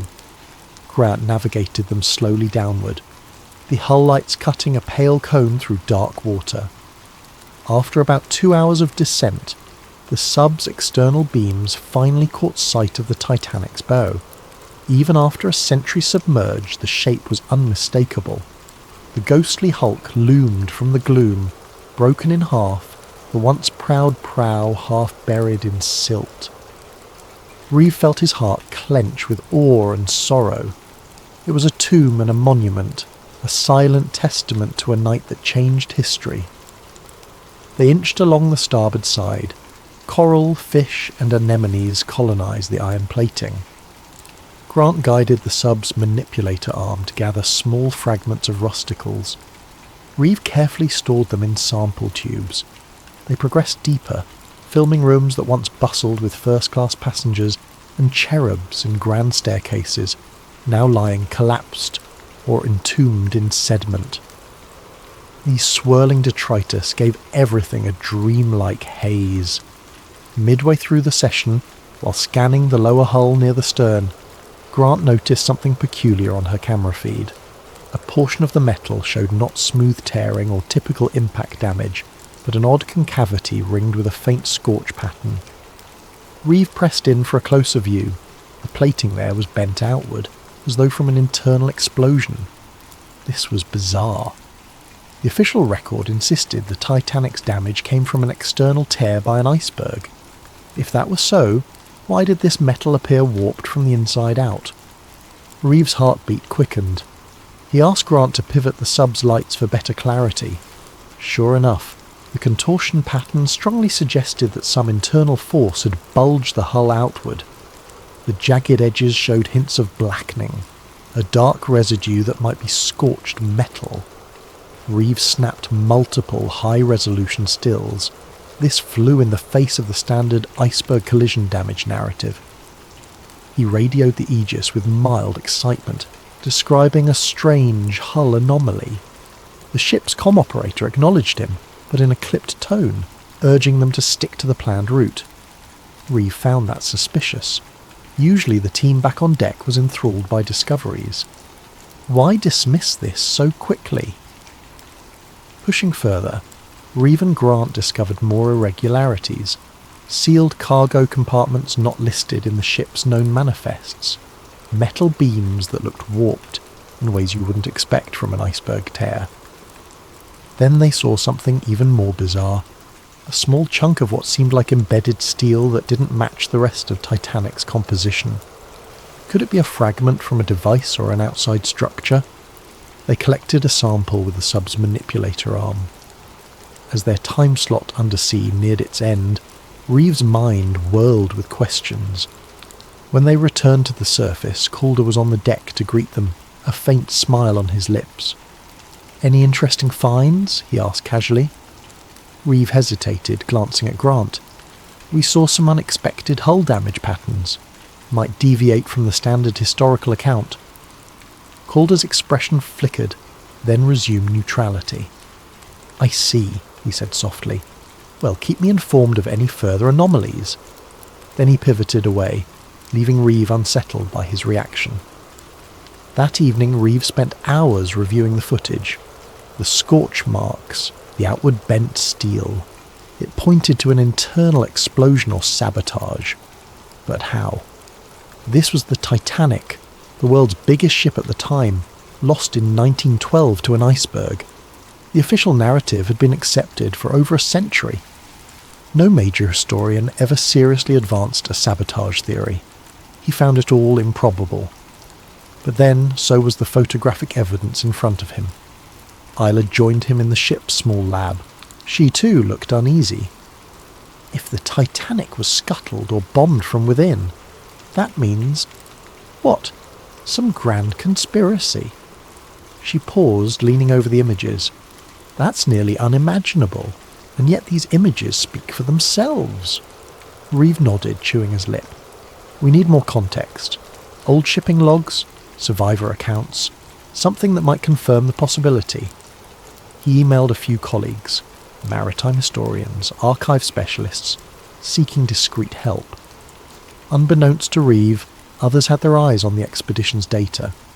Hours later, while the crew slept, a silent figure wearing a staff uniform accessed the main lab console, scanning the raw footage, then left behind a small device that quietly started encrypting all data. By morning, Reeve discovered that his recordings had been locked, needing a passcode. A glitch? Possibly, but it felt too coincidental. In the next days, Reeve would realise he'd stirred a hornet's nest with that single discovery. The evidence of sabotage on the Titanic's wreck threatened to unravel a century-old deception, and those who guarded that secret were not about to let one curious marine biologist rewrite history. In the cramped lab aboard the Aegis, Dr. Nolan Reeve wrestled with the encrypted files. Every time he tried to open them, an error message demanded an unknown passcode. He suspected sabotage, but who would want to bury the data? The expedition's sponsor, Andrew Calder, insisted it must be a technical glitch, urging Reeve to keep the incident quiet and rely on fresh recordings. But Reeve felt the tension in Calder's voice. It was too pointed, too insistent. Frustrated, Reeve and Isla Grant turned to the partial images and notes they'd saved offline. A few snapshots still remained on Isla's personal camera, showing that suspicious scorch pattern on the Titanic's hull. Reeve cross-referenced the Titanic's original construction blueprints, which the Historical Society had in their public archive. That region of the hull was never intended to have anything more than standard plating. No known modifications or cargo compartments were recorded in that area. So how did an explosion or something akin to it mar the interior? Seeking clarity, Reeve reached out to maritime historians he knew back on the mainland. One responded quickly, an old friend named Francis Hobbs, who specialised in transatlantic liner accidents. Hobbs expressed utter shock at the hull damage suggestion. No major source ever mentioned burn marks or outward bent steel. The entire official inquiry pinned it on an iceberg gash. Reeve pressed further, mentioning the possibility that the Titanic's sister ship, the Olympic, had sustained damage weeks prior to Titanic's maiden voyage. Some fringe conspiracy circles argued the White Star Line might have swapped ships to salvage insurance money. But that didn't fully explain sabotage or bombs. As the days went on, Reeve discovered more digital meddling. A chunk of audio data from the sub's recordings vanished. The expedition's official logs were being updated to downplay the hull anomalies as corrosion patterns. Meanwhile, Calder announced an abrupt shift in the research plan. They were to focus on the ship's upper decks, ignoring the stern or deeper compartments. Reeve confronted Calder in the corridor, voice tight with anger. "We came for a thorough study of microbial decay, remember?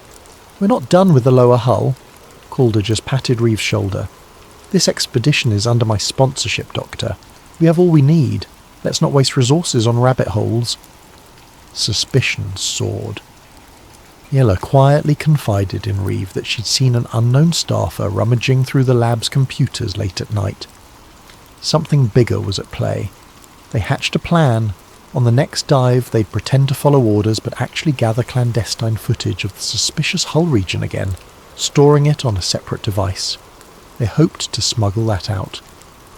The next day, they executed the plan. Isla took an alternate camera hidden in the sub's toolkit, capturing fresh angles of the scorch marks. But near the end of the dive, the sub's thrusters failed, plunging them into darkness momentarily. A near-fatal scenario if Isla's backup system hadn't restarted the motors. The official post-dive report pegged it as a mechanical glitch, but Reeve and Isla suspected sabotage, an attempt to end them mid-ocean. Back on the surface, they realised they needed more historical context. They discovered, from old survivor memoirs, mention of loud booms below deck some hours before the iceberg collision. In official statements, these were dismissed as boiler explosions due to flooding. Another survivor wrote that wealthy industrialist John Astor had confided to a friend about shadowy deals for or against a central banking system. Then one cryptic line from a steward's note surfaced. "We were told not to speak of the cargo in hold number 3, told it was hush-hush for the men with suits." Reeve's blood chilled. It sounded like sensitive cargo beyond just mail or supplies. The more Reeve read, the more an unsettling pattern emerged. Certain powerful men who opposed the formation of a global central banking authority died on the Titanic. Surviving members who wanted that bank system ironically missed the voyage last minute. Could the sinking have been orchestrated to remove key opposition? Reeve's logic reeled. It was wild, reminiscent of conspiratorial talk. Yet the sabotage evidence from the wreck gave these claims unexpected weight. Meanwhile, the expedition approached an official end date. Calder seemed eager to wrap up. The mood on the Aegis turned tense, with some staff openly complaining about weird instructions from Calder's office. Reeve realised that once they returned to shore, Calder might quietly seize all official findings, labelling anything about sabotage as a hoax. Reeve confided in Isla that they needed to break free from Calder's control. "We have to publish or release these anomalies ourselves," he insisted. She agreed, though fear glimmered in her eyes. "They're watching everything we do." Days before the final docking, an unnerving event confirmed their fears. One of Reeve's close colleagues, a diver who had glimpsed the scorch marks as well, died in a suspicious boat explosion near the Aegis. The official statement labelled it a tragic fuel accident, but Reeve saw no sense in the story. The diver had been careful, not the type to mishandle fuel lines. The message was clear: keep your mouth shut or pay the price. Now Reeve recognised the bigger threat. Some covert group, possibly with Calder's backing or beyond him, was determined to bury any mention of sabotage. Perhaps a direct lineage of those old bankers or industrialists from 1912 still wielded enough influence to ensure the Titanic's alternative story remained hidden. The fear in Reeve's gut was overshadowed by moral resolve. People deserved the truth. The tragedy that claimed 1/500 lives might have been a coldly calculated mass murder. Nights turned sleepless. Reeve hammered out a partial draft of his revelation, an academic paper explaining the structural anomalies, listing historical coincidences, and linking them to potential sabotage. He also prepared a short documentary with images and voiceover, planning to upload it online the moment they were near stable internet. Isla assisted, editing in hush hours. They stored backups on hidden flash drives, but unbeknownst to them, an unknown figure in the staff was already alerting superiors about their secret activities. The black-suited watchers who answered to a shadowy black archive were preparing a final move. Reeve received a cryptic email from an unnamed address. "Stop, we see you. Let the Titanic rest, or you'll join its fate in deep silence." Sickness clenched Reeve's stomach. This was no empty threat, but he pressed on, determined. The Titanic's dead deserved no less than the truth. As the expedition's final day dawned, the Aegis began returning to port. Calder circled the decks, ensuring all official data was locked. Reeve and Isla, with their clandestine files, awaited the perfect moment to slip away or go public. Tension crackled through the sea air. Both felt that soon the conspirators would strike. Reeve thought of the thousands who died that night in 1912, possibly sacrificed for a hidden agenda. He vowed not to let them remain pawns in some century-old cover-up. He could only hope that in the hours ahead, He'd find a way to broadcast the shocking truth before the watchers enforced their deep silence, just as they had, apparently, for the diver who died, and for countless others who might have glimpsed the Titanic's real story over the decades. On the morning the Aegis neared the harbour, Dr. Nolan Reeve stood on the stern deck, scanning the shoreline for any sign of abnormal presence. The coastal city's skyline shimmered under the rising sun. People going about their daily routine had no idea that a conspiracy over 100 years old was about to surface, if Reeve and Isla Grant could manage to reveal it. The tension inside Reeve coiled tighter with them each minute. The watchers might be waiting at port, planning to intercept him or destroy the evidence. At breakfast, Andrew Calder made an announcement. Once they docked, all expedition materials, logs, footage, collected data were to be handed over to the sponsoring institute for analysis and archiving. He claimed it was standard procedure, but Reeve caught the triumphant glint in Calder's eyes. This was clearly the final step in burying the sabotage findings. Reeve pretended compliance, casually finishing his toast while his pulse hammered. Isla, seated nearby, gave him a subtle nod. They understood each other. They had to act quickly. Below decks, Reeve and Isla retrieved their hidden flash drives from a safe compartment in the sub's tool storage. On these drives lay the photographic proof of the Titanic's hull damage, the partial interviews with experts who had uncovered old shipping conspiracies, plus the half-finished documentary. They sealed them inside a watertight case small enough to slip into Isla's personal bag. Their plan was to slip away from the Aegis the moment they landed, find an off-site location with stable internet, and upload everything. They also had a contact in the press, a freelance investigative journalist who had expressed interest in unconventional Titanic revelations. If they could get in touch, the journalist could go public with the story, but their watchers were a step ahead. As the Aegis came into port, Reeve noticed a black SUV parked near the dock, 2 men in suits standing by. They exuded the same menacing aura as the staffer who had prowled the lab at night. Reeve recognised their type, ex-intelligence or corporate security, probably the Black Archive or some affiliate.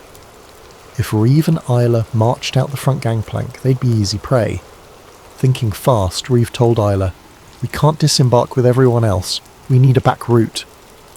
She recalled there was a smaller cargo ramp on the starboard side used for unloading sub-equipment. If the watchers were fixated on the main exit, maybe they could slip out unnoticed. They bided their time until docking was complete, the bustle of the harbour overshadowing the usual procedures. Then, with anxious hearts, they made their move. Slipping on plain jackets and carrying minimal gear, they snuck to the starboard cargo area. The usual guard was absent, likely assisting with the main disembark. They lowered a small ramp onto the dock. Heart-pounding, they hurried down. Reeve's eyes darted to the black SUV. The suited men were still scanning the main exit. Good. They made it halfway across the dock when a shout broke out behind them. "Hey, stop! Stop!" Another staffer from the Aegis, wearing an earpiece, sprinted forward. Reeve and Isla broke into a run, weaving among crates and dock workers. Over their shoulders they saw the black suits rush into action. The watchers realised their target was escaping.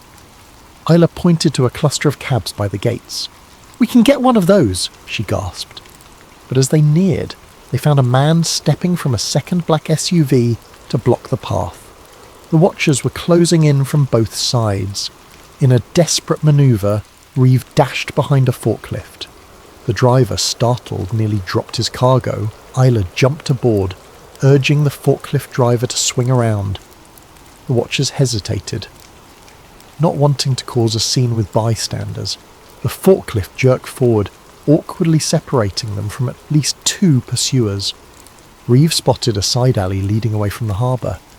"That way!" he yelled. They tumbled off the forklift and sprinted into the alley, footsteps echoing on wet concrete. The watchers gave chase. Adrenaline pounded in Reeve's veins. He clutched the bag containing the flash drives, desperate not to lose it. They twisted down side streets in a labyrinth near the harbour's industrial zone, the watchers cursing behind them. Once they found a small metal door leading into an old warehouse. They slipped inside, the watchers' footfalls receding briefly. In the dim interior, crates of fish meal or old maritime supplies reeked of stale salt. Isla quickly typed a text on her phone to the journalist contact. Need immediate pickup. Coordinates near old warehouse. Being chased. She pressed send, praying the signal went through. They heard footsteps outside, no time to hide further. Moments later, the watchers kicked in the door. A short scuffle ensued. Isla brandished a wrench from a table, swinging it as a deterrent. Reeve ducked behind a crate, but one watcher advanced, gun drawn, muzzle fixed on Reeve. "Drop the bag," the watcher growled. Reeve's mind whirled. If they took the evidence, everything was lost. Then headlights sliced through a window. A van screeched up, brake lights glowing. Another door was forced open from the building's backside. The journalist contact, a wiry man named Carl Dawson, burst in, brandishing a camera flash that momentarily blinded the watchers. In that flash, Reeve and Isla dove behind crates. Shots rang out, hitting metal and wood. Carl roared, "This way!" They fled through the hole in the back wall. The watchers tried to close in, but the trio scrambled into Carl's van. Tyres squealed as the van sped off. Another bullet shattered the rear windshield, but by then they were rounding the corner. Breath heaving, Reeve clung to the precious bag. "How did you find us so fast?" he gasped. Carl, weaving the van through narrow roads, barked, "Your text was urgent. I was close, investigating a lead. Now mind telling me what's so important that men with guns want you dead?" Isla quickly explained. Sabotage evidence from the Titanic wreck. A cover-up that had spanned a century. The Watchers belonged to some shadow group that wants it suppressed. Carl's eyes widened in the rearview mirror. "All right, let's get somewhere safe. Then we blow this wide open." They ended up at a battered warehouse outside city limits. Ironically, another hideout, but with better vantage points. There, behind locked doors, they rummaged for an old generator and a battered laptop Carl used for field research.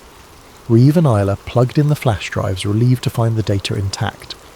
Crisp photos of the scorch marks, the best frames from the sub, transcripts referencing suspicious hull compartments, enough to at least raise the question of sabotage, if not prove it conclusively to the world. Carl started uploading to a secure server, intending to publish an exposé on the dark side of Titanic's sinking. But the progress bar crawled at a snail's pace, the warehouse's Wi-Fi connection weak. Reeve paced nervously. They had no illusions that the Watchers might be scanning for digital footprints. Time was short. Sure enough, minutes later, a dreaded beep. The connection severed, the screen flickering. Isla cursed. Someone was actively jamming them or messing with the local network. They tried a backup phone hotspot, only to find it locked out. The Watchers, or their affiliates, had massive influence. Carl realised they had no choice but to do a more direct approach. They'd broadcast the proof as a live stream if possible, directly linking to multiple mirror sites so that once it started, it would replicate too quickly for the Watchers to block. Reeve grimly agreed. "But we need a stable vantage to do it from, maybe out at sea again or somewhere they can't jam us as easily." As the day turned to dusk, the plan formed. They'd charter a small boat, head out beyond close-range jammers, and run a live video feed revealing the sabotage evidence. It was a huge risk. But at least on open water, the Watchers couldn't corner them so easily. They'd attempted at dawn. Unbeknownst to them, another black SUV had found the old warehouse, men stepping out with lethal calm. In hours, a final showdown would unfold, whether or not the Titanic's true story would see the light of day. Pre-dawn light tinted the sky a steely grey as Dr. Nolan Reeve, Isla Grant and Carl Dawson crept onto a rickety dock. They'd spent the night evading Watchers, switching cars twice and bribing a half-awake fisherman for use of his battered old boat named Sea Pearl. The Watchers' net was tightening, but the trio's resolve stood firm. They would attempt a live broadcast from beyond the nearshore jamming radius, unveiling the Titanic sabotage theory once and for all. Winds whipped across the water, salt stinging their faces. They crammed the gear aboard, the battered laptop, a portable satellite uplink borrowed from a friend of Carl's who specialised in storm chasing, and the precious flash drives. The fisherman, a wiry man with a greying beard, gave them a final sceptical glance but said nothing. He'd been paid in crisp cash. That was enough. The Sea Pearl's engine sputtered to life, and they motored out into deeper waters. As the coastline shrank behind them, Isla set up the satellite uplink, calibrating it to connect with a global streaming platform. The plan was to push the feed to multiple mirror sites, letting watchers or sensors remove one but not kill the story entirely. Carl tested a backup camera. Reeve fidgeted in the boat's seat, the bag containing the evidence resting on his knees. Adrenaline pulsed. He remembered he was a mere marine biologist, not some heroic whistleblower. Yet fate had cast him in this role. He recalled the Titanic's wreck, the silent testament to a tragedy that was more than an iceberg collision. He had to see this through. When they reached roughly 15 miles offshore, the boat stilled. The waves rolled gently, the horizon a delicate band of pink as sunrise neared. Perfect, no sign of immediate pursuit. Isla gave a thumbs up. The signal was strong enough here. They booted the laptop, connected the satellite link, and launched a simple streaming interface. Carl counted down quietly. 3, 2, 1. We're live. Reeve's face filled the small camera's frame, the wind ruffling his hair. He swallowed, heart pounding. Then he began to speak. Good morning. My name is Dr. Nolan Reeve, marine biologist. Applause. I'm broadcasting under urgent circumstances. This message is about the RMS Titanic, a tragedy you might believe you know. But after investigating the wreck personally, I discovered anomalies in the hull that strongly suggest sabotage, not a simple iceberg collision. He paused, exhaling shakily. I have evidence, footage, structural analyses, historical records that point to a conspiracy, one spanning over a century. He clicked on a slideshow showing the scorch marks, the outward bent steel, the suspicious cargo compartments.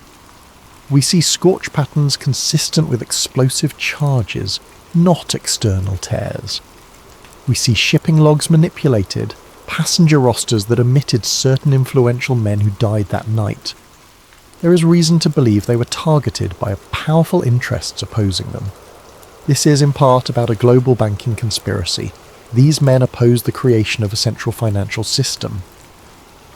The feed displayed scans of century-old telegrams referencing Project White Star, an ominous codename that lined up with the shipping line's name but implied something more sinister. Carl whispered encouragement behind the camera, adjusting angles as Reeve continued. Isla flipped through the next sets of images, including the hush-hush memos from White Star officials. We believe an organisation, which we can only call a precursor to a modern black archive, orchestrated this. They ensured the Titanic was doomed from within, then fed the iceberg narrative to the press. As Reeve spoke, hundreds of viewers joined the stream in real time, some random watchers, some maritime buffs, some who stumbled on the link. The chat scrolled with shock, disbelief, demands for more proof. Halfway through, Isla's eyes went wide as she spotted a black dot on the horizon. Another boat speeding toward them. We have company, she hissed. Reeve kept talking, adrenaline surging. This is urgent. We might be cut off at any moment. I beg you all. Mirror this broadcast, record it, spread it. The Titanic story was never just about an iceberg. It was about removing obstacles to a new global financial order. In the distance, the incoming craft grew larger, a sleek speedboat, black hull, figures on board. They brandished something, possibly firearms. Carl typed frantically, embedding the feed's link on multiple forums. The watchers, it seemed, were near. Time is short, Reeve said, voice trembling. We can't let them bury the truth. The evidence is here. He tried uploading the raw files. The progress bar inched forward. 30%, 40%. Then the watcher's boat closed within a few hundred yards, and muzzle flashes lit the air. Gunfire spat across the waves, bullets pinging off the Sea Pearl's metal surfaces. The fishermen yelled in terror, ducking. Carl continued filming even as the camera shook. Reeve, heart in his throat, forced out the last lines. "We have photographic proof, historical documentation. Another bullet struck the laptop, sparks flying. The screen flickered. 70% uploaded. Isla lunged to shield it with her body, shrieking for Reeve to take cover. A final thunderous crack. A rocket or explosive device soared from the Watcher's boat, arcing in slow motion. It slammed into the Sea Pearl's hull, erupting in a deafening blast that tore the boat's side open. Water flooded in instantly. The feed soared to 90% before the laptop died in a shower of sparks. Reeve was hurled backwards, smashing into the railing. He glimpsed Isla dropping into the water, the camera sinking. Carl vanished in a swirl of smoke. Darkness closed around Reeve's awareness, though he distantly heard more gunfire, shouts. The Watcher's craft circled like sharks. The Sea Pearl sank rapidly, listing. Reeve coughed salt water, fighting unconsciousness. With flickering vision, he spotted Isla clinging to a life vest. "Nolan!" she screamed. Then a wave of blackness overcame him. In the mayhem that followed, fragments of the Watcher's voices surfaced. "Grab the drives! Find the bodies!" Then Reeve sank into watery stillness, ironically near the same ocean that held the Titanic's secrets. Days later, the official news outlets reported a tragic accident at sea. A research vessel's small craft was destroyed in an unexplained explosion, leaving multiple missing. Among the presumed dead is Dr. Nolan Reeve, marine biologist of the Titanic expedition. The coverage was minimal. The main expedition lead, Andrew Calder, expressed sorrow at the unfortunate accident, praising Reeve's passion but disclaiming any knowledge of foul play. Online, conspiracies ran wild. Some rumoured Reeve discovered something about the Titanic sinking and was silenced. Others ridiculed such talk, pointing to the centuries of iceberg and impact evidence. Official statements from the Sponsor Institute labelled Reeve's anomalies as misread structural damage. They said his final subdive data was lost in a system crash. Everything about sabotage on the Titanic was quietly rerouted or brushed aside. The mainstream media moved on, but not everyone forgot. The partial broadcast from that boat had gone live for a few fateful minutes, enough for a handful of watchers to capture and re-upload it. True to Reeve's plan, mirror sites sprang up across obscure corners of the internet, featuring the clip of him showing scorch patterns, referencing conspiracies with shipping lines and old money. Though quickly taken down on major platforms, it lingered on smaller servers, fueling debates among maritime buffs and conspiracy theorists. Isla Grant, battered and grieving, had survived. She'd been pulled from the water by a passing fishing trawler, her memory hazy from the explosion. Once on shore, she found that the Watchers were hunting survivors. She glimpsed men in suits combing the coastline, seeking any sign of Reeve or the data. Fearing for her life, she fled, changing clothes and ditching her phone. She carried a single hidden microdrive Reeve had given her, stashed in a waterproof pouch. This drive contained partial duplicates of the sabotage images and some text logs, enough perhaps to continue the fight.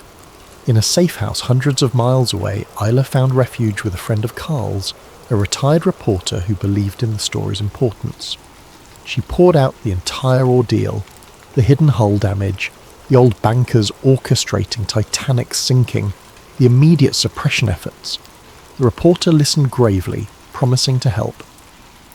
Over time, they established contact with a small circle of truth seekers, attempting to compile a robust dossier from Isla's microdrive. Yet this was no easy path. The Watcher's infiltration spanned intelligence agencies, corporate realms, and hush-hush government offices. Each time an attempt was made to post new evidence or interview a major outlet, the feed vanished or the journalist recanted.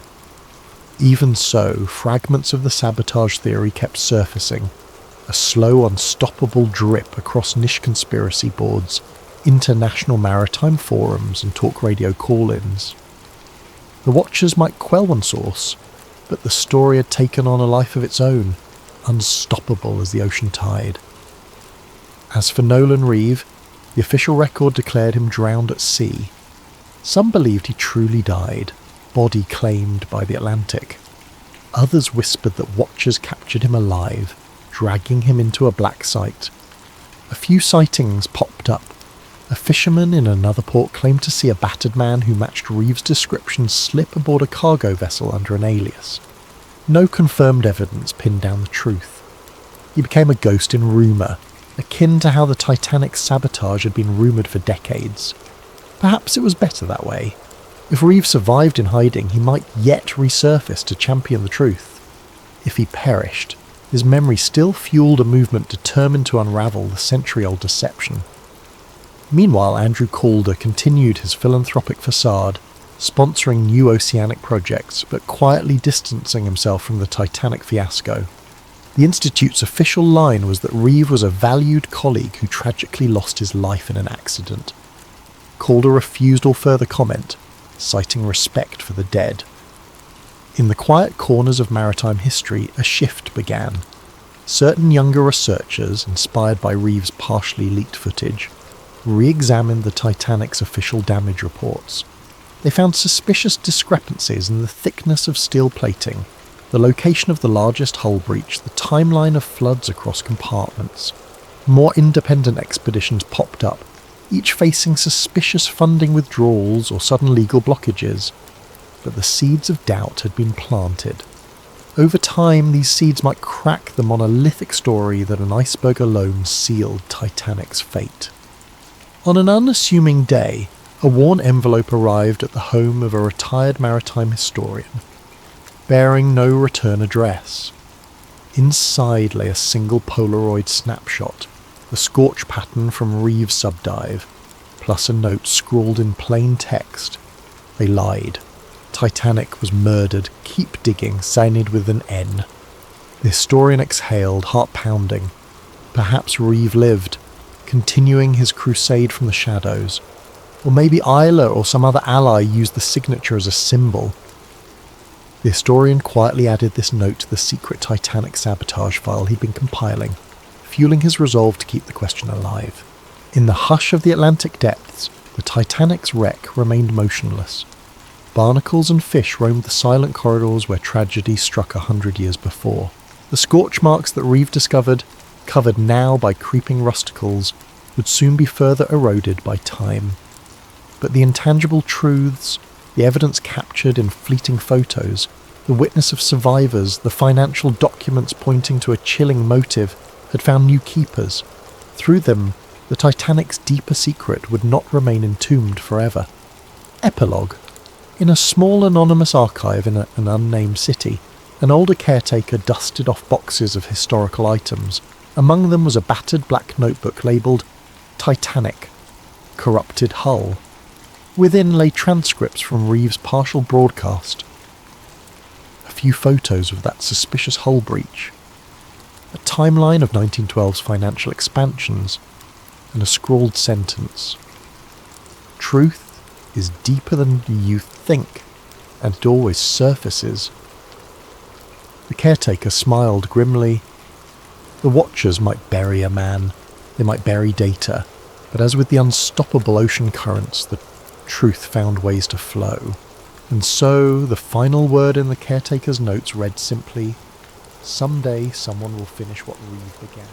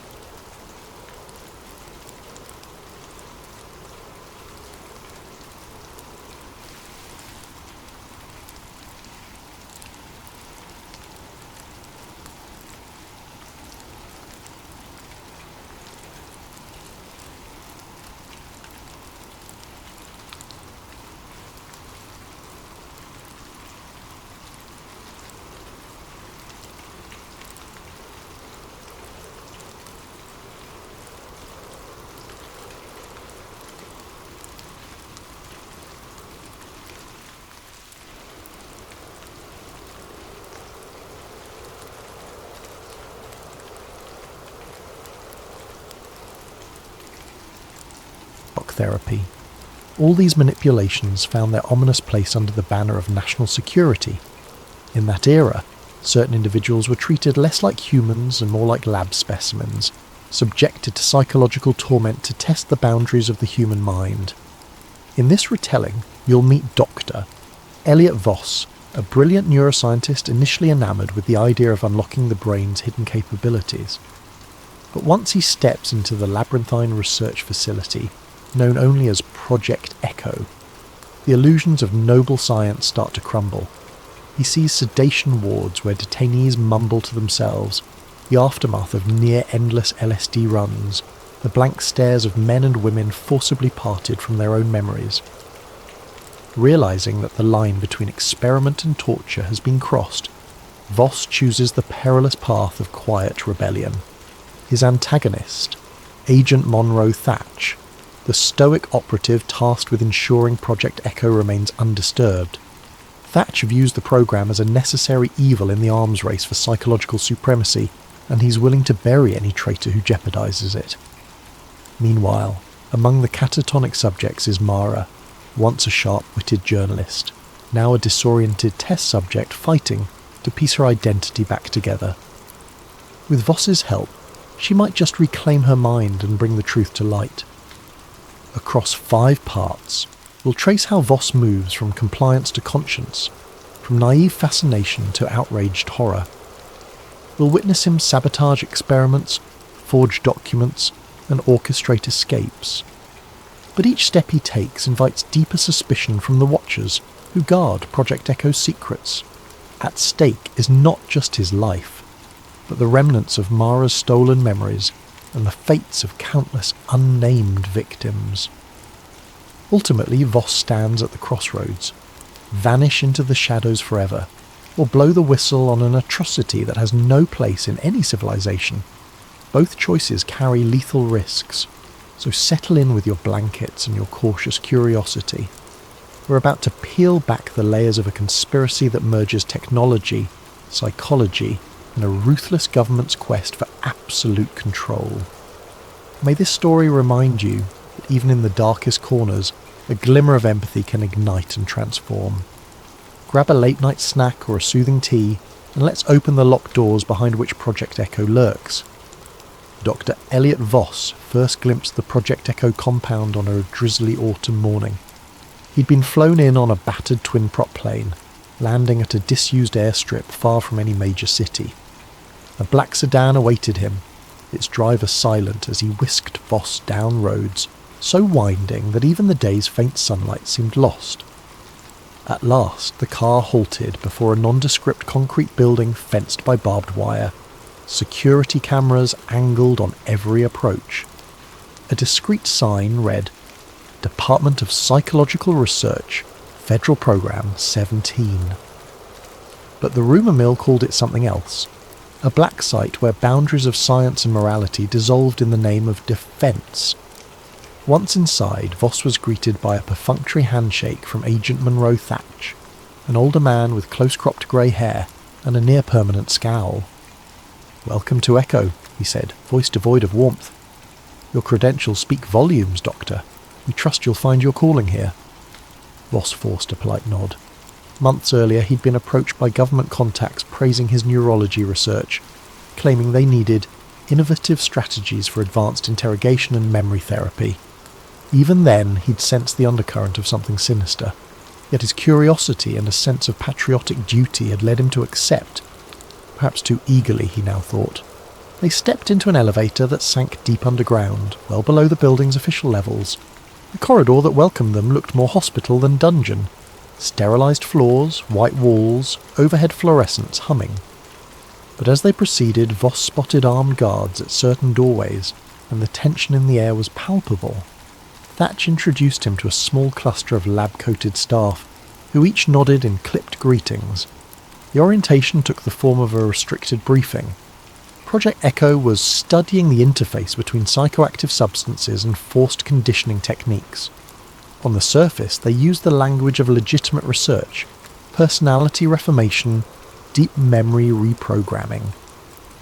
But as Voss scanned the faces of these staffers, he saw flickers of discomfort in some. while others seemed unnervingly at ease with such manipulations. Agents in suits hovered at the edges, ensuring no one forgot that everything was both top secret and mandatory. Before long, Thatch ushered Voss into a conference room. A dull projector displayed slides, images of men in straitjackets, eyes wide with confusion, graphs charting sedation levels for cooperative compliance. This was the first explicit hint that the subjects here were not volunteers. "We have various populations," Thatch said matter-of-factly.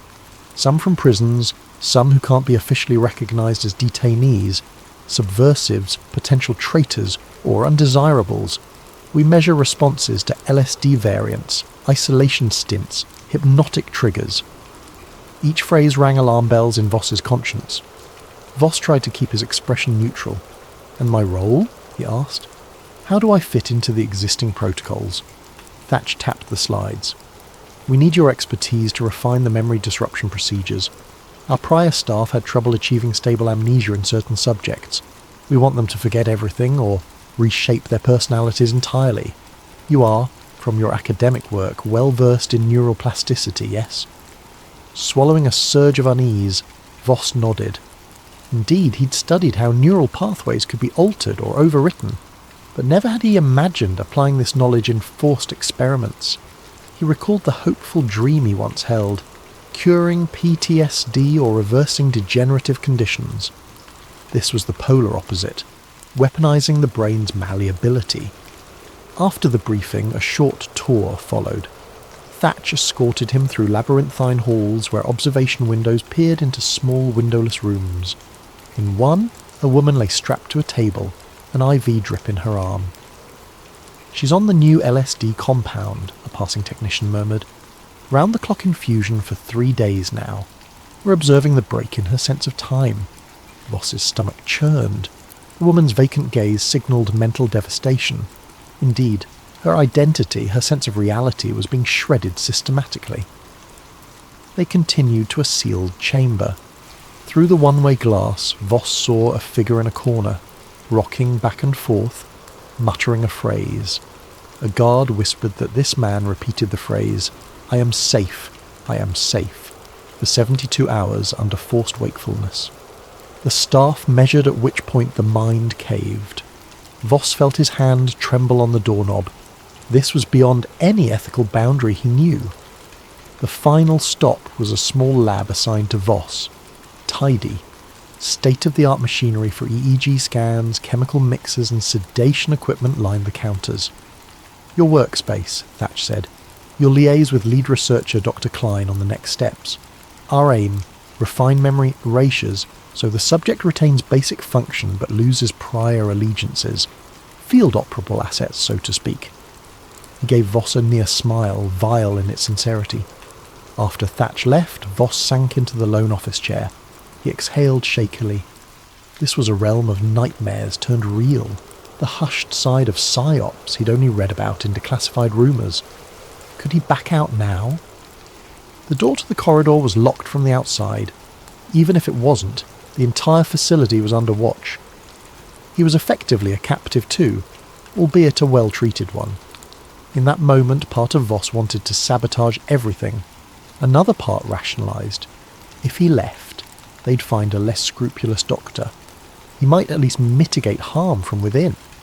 Thus, he resolved to remain, observe carefully and decide how to protect these victims, if possible. He sensed that playing along for now was the only immediate recourse, but his heart hammered with the realisation that each day in Project Echo threatened to stain his conscience forever. Thus began his first evening. After an oppressive dinner in a staff cafeteria where conversation was stifled by suspicion, Voss retired to a Spartan dorm room. He stared at the overhead light, mind replaying the images of hollow-eyed subjects. He opened a small notebook, writing, "Day 1 at Echo. Real, or is it a waking nightmare?" He paused, pen trembling, then added, "I must help them. I can't be complicit in this horror." The vow took shape in those lines. A vow that would soon pit him against the entire apparatus, and dangerously close to losing his own mind in the process. Over the ensuing weeks, Dr. Elliot Voss settled into a grim routine. By day, He wore a veneer of compliance. He joined team meetings, contributed to progress updates, and delivered mild improvements to the sedation protocols. By evening, he returned to his dorm, scrawling private notes in code about each subject he encountered. He'd never explicitly told himself he was building evidence for a leak, yet the thought loomed. If any chance arose to blow the whistle, these notes and data might be invaluable. One of the earliest glimpses of his moral rebellion emerged in the sedation labs. He discovered that a single LSD variant caused catastrophic neural collapse in half the test subjects. The lead researcher, Dr. Klein, considered that a necessary risk, but Voss quietly replaced that batch with a milder compound during an overnight supply swap. The next day's tests yielded lower compliance rates, incensing Klein, but no catastrophic breakdowns. The staff remained puzzled, blaming supply chain inconsistencies. Meanwhile, a cluster of subjects escaped the worst of LSD's ravaging effect. This small subversion boosted Voss's resolve.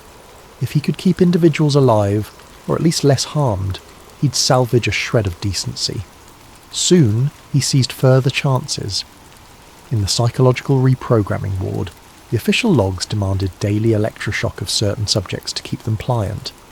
Voss tampered with the voltage calibrations in the machines.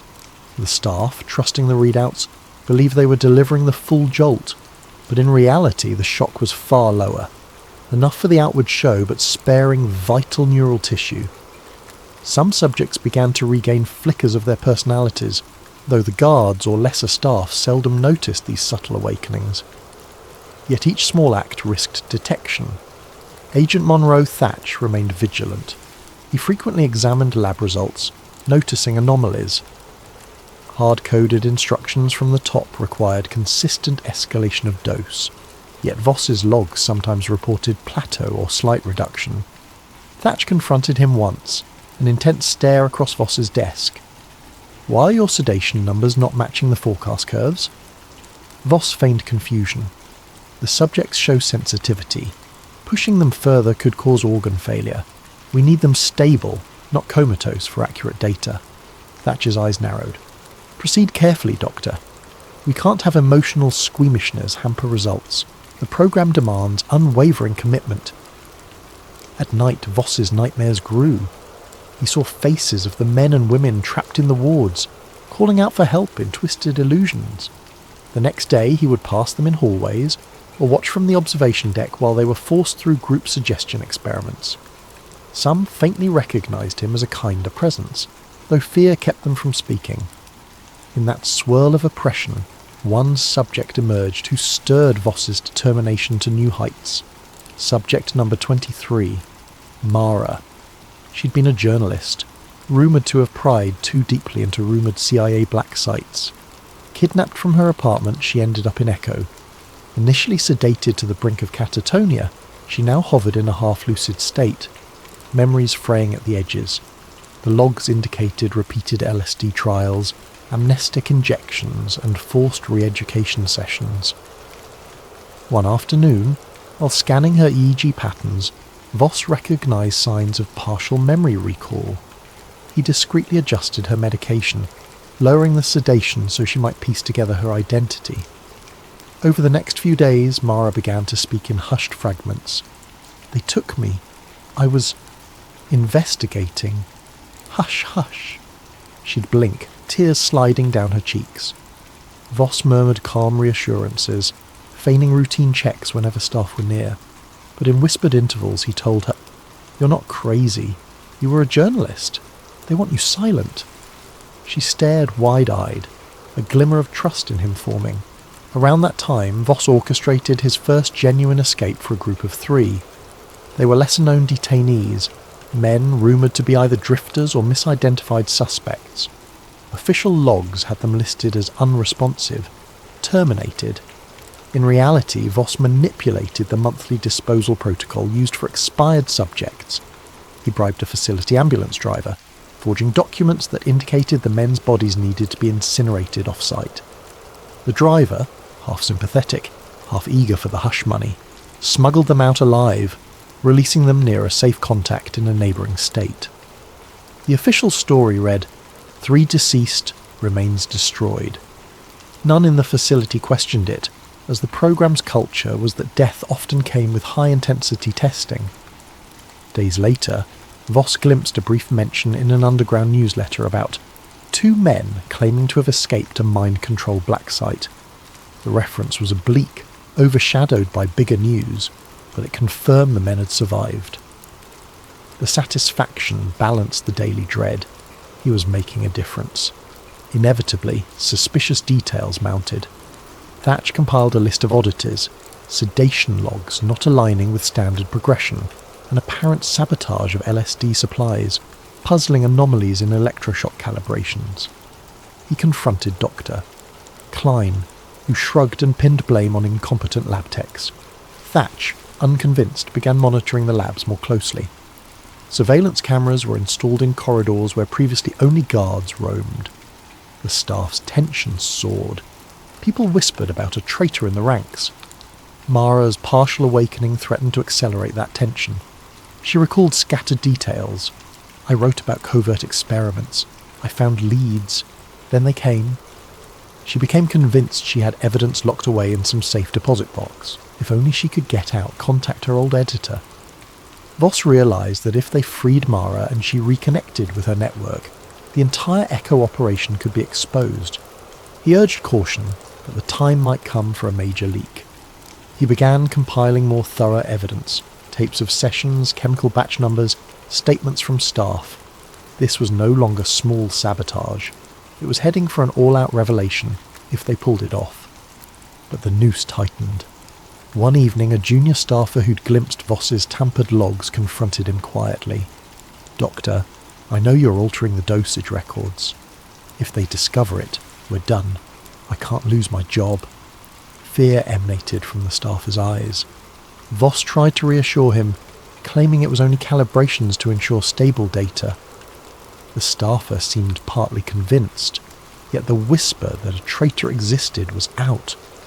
Faced with the inevitability that Thatch would soon piece it all together, Voss concluded they had to act soon. He told Mara, "When I trigger your final sedation test tomorrow, it'll be a ruse. We'll fake your body as deceased. If all goes well, I'll place you on the same disposal run that I used before. You must get out, find a journalist or save contact, and blow the lid off Project Echo. That's the only way to stop them from hunting me or recapturing you."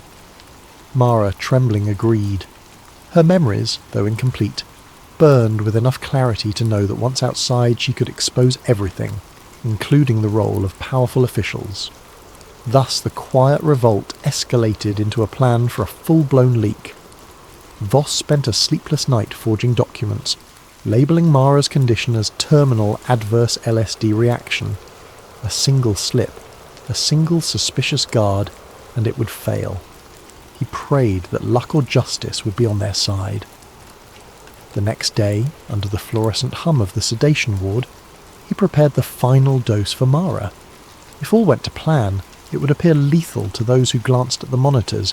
If not, they'd both pay with their lives. The morning air in the sedation ward felt stale, as if all the walls exhaled dread. Dr. Elliot Voss had planned Mara's final sedation meticulously. He'd prepared a specialised injection that would mimic the vital signs of death for about an hour, just enough time for her to pass official checks. He also had the help of a sympathetic nurse, quietly convinced these subjects were being tortured rather than treated. The nurse would sign the forged death certificate, then assist in transferring Mara to the disposal route. Agent Monroe Thatch, always on the prowl, decided to personally oversee the sedation ward's operations that day. Perhaps the intensifying rumours spurred him to watch for sabotage. At 8 a.m. he strode in, nodding curtly at staff. Voss's pulse pounded. If Thatch insisted on verifying each injection, or examining the body, the entire plan might collapse. In a stroke of fortune, a separate incident across the facility demanded Thatcher's immediate attention. A subject in the LSD reconditioning chamber had violently lashed out, injuring a technician. Alarms blared. Thatch barked an apology to Voss. "Carry on without me," then rushed off. Voss allowed himself a momentary breath of relief. With the path cleared, Voss proceeded. He found Mara lying on a gurney in a semi-daze, the sedation regimen intentionally minimal these past few days. She locked eyes with him, and in that silent exchange he sensed her fear and determination. "This is it," he whispered. "Once the injection takes hold, you'll appear in a comatose or near-death state. The nurse will record your final breath." Mara nodded, voice shaky. "What if I don't wake up? Or if they discover the ruse?" Voss swallowed. "We have no alternative. Trust me." He administered the injection, then monitored her vitals. Within minutes, Mara's heartbeat slowed to an almost imperceptible rate, her respiration dropping to faint levels. She looked disturbingly lifeless, though a doctor examining closely might sense the subtle difference. The nurse hovered by Voss's side, forging the official time of death. "Deceased, subject number 23, LSD-induced catatonia and systemic shock," the chart read. Mara was wheeled to the body disposal unit, a euphemism for the corridor leading to the incinerator. There, a gurney waited to be rolled inside. The staff who typically oversaw this station were accustomed to treating each body as just another casualty in the program's pursuit of progress. Voss told them, "She's gone. The logs are signed." They glanced at the form, nodded. No further questions. It stung him that human life had become so trivial here. But in their numb acceptance lay an advantage. None suspected deception. A short while later, a security alarm beeped at the disposal gate. An ambulance was inbound to handle off-site incineration for multiple bodies that had piled up. One of them was Mara. This was the route Voss had used before to free detainees. He parted from the nurse with a subtle nod, hoping to see Mara again, but uncertain. The plan demanded that once out, she find the safe contact, blow the whistle, and vanish. Voss felt both terror and hope swirling in his chest as the ambulance rolled out of the facility gates. But fate had a twist. Within an hour, Agent Thatch returned to Voss's lab. The earlier incident was resolved, yet Thatch's mood bristled with suspicion. He asked, "So, Doctor?" "Voss, I see you had a death this morning. Another LSD complication?" Voss feigned sorrow. "Yes, subject number 23. She'd been on advanced trials." The data spiked unpredictably. She passed quickly. Thatcher's gaze drilled into him. "I find it odd. 23 was stable just days ago with talk of new protocols. What changed so drastically?" A wave of anxiety threatened Voss's composure. The final LSD variant proved lethal in her case. "I regret we couldn't intervene. She collapsed swiftly." He managed to keep his voice steady, though Thatcher's posture indicated mistrust. "Show me the logs. All details," Thatch demanded. Together they pored over the sedation records, ECG readouts, all forged or manipulated by Voss. The reading seemed consistent on the surface. Thatch narrowed his eyes. "We're losing an unusual number of subjects to adverse reactions lately. Doesn't that hamper your data?" Voss contrived a clinical tone. "Yes, it does. We're pushing the boundaries of LSD derivatives. Mortality is high." A moment of tension. Then Thatch grunted. "I'll be investigating further," and stepped out. The door slid shut with a whisper, leaving Voss trembling. It was only a matter of time before Thatch demanded a more thorough autopsy or recheck number 23's body. By then, though, the ambulance would have disposed of the corpse. At least that was the official story. With luck, Mara would be far from here. Sure enough, the next day, Thatch tried to confirm number 23's remains. He encountered only an empty incinerator schedule slot. The staff told him it had gone out in the morning run. Thatch demanded the driver's route logs, but the driver was back with the vehicle, everything in standard order, none the wiser. Thatcher's frustration soared. "A body disappears too conveniently," he said, glaring at Voss. "Coincidence?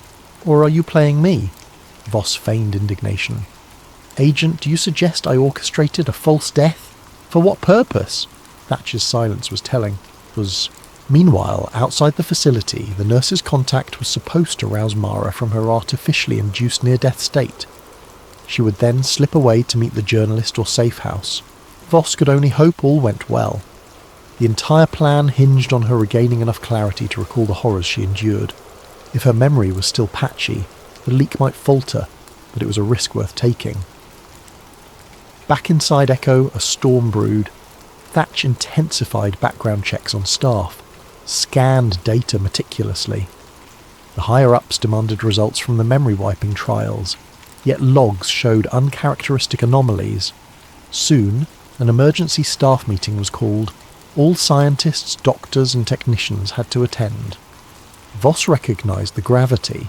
This was likely Thatch's tactic to corner the saboteur publicly. Sure enough, at that meeting, Thatch revealed new security protocols. Cameras would be installed in the labs, sedation wards, even staff hallways. "Too many irregularities have plagued us," he said icily. "No more. We suspect an insider facilitating leaks or faking data. Any who conspire will face immediate repercussions." The room fell into anxious silence.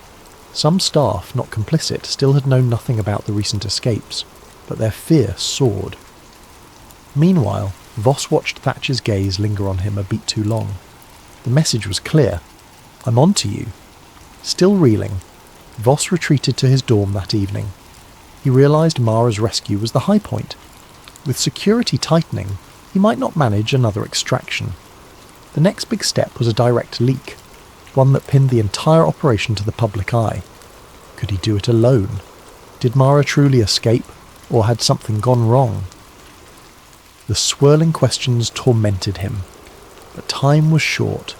If Thatch pinned evidence on him, it was over. If he fled, they'd hunt him. The only real hope was to blow the whistle widely enough that the conspirators couldn't bury him quietly. Thus, the stage was set for a final confrontation. Voss would gather the microfilm archives, documentation of the program's origins, the internal memos from a shadowy chain of command. He'd risk everything to get them out. The fate of hundreds of detainees, and perhaps his own life, hung on a knife's edge. Within days, Agent Monroe Thatch escalated the crackdown. Hallway cameras, strictly monitored lab sign-ins, unannounced searches, all inflicted a new climate of fear upon Project Echo. Whispers died in mid-sentence for fear a microphone lurked. Researchers who once looked uneasy about the cruelty now simply kept silent, hoping to avoid suspicion themselves. For Dr. Elliot Voss, each hour felt like borrowed time. He was certain Thatch suspected him. So Voss pinned his hopes on finalising a damning compilation of Project Echo's existence. Coded references to their LSD experiments, video transcripts of detainee re-education sessions, personal diaries from staff who'd once believed in the patriotic cause. Voss had gleaned access to them all, storing them on microfilm hidden inside a hollowed chemistry manual. He typed the data each night behind locked office doors, praying the new cameras wouldn't see beyond. With cunning, he'd set up a loop feed for his lab's camera, replaying innocuous footage to fool real-time watchers.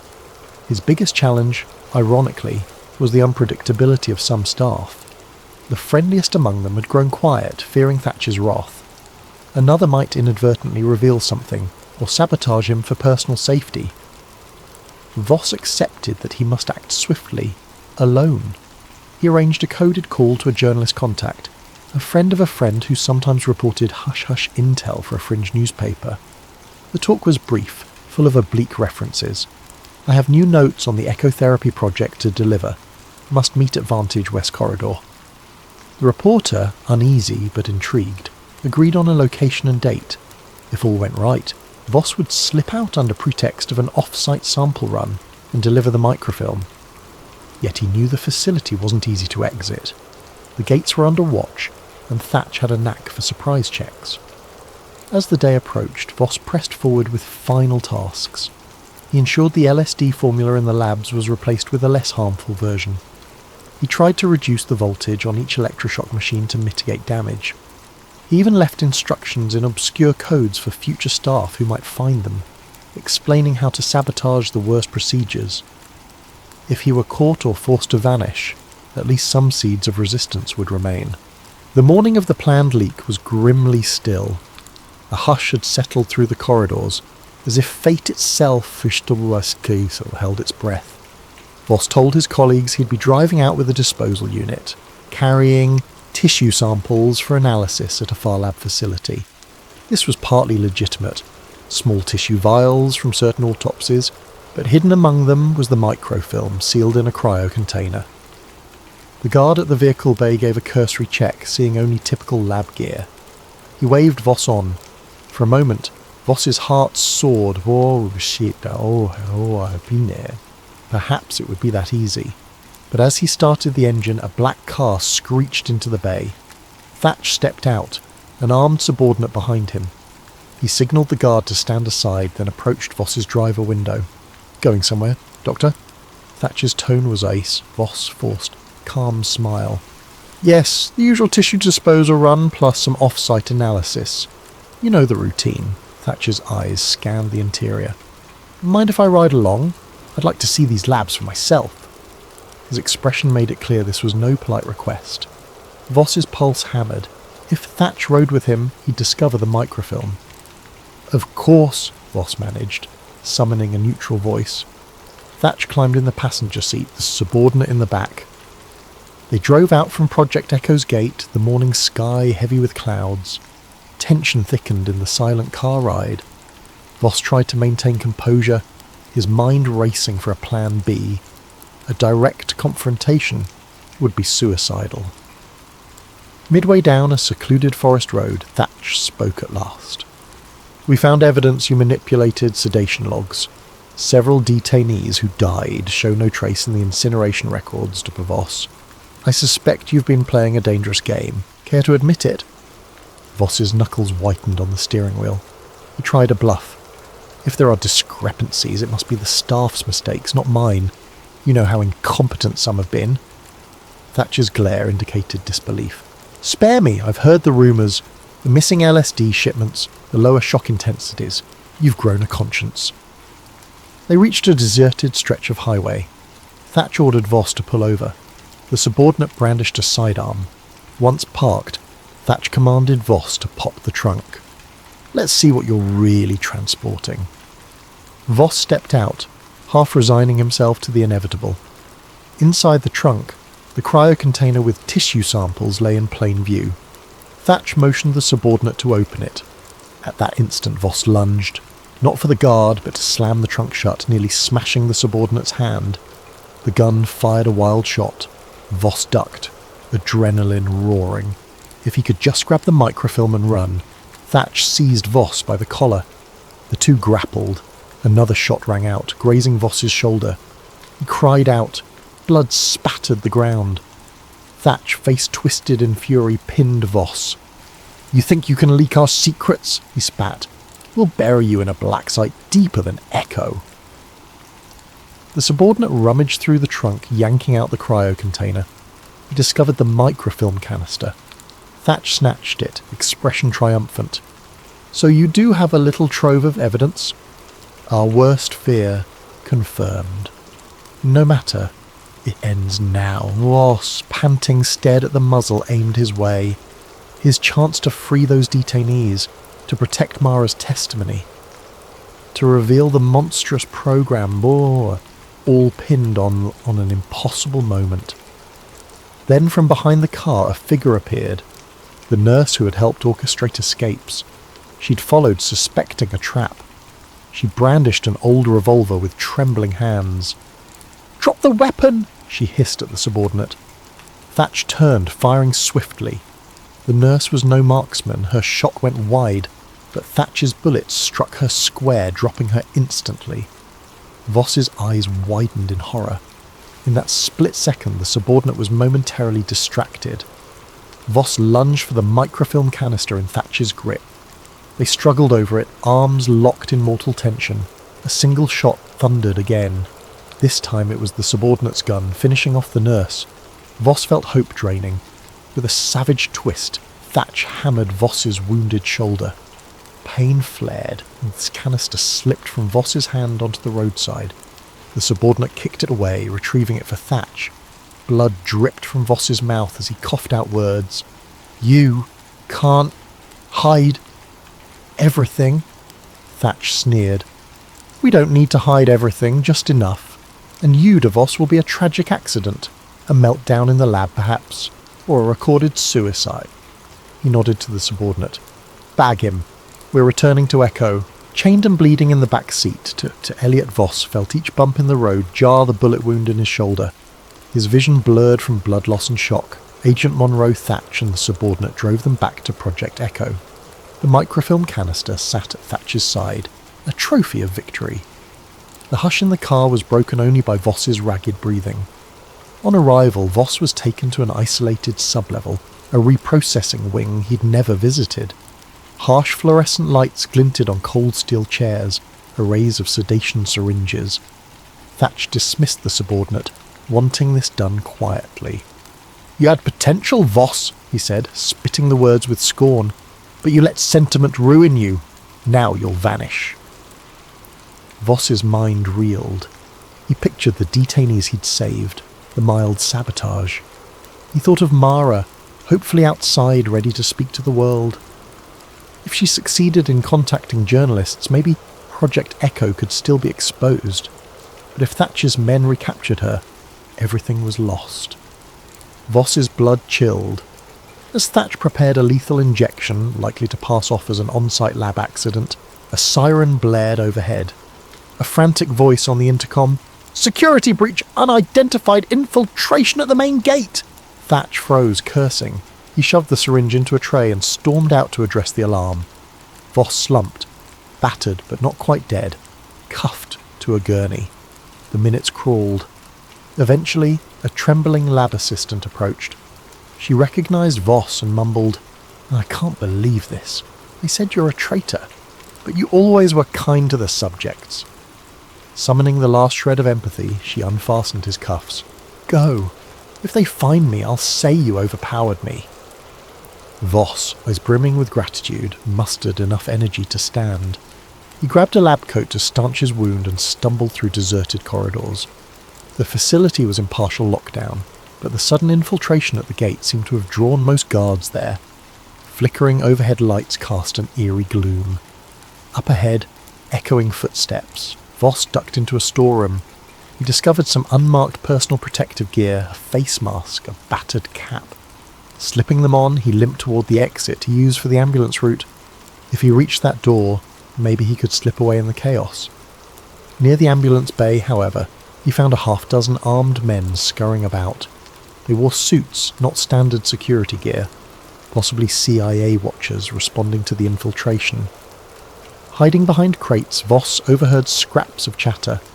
"We have the microfilm. We can't let the infiltration succeed. Thatch has Voss in custody." They seemed uncertain if the infiltration was a decoy for Voss's breakout or something else. Voss realized with sinking dread that he had no chance to pass here unnoticed. He pivoted back into the labyrinth. The alarm klaxon reverberated. Doors slammed, the facility's auto-lock mechanisms sealing entire wings. Voss's only option was to climb upward via the service stairs. Each step flared agony in his shoulder. Nonetheless, he pressed on, mind swirling with a single impetus. Get out, ensure the truth emerges. If the infiltration was Mara, or someone allied with her, that might buy him precious time. On the upper level, he discovered chaos. Lights flickered, staff ran in multiple directions, a few labs had been forcibly opened, detainees stumbling out in confusion. Something big was happening. A nurse he recognized as sympathetic dashed by, eyes wide with terror. She gasped upon seeing him alive. "They're releasing the subjects," she whispered. "All the sedation wards, a meltdown. Don't know who triggered it." Then she hurried off, guiding a confused detainee. Amid the swirling panic, Voss glimpsed an improbable figure. Mara, hair dishevelled, brandishing a small pistol, leading a line of unsteady detainees. A battered staff ID hung from her neck. She caught Voss's eye across the corridor, relief flooding her face. Somehow she'd come back inside. "Doctor!" she called. He staggered over. She explained in breathless words.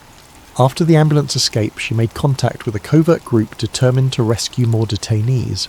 They'd planned a covert infiltration. Freed from sedation, her memories consolidated enough to rally them. Her presence here was a miracle, if a dangerous one. "We must get out, with evidence," Voss said. She grimaced. "I found some documents, but no sign of the microfilm. Thatch has it, right?" He nodded, bitterness surging. All their collected proof was in enemy hands. But a partial record might still suffice. The large group of detainees, though traumatized, could testify to the horrors. "Let's go," Voss urged. They wove through trembling corridors, stepping over debris. Sirens wailed anew. Occasional gunshots rattled the air. Some detainees, in a frenzy, attacked guards, others cowered. The building's hush had become pandemonium.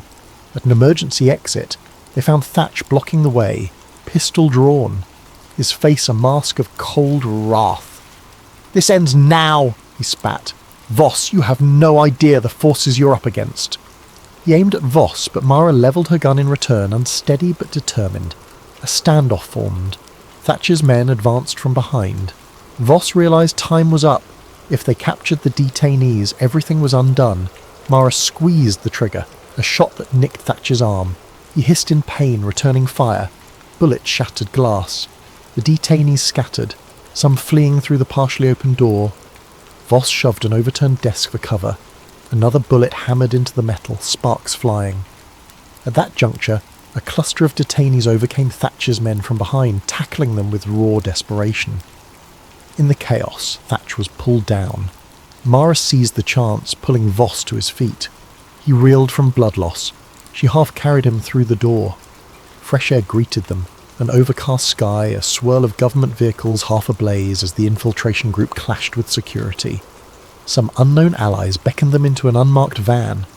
Within minutes the van sped off. Shots echoed behind, but the van's driver evaded pursuit along a back road. Inside, Voss slumped, vision tunnelling. Mara pressed cloth to his shoulder, tears filling her eyes.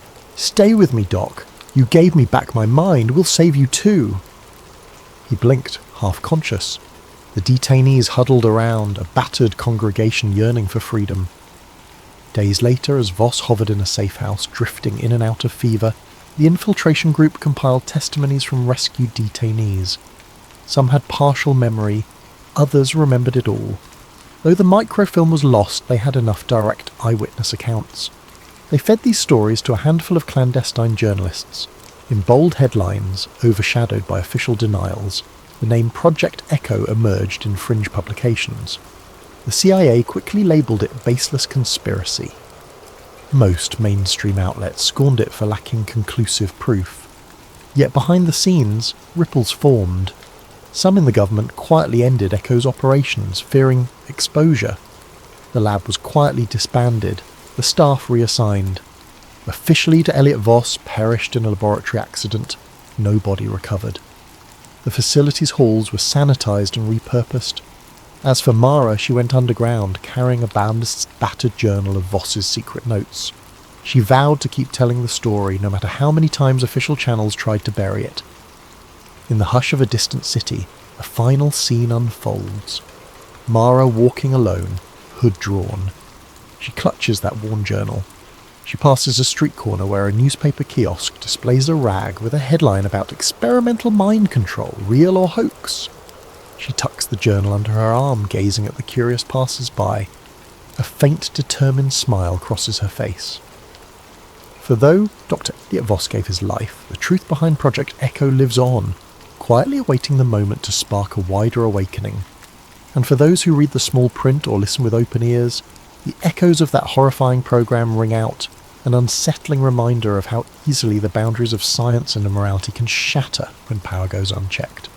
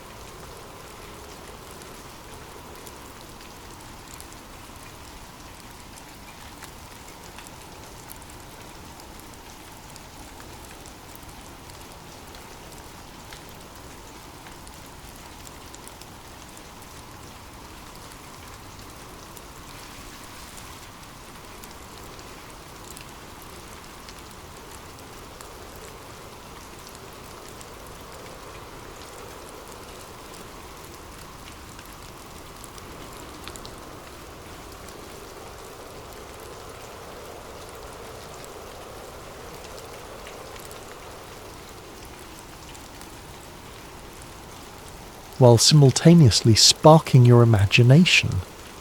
After all, sometimes drifting off to dreamland is best done to a story that leaves a hint of awe lingering in the air.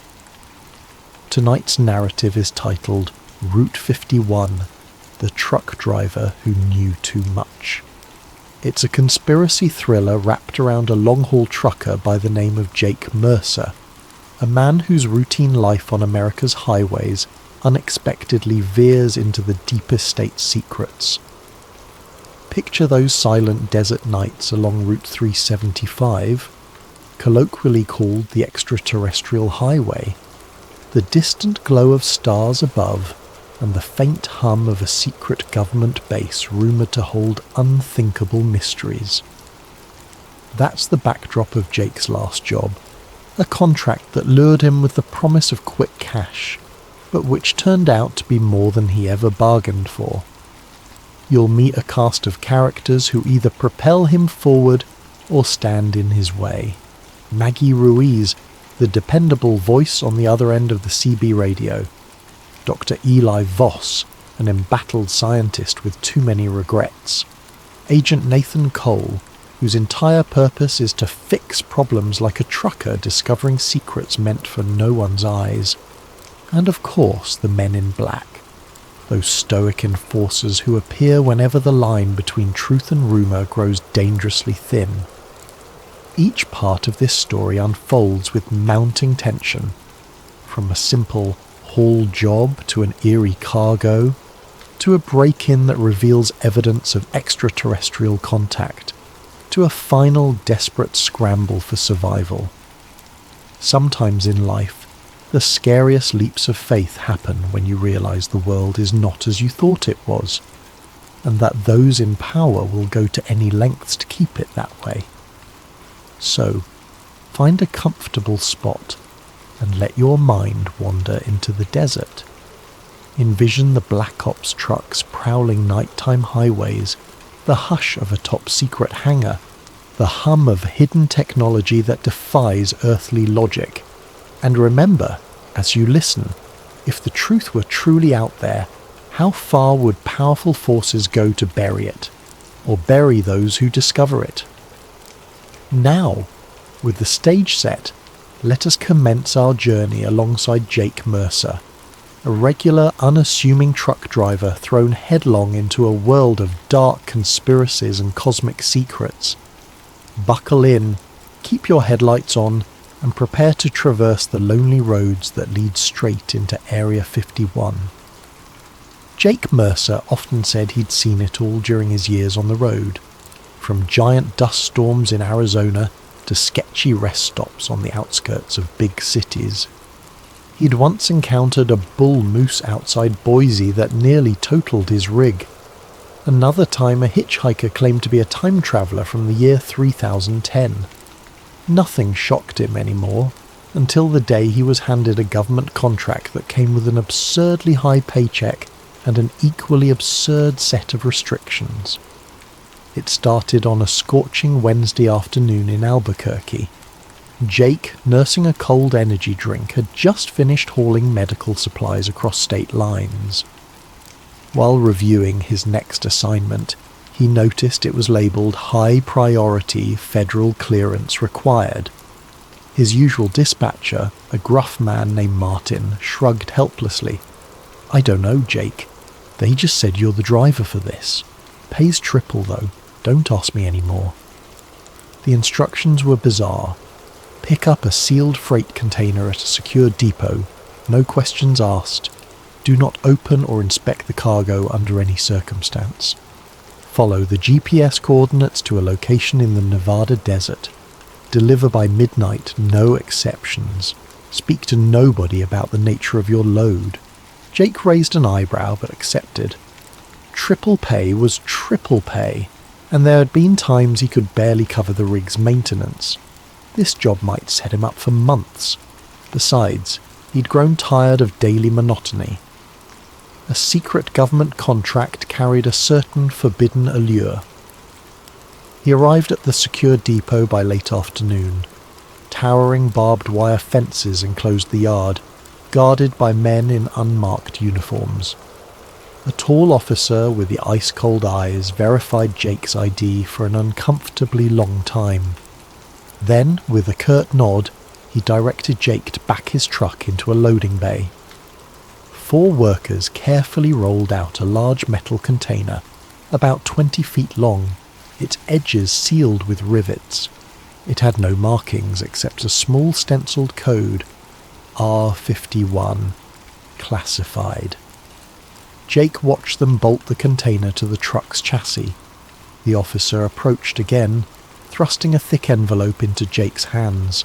Your instructions. Stick to them. No detours. No curiosity. Understood? Jake nodded. He could practically feel the tension in the air as though crossing some invisible threshold from routine life into the hush of clandestine operations. He hopped into his cab, fired up the engine, and eased away. Part of him expected to see black SUVs trailing him, but the roads around the depot were deserted. The miles slipped by in a haze of desert heat.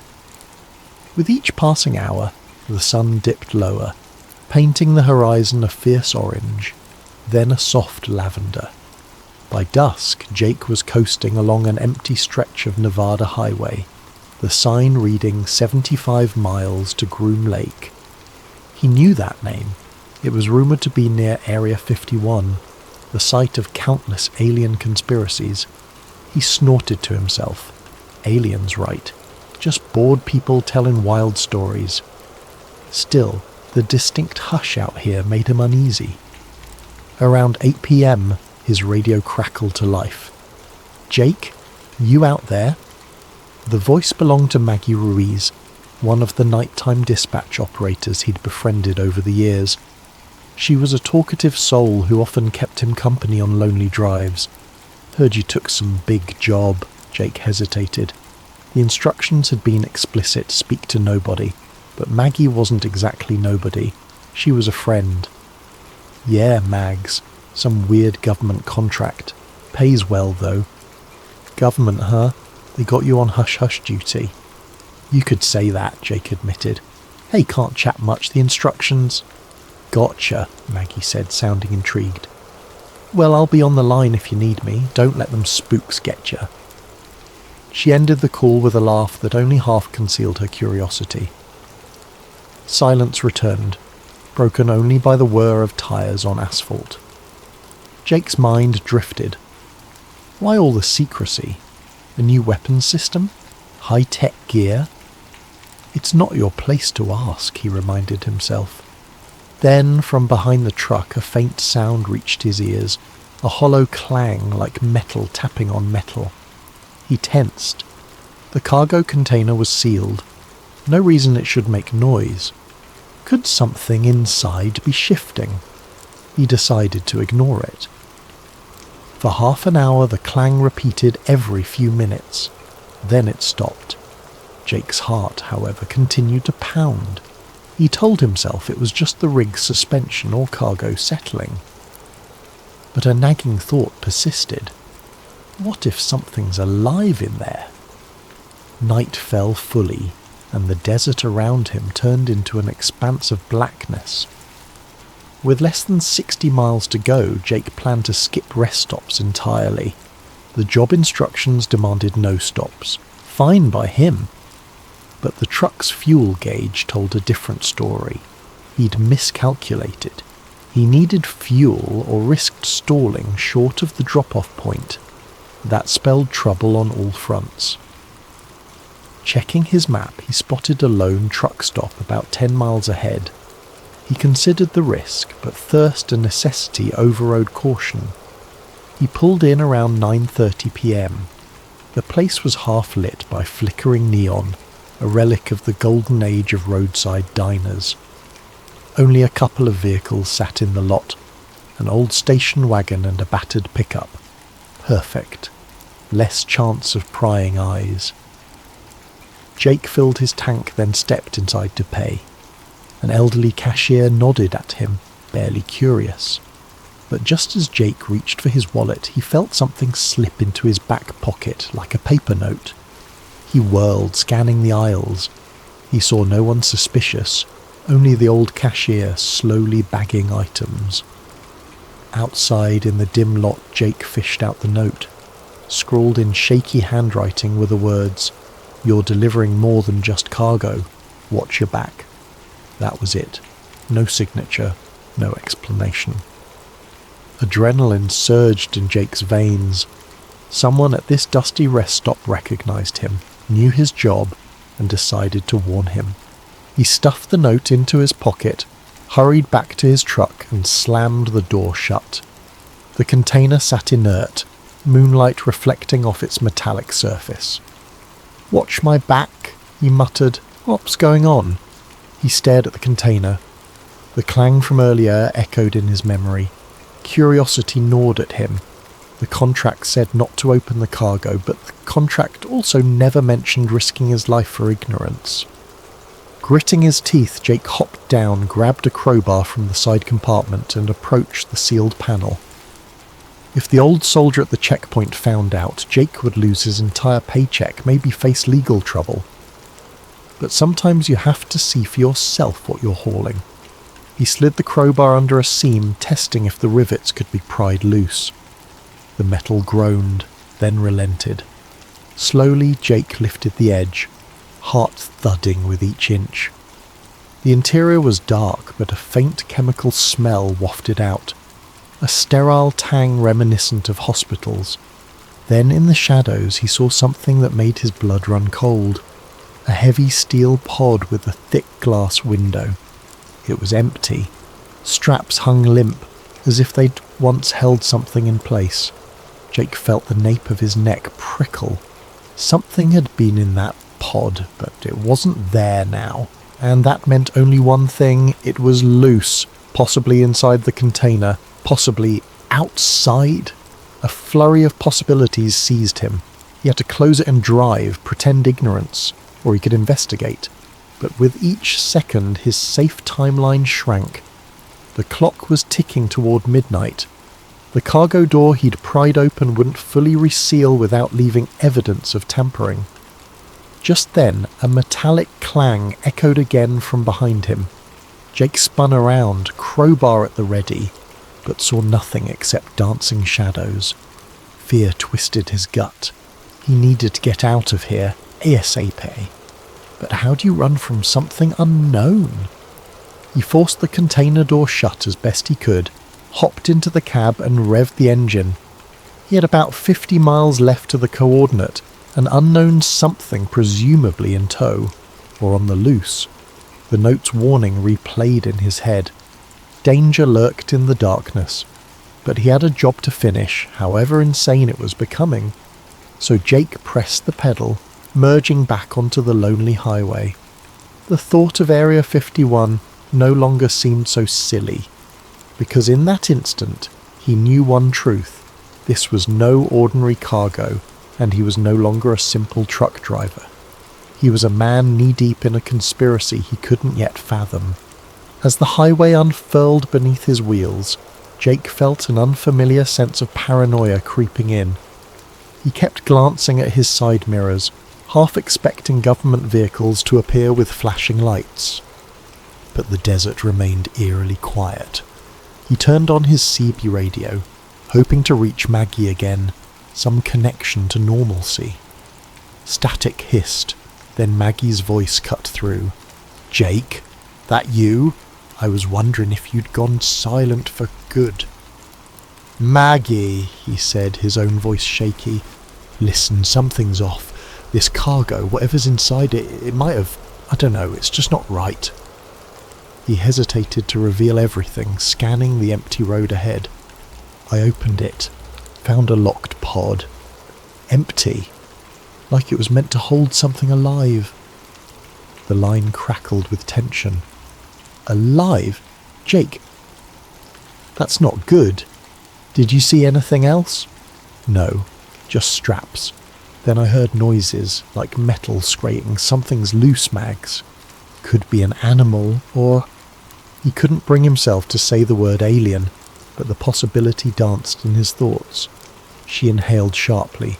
"This is big. You sure you want to keep going?" Jake's foot pressed on the accelerator. I've come too far. I've got to finish the drop. Maybe once I'm at the base they'll handle whatever it is.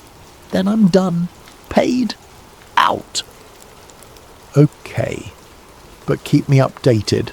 I'll see if I can dig up anything on that container code you mentioned, R51. Might be referencing Area 51, or it could be something else. Just be careful. He ended the call feeling slightly better, knowing someone had his back. The desert night pulled him deeper in. A battered sign reading "Restricted access beyond this point" loomed up, complete with additional warnings about lethal force. His GPS insisted he was on course. The drop-off coordinate flickered on the screen, still about 30 miles away. A swirling dust devil crossed the highway, forcing Jake to slow. For a moment he thought he spotted headlights behind him, but when he looked again, they were gone. Another flicker of paranoia. Focus on driving. At the next bend, the road became narrower, lined with chain-link fences sporting no trespassing placards. This was definitely a different world, someplace built to discourage visitors. At last, around 11:20 p.m, the GPS beeped. You have arrived at your destination. He found himself at a tall automated gate. A small speaker next to it crackled. State your clearance code, a monotone voice demanded. Jake fumbled through the envelope for a badge with a printed code. He read it into the speaker. The gate groaned open. No turning back now. Beyond the gate, wide asphalt fields stretched out, dotted with hangars and low buildings. Dim security lights revealed soldiers patrolling.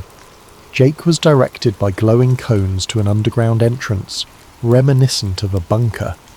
The entire operation exuded secrecy, and the air felt thick with tension. A pair of uniformed men flagged him down. One motioned him into a cavernous elevator platform large enough for the truck. As it descended, the walls became concrete. Jake's heart hammered. He was going underground, presumably beneath the base's surface. The platform settled in a subterranean loading area, bright fluorescent lights washing everything in an antiseptic glow. Armed guards approached. One barked, "Power down the truck. Step out with your hands visible."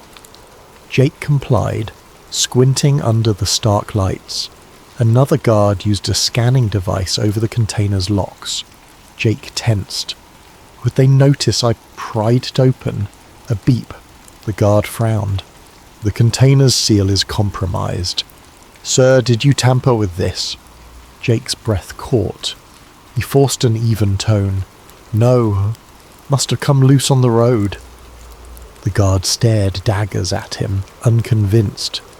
Before the interrogation could deepen, a tall figure in a crisp suit appeared, a man exuding authority.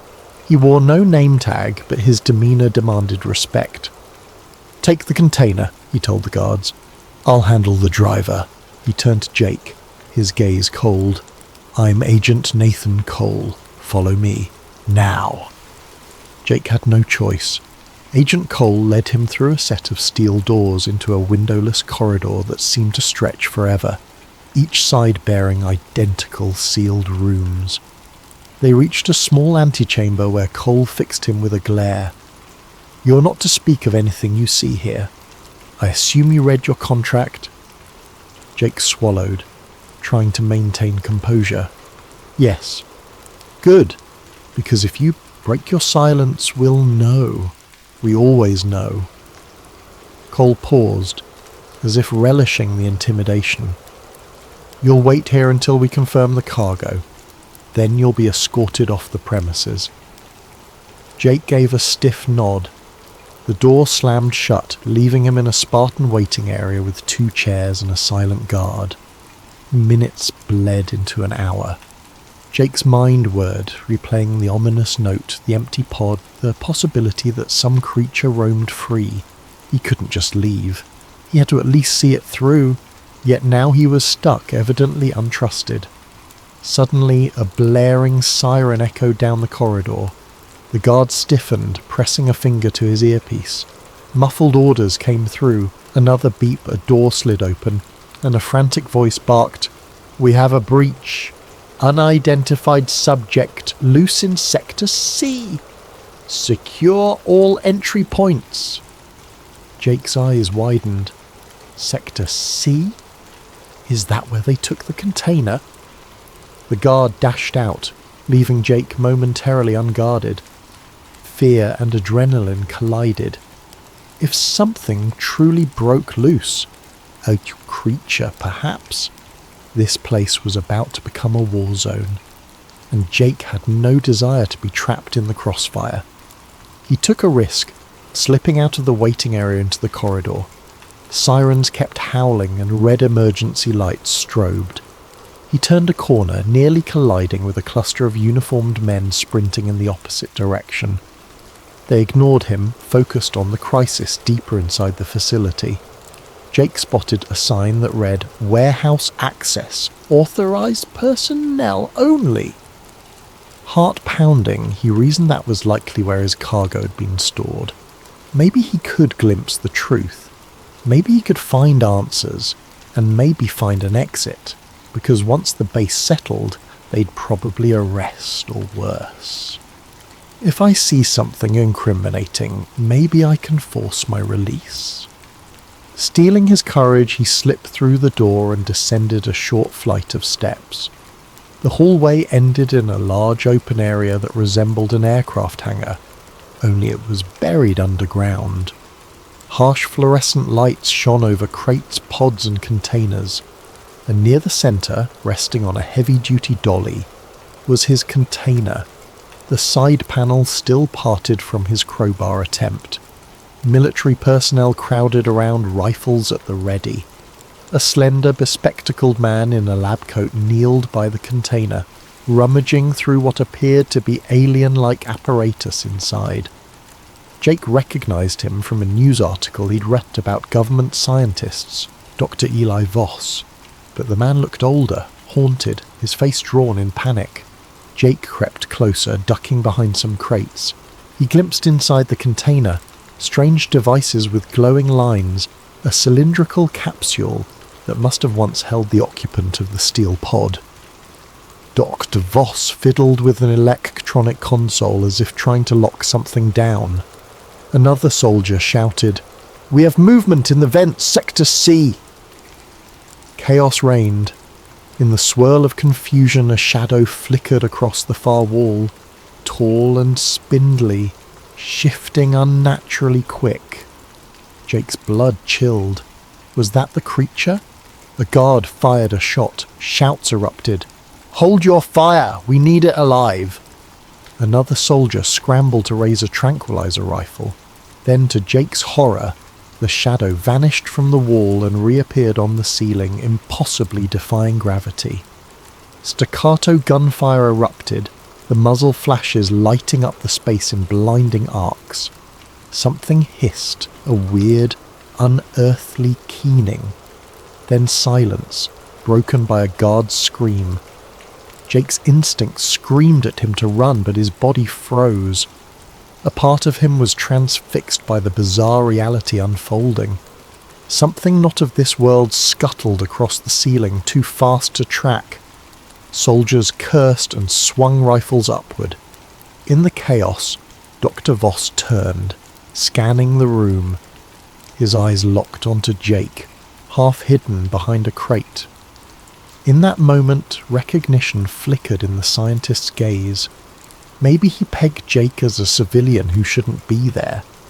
But instead of raising an alarm, Voss mouthed something akin to "Get out!" Jake's heart hammered. Did he dare trust this man? The swirling lights, the shouts, the lurking predator overhead. There was no time to weigh options. Dr. Voss beckoned, then pointed toward a door marked "Exit, Vehicle Hangar." Jake nodded mutely, realizing this might be his only chance to escape. Then, just as he started to move, another ear-shattering alarm blared. The creature hissed again, and the lights flickered, plunging the entire base into partial darkness. Jake felt the temperature in the hangar drop, or perhaps it was just cold sweat dripping down his back. The overhead fluorescent tubes sputtered, struggling to keep the space lit. In that half-lit gloom, shadows sprawled across the walls like living things. The shape of the creature, so swift and unnatural, kept flickering in his peripheral vision. Tor Eli Voss dashed across the concrete floor, nearly tripping over a supply crate. Jake followed, keeping low. Gunshots echoed again, followed by a soldier's panicked shout. Then a monstrous clang of metal on metal, like something heavy was battered aside. One more shriek cut through the confusion, then silence. The hush was deafening, charged with primal fear. Voss and Jake reached the side door labelled Exit Vehicle Hangar, but it was locked by an electronic key panel. Cursing under his breath, Voss fumbled for a keycard, swiped it, and the panel beeped red. Access denied. Another attempt, same result. "Damn it!" Voss hissed, his voice quivering. He slapped the panel in frustration. They must have initiated lockdown. I need a higher clearance. He glanced over his shoulder. We'll have to find another way out. Jake's mind reeled. Doc, what the hell is in here? Did something break out of that container? Voss closed his eyes briefly as if in pain. Yes, it's an entity we recovered from a crash site. Part biological, part mechanical, still learning about it, but we call it Xeniform Beta. We had it sedated, locked in stasis, until your container got compromised. He cast Jake a conflicted look, half guilt, half blame. Now it's loose. Jake's stomach clenched. This is insane. Let's just get out. If that thing's dangerous, the soldiers can handle it, right? A bitter laugh escaped the scientist. You think a few bullets can handle something not made by human hands? We've barely scratched the surface of its capabilities. That's why they keep it here, in these underground labs. They have been trying to replicate or harness its technology, but God knows if they truly can. A flash of movement tore their attention back to the hangar's centre. The overhead lights finally died, plunging the entire chamber into strobing red emergency lighting. In that throbbing glow, Jake glimpsed a twisted silhouette perched on top of a giant crate. The creature's form defied easy description. Elongated limbs, an insectile curvature to its back, and an almost metallic sheen under the red glare. Its eyes, or what resembled them, glowed faintly, scanning the room. Jake's breath caught. Fear hammered in his chest. Then, in a heartbeat, the creature leapt upward, disappearing into the rafters. Voss grabbed Jake's sleeve. We need to move. There's a side corridor that might lead us to the upper levels, then an exit. Hurry. They skirted the edge of the hangar, slipping past toppled crates and the scattered remains of advanced lab gear. Jake's mind flitted between horror at what he'd seen and the sheer adrenaline of survival. He recalled the hush-hush talk about Area 51, the rumours of alien remains, crashed UFOs, secret experiments. He'd always dismissed them until now. The reality overshadowed any rumour. A corridor branched off from the main hangar, lined with thick steel doors at intervals. Flickering lights revealed bloodstains on the floor. Voss swallowed hard, adjusting his lab coat. We had staff stationed down here, if the entity attacked them. He didn't finish the sentence. Jake decided it was best not to look too closely. Just then, overhead speakers crackled and a voice boomed, "Facility-wide alert! Intruder protocol engaged. All unauthorized personnel must surrender immediately. We have lethal authority." Jake recognized the voice of Agent Nathan Cole, that cold official who'd greeted him earlier. Secure or eliminate the asset at all costs. Repeat. Eliminate if necessary. Jake locked eyes with Voss. Intruder protocol. That's me. They'll kill us both if they catch us. Voss nodded grimly. Yes, the powers that be want no witnesses. They'll blame any casualties on the creature, then bury the truth. You'll vanish, I'll vanish, everyone will vanish. Jake felt a wave of anger surge. He was just a truck driver drawn into this cosmic nightmare, but the injustice of it struck him. We can't let them bury this. People have a right to know. The word surprised even him. A day ago, he'd have laughed at the concept of alien secrets. Now every fibre of him believed the public deserved the truth. The scientist studied him, something shifting in his eyes. You're serious? You'd risk your life to expose them? Jake hesitated, but the memory of that empty pod, that monstrous silhouette overhead, the hush-hush contract, it all churned inside him. I can't just walk away after seeing this. They'll kill me anyway. Might as well try to do something. Voss exhaled, a mixture of relief and desperation. Then we need evidence, proof. There's a secure server in Lab 7. If we can copy data from the research logs, photos, video, we can blow the lid off. But it's deeper in the facility, and we still have that alien creature roaming free. Jake's pulse pounded. Let's do it, then find a way out. They continued down the corridor, passing locked doors.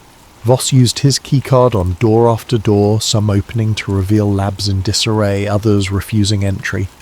They found a small storage room with an overhead vent. A battered soldier lay unconscious near the door, apparently knocked out by the creature. Voss knelt, checked the man's pulse, then grabbed his keycard. He's alive. Let's hope he stays that way. They stepped over him, pushing on. One corridor door led to a sign reading Lab 6, Biological Analysis. Another pointed to Lab 7, Xenoform Studies. Voss gestured to Lab 7. That's our target. They eased forward. The door slid open with a pneumatic hiss. Inside, monitors flickered, showing cryptic readouts of gene sequences, strange symbols and footage of a containment room. One screen displayed images of the alien craft's wreckage. Another showed the crashed remains with the label Project Lazarus. Jake's chest tightened. He was stepping deeper into a world no civilian was ever meant to see. Voss rushed to a console. Keep watch. I'll retrieve the files. Jake scanned the hallway behind them, senses on high alert. The overhead sirens still wailed, and occasionally they heard the distant staccato of gunfire. The base was locked in a terrifying cat-and-mouse standoff. Who was the cat, the creature, or the men with guns? At the console, Voss inserted a portable drive. Data lines scrolled across the screen. I've got logs, video of the entity in stasis, autopsy reports from earlier specimens. This is enough to rock the entire world if we get it out. Jake turned, fixating on the largest monitor. It showed security footage from inside the container corridor. Black and white graininess, a timestamp flickering in the corner. He recognized his own truck parked there, the container being moved. Then the feed jumped to a chaotic moment. Engineers scattering as the alien burst from the pod. Jesus, Jake muttered. No one's going to believe we got all this proof, but it's real. Voss tapped frantically. The progress bar crawled to 90%, then 100%. Done! He yanked the drive. Now a harsh clang behind them. The door to Lab 7 slammed shut and a figure stepped inside. Not the alien, but a uniformed man with a stoic face, Agent Nathan Cole. His sidearm was raised. That's enough, Doctor, and you, he hissed at Jake, have caused quite a mess. Jake's gut clenched. We're just... Shut it. Cole's eyes burned with quiet rage. Hand over the drive and face the wall. The only reason you two aren't dead is because I want to know how far this breach goes." He gestured with the gun. "Now!" Jake glanced at Voss. The scientist gave a tiny nod. Reluctantly, he extended the flash drive toward Cole, but as Cole reached for it, a thunderous crash reverberated overhead. The lights flickered off. Darkness swallowed the room. Then a single red emergency lamp kicked in, bathing everything in a sinister glow. A monstrous screech resonated from the corridor. Xenoform Beta was near. Cole spun, momentarily distracted. Voss seized the chance, fumbling for a button on the console that read, "Override Lab 7 door." The door slid open. "Run!" Voss yelled. Jake bolted, ignoring Cole's furious shout. Shots rang out. Sparks ricocheted from a metal panel, but in the confusion, Jake and Voss tumbled into the hallway, the precious flash drive still in the scientist's grip. They slammed the door behind them, locking Cole inside. Another screech echoed down the corridor, closer this time. Jake realized they were trapped between an armed agent and a rampaging alien. But at least they had the data. The question was, could they reach the surface and the outside world before the entire base sealed their fate? Jake's adrenaline soared. The corridor was dimly lit by flickering red emergency panels, casting dancing shadows on the concrete walls. Dr. Voss clutched the flash drive tightly, face pale but resolute. They could still hear Agent Cole pounding on the locked lab door behind them, shouting commands into a radio. More gunshots thundered somewhere in the distance. A scraping sound from the ceiling alerted Jake. He and Voss froze. Something large moved through the ventilation shafts overhead, slithering or crawling with unnatural speed. Then silence. Jake's heart hammered against his ribcage. The creature is close, so close. Voss motioned him forward. "If we can reach the main elevator, we might get to the surface, unless they've locked it down." They crept forward, the corridor branching in multiple directions. Each intersection was marked with cryptic signs. Sector E, testing labs. Sector F, holding cells, armory, data center. Sparks arced near a half-destroyed control panel. The air smelled of burning wires. They passed a lifeless soldier slumped against the wall. Jake tried not to stare at the man's blank eyes. This base had become a battlefield, or maybe a slaughterhouse. They turned a corner and spotted the main elevator at the far end. A steel gate sealed it off. Another keycard panel blinked red. "We can try," Voss whispered. He ran up and swiped his card. Nothing. He typed a code, still no response. The screen displayed "Lockdown protocol engaged." Jake cursed under his breath. "What now? A staircase?" Voss nodded. "There's an emergency stairwell near the east side, but it's a long way up. And if they've sealed the hatches, we might be trapped anyway. Better than waiting around." Jake gestured for him to lead. They hustled deeper into the labyrinth. Alarms kept screeching overhead, messages about containment breach, mixing with intruder protocol. The base's disorientation left Jake feeling like a rat in a high-tech maze. A loud clang resounded from behind them, like metal being torn apart. Then came a roar of fear. A soldier's voice cut short. Jake's throat constricted. The creature was picking them off one by one. They had to keep moving. They found the stairwell door, heavy reinforced steel. Voss tried his card, the lock clicked, and they pulled it open. Inside, the shaft spiraled up. Dim emergency lights illuminated each landing. Voss peered upward. "We're at least 8 levels below ground. Let's hope we can get out on the top level." They started climbing. The sounds of chaos below gradually faded, replaced by their ragged breaths echoing in the concrete chamber. After 2 flights, Jake's calves burned, but adrenaline pushed him on. Voss lagged slightly, clutching the railing. "I'm not exactly in shape for this," he muttered with a grim humour. Jake offered a hand, helping him keep pace. By the fourth level up, a new noise drifted from above. Heavy footsteps, or maybe boots. They exchanged a worried glance. Could it be more soldiers, or the men in black? They pressed themselves against the wall, listening. The footsteps paused, then resumed, heading downward. Jake's instincts flared. A confrontation was likely. He looked around for an alternate route, but the stairwell was a single column, nowhere to hide.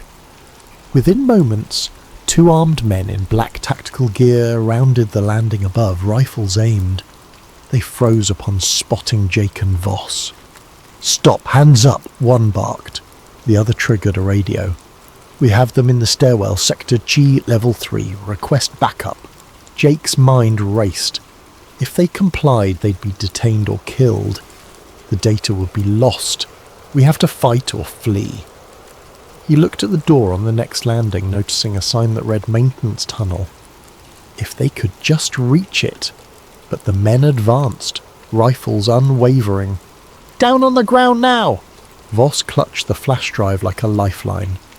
Jake raised his hand slowly, scanning for an opening. Then an unexpected roar shook the stairwell from far below. A monstrous wail, so loud it vibrated the metal railings. The men in black turned reflexively, faces betraying fear. Jake seized the moment. He lunged forward, slamming one guard's rifle sideways. A shot rang out, ricocheting off the wall. The second guard spun, but Voss, fueled by desperation, tackled him. The guard stumbled, lost his footing, and pitched down a half-flight of stairs with a sickening thud. Jake wrested the rifle from the first guard, who reeled from the blow. Another savage roar echoed. The guard's eyes widened with terror. He's heard that sound before, Jake realised. Without hesitation, the guard wrenched free, scrambled up the stairs, and fled. Clearly dealing with an alien nightmare outranked capturing them. Voss panted, adrenaline surging. That was close. He retrieved the rifle from the second guard's limp form, then eyed Jake. "We can't do that again. Let's get to that maintenance tunnel." They ascended the last steps, prying open the door labelled maintenance tunnel. A narrow corridor greeted them, pipes running along the ceiling. Dim overhead bulbs flickered.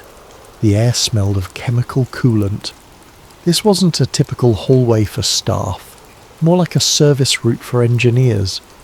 If they were lucky, it might lead to a less guarded exit. They threaded through tight passages. Machinery hummed behind grated walls. Occasional signage read ventilation, power grid, or hazardous material storage. The base's sheer scale astounded Jake. He was used to big warehouse complexes, but this was on another level entirely, like a hidden city beneath the desert. Voss led them around a bend, consulting a small mental map he presumably knew from his years working here. This path should intersect an older cargo elevator that services above-ground hangars. Less monitored. Maybe we can bypass the lockdown. They soon reached a rusted steel door labelled Auxiliary Cargo Lift. Voss fiddled with the control panel. "Seems offline. Let me see if I can power it." He popped open a fuse box, revealing a mess of wires. While he worked, Jake kept an ear out for pursuit. The base's alarms had quieted, replaced by sporadic gunfire or distant screams. An uneasy hush lay over the corridors. Finally, the lights on the lift control glowed. "I think it's operational," Voss said with relief. They pulled the heavy door aside, revealing a cargo elevator platform big enough for a small truck. A single overhead bulb cast feeble light inside. Voss stepped on, tapped a control. "It might take us near the surface, at least. Let's hope the power supply holds." The lift groaned to life, lurching upward at a crawl. Each second felt interminable. Jake exhaled, letting tension slip momentarily. They had come so far, risked so much. If they could just break free. Halfway up, the entire platform shuddered. The overhead bulb flickered wildly. Voss paled. Powers dropping? Another violent jolt. The lift screeched to a halt, suspended in darkness, then a mechanical whine, and it resumed, but painfully slow. "Stay calm," Voss urged. Jake stared at the grated walls sliding by. "Doc, if we get out, how do we expose all this? The government will come after us." Voss swallowed. "We'll need to broadcast the data widely, upload it to multiple news outlets, leak it online, something unstoppable. Even Black Ops can't erase everything once it's out, but we must move fast." The lift ground to a stop at what looked like a storeroom. A faint overhead sign read, "Surface access, authorized only." The door's lock glowed red. Voss tried his card, no luck, he exhaled, frustration seeping in. "Security clearance. We need a high-level code, possibly from someone like Agent Cole," Jake cursed. They were stuck again. They peered through the grated door at the corridor beyond. It was dim, no immediate sign of guards. Jake gave the door a shove, solid.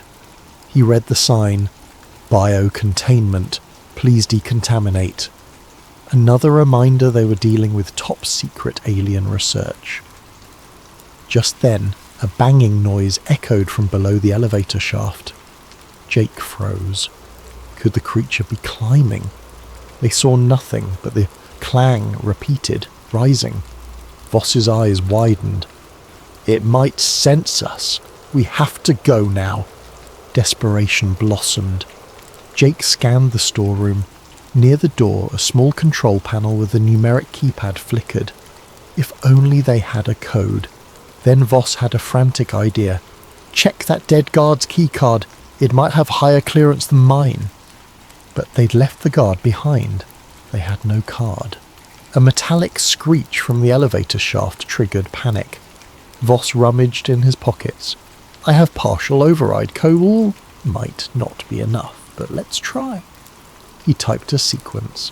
The panel beeped, then displayed invalid. Another attempt. Invalid! The banging grew louder, closer. Jake braced himself, rifle in hand, finally on Voss's third try. The panel beeped green. The door hissed. They burst into the corridor, slamming it behind them. A heavy mechanical lock engaged. For now, they had a barrier between them and the horrors below. They found themselves in a wide hallway leading to a large blast door. Painted above it was surface hangar access. Jake's heart soared. They might just make it. But the corridor wasn't empty. At the far end stood several men, the men in black, tall, expressionless, each clad in black suits incongruous in a facility like this. They stared at Jake and Voss with cold detachment. No weapons drawn, yet the threat they exuded was tangible. One man stepped forward, face devoid of emotion. "You do not belong here. Hand over the... now!" Another man reached inside his jacket, presumably for a sidearm. Jake aimed the rifle, the sieves jangled. "Stay back. We just want out." The lead man's lips twitched in what might have been a faint smile. "You've seen too much.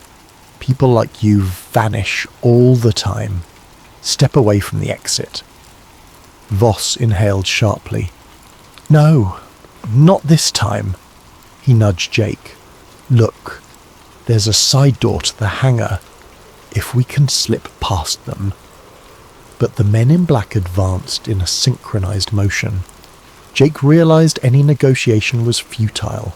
They intended to bury them here. Another standoff. The corridor lights hummed, tension, crackling. Then footsteps thundered behind the men in black, uniformed soldiers sprinting toward them with rifles. Over a loudspeaker, Agent Cole's voice boomed, "Seize them! Secure that data!" Jake's grip tightened. They were pinned between the men in black and Cole's forces. No path out. So much for the surface hangar access. Then a thunderous crash shook the entire corridor. The lights flickered. The creature's eerie screech erupted somewhere close, reverberating in the vents. The men in black turned, momentarily distracted. Jake seized the chance, but to go where? In the flickering corridor, tension hung like a storm cloud ready to erupt. Jake and Dr. Voss stood near the blast door to the surface, confronted by the emotionless men in black on one side and heavily armed soldiers rushing in from the other. Overhead, the alien's shriek vibrated the air, chilling blood and bone alike. A soldier's voice barked, "Open fire!" Shots rang out, but not at Jake, rather at the men in black. Agent Cole appeared behind the line of soldiers, face twisted in rage. "Stop them all!" he ordered. "None leave this facility." The men in black responded with unnatural speed, dodging bullets with fluid motions. Two of them drew sidearms, returning precise, methodical fire. Jake dove behind a large crate, pulling Voss down with him. Splinters rained as bullets shredded the crate's edges, a swirl of confusion, soldiers versus men in black, each brandishing lethal force. In that chaos, neither side was particularly aiming at Jake or Voss, but it was only a matter of time before crossfire caught them. The corridor's overhead lights sparked, some failing entirely, plunging stretches into darkness.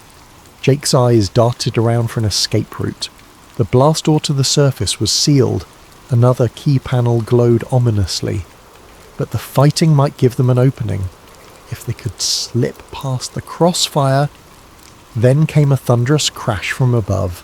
The ceiling vent tore open and the creature dropped into the fray. Its elongated limbs slammed onto the floor, bristling with otherworldly menace. Men on both sides gasped or shouted curses. In an instant, the alien lunged at a soldier, knocking him aside with terrifying strength. Another soldier fired a burst, but the creature leapt onto the wall, scurrying horizontally before vaulting toward a second victim. Jake's heart pounded, every sense screaming to run. The strobe of muzzle flashes illuminated the creature's shiny carapace, revealing eerie segments of biotech. It let out a piercing shriek that rattled the corridor.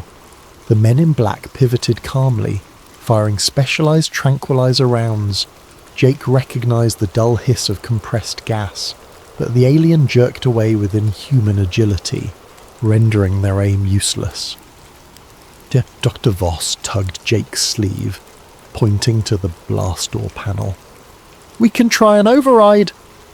Bullets and shrieks overshadowed all else. Jake nodded, quickly crawling on hands and knees to the door's side. Voss typed rapidly on the keypad, face taut with concentration.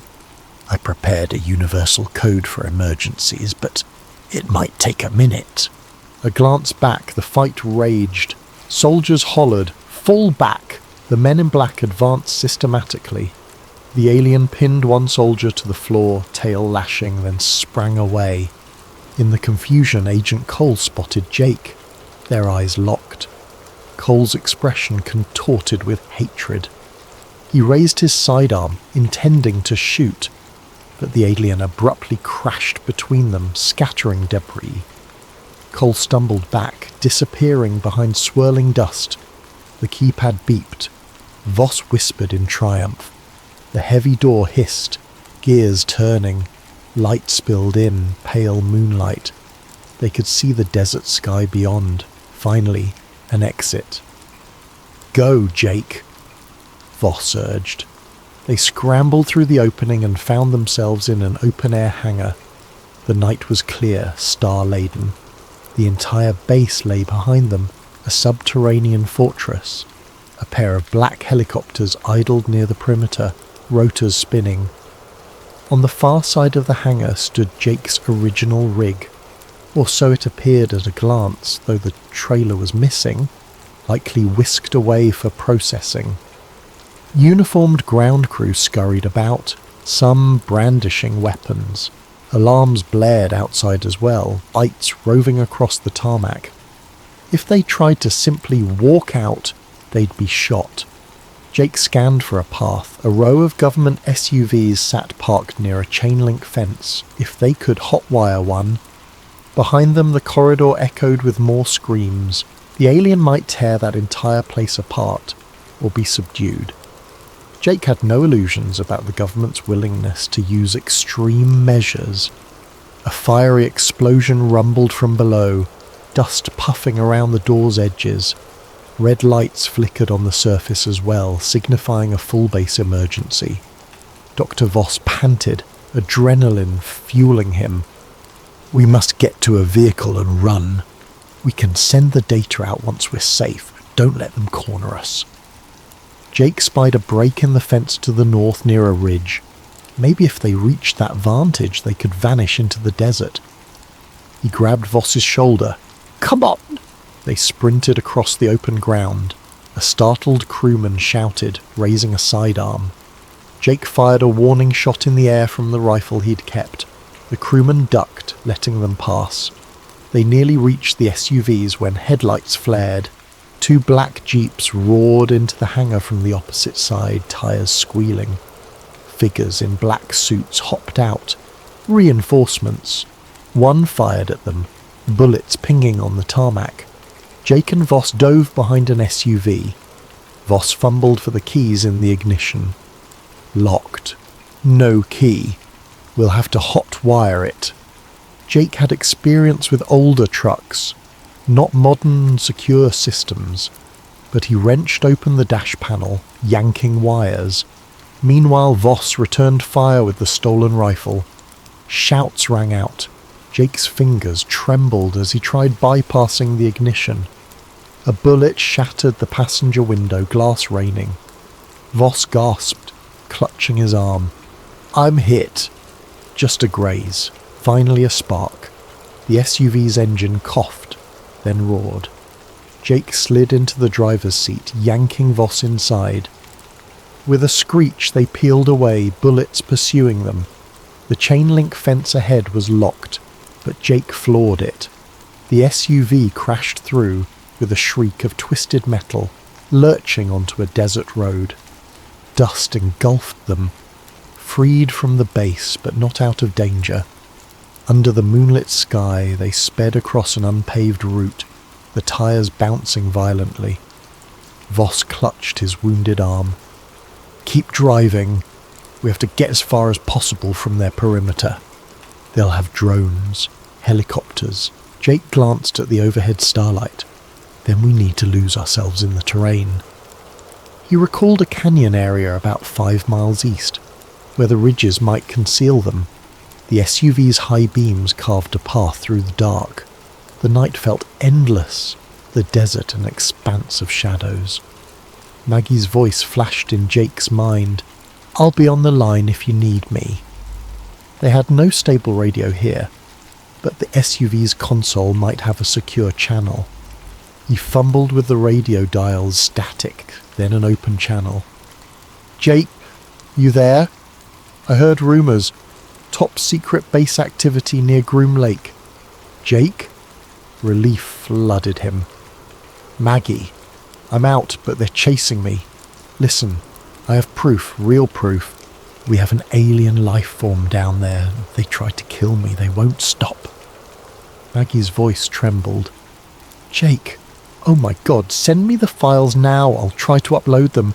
Maybe we can blow it wide open." Voss, hunched in the passenger seat, managed to pass the flash drive over. Jake rummaged for a data port on the radio console. The SUV, being government issue, had a specialised system. He jammed the drive in, praying it connected. "We're uploading," he told Maggie. "Get ready." But as soon as the transfer began, A whirring hum overhead signalled an approaching helicopter. The SUV's warning systems beeped. "Tracking signal detected," a robotic voice announced. They had no illusions about outrunning a helicopter. The digital progress bar in the console advanced painfully slow, 10%, 20%. A bright spotlight hit them from above. The helicopter swooped in, buffeting them with wind. Gunfire spat from its side, peppering the ground. Jake swerved, nearly flipping the SUV. The progress bar hit 50%. Another burst of bullets forced him to brake behind a rocky outcrop, losing line of sight with the chopper. Over the radio, Maggie's voice crackled. "Jake? The feed cut out. Are you there? I only got partial data. Hurry!" The console displayed signal lost. Jake's fists clenched. They needed a stable line. Voss gasped from blood loss, eyes drooping. "We can't hold them off. Maybe we should hide the drive. Let the next person find it." Jake refused to accept defeat. "We're so close." He looked around, noticing a side canyon. If they could lure the chopper away or jam its sensors, they might resume uploading. But even if they do, would the government manage to shut it down? Suddenly, a second helicopter roared over the ridge. The spotlight pinned them again. The SUV's engine coughed under the strain of the rough terrain. The dash flickered. This is it, Jake realized. They're pinned. No clear escape. He turned to Voss. "Doc, you did your best. Let me try one last Hail Mary." He grabbed the mic. "Maggie, if you can hear me, get the word out. Even partial data might be enough. Don't let them bury this." The only reply was static. The swirling rotors whipped up a sandstorm around them. A mechanical voice from overhead blared on a loudspeaker. "Jake Mercer, surrender now, Mom." Agent Cole's tone, no doubt. The first helicopter descended, kicking up a hurricane of dust. Jake shielded his eyes. "Voss, hang in there." Men in black tactical gear leapt from the copter, guns drawn. Jake tried to reverse the SUV, but the engine sputtered. A bullet shattered the windshield, grazing his shoulder. He cried out, slumping. Another bullet took out the front tire. The SUV lurched to a stop. Doors flung open, men yanking them out. The next moments were chaos. Voss wailing in pain, the flash drive knocked from his grip. Jake tried to fight, but a rifle butt slammed into his temple. Stars exploded across his vision. He heard muffled shouts, felt his arms wrenched behind him. Then a final memory. Agent Cole's face looming over him, eyes cold. "You led me on quite a chase," Cole hissed, "but it ends here. You disappear now. All of this remains classified." Jake's world blurred. Dust stung his eyes. The last thing he saw was the starlit sky spinning, then darkness. 3 days later, Maggie Ruiz sat alone in her cramped radio dispatch office, eyes red from lack of sleep. She'd tried every trick to reconnect with Jake. Nothing. No calls, no signals, no sightings. Rumours spread about a massive incident near Area 51, some folks claiming to see unmarked helicopters, strange lights, entire roads sealed off. But official statements mentioned only routine military exercises. Maggie replayed the partial data Jake had managed to send. It contained 6 cryptic file names, fragments of lab notes referencing something called Xeniform Beta, and low-resolution images of a bizarre metallic skeleton. Not conclusive proof, but enough to imply something momentous. She'd attempted to share it with certain media outlets, only to face immediate pushback. The files vanished from her email drafts. Her online posts flagged or removed for violating guidelines. She feared her phone might be tapped. In a last-ditch effort, she posted the partial images on fringe conspiracy forums. A handful of responses trickled in, some proclaiming fake, others calling her a hero. Then the forum threads disappeared, replaced by 404 errors.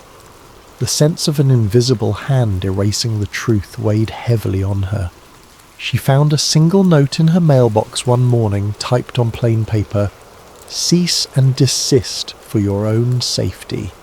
No signature, of course. Her blood ran cold.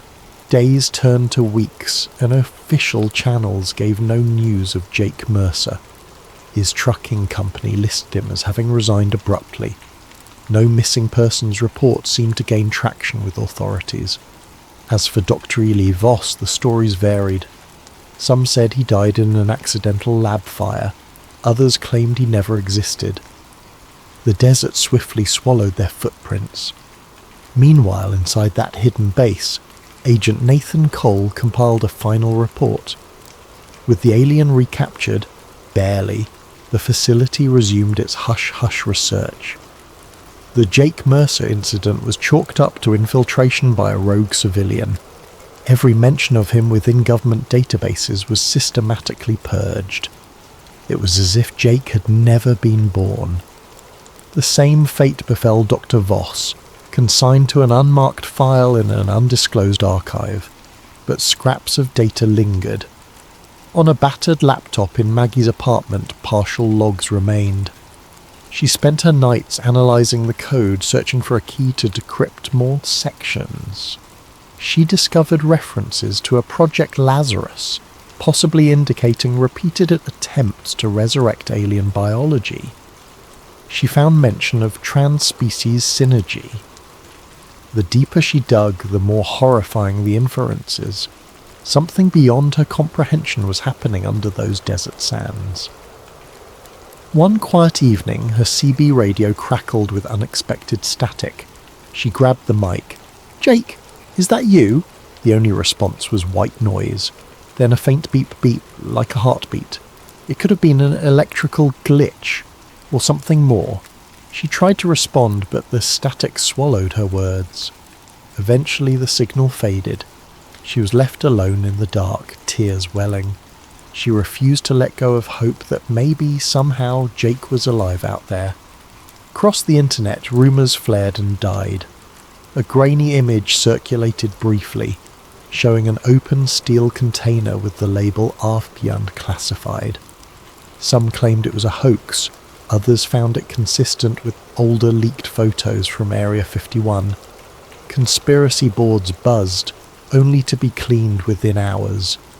In hushed corners of coffee shops, truck stops and underground chat rooms, the story of the truck driver who vanished persisted. People swapped theories. He was abducted by aliens, he's in a government black site, he faked his death, no official answers came. Meanwhile, out in the desert, the nighttime winds scoured the highways, whistling through barbed wire fences. Far from the public roads, a discreet runway glowed softly, where black helicopters landed silently. Deep below the earth, experiments continued on Xenoform Beta. Powerful people ensured no slip-ups occurred again. Another near catastrophe might expose too much. If you drive that lonely Nevada highway late at night, you might glimpse a phantom taillight flicker in the distance. Some folks say it's the ghost of Jake Mercer, forever hauling secrets across dark roads. Others dismiss it as a trick of the desert wind.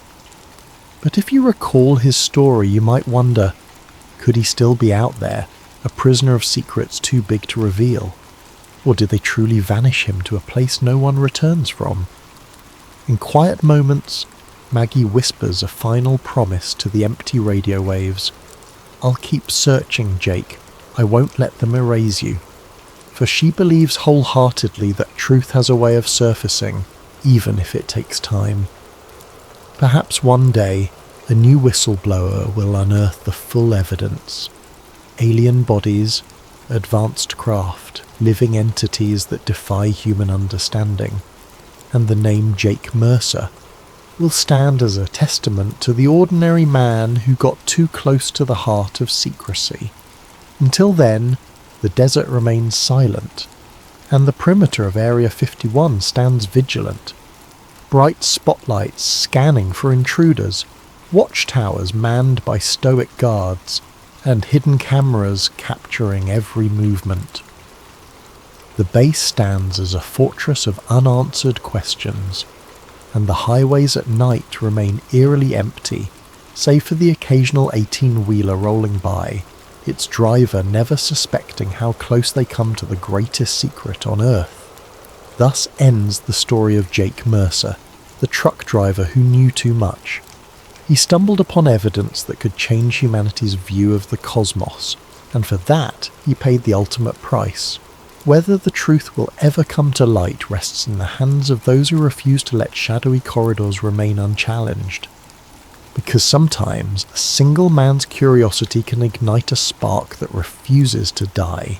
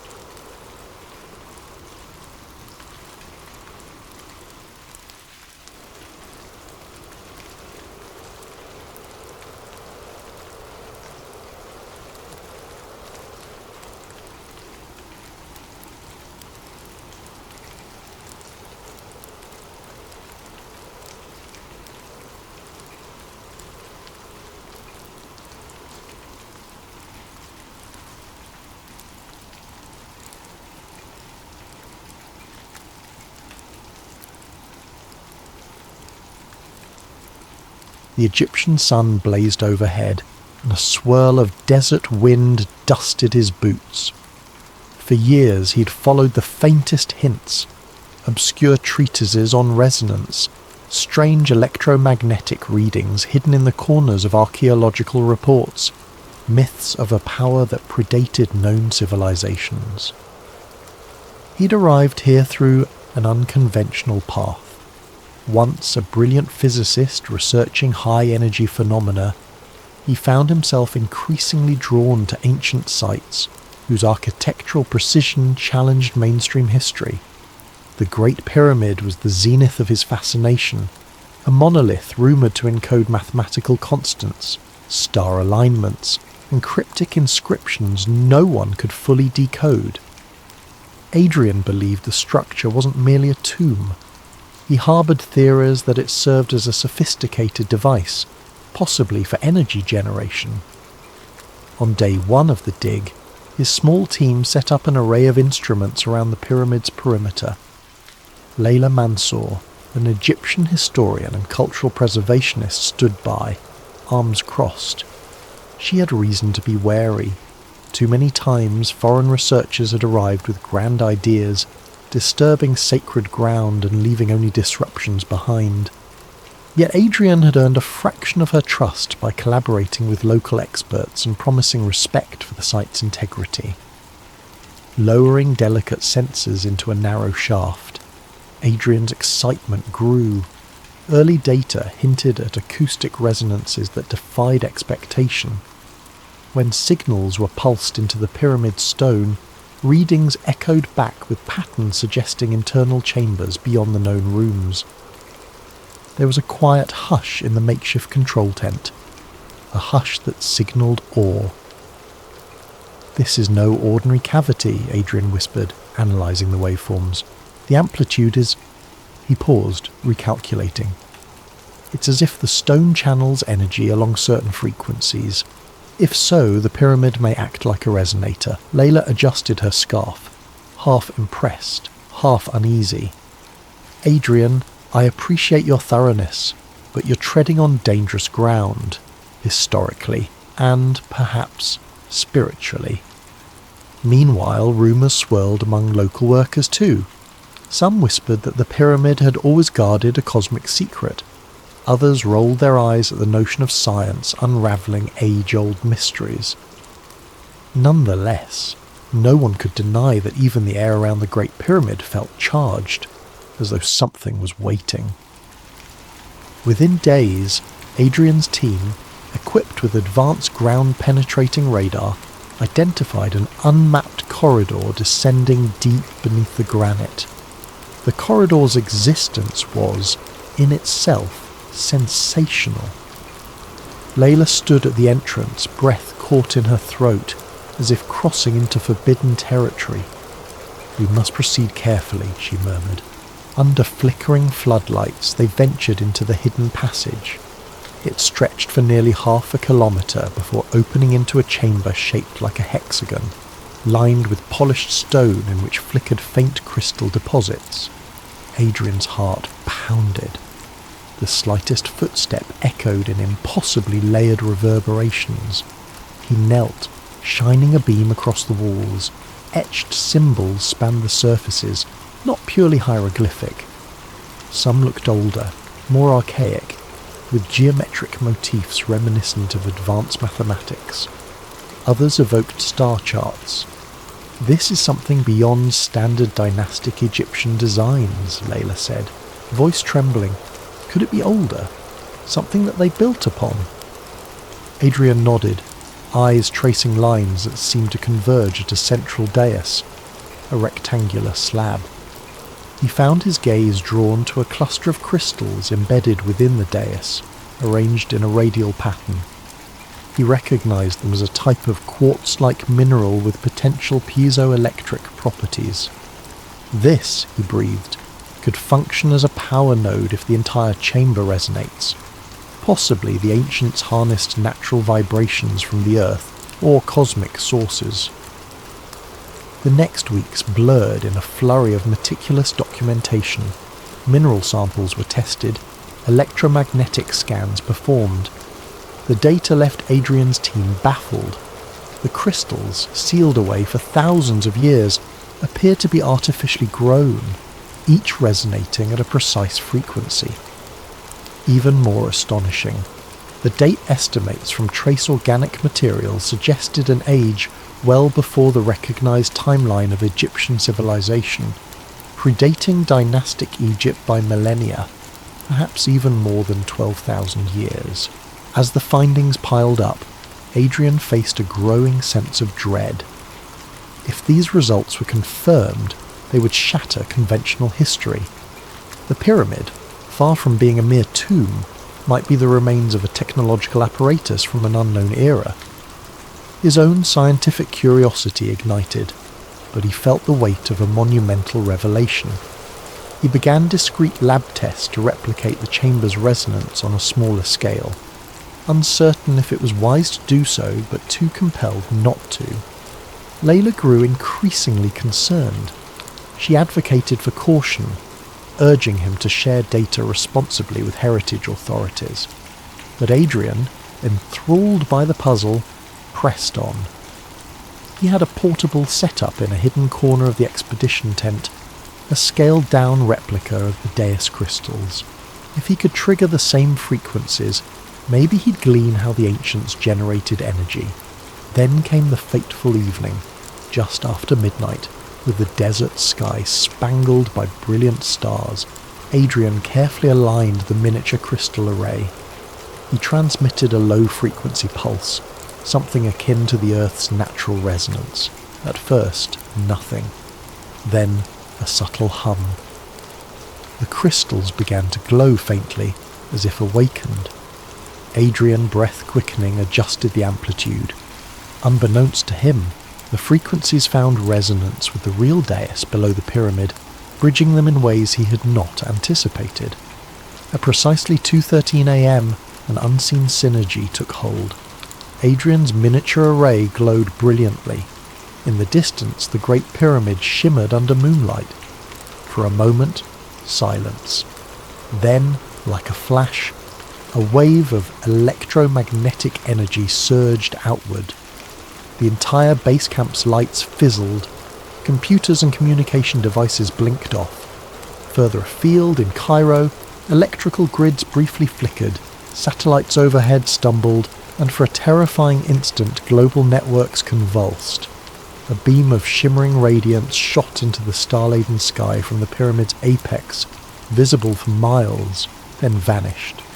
Panting, Adrian fell back, heart hammering. He realized, too late, the magnitude of his error. The desert night felt thick with foreboding. Hasty footsteps approached, and Layla burst into the tent, breath ragged. "Adrian, what? Have you done?" His voice trembled. I've awakened something," he said, the truth searing him. "I didn't mean to cause a global event." In that moment, the Great Pyramid's silent guardianship was shattered. Whatever secret it held was no longer quiet. A message had been sent to the world, and perhaps beyond. By dawn, the world was buzzing. Hasty rumours of a pyramid beam spread through social media. Government agencies scrambled to clamp down on the story. Official statements denied anything abnormal, attributing disruptions to a routine power glitch. But footage had been captured from distant vantage points, showing a mysterious glow rising into the Egyptian sky. Conspiracy forums exploded with theories, each wilder than the next. Alien contact, covert weapons tests, ancient prophecy fulfilled. Inside the now heavily guarded base camp, Dr. Adrian Voss found himself at the centre of a storm. Egyptian authorities demanded explanations. Press teams hovered outside the checkpoint, blocked by newly erected barricades. Meanwhile, Layla Mansour tried desperately to keep the Cultural Ministry informed.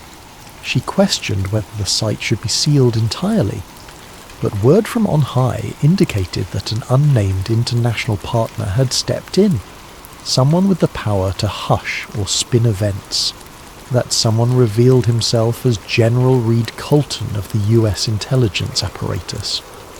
Grey-haired, imposing, and exuding controlled authority, Colton arrived in a black SUV flanked by armed escorts. He wasted no time calling Adrian and Layla into a tense conference.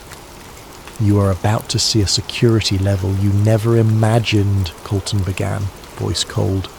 "A global electromagnetic disruption took place, traced to your so-called miniature energy test. We now have international unrest, civilian flights grounded in multiple cities, satellites jolted offline, communication lines are partially compromised. The world's leaders demand answers." Adrian swallowed hard, guilt drumming in his veins. He recounted the resonant crystal chamber, the newly discovered corridor, and how he had inadvertently triggered a discharge. Layla listened, lips tight, arms folded. She refused to hide her disapproval. "General, the pyramid is a revered monument. We had no intention to exploit—" Colton silenced her with a glare. "The question is not about your intention. It's about the effect. I am here to ensure the US and its allies get a handle on this energy system. If there's potential for a new power source, we want it. If it's a threat, we neutralize it. Dr. Voss, you will continue your research under our oversight, and you will sign a confidentiality directive. Understood?" Adrian nodded numbly. He recognized the pragmatic might of governments. The secrets he had uncovered transcended private ownership. Fear of misuse gnawed at him.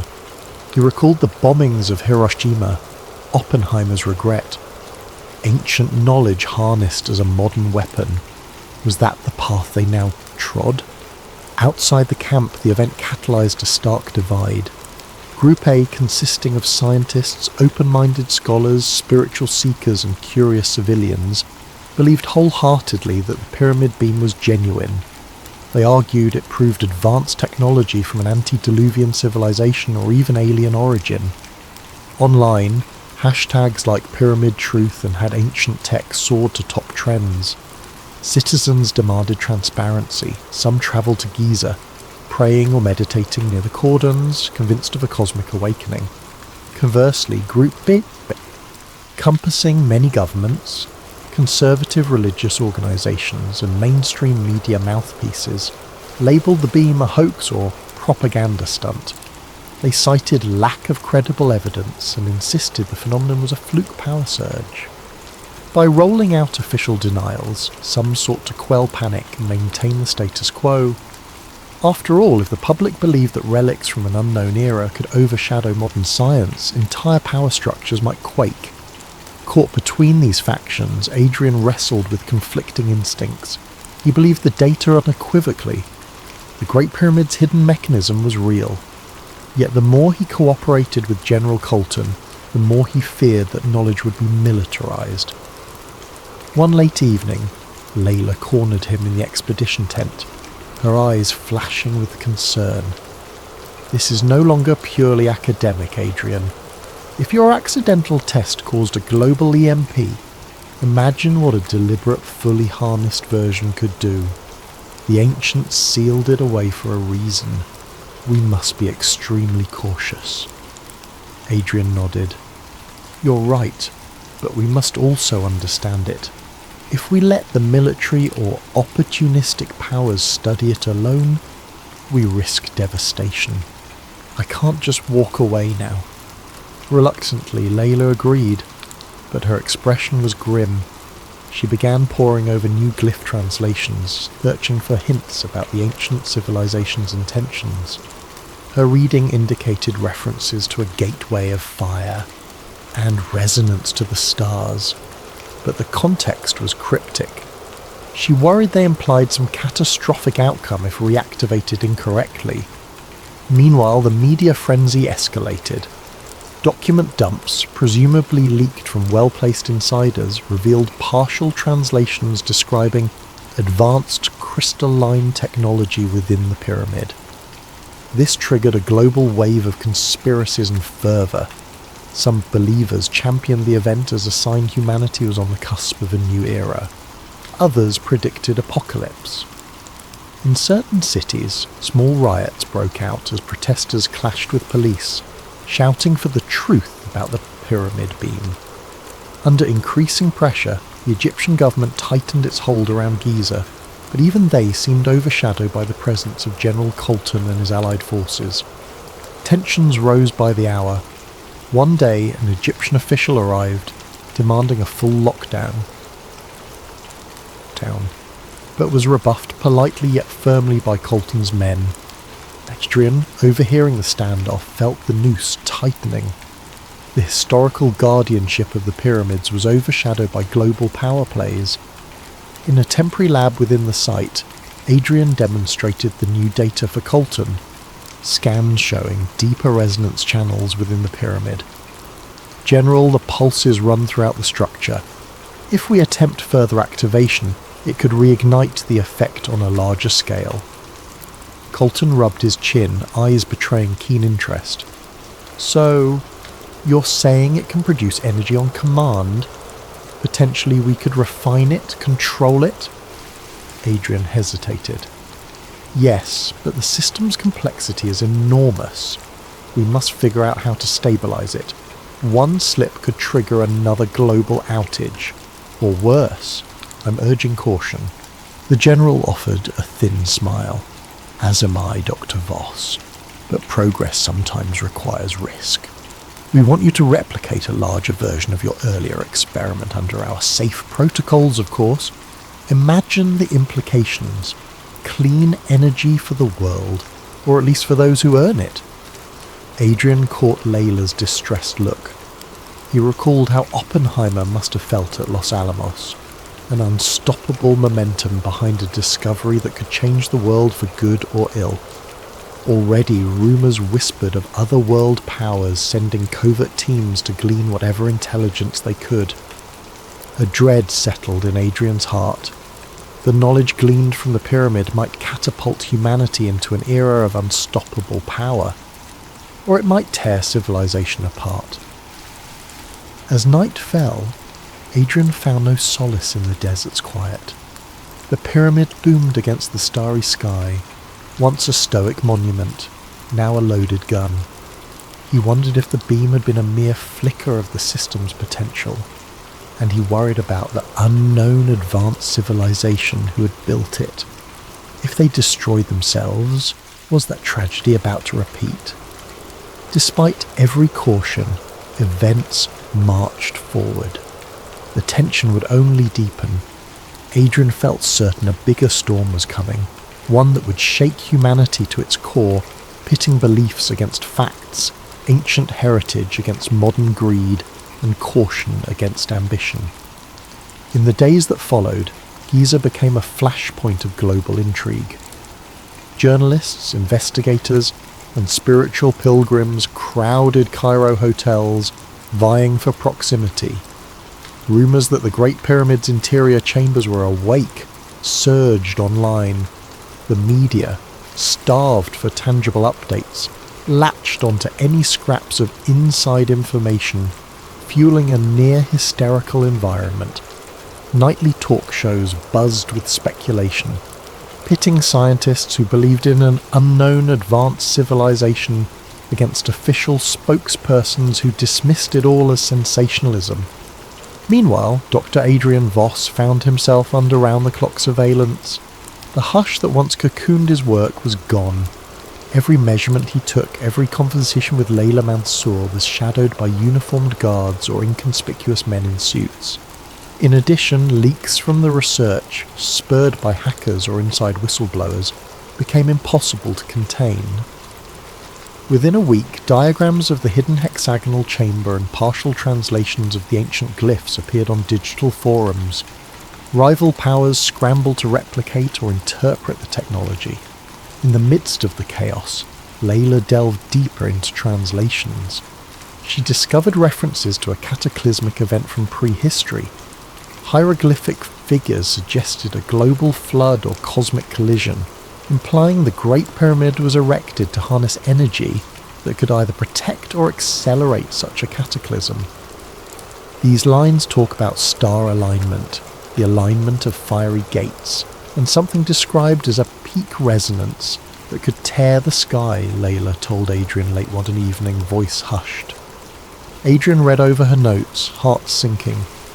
If these ancients turned this power on at full capacity, maybe they unleashed unimaginable destruction. We might be walking the same path.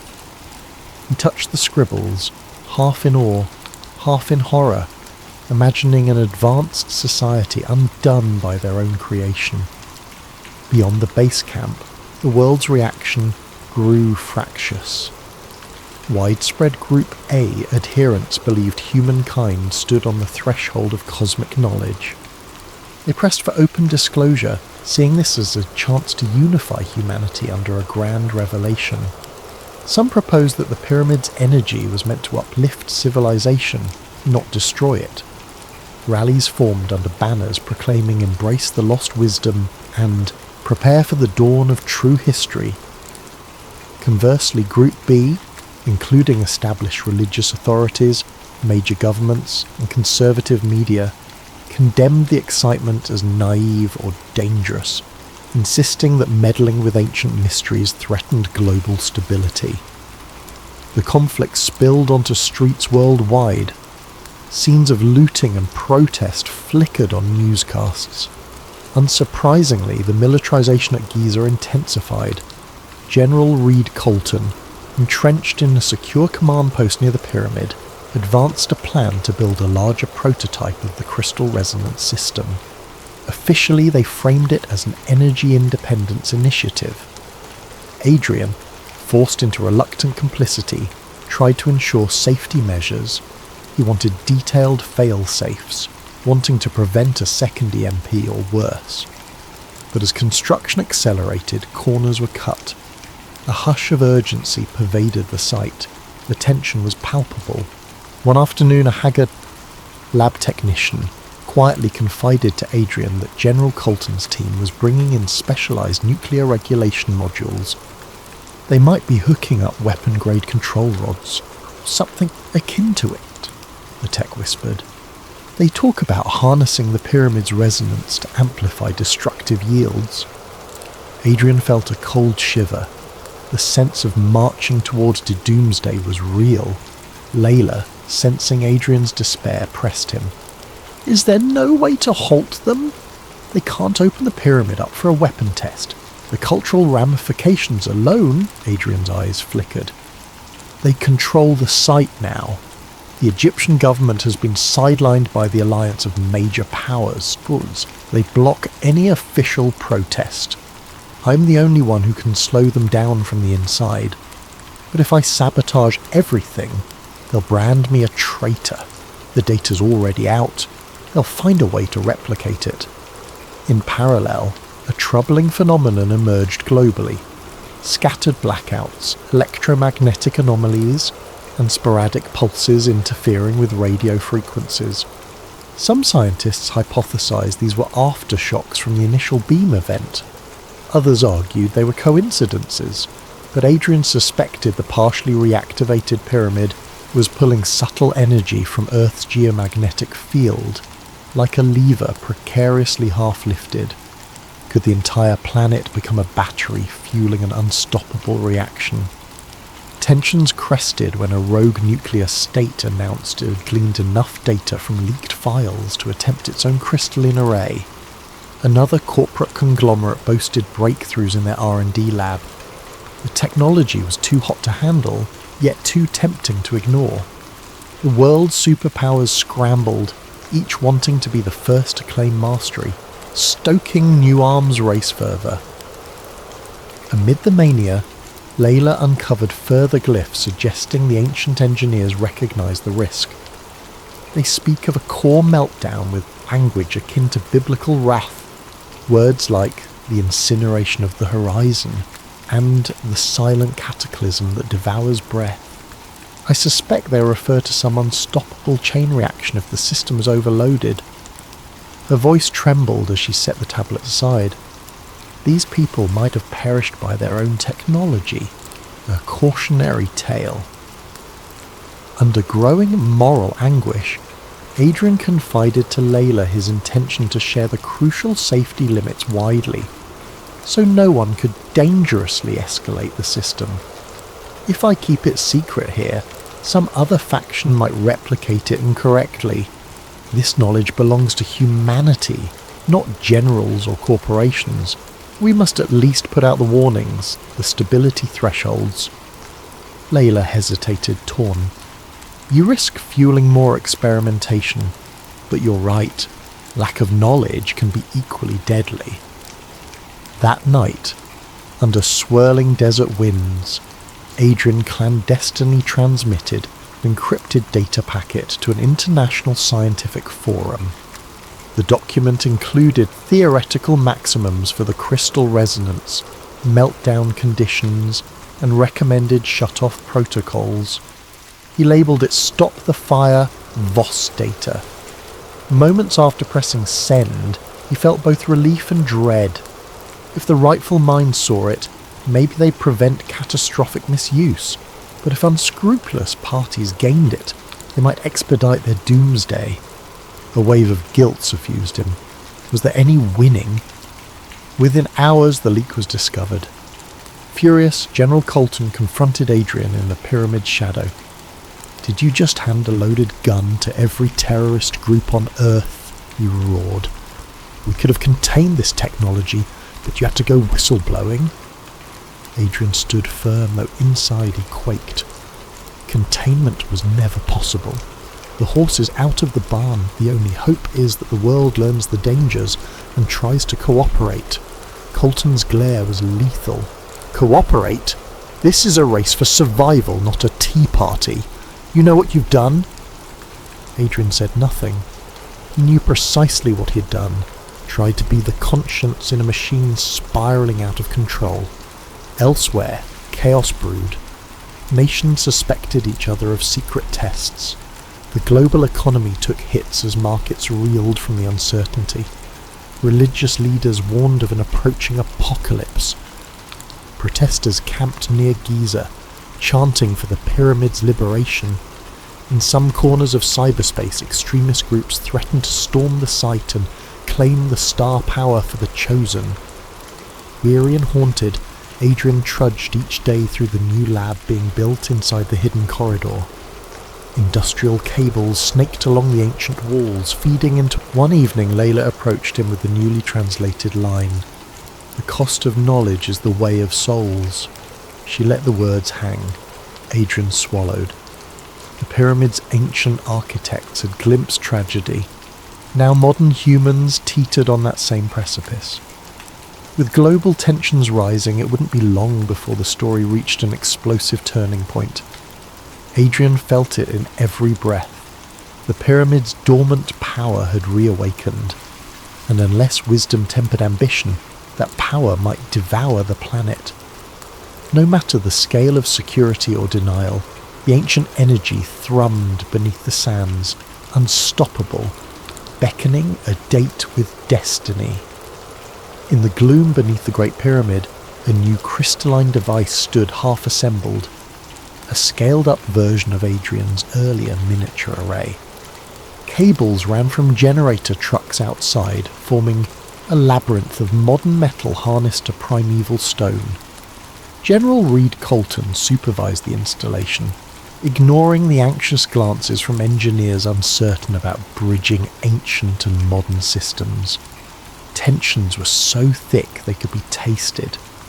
For Dr. Adrian Voss, the parallels to the Manhattan Project were impossible to ignore. Like Oppenheimer, he now found himself trapped in the unstoppable momentum of a scientific triumph twisted by militaristic aims. His core hammered with dread. The more they refined the device, the more it tapped into Earth's resonant frequencies. Layla Mansour, near despair, busied herself deciphering glyphs in hopes of gleaning a final failsafe. On the other side of the world, news broadcasts revealed that multiple nations had tested smaller crystalline rigs. Some reported mild EMP bursts, others failed catastrophically. But the appetite for what was being called the next nuclear revolution, only grew. Diplomatic talks faltered under suspicion and threats. A race to harness or replicate the pyramid tech overshadowed everything. Traditional nuclear deterrents lost their luster next to the rumoured cosmic level potential of a fully realised pyramid energy core. Amid the swirling global crisis, Layla uncovered a chilling phrase in the newly translated text. When the starfire rises, a devourer of Earth shall emerge. She explained to Adrian that it might reference something akin to a feedback loop feeding on planetary fields, unstoppable once triggered. Maybe the ancient civilization once believed they'd open a channel to the heavens, she mused, but ended up summoning cataclysm. Late one night, Adrian paced the corridor, studying the massive crystals. Could the pyramid system behave like an antenna beaming signals into space? Had the earlier beam alerted something out there? He recalled how, at the moment of the initial EMP, a pillar of light shot skyward.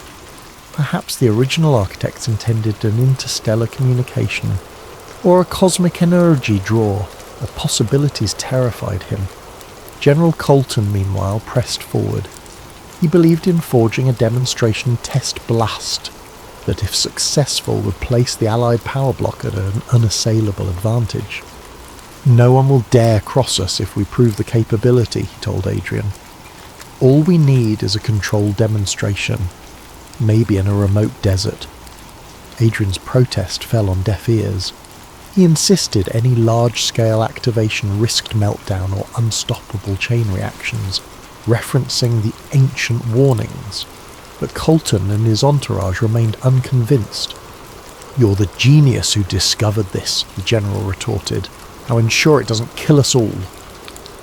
In a desperate bid, Adrian approached the Egyptian Minister of Antiquities, hoping to rally local condemnation. But political muscle had shifted. The minister's hands were tied, overshadowed by the joint operation. Meanwhile, external pressures mounted. Protesters outside the perimeter grew bolder. Some tried scaling fences, only to be pushed back by armed soldiers. Violence simmered. One fateful morning, an urgent meeting was convened in the subterranean lab. 10 or so high-ranking officials, plus a handful of scientists, including Adrian, gathered around a large display. Preliminary data indicated the newly built core was nearing operational readiness. The general, standing at the table's head, declared that a small-scale test would be performed within the week, verifying the weaponizable properties. "Once we demonstrate control, we'll deter any rogue nation from igniting a chain reaction," he stated confidently. Adrian found his voice shaking as he tried to reason. "General, the historical context suggests the chain reaction can't be easily stopped once initiated at full magnitude. We risk an Earth-wide event. The meltdown scenario is real. The ancients made that clear." Colton gave a dismissive wave.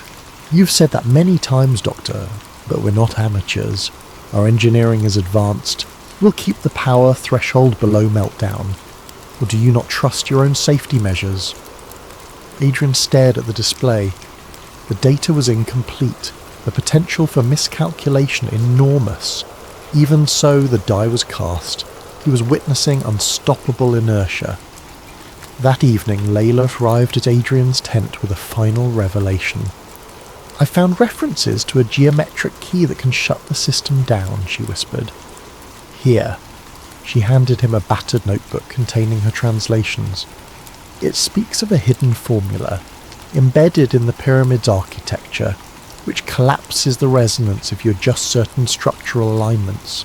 Perhaps it's a literal instruction, not a metaphor." Adrian's eyes lit up. A fail-safe. So the ancients did plan for the possibility of an emergency.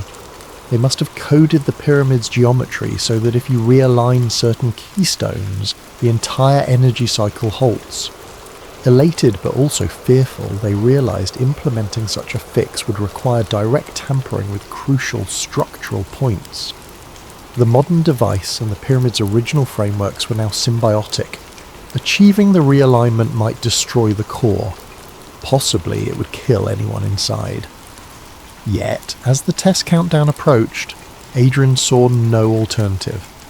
The day's final straw came when General Colton asked him to quietly prepare for a low-yield demonstration outside Cairo. If that test succeeded, the next step might be a full demonstration to intimidate the world. Terrifyingly, other factions across the globe might respond with their own demonstrations. That night, a battered sense of resolution formed in Adrian's mind. He confided in Layla, "I have to do it. If they throw this switch, we might tip the planet into meltdown. I won't let my life's work end in global ruin." Layla nodded, tears brimming. "I'll help. This knowledge, it can't be used like this. The ancients meant to seal it away for a reason." Unknown to them, a smaller group of fervent believers, Group A zealots convinced the pyramids signalled humanity's ascension, caught wind of their plan. Twisting the message, they concluded Adrian sought to sabotage mankind's rightful evolution. They launched a clandestine plot to keep the system active, believing it would open cosmic gateways to salvation. Another unstoppable collision of ideologies was set in motion. On the final day before the test, the subterranean corridor buzzed with tension. Adrian stood near the newly completed core, scanning readouts. The crystals throbbed with faint luminescence, pulsing in sync with Earth's pulses, or so it seemed. Soldiers guarded every entrance, turning away curious eyes. Layla, inconspicuous, hovered near a side chamber, awaiting the moment to spring Adrian's plan. In their pockets lay tools to remove specific keystone rods that anchored the contraption to the pyramid's geometry. If removed at the right spots, the feedback loop should collapse. The risk, the device might discharge violently, or the entire structure might cave, burying them. General Colton strode in, flanked by advisors. "We're almost ready for the test, Davos. In 1 hour, the controlled ignition begins. We'll keep output low. The world needs a demonstration of leadership, not an apocalypse." Adrian forced a calm nod. Inside, adrenaline pumped. Layla discreetly gestured the question, "Now?" He imperceptibly shook his head.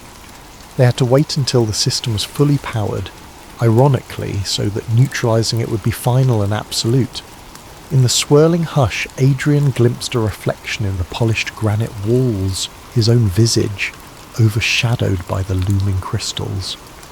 He recalled that beam of light from the original mishap, and the thought of a dormant signal awakened in space. Could something or someone out there be responding? The notion rattled him. 1 hour ticked closer. Already control panels lit up as the device's resonance climbed. Engineers nervously input commands, verifying coolant lines, surge protectors. Soldiers braced for potential EMP flares. Outside, a dusty wind battered the tents.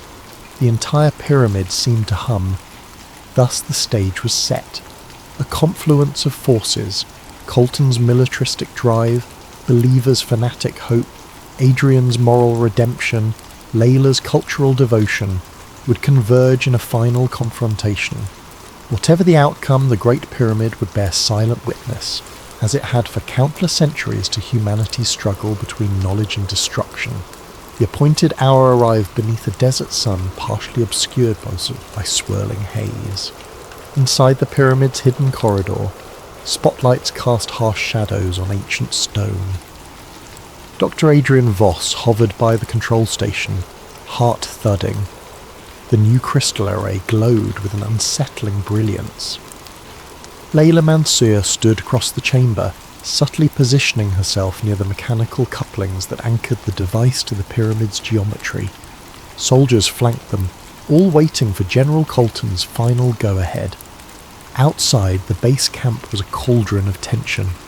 Protesters and believers gathered at the perimeter fence, chanting, singing, or shouting pleas for peace. Some carried signs urging the pyramid's rebirth. Others brandished warnings of doomsday. Media drones circled overhead, capturing partial glimpses. Meanwhile, global newscasts braced for a rumoured historic demonstration. The world's eyes were on Giza, collectively holding its breath. At exactly 1400 hours, General Colton gave the order. A flick of a switch ignited the newly built core.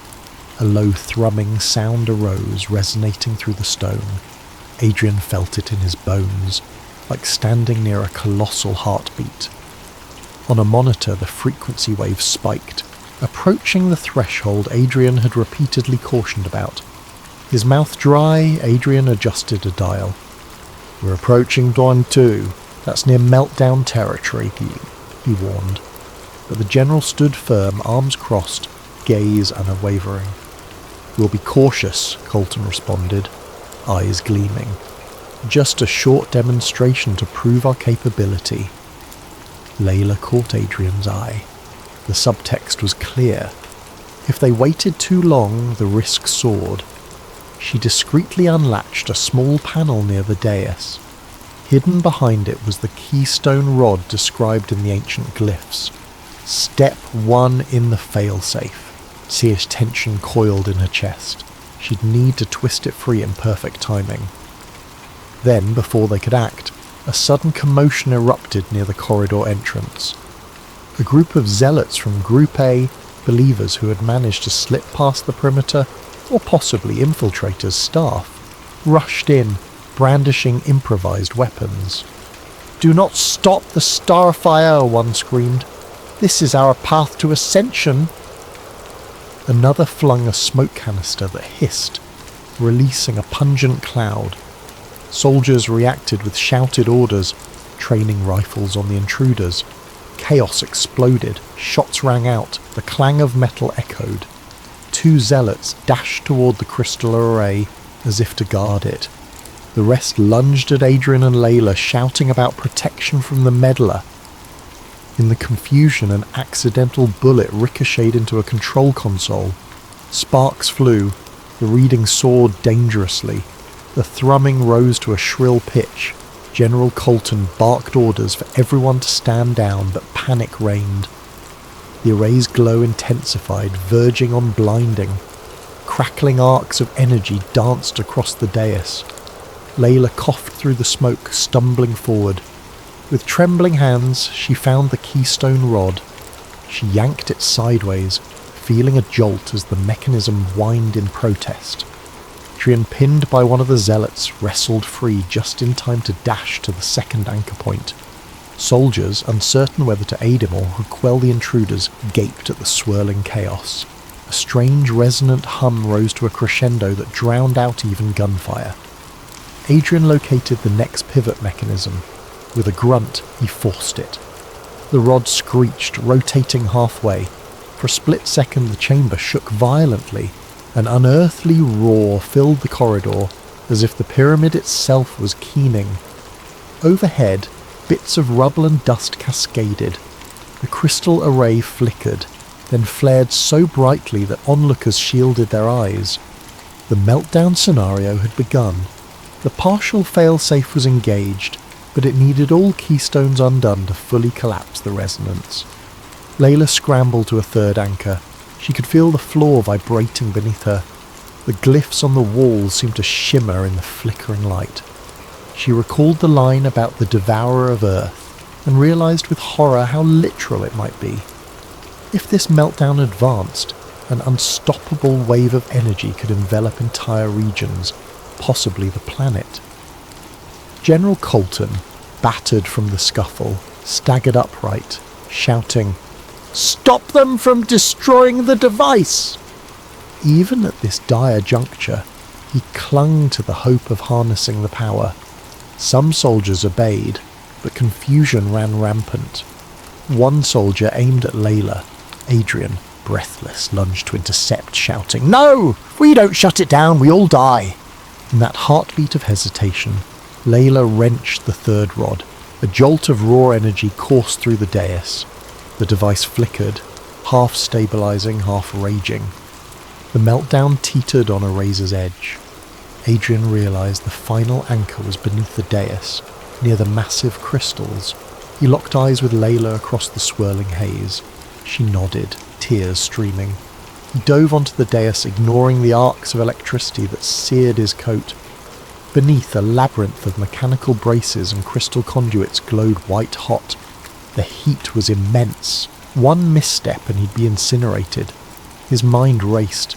The plan required realigning or removing a final segment.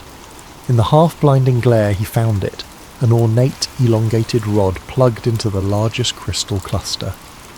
With trembling hands, Adrian grasped it. A monstrous wave of energy nearly flung him back. He forced himself to hold on, calling upon a will beyond logic. The rod was jammed. Summoning the last of his strength, he twisted and pulled. A shriek as metal tore. In that instant, a massive pulse surged out, a flash that consumed the corridor. Searing brilliance, then a vacuum of silence. Every occupant felt as if the air had been stripped away. For a moment, time froze. Then came the collapse. The dais flared with one final cataclysmic burst, and the energy field imploded, forming a sphere of electromagnetic nullification that expanded outward. It swallowed the corridor, the base camp, the pyramid's immediate surroundings, leaving behind an eerie hush. Outside, watchers saw the apex of the pyramid glow bright as a miniature sun, then blink out. For miles around, electronics shorted out in unison. A hush fell across Cairo's outskirts. Helicopters whirled out of control but managed emergency landings. The protesters were knocked off their feet by a silent wave. Inside the corridor, fragments of stone rained down. Layla coughed amid dust, searching for Adrian. She found him pinned under debris near the destroyed dais, body still. Soldiers, once hostile, now just dazed survivors, scrambled to pull him free. The crystals lay shattered. Flickers of fading energy danced across the rubble. General Colton lay unconscious, a bloodied gash on his forehead. The zealots who had stormed in earlier sprawled in various states of shock. Flickering emergency lights offered the only illumination. Step by agonizing step, they carried Adrian's limp form out of the corridor. Above them, the pyramid stood intact but scarred from the inside. A hush more profound than any tomb reigned. In the days that followed, the site was cordoned off by an international coalition. The meltdown had created a city-sized zone where electronics remained disrupted for days. Thousands were displaced by the electromagnetic fallout. The pyramid's interior was deemed off-limits. Across the world, partial calm returned, though fear lingered. Some believed the meltdown was a sign from the heavens to abandon the technology. Others insisted on forging ahead with better designs, but the catastrophic near-miss spurred urgent ceasefires.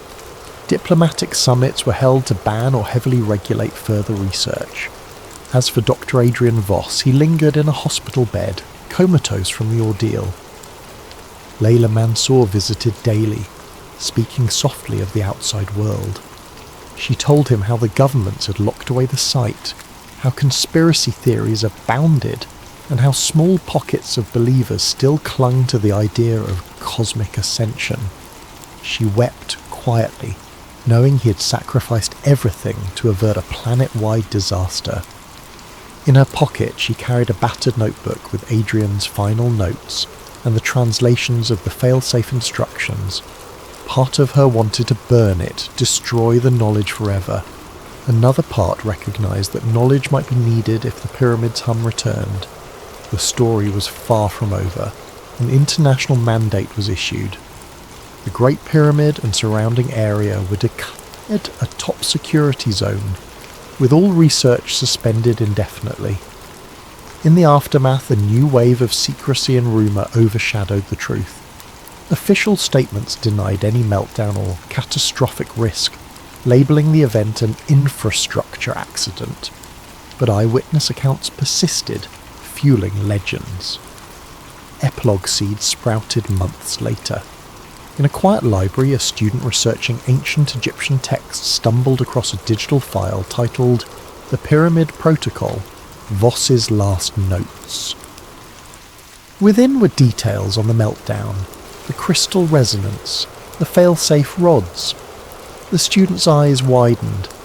and from deep beneath the Giza plateau, faint tremors occasionally rattled the ground as though the ancient device, though shattered, still possessed flickers of life. Across the planet, haunted by near catastrophe, humanity took stock of the boundary between knowledge and wisdom. Myths of lost civilizations echoed anew, resonating with the notion that advanced science without humility invites ruin. Some whispered that Dr. Adrian Voss had tried to be the voice of caution, that his final sacrifice saved an ungrateful world. Others prophesied future awakenings, hinting that the technology would surface again when next the stars aligned. For now, the Great Pyramid slept once more, a silent sentinel to millennia of secrets, a testament to how easily humankind can dance on the edge of apocalypse. And in the hush of moonlit nights, one might still feel a faint pulse in the earth, as if the ancient power lay dreaming, waiting for the next curious mind to awaken it, or bury it forever.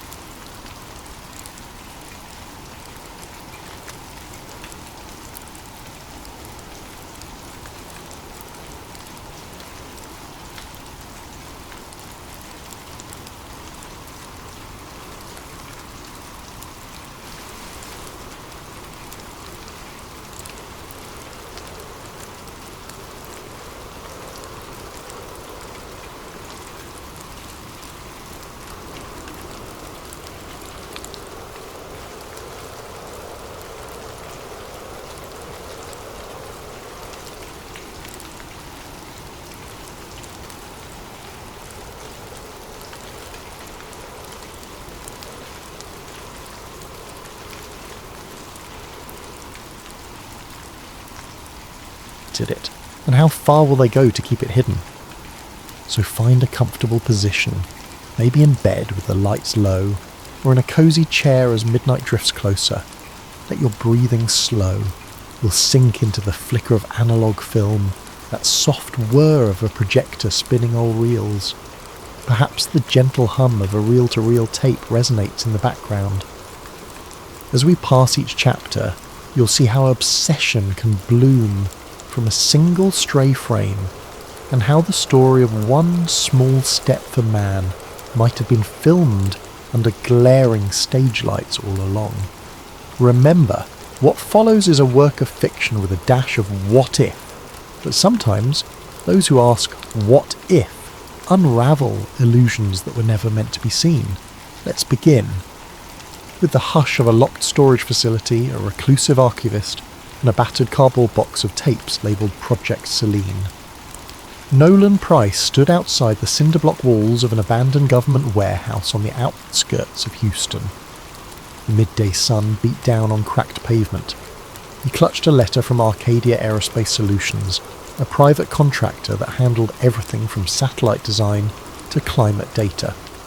They had found references to ancient NASA reels in a sealed corner of a facility left over from the Cold War. The letter said Nolan, a freelance film restoration specialist, was chosen to digitize them. Urgent for historical archiving, they claimed. The pay was good, suspiciously good. Nolan stared at the weathered steel door. A single guard in a dusty uniform waved him in, already expecting him. Inside, the air was stale with the odour of old cardboard and decaying reel canisters. Flickering fluorescent lights revealed rows of shelves stuffed with NASA-labelled boxes, many slashed or water-damaged. This was typical. NASA's official archives were famed for mishaps, lost tapes of early rocket tests, missing telemetry from the Apollo missions. But something about Arcadia's hush-hush approach set Nolan on edge. A short, grey-suited woman introduced herself as Madison Harlow, acting as Arcadia's liaison. Without fanfare, she led him to a small side room, a makeshift editing suite they'd rigged with a battered 16mm projector, a spool rewinder, and a digital capture device.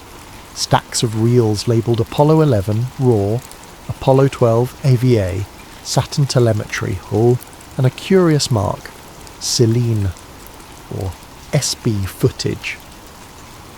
Harlow told him, "Your job's simple, transfer them to high-resolution digital, mark any anomalies or degrade, no public commentary, no copies, understood?" Her tone was matter-of-fact but severe. Nolan didn't argue. He'd done hush projects before, and the hush came from corporate sensitivity or undisclosed research. Usually it was benign, so he shrugged. "Sure, I'll keep it discreet." She gave him a passkey, instructions on the alarm system, then left with final words. "We want it done swiftly, there's a schedule." Over the next few days, Nolan methodically fed reels into the projector, capturing them via a specialised scanner. In the first wave, he found typical NASA mission logs, rocket staging, crew training, pre-launch interviews.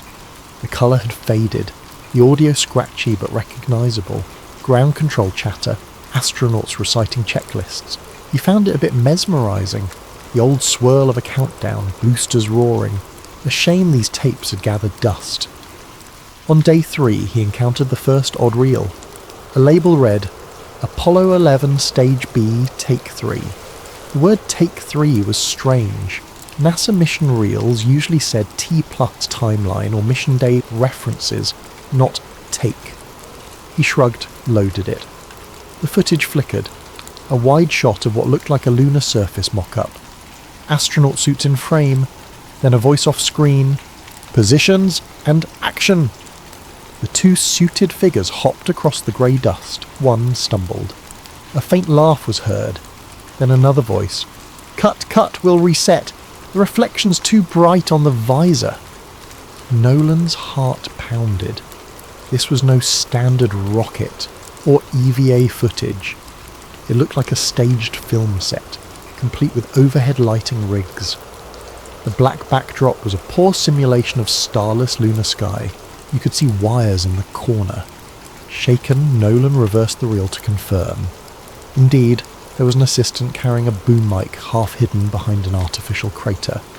The date code on the reel said 7/19/1969, the day before the public broadcast of Apollo 11's first moonwalk. Could this be a training simulation?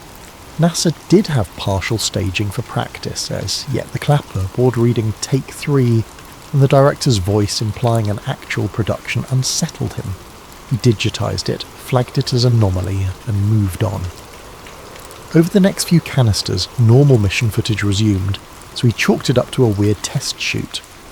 NASA might have used it for PR or promotional B-roll, but that night, lying in a cheap motel, Nolan replayed the snippet in his mind. Why such hush around these older reels? NASA training footage was typically labelled as such. The next morning he dug deeper. Opening a battered can labelled Celine B, he discovered a reel that started with a NASA colour bar pattern, then abruptly cut to a behind-the-scenes environment. Men in suits conferring around what looked like a partial lunar lander set. A man in a white shirt read from a script. Lunar surface continuity, camera feed approach. We must ensure the horizon line matches the predicted lens angle. Another man wearing thick-rimmed glasses nodded. We fake it right, or we fail. Understood? Nolan's breath quickened. This was no trivial training.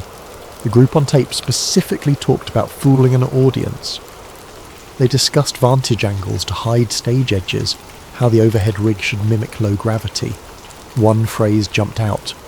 Public must see only the broadcast feed from the designated channel. He set the reel aside, heart pounding. This was conspiratorial gold. Actual evidence of a potential staged moon landing scenario. It defied everything taught in history. NASA had always faced accusations by conspiracy buffs about the MiG-9 moon landing being shot in a Hollywood set, referencing anomalies in flagged photos. But mainstream science easily refuted them. Yet these tapes, if real, it was the smoking gun. Then again, it could be a hoax, decades later staged footage. But the film stock was definitely vintage, and that the audio matched 1960s analogue characteristics. With sweaty palms, Nolan rummaged more, finding references to PSH Kubrick liaison. Could this be referencing famed director Stanley Kubrick? The name was never spelled out fully, but S. Kukub, the idea was insane.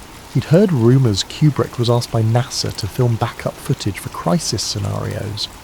The next reel's label read Moon Landing Studio Revan. The conspiracy was intensifying. That evening, a creeping sense of paranoia took hold. He locked the reels in a small closet.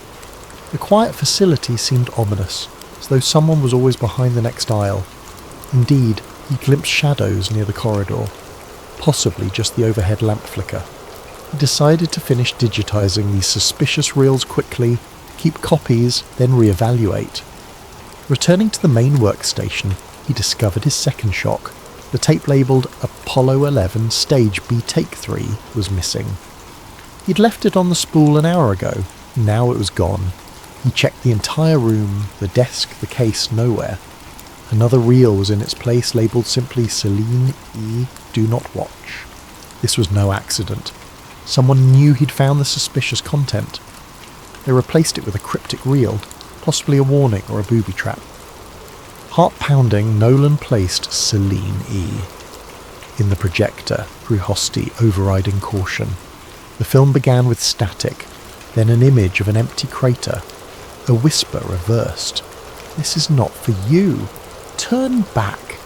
Flickers of random rocket footage, spliced with the face of an older man in a half-lit room, mouthing silent words. Then more static. End. Nolan realised he'd become entangled in something bigger. The label Project Celine likely referred to a top-secret operation controlling the lunar narrative. Could it be real? Or was it an elaborate mind game? He decided to approach Dr. Eliza Trent, a known NASA contractor turned historian, for help verifying authenticity. Because if these tapes were real, the entire moon landing story was a crafted facade, and if that were true, the forces behind it wouldn't let the truth emerge easily. Thus, Nolan closed up for the night, feeling the weight of newly awakened illusions. Tomorrow he'd contact Dr. Trent. For now, though, he had to check the facility's locks, ensure no further reels vanished. A faint static-like voice echoed in his head. "We told them we went to the moon, and they believed." He shivered. If indeed the event that defined modern history was a cinematic hoax, the question loomed: who orchestrated it, and how far would they go to bury the truth? True to his plan, Nolan Price found himself the next morning outside a modest office building in downtown Houston, where Dr. Eliza Trent ran her small consultancy on aerospace history. She was a slight, sharp-eyed woman in her early 50s, known for her precise knowledge of NASA's public records. He introduced himself under an alias, but she recognised the name from an earlier phone message. You're the archivist with something urgent to show me." Inside her cluttered office, he carefully produced a hidden thumb drive with a few scanned clips. Dr. Trent popped it into her laptop. Scenes of the suspicious moon set played, along with bits of Celine B references. Her eyebrows rose. She zoomed in on certain frames, analysing the film grain, the speech patterns, the design of the suits. "This could be incredibly damning if authentic," she whispered. "But it also might be a sophisticated fake. I've seen hoaxes before. Let me cross-check specifics, production lot stamps on the film stock, the older NASA logos or pass badges." Nolan recounted the bizarre reel swaps, the reversed whispers on Celine E, and the missing spool from the previous night. Dr. Trent's fare turned grim. "If you're telling the truth, you're in danger. People don't just vanish these reels for fun. NASA had a long official stance that all major mission footage was stored, minus some lost in time, but never anything indicating a staged event." She paused, adjusting her glasses. There were rumours among older engineers, talk of a fallback plan if the real mission feed failed, but never solid proof. This might be it, or more, and they spent hours verifying minute details. A NASA mission patch visible in a corner, background voices referencing angle matches real module altitude.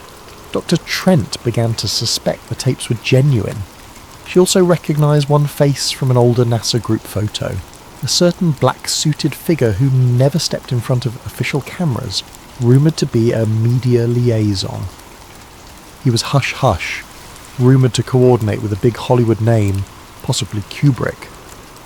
Dr. Trent offered a possible motive.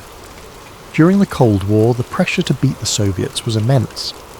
If real landings were uncertain, they might have staged footage as a failsafe. But from these tapes, it looks more elaborate. A total simulation? She exhaled. This changes everything. She urged Nolan to gather more evidence, but do it safely. That night they parted ways, planning to regroup once she did further checks in NASA's official archives. Meanwhile, Nolan returned to the old facility. The next morning he discovered the entire building locked, a renovation sign posted by Arcadia. Harlow, the liaison, was nowhere. Security had orders that no one enters, as the project was on hold. Furious, Nolan realised they intended to shut down any further rummaging. He tried to call Harlow's number, disconnected. The job was effectively over. The suspicious reels presumably removed. He retreated to his small apartment, heart pounding. If the conspirators had the tapes again, that left him with only a few digital copies. Enough maybe if the file survived. He backed them up to multiple flash drives, but as he tried emailing Dr. Trent more footage, an error flagged. File blocked, suspicious content. Some large-scale infiltration of his system was in effect. The Watchers were definitely onto him. In the swirl came a break. Rummaging through older, unlabelled reels he'd already digitized, he found an odd snippet showing a man in a starkly lit corner, mid-70s style, glancing nervously at the camera. The film was scratched and audio was reversed. By reversing the track, Nolan deciphered fragments. Project Celine? Never meant to see. We built illusions for a greater cause. The man coughed, spat out.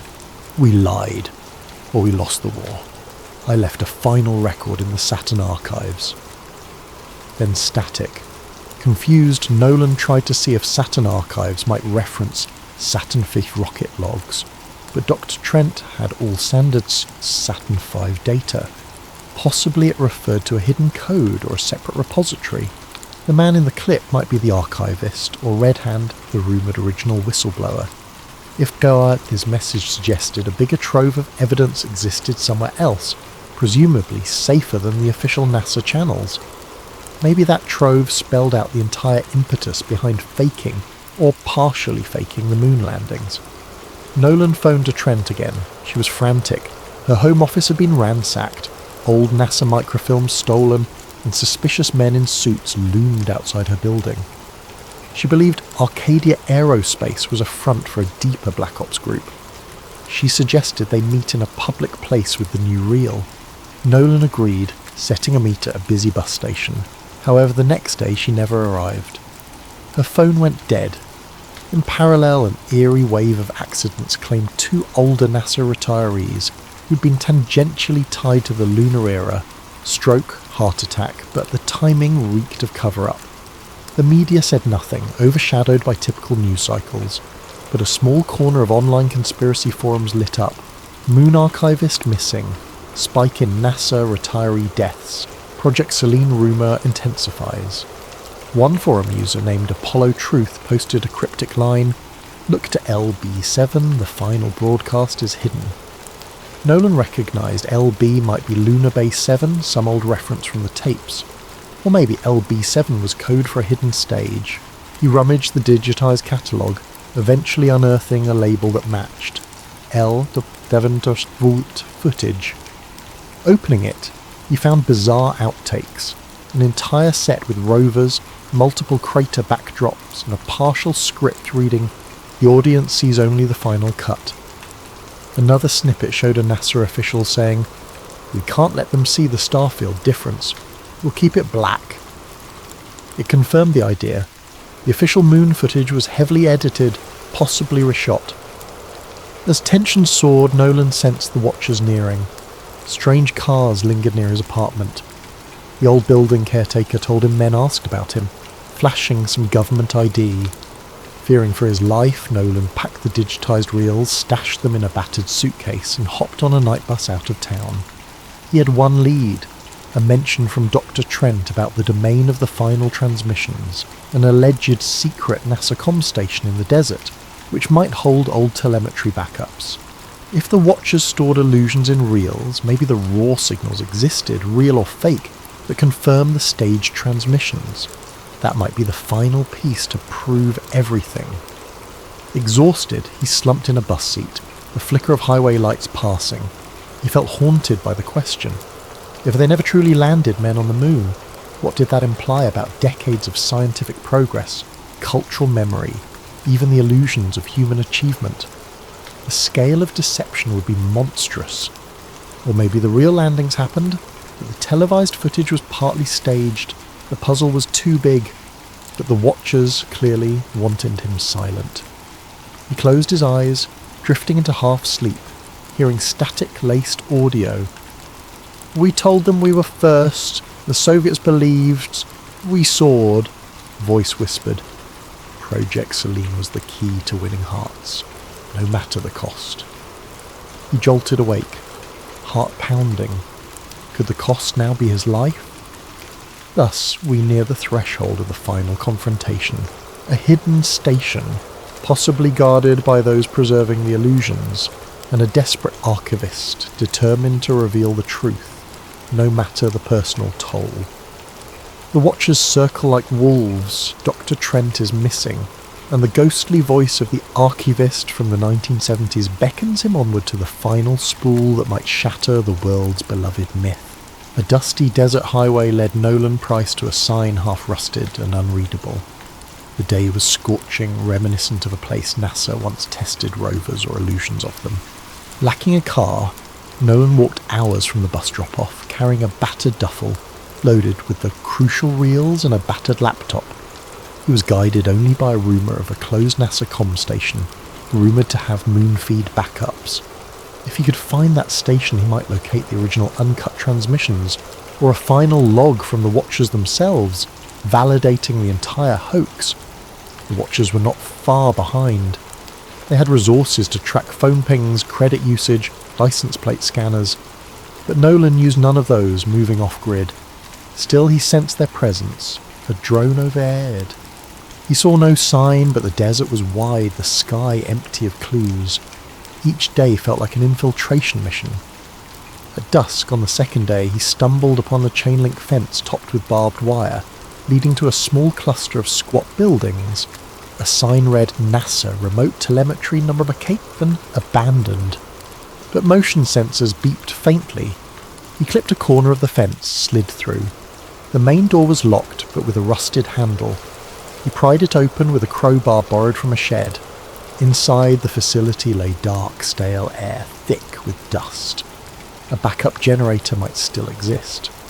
With a flicker of old fluorescent lighting, he found a control room lined with defunct monitors, consoles labelled Apollo, Gemini, Deep Space TLM. A wave of awe overcame him. This was NASA's old telemetry link? Possibly used for receiving or broadcasting signals. If the Watchers wanted illusions maintained, they'd keep some gear here. Indeed, a corner door had fresh locks. Summoning nerve, Nolan forced it open, Unwind, revealing a smaller side lab with modern hardware. This wasn't as abandoned as it seemed. He rummaged, discovering a functioning terminal with a note pinned, Archive Selene, authorised access only. Bingo. He booted it, hooking up his laptop to the console. The system asked for credentials. He typed a guess. Selene. No luck. Another guess. Apollo 1969. Another fail. Searching the desk, he found a slip with partial codes referencing Tranquility Base. He typed it. The screen flashed green. He was in. File directories indicated live stage feed 69, simulation mix upped, broadcast cut. This validated the idea that at least partial coverage had been simulated. Another folder read Archive Trent Comms. That name. Was that Dr. Eliza Trent? Possibly her attempt to gather data. He opened it, a partial video showing Dr. Trent forcibly questioned by men in suits. She pleaded, "We can't let them keep lying. People deserve..." Then the video ended. Nolan reeled with horror. She'd been captured. He had to act fast. The Watchers would realise the system was accessed. He found an old satellite uplink control ironically used in the 60s for deep space transmissions. If it still worked, he could broadcast a direct feed of these unedited files to multiple open frequencies, unstoppable by typical net censorship. A perfect final broadcast. He rummaged for cables, hooking everything up. The generator hummed. The old dish on the facility's roof squeaked into position. The console flickered with an option.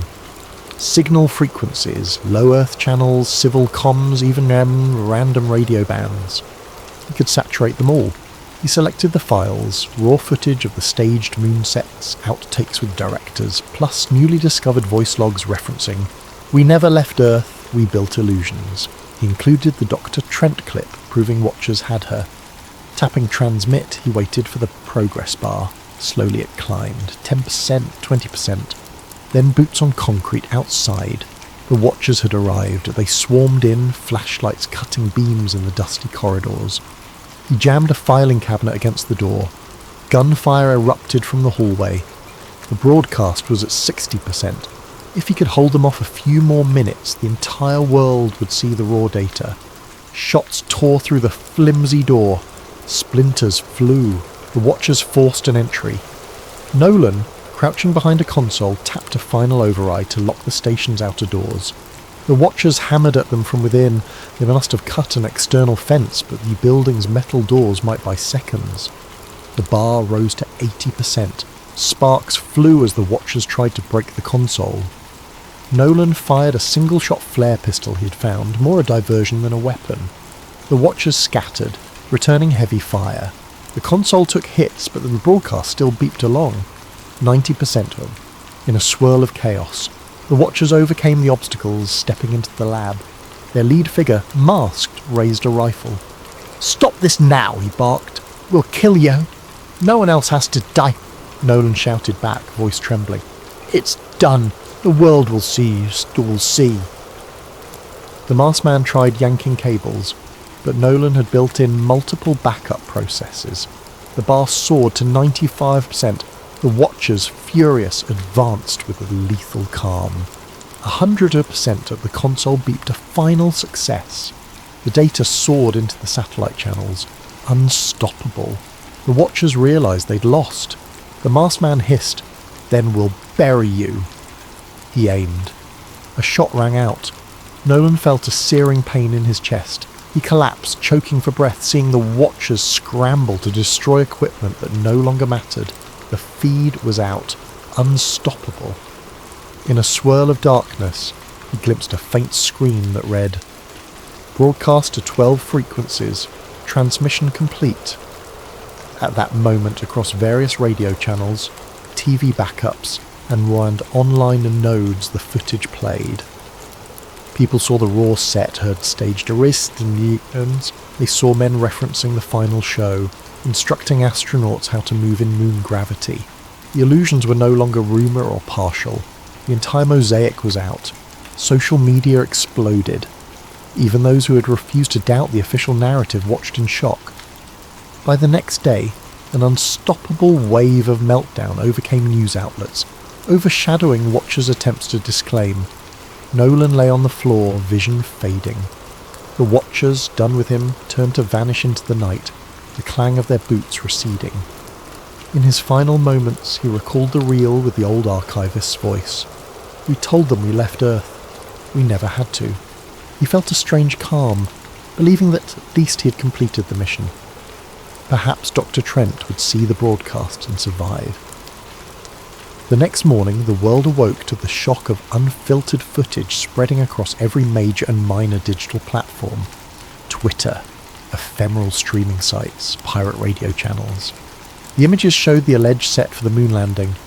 Dusty sound stages, mocked-up craters, overhead rigging. Audio capturing NASA officials and alleged Hollywood technicians planning each scene. For many, this was an utter betrayal of faith in humankind's greatest triumph. For others, it vindicated decades of suspicion. Debates raged over how much was real, or whether some actual missions occurred, but the televised parts were faked. NASA and the White House scrambled to disclaim the footage, calling it forged propaganda. Yet the level of detail referencing actual mission rosters and behind-the-scenes technical talk was too well constructed for a simple hoax. Media responded in a frenzy. Reputable outlets tried to decode the timeline. Was it partial or total fakery? Did NASA still go physically to the moon while using stage broadcasts as a backup? The footage suggested a grand pre-arranged deception.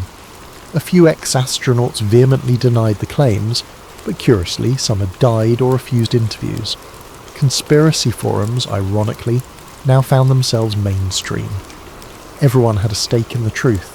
If the Martinid broadcast was faked, what else had been manipulated in history, and how many Watchers lurked behind official illusions? Arcadia Aerospace, the front that hired Nolan, came under intense scrutiny. Their offices claimed ignorance, stating, "We believed it was standard NASA archival material." Their press statements were overshadowed by insider leaks that Arcadia was deeply connected to old intelligence circles. Government statements insisted an internal investigation was underway. All typical deflections. Meanwhile, the public demanded answers. Protests outside NASA centres soared. People carried signs reading, "We deserve the real truth." In the hush of those gatherings, tearful individuals who once admired Neil Armstrong's moonwalk felt gut-punched by the notion that they'd been shown a grand cinema piece. Sarah Voss re-emerged, having fled Watchers. She published a scathing editorial, Project Selene, the greatest story never told, detailing her collaboration with Nolan, the missing reels, and the final broadcast. She confirmed that Nolan likely perished after ensuring the transmissions went live. She praised him as a tragic hero. Reaction poured in from across the world. Sorrow that his name would be tied to the Moonlight revelation. but gratitude for exposing it. Hashtags #Project Selene and #MoonHoax soared. NASA's official line: "We categorically deny any mission staging. We continue to investigate maliciously edited footage." But cracks appeared among NASA retirees. Some older engineers told reporters about strange security around certain broadcast trucks in 1969. A caretaker from an old film studio stepped forward, claiming she once saw moon set pieces. In short, the edifice of absolute certainty crumbled. In a hidden place, elders from the original Project Selene, if that was truly the operation's name, hunkered down. They'd spent decades ensuring the official story overshadowed any rumours. Now, with everything public, the question was whether to attempt a final push to disclaim or vanish. Some watchers apparently vanished from the scene, leaving cryptic footprints. Possibly they'd moved on to new illusions. Possibly they recognised the unstoppable wave. Some found solace in the idea that humans still had the technology or impetus to land on the moon, but needed backup show. Others believed the entire Apollo program was a monstrous PR operation, that no real landing ever happened. A subset of the population refused to believe the footage at all, labelling it advanced deepfake. Society felt fractured, uncertain if to champion or condemn the memory of NASA's achievements. Meanwhile, Dr. Eliza Trent, recovered from captivity, gave a quiet interview confirming she'd found data logs describing the staged broadcast, though she suspected some real lunar missions did happen later, overshadowed by the initial fake spectacle. It was a political necessity, she suggested, in a time of desperate Cold War posturing. But the cost to collective trust is immeasurable. A year later, controversies raged on. New historians wrote The Selene Deception, exploring how the faked footage overshadowed a partial genuine mission. Hollywood churned out docudramas. Some revered the fallen archivist Nolan Price as a modern champion of truth. Conspiracy watchers called him the man who dethroned the biggest lie in human history. Meanwhile, certain scientists lamented that the overshadowing confusion might hamper genuine space exploration dreams. If the world concluded it was all illusions, interest in real missions might fade. In the dusty corners of a thrift store in rural Florida, a battered film can labelled Selene C Launch Rehearsal 5 sat unnoticed among old VHS tapes, possibly a leftover reel not confiscated by watchers. A curious shopper glimpsed it, recognised the NASA imprint, and thought it might be valuable. They purchased it for $1. The can sat in a living room shelf. If they ever played it, they'd see a single take that never made it into the final broadcast. An astronaut stumbling under bright stage lights, removing his helmet mid-moonwalk, complaining about the heat. The can's label was faint. For final illusions, keep locked. Another piece of the puzzle, lost to time, or maybe waiting for the next curious soul. As for Nolan, rumours swirled that he might have survived. A fisherman off the Gulf Coast claimed to have given a ride to a quiet man with old film spools in his bag. A small-time blogger said she received an unsigned letter thanking her for defending the truth, but no one truly knew. If he lived, it would be as an eternal wanderer, overshadowed by the legacy that Project Selene was no longer hush-hush. Illusions can define an era, forging national unity or stoking pride.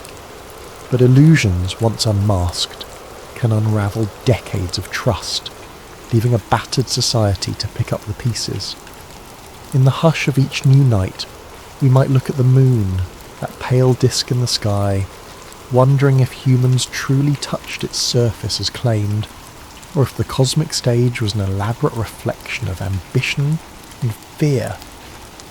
The search for the unvarnished truth, ironically, stands as a testament to the restless curiosity within all who gaze upward. In the end, Project Selene remains the darkest footnote in the history of human aspiration, a conspiratorial reminder that ambition without honesty can produce a triumph with no foundation. And in that final hush, the taped voice from an old NASA spool might echo, We told them it was a great leap for mankind. In truth, it was a single step into the shadows.